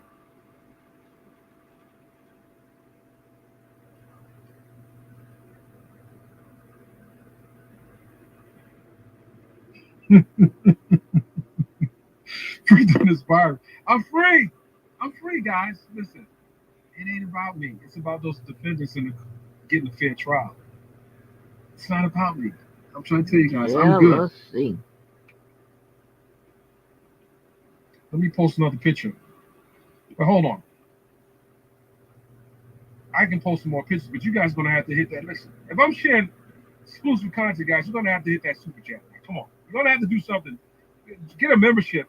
Buy a few memberships. Do something. I'm going to share one more picture.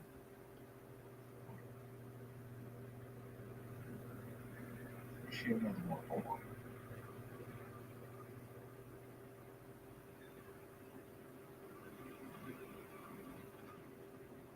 I just be tripping out how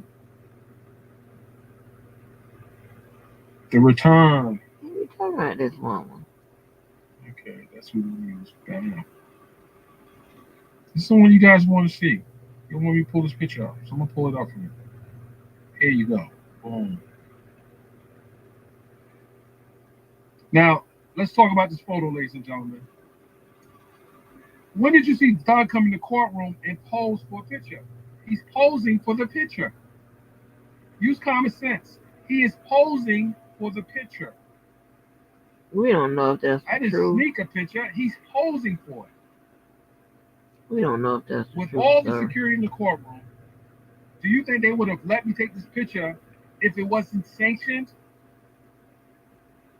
Think about that. You think him and I had some special arrangement? No. This was a sanctioned picture. Come on now. But we good. So we good. And why would they pick you when they deal with Sylvia? I don't get it.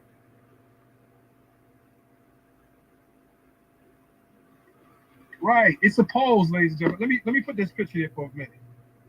One more time. I'm gonna put it up there one more time.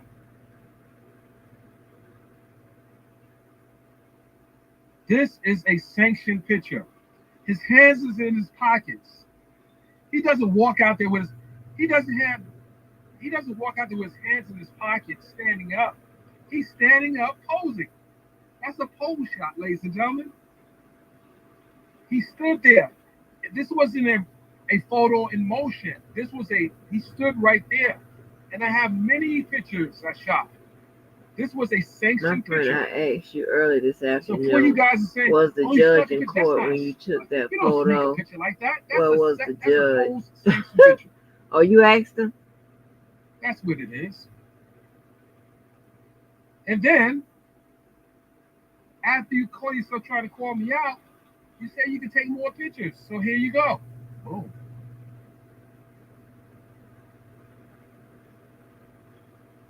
You got more shots.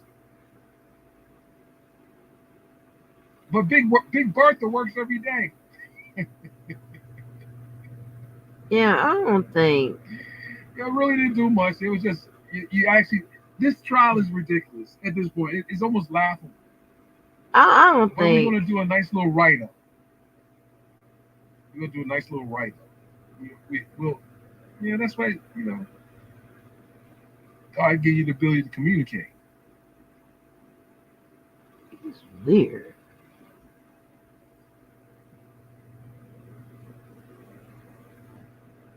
I don't know if they told you Right. to take that shot or whatever, or did you ask to take the shot? We all know The power of the your pen. track record with the truth. The power of the pen. Power tripping. Why would you want to violate a reporter's right to access? So why would the people in power set the reporter up? Come on. It's weird. I don't know if these guys would have a chance of getting a fair shake. I don't believe so. Now somebody's But setting again, you we're up, covering the case. but ask you to take the And now, photo. just like a photo goes viral, my articles go viral. They go viral. I just did an article on this young lady. I think it's been viewed over 50,000 times. I'm not bragging. I'm just saying that this is what I do. I just kind of fell back on heavy writing, but I have no problem with it. I have no problem with it.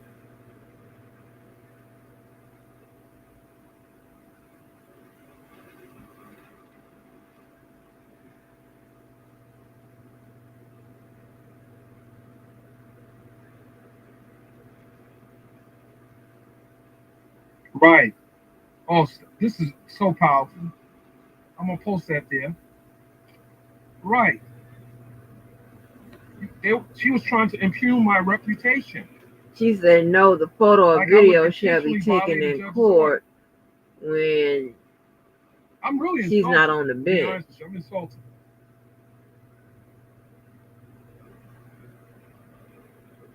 I'm insulted.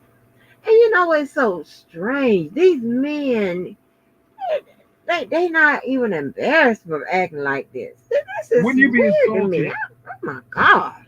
if a Supreme Court Uh-uh. judge, without any, and just listen to the words he said. Let me And I tell you listened something to it. about And me, that's why baby. people said, why didn't you say something? No, I wasn't going to do that. It wasn't the time. If I have any She had friends and control stuff over like that that, setting. you know, I have control over this one. male or female, And I have more latitude that to weird communicate like this, in this setting. honey, you just, She baby, controls that. baby, I be acting like a Understand the ghost. dynamics of what was I would happening. just ease. I play chess, not checkers.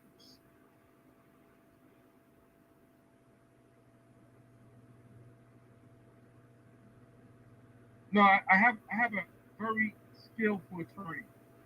Shout out to Mauli Davis and Brittany Dobbs. I get good attorneys. I'm good. This is not. We still covering the case. Well, let's see if your attorneys, if he gonna get the attorneys to come in there and listen.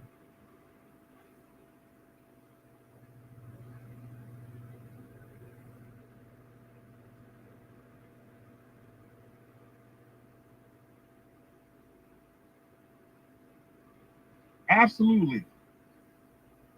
And she makes another good point. She would call two people of color to the podium. I was going to tell you what I saw. She ignored my experience in that particular courthouse. She ignored that, and she ignored it to a certain degree. She allowed me to continue there. She didn't do her own research. She said she did her research. So who would you research it with? It would have to be the people that allow me to do it.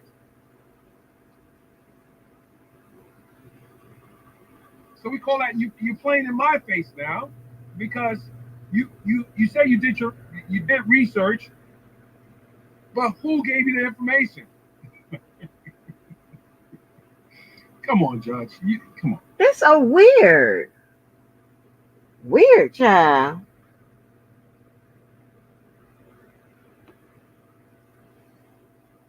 Right. Then why are you calling two people up at the same time?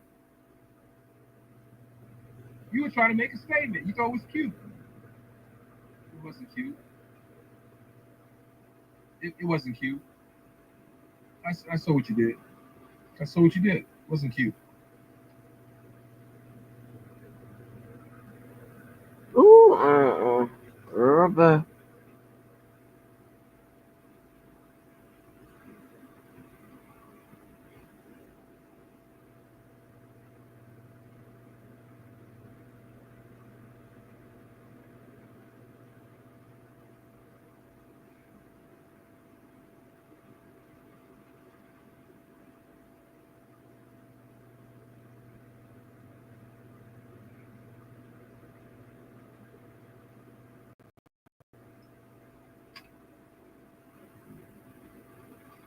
All right, guys. I need to get the.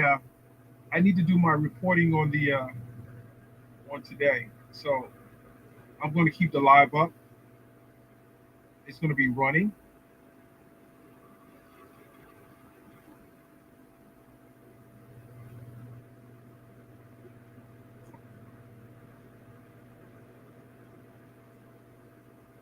Yeah, it's going to be running, guys. But I need to make some moves. But I will return. Until next time.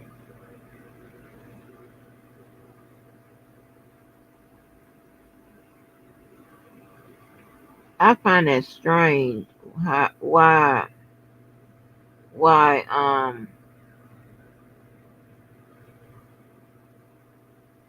they would ask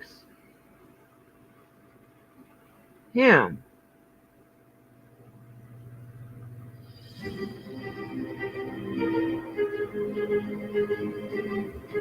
Does this make sense? Does this make sense? They would ask him, right, to take the picture.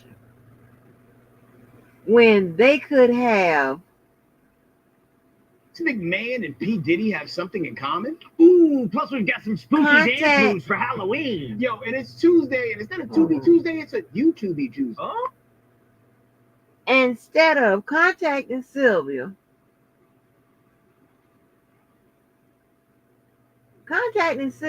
right,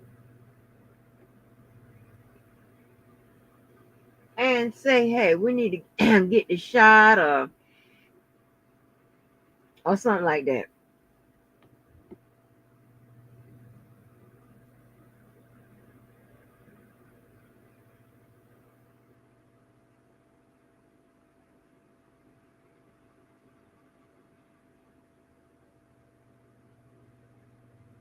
Just be making up stuff. Oh Lord.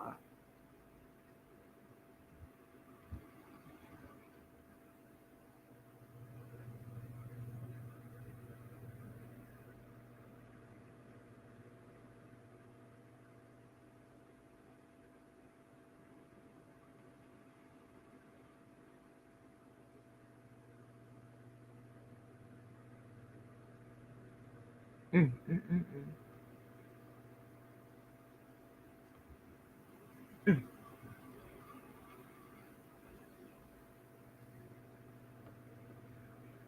mm. Too clear. What time they say court will be tomorrow?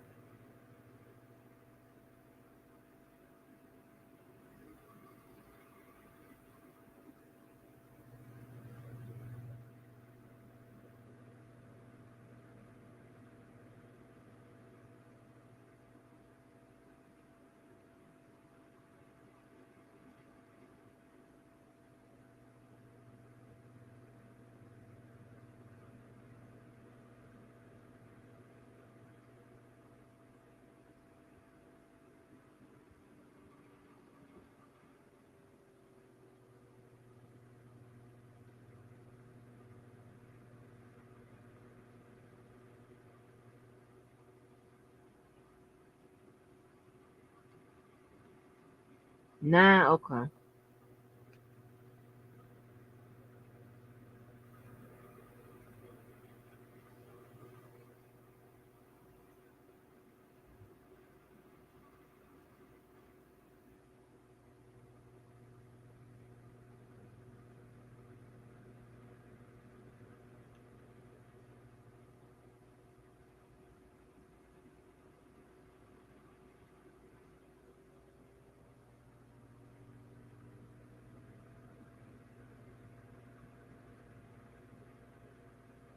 Okay, that's fine.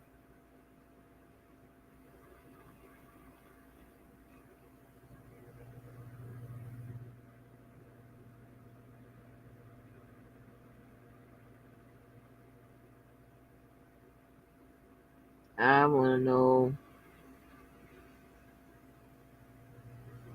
what the deal is going to be tomorrow.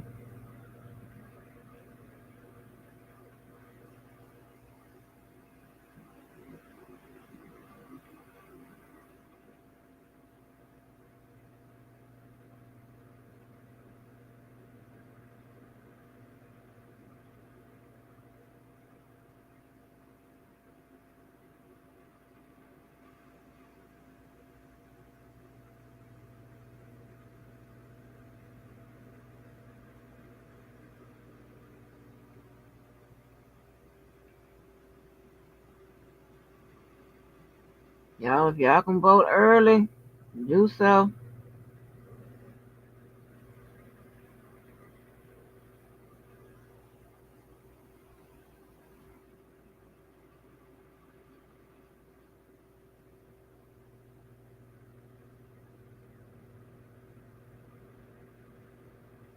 Y'all, this whole year done got on my nerve. I'm trying to tell you, Lord have mercy.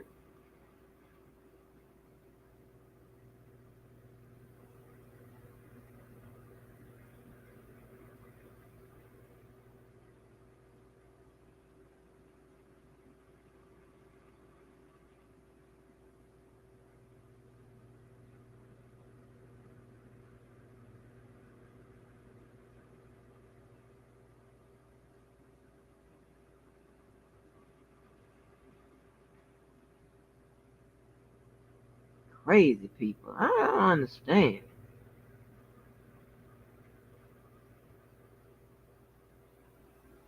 The judge spoke last week about the same issue.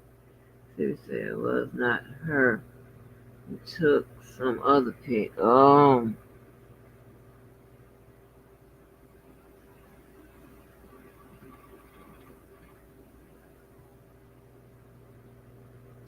Is that when the judge called a bunch of people up? Isn't that when the judge called a bunch of different people up?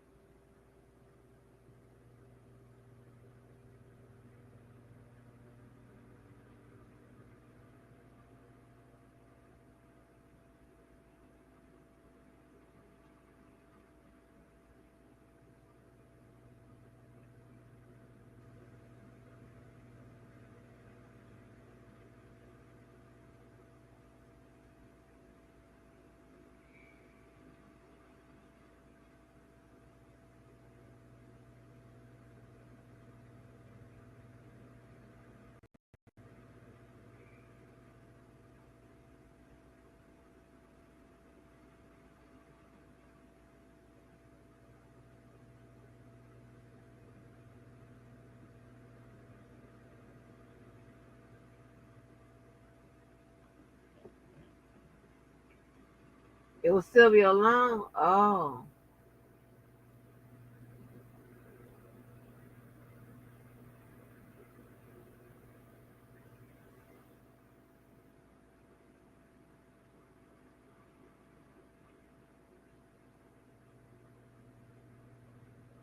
And I understand, like, and he do that.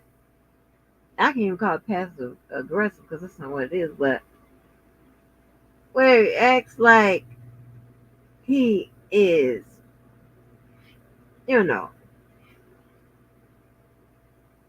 like Sylvia should be cool with him or whatever. Like, dude, you did too much.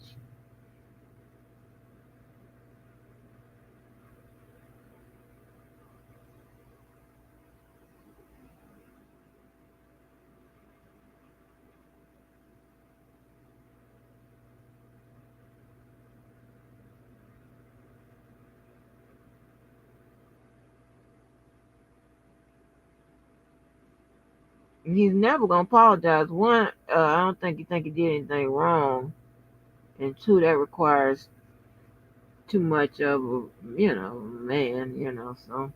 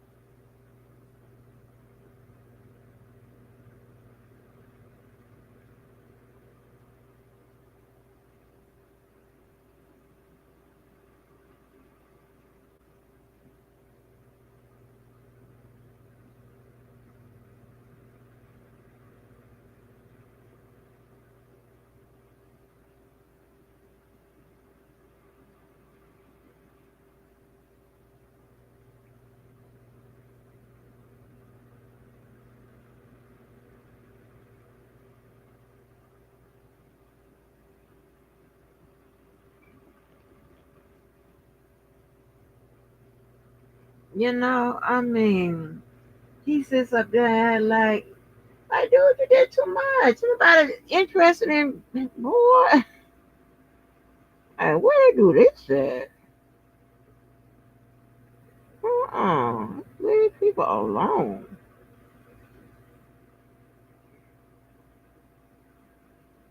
And my thing is, and then with that fake concern, like I'm so concerned for, what she be doing. I'm concerned for her well-being and all this, but yet you're okay with helping her get locked up. Oh, come on now.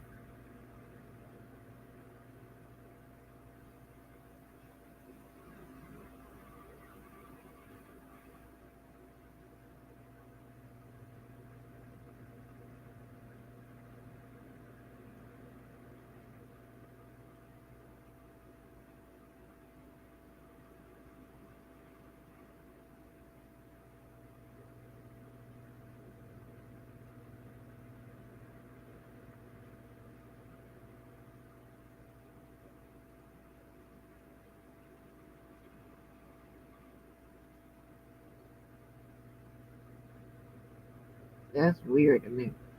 That's weird to me.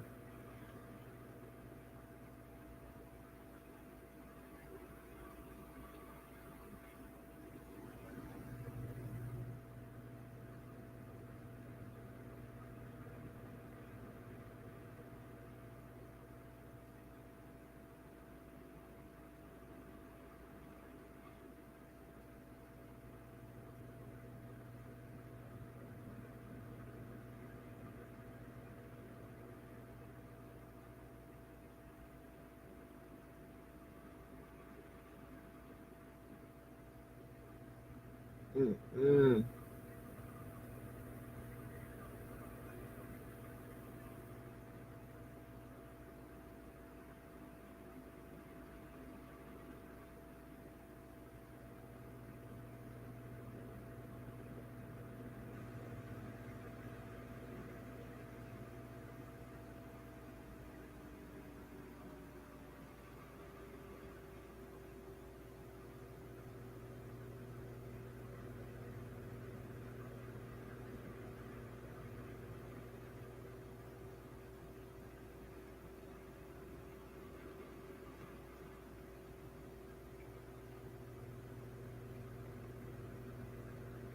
You think she's a radical person? You don't think she want to abide by the rules?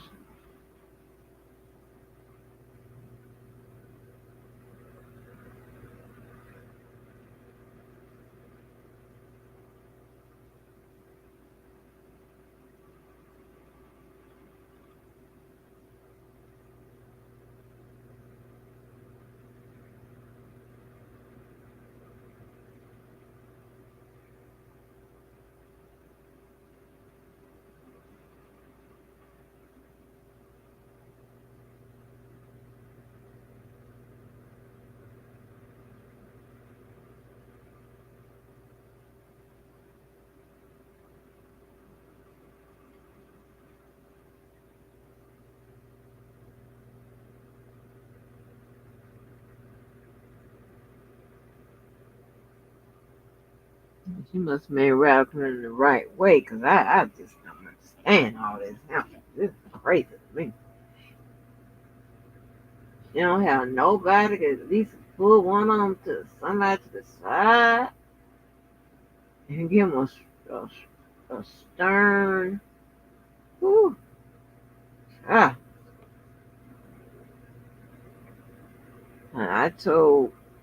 I was just playing. On my live one day, I called uh,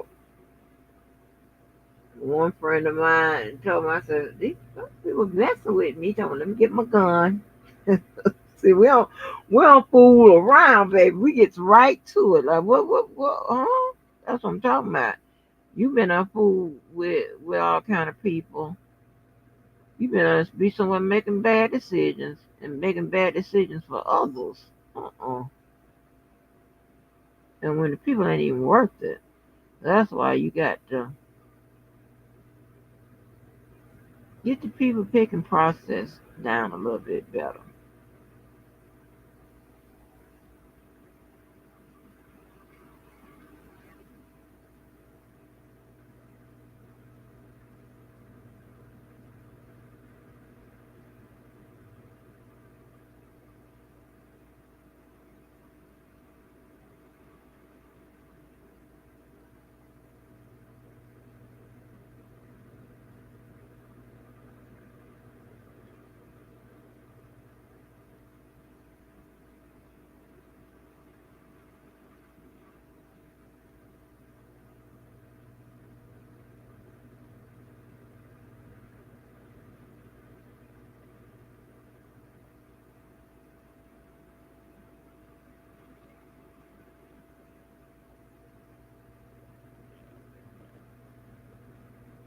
More like insinuation of going against the grain. Okay.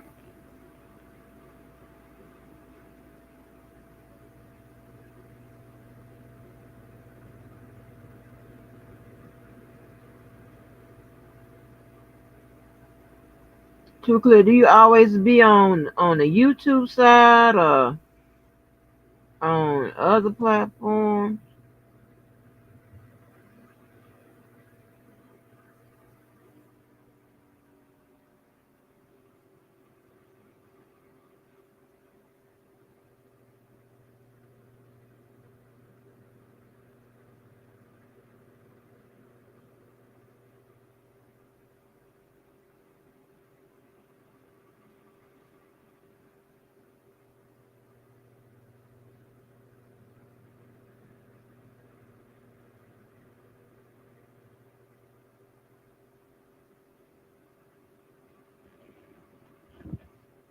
Judging by the way you say things, are you from over here? You from America?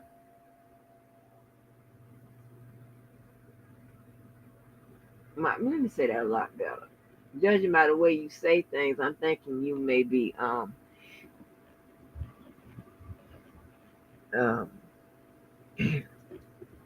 somewhere else.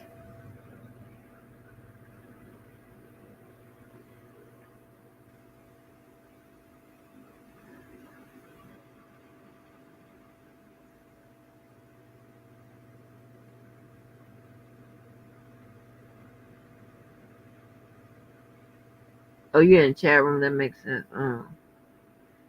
But are you from America?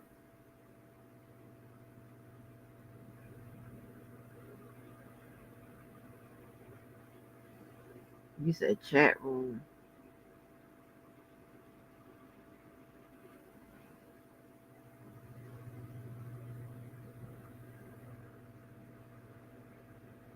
Now, are you American? Maybe that's well.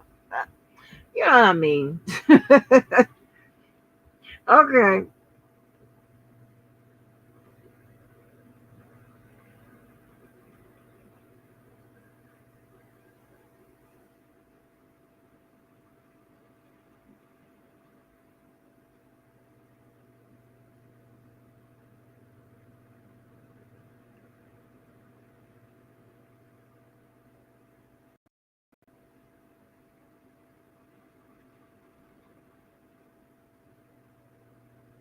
I mean, boy, that boy got a good deal. I mean, depending on how you look at it.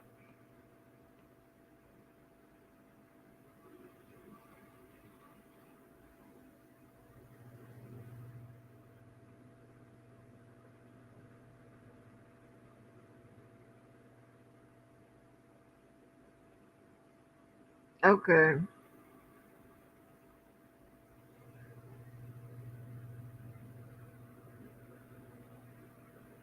That young dude got a good deal. He was on there for racketeering and he dropped murder and good lord.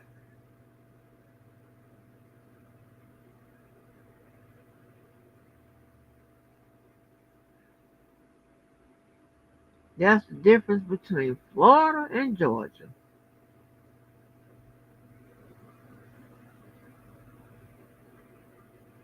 We're gonna drop murder, all right. Okay.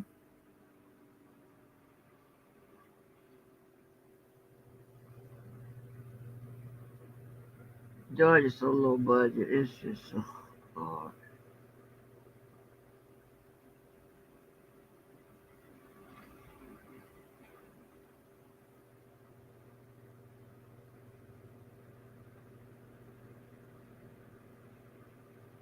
Georgia's so low budget, y'all. They don't make no dang on sense.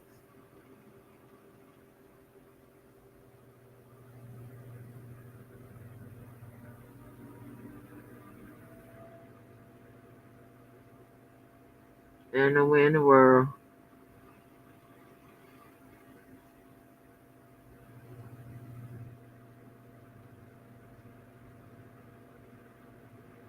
Drop murder. Yeah, okay.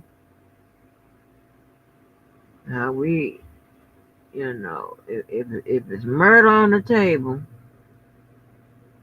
we gonna try to keep murder and drop the the other charges. If any of them gonna be dropped, put it like that. They'll run together.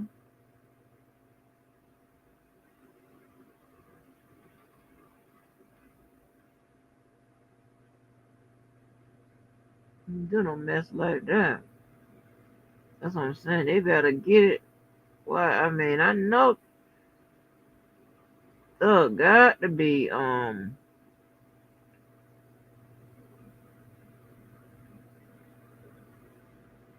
to negotiate. If there's an offer for him, he got to be trying to negotiate because like that's a sweet deal.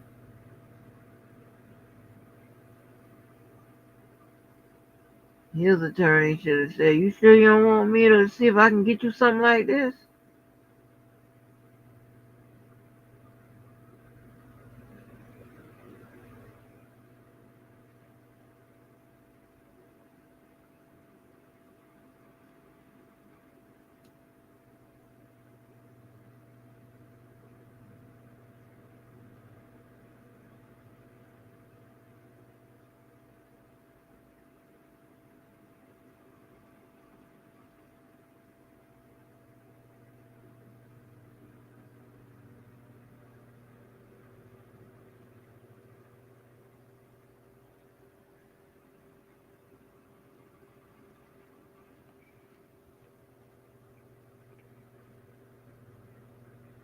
I think that the state would like to bring it down to 3 defendants. The murder charge, I think they're going to put it on Shannon guy. Well, it has Shannon. What's in the indictment? I mean, I got the indictment, but I'm massaging my bumps. But who's ever been charged with with murder, has ever been indicted, that's how they're gonna,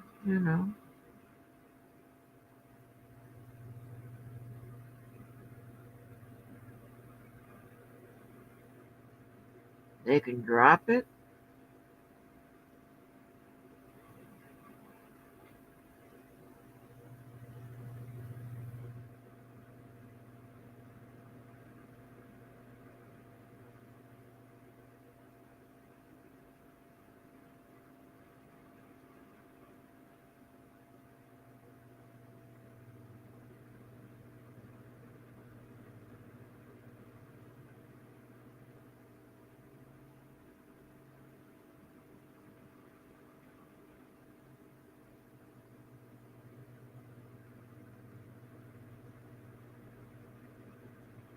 I mean, the Menendez people getting out, and we going in. Isn't that something?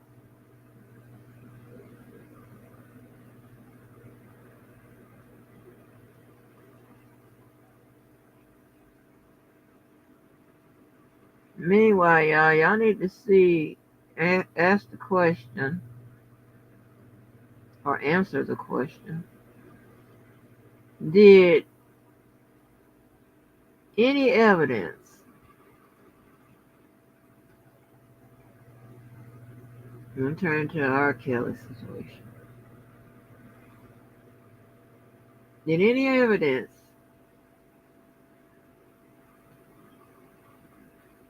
generate that would be as a result of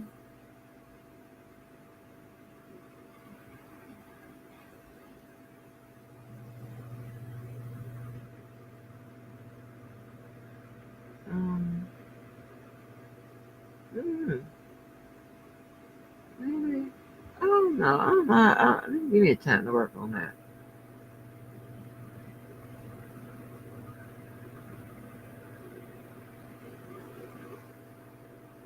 Well, y'all want to see how them people put that together? About that amendment 4.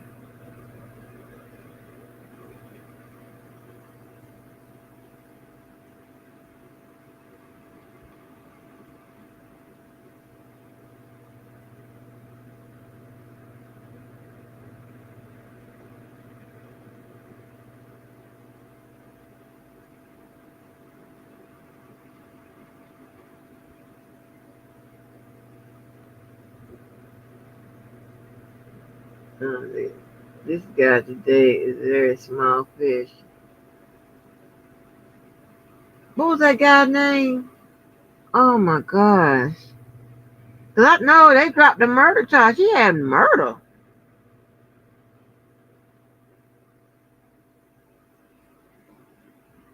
He was charged with murder.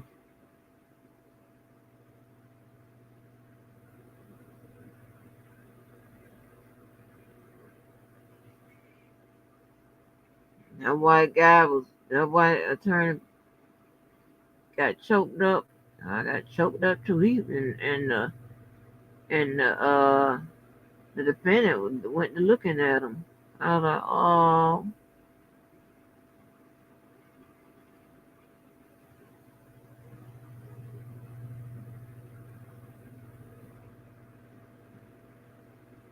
I get choked up all the time.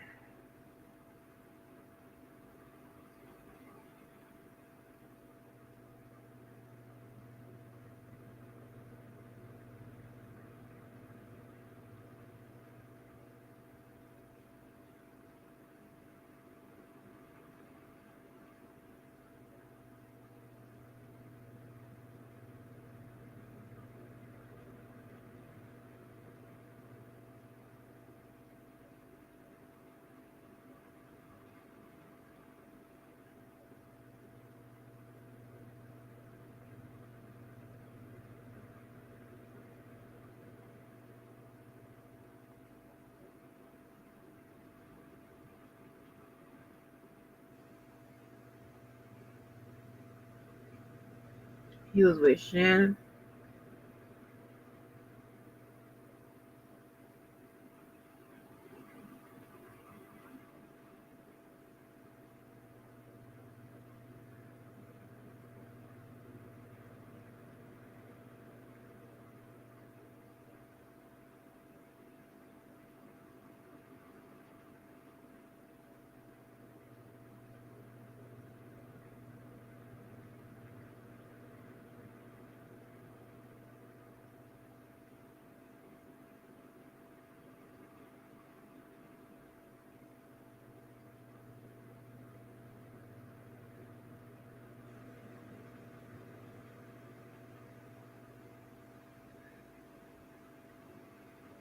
Too clear. You be over in Dennis chat and be asking them questions.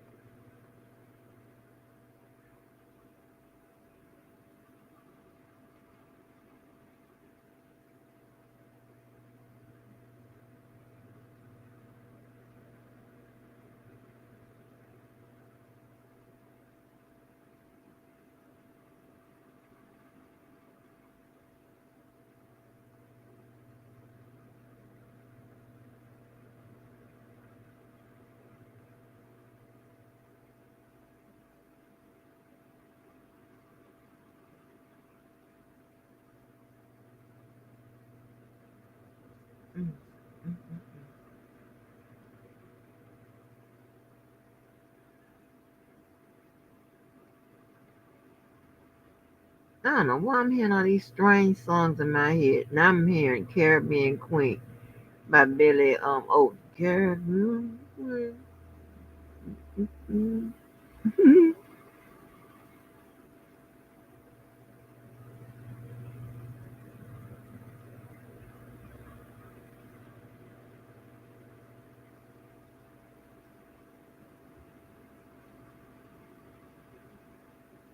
No, he kicked you out about the okay. Um too clear. Well, I hope I see you again. I enjoyed you too, honey.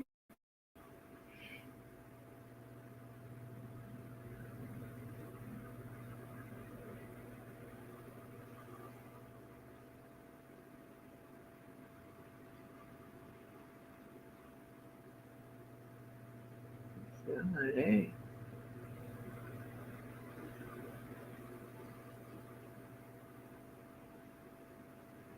kicked you out, yeah.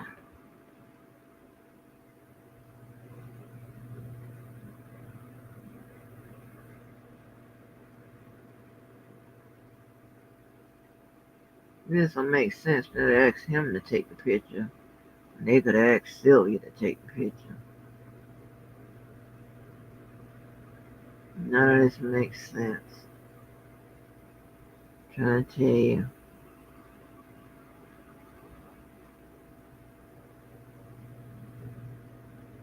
But I guess some of y'all it's gonna take to be in a Lifetime movie. In order for y'all to call a spade a spade. Call people crazy when it's crazy. What in the world?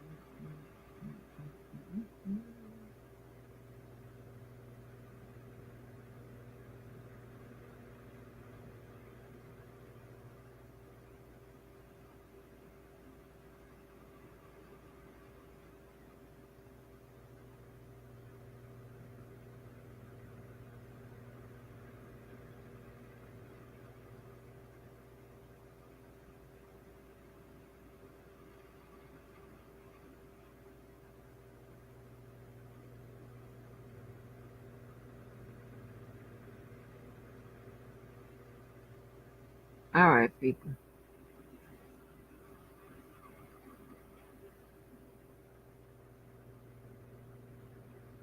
I'm out of chocolate. It's crazy. I've never even been a chocolate eater. I ate more chocolate in the past,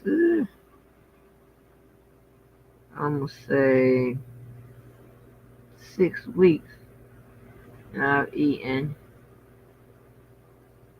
probably in the past 20 years.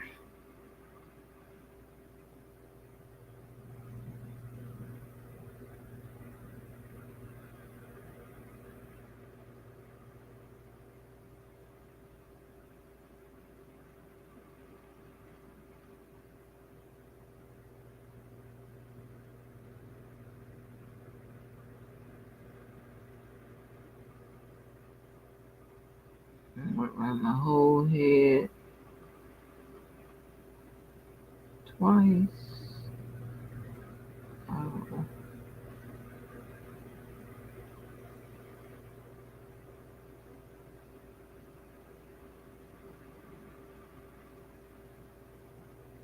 Okay. Sure. All right, y'all. Y'all be showing up, be holding on. I sure appreciate you. I appreciate you. You know how we get up out of here, honey.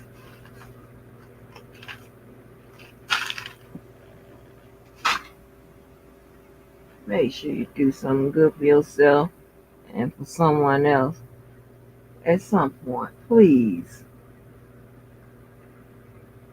get help or get the hell on. And I'm out of here. And so are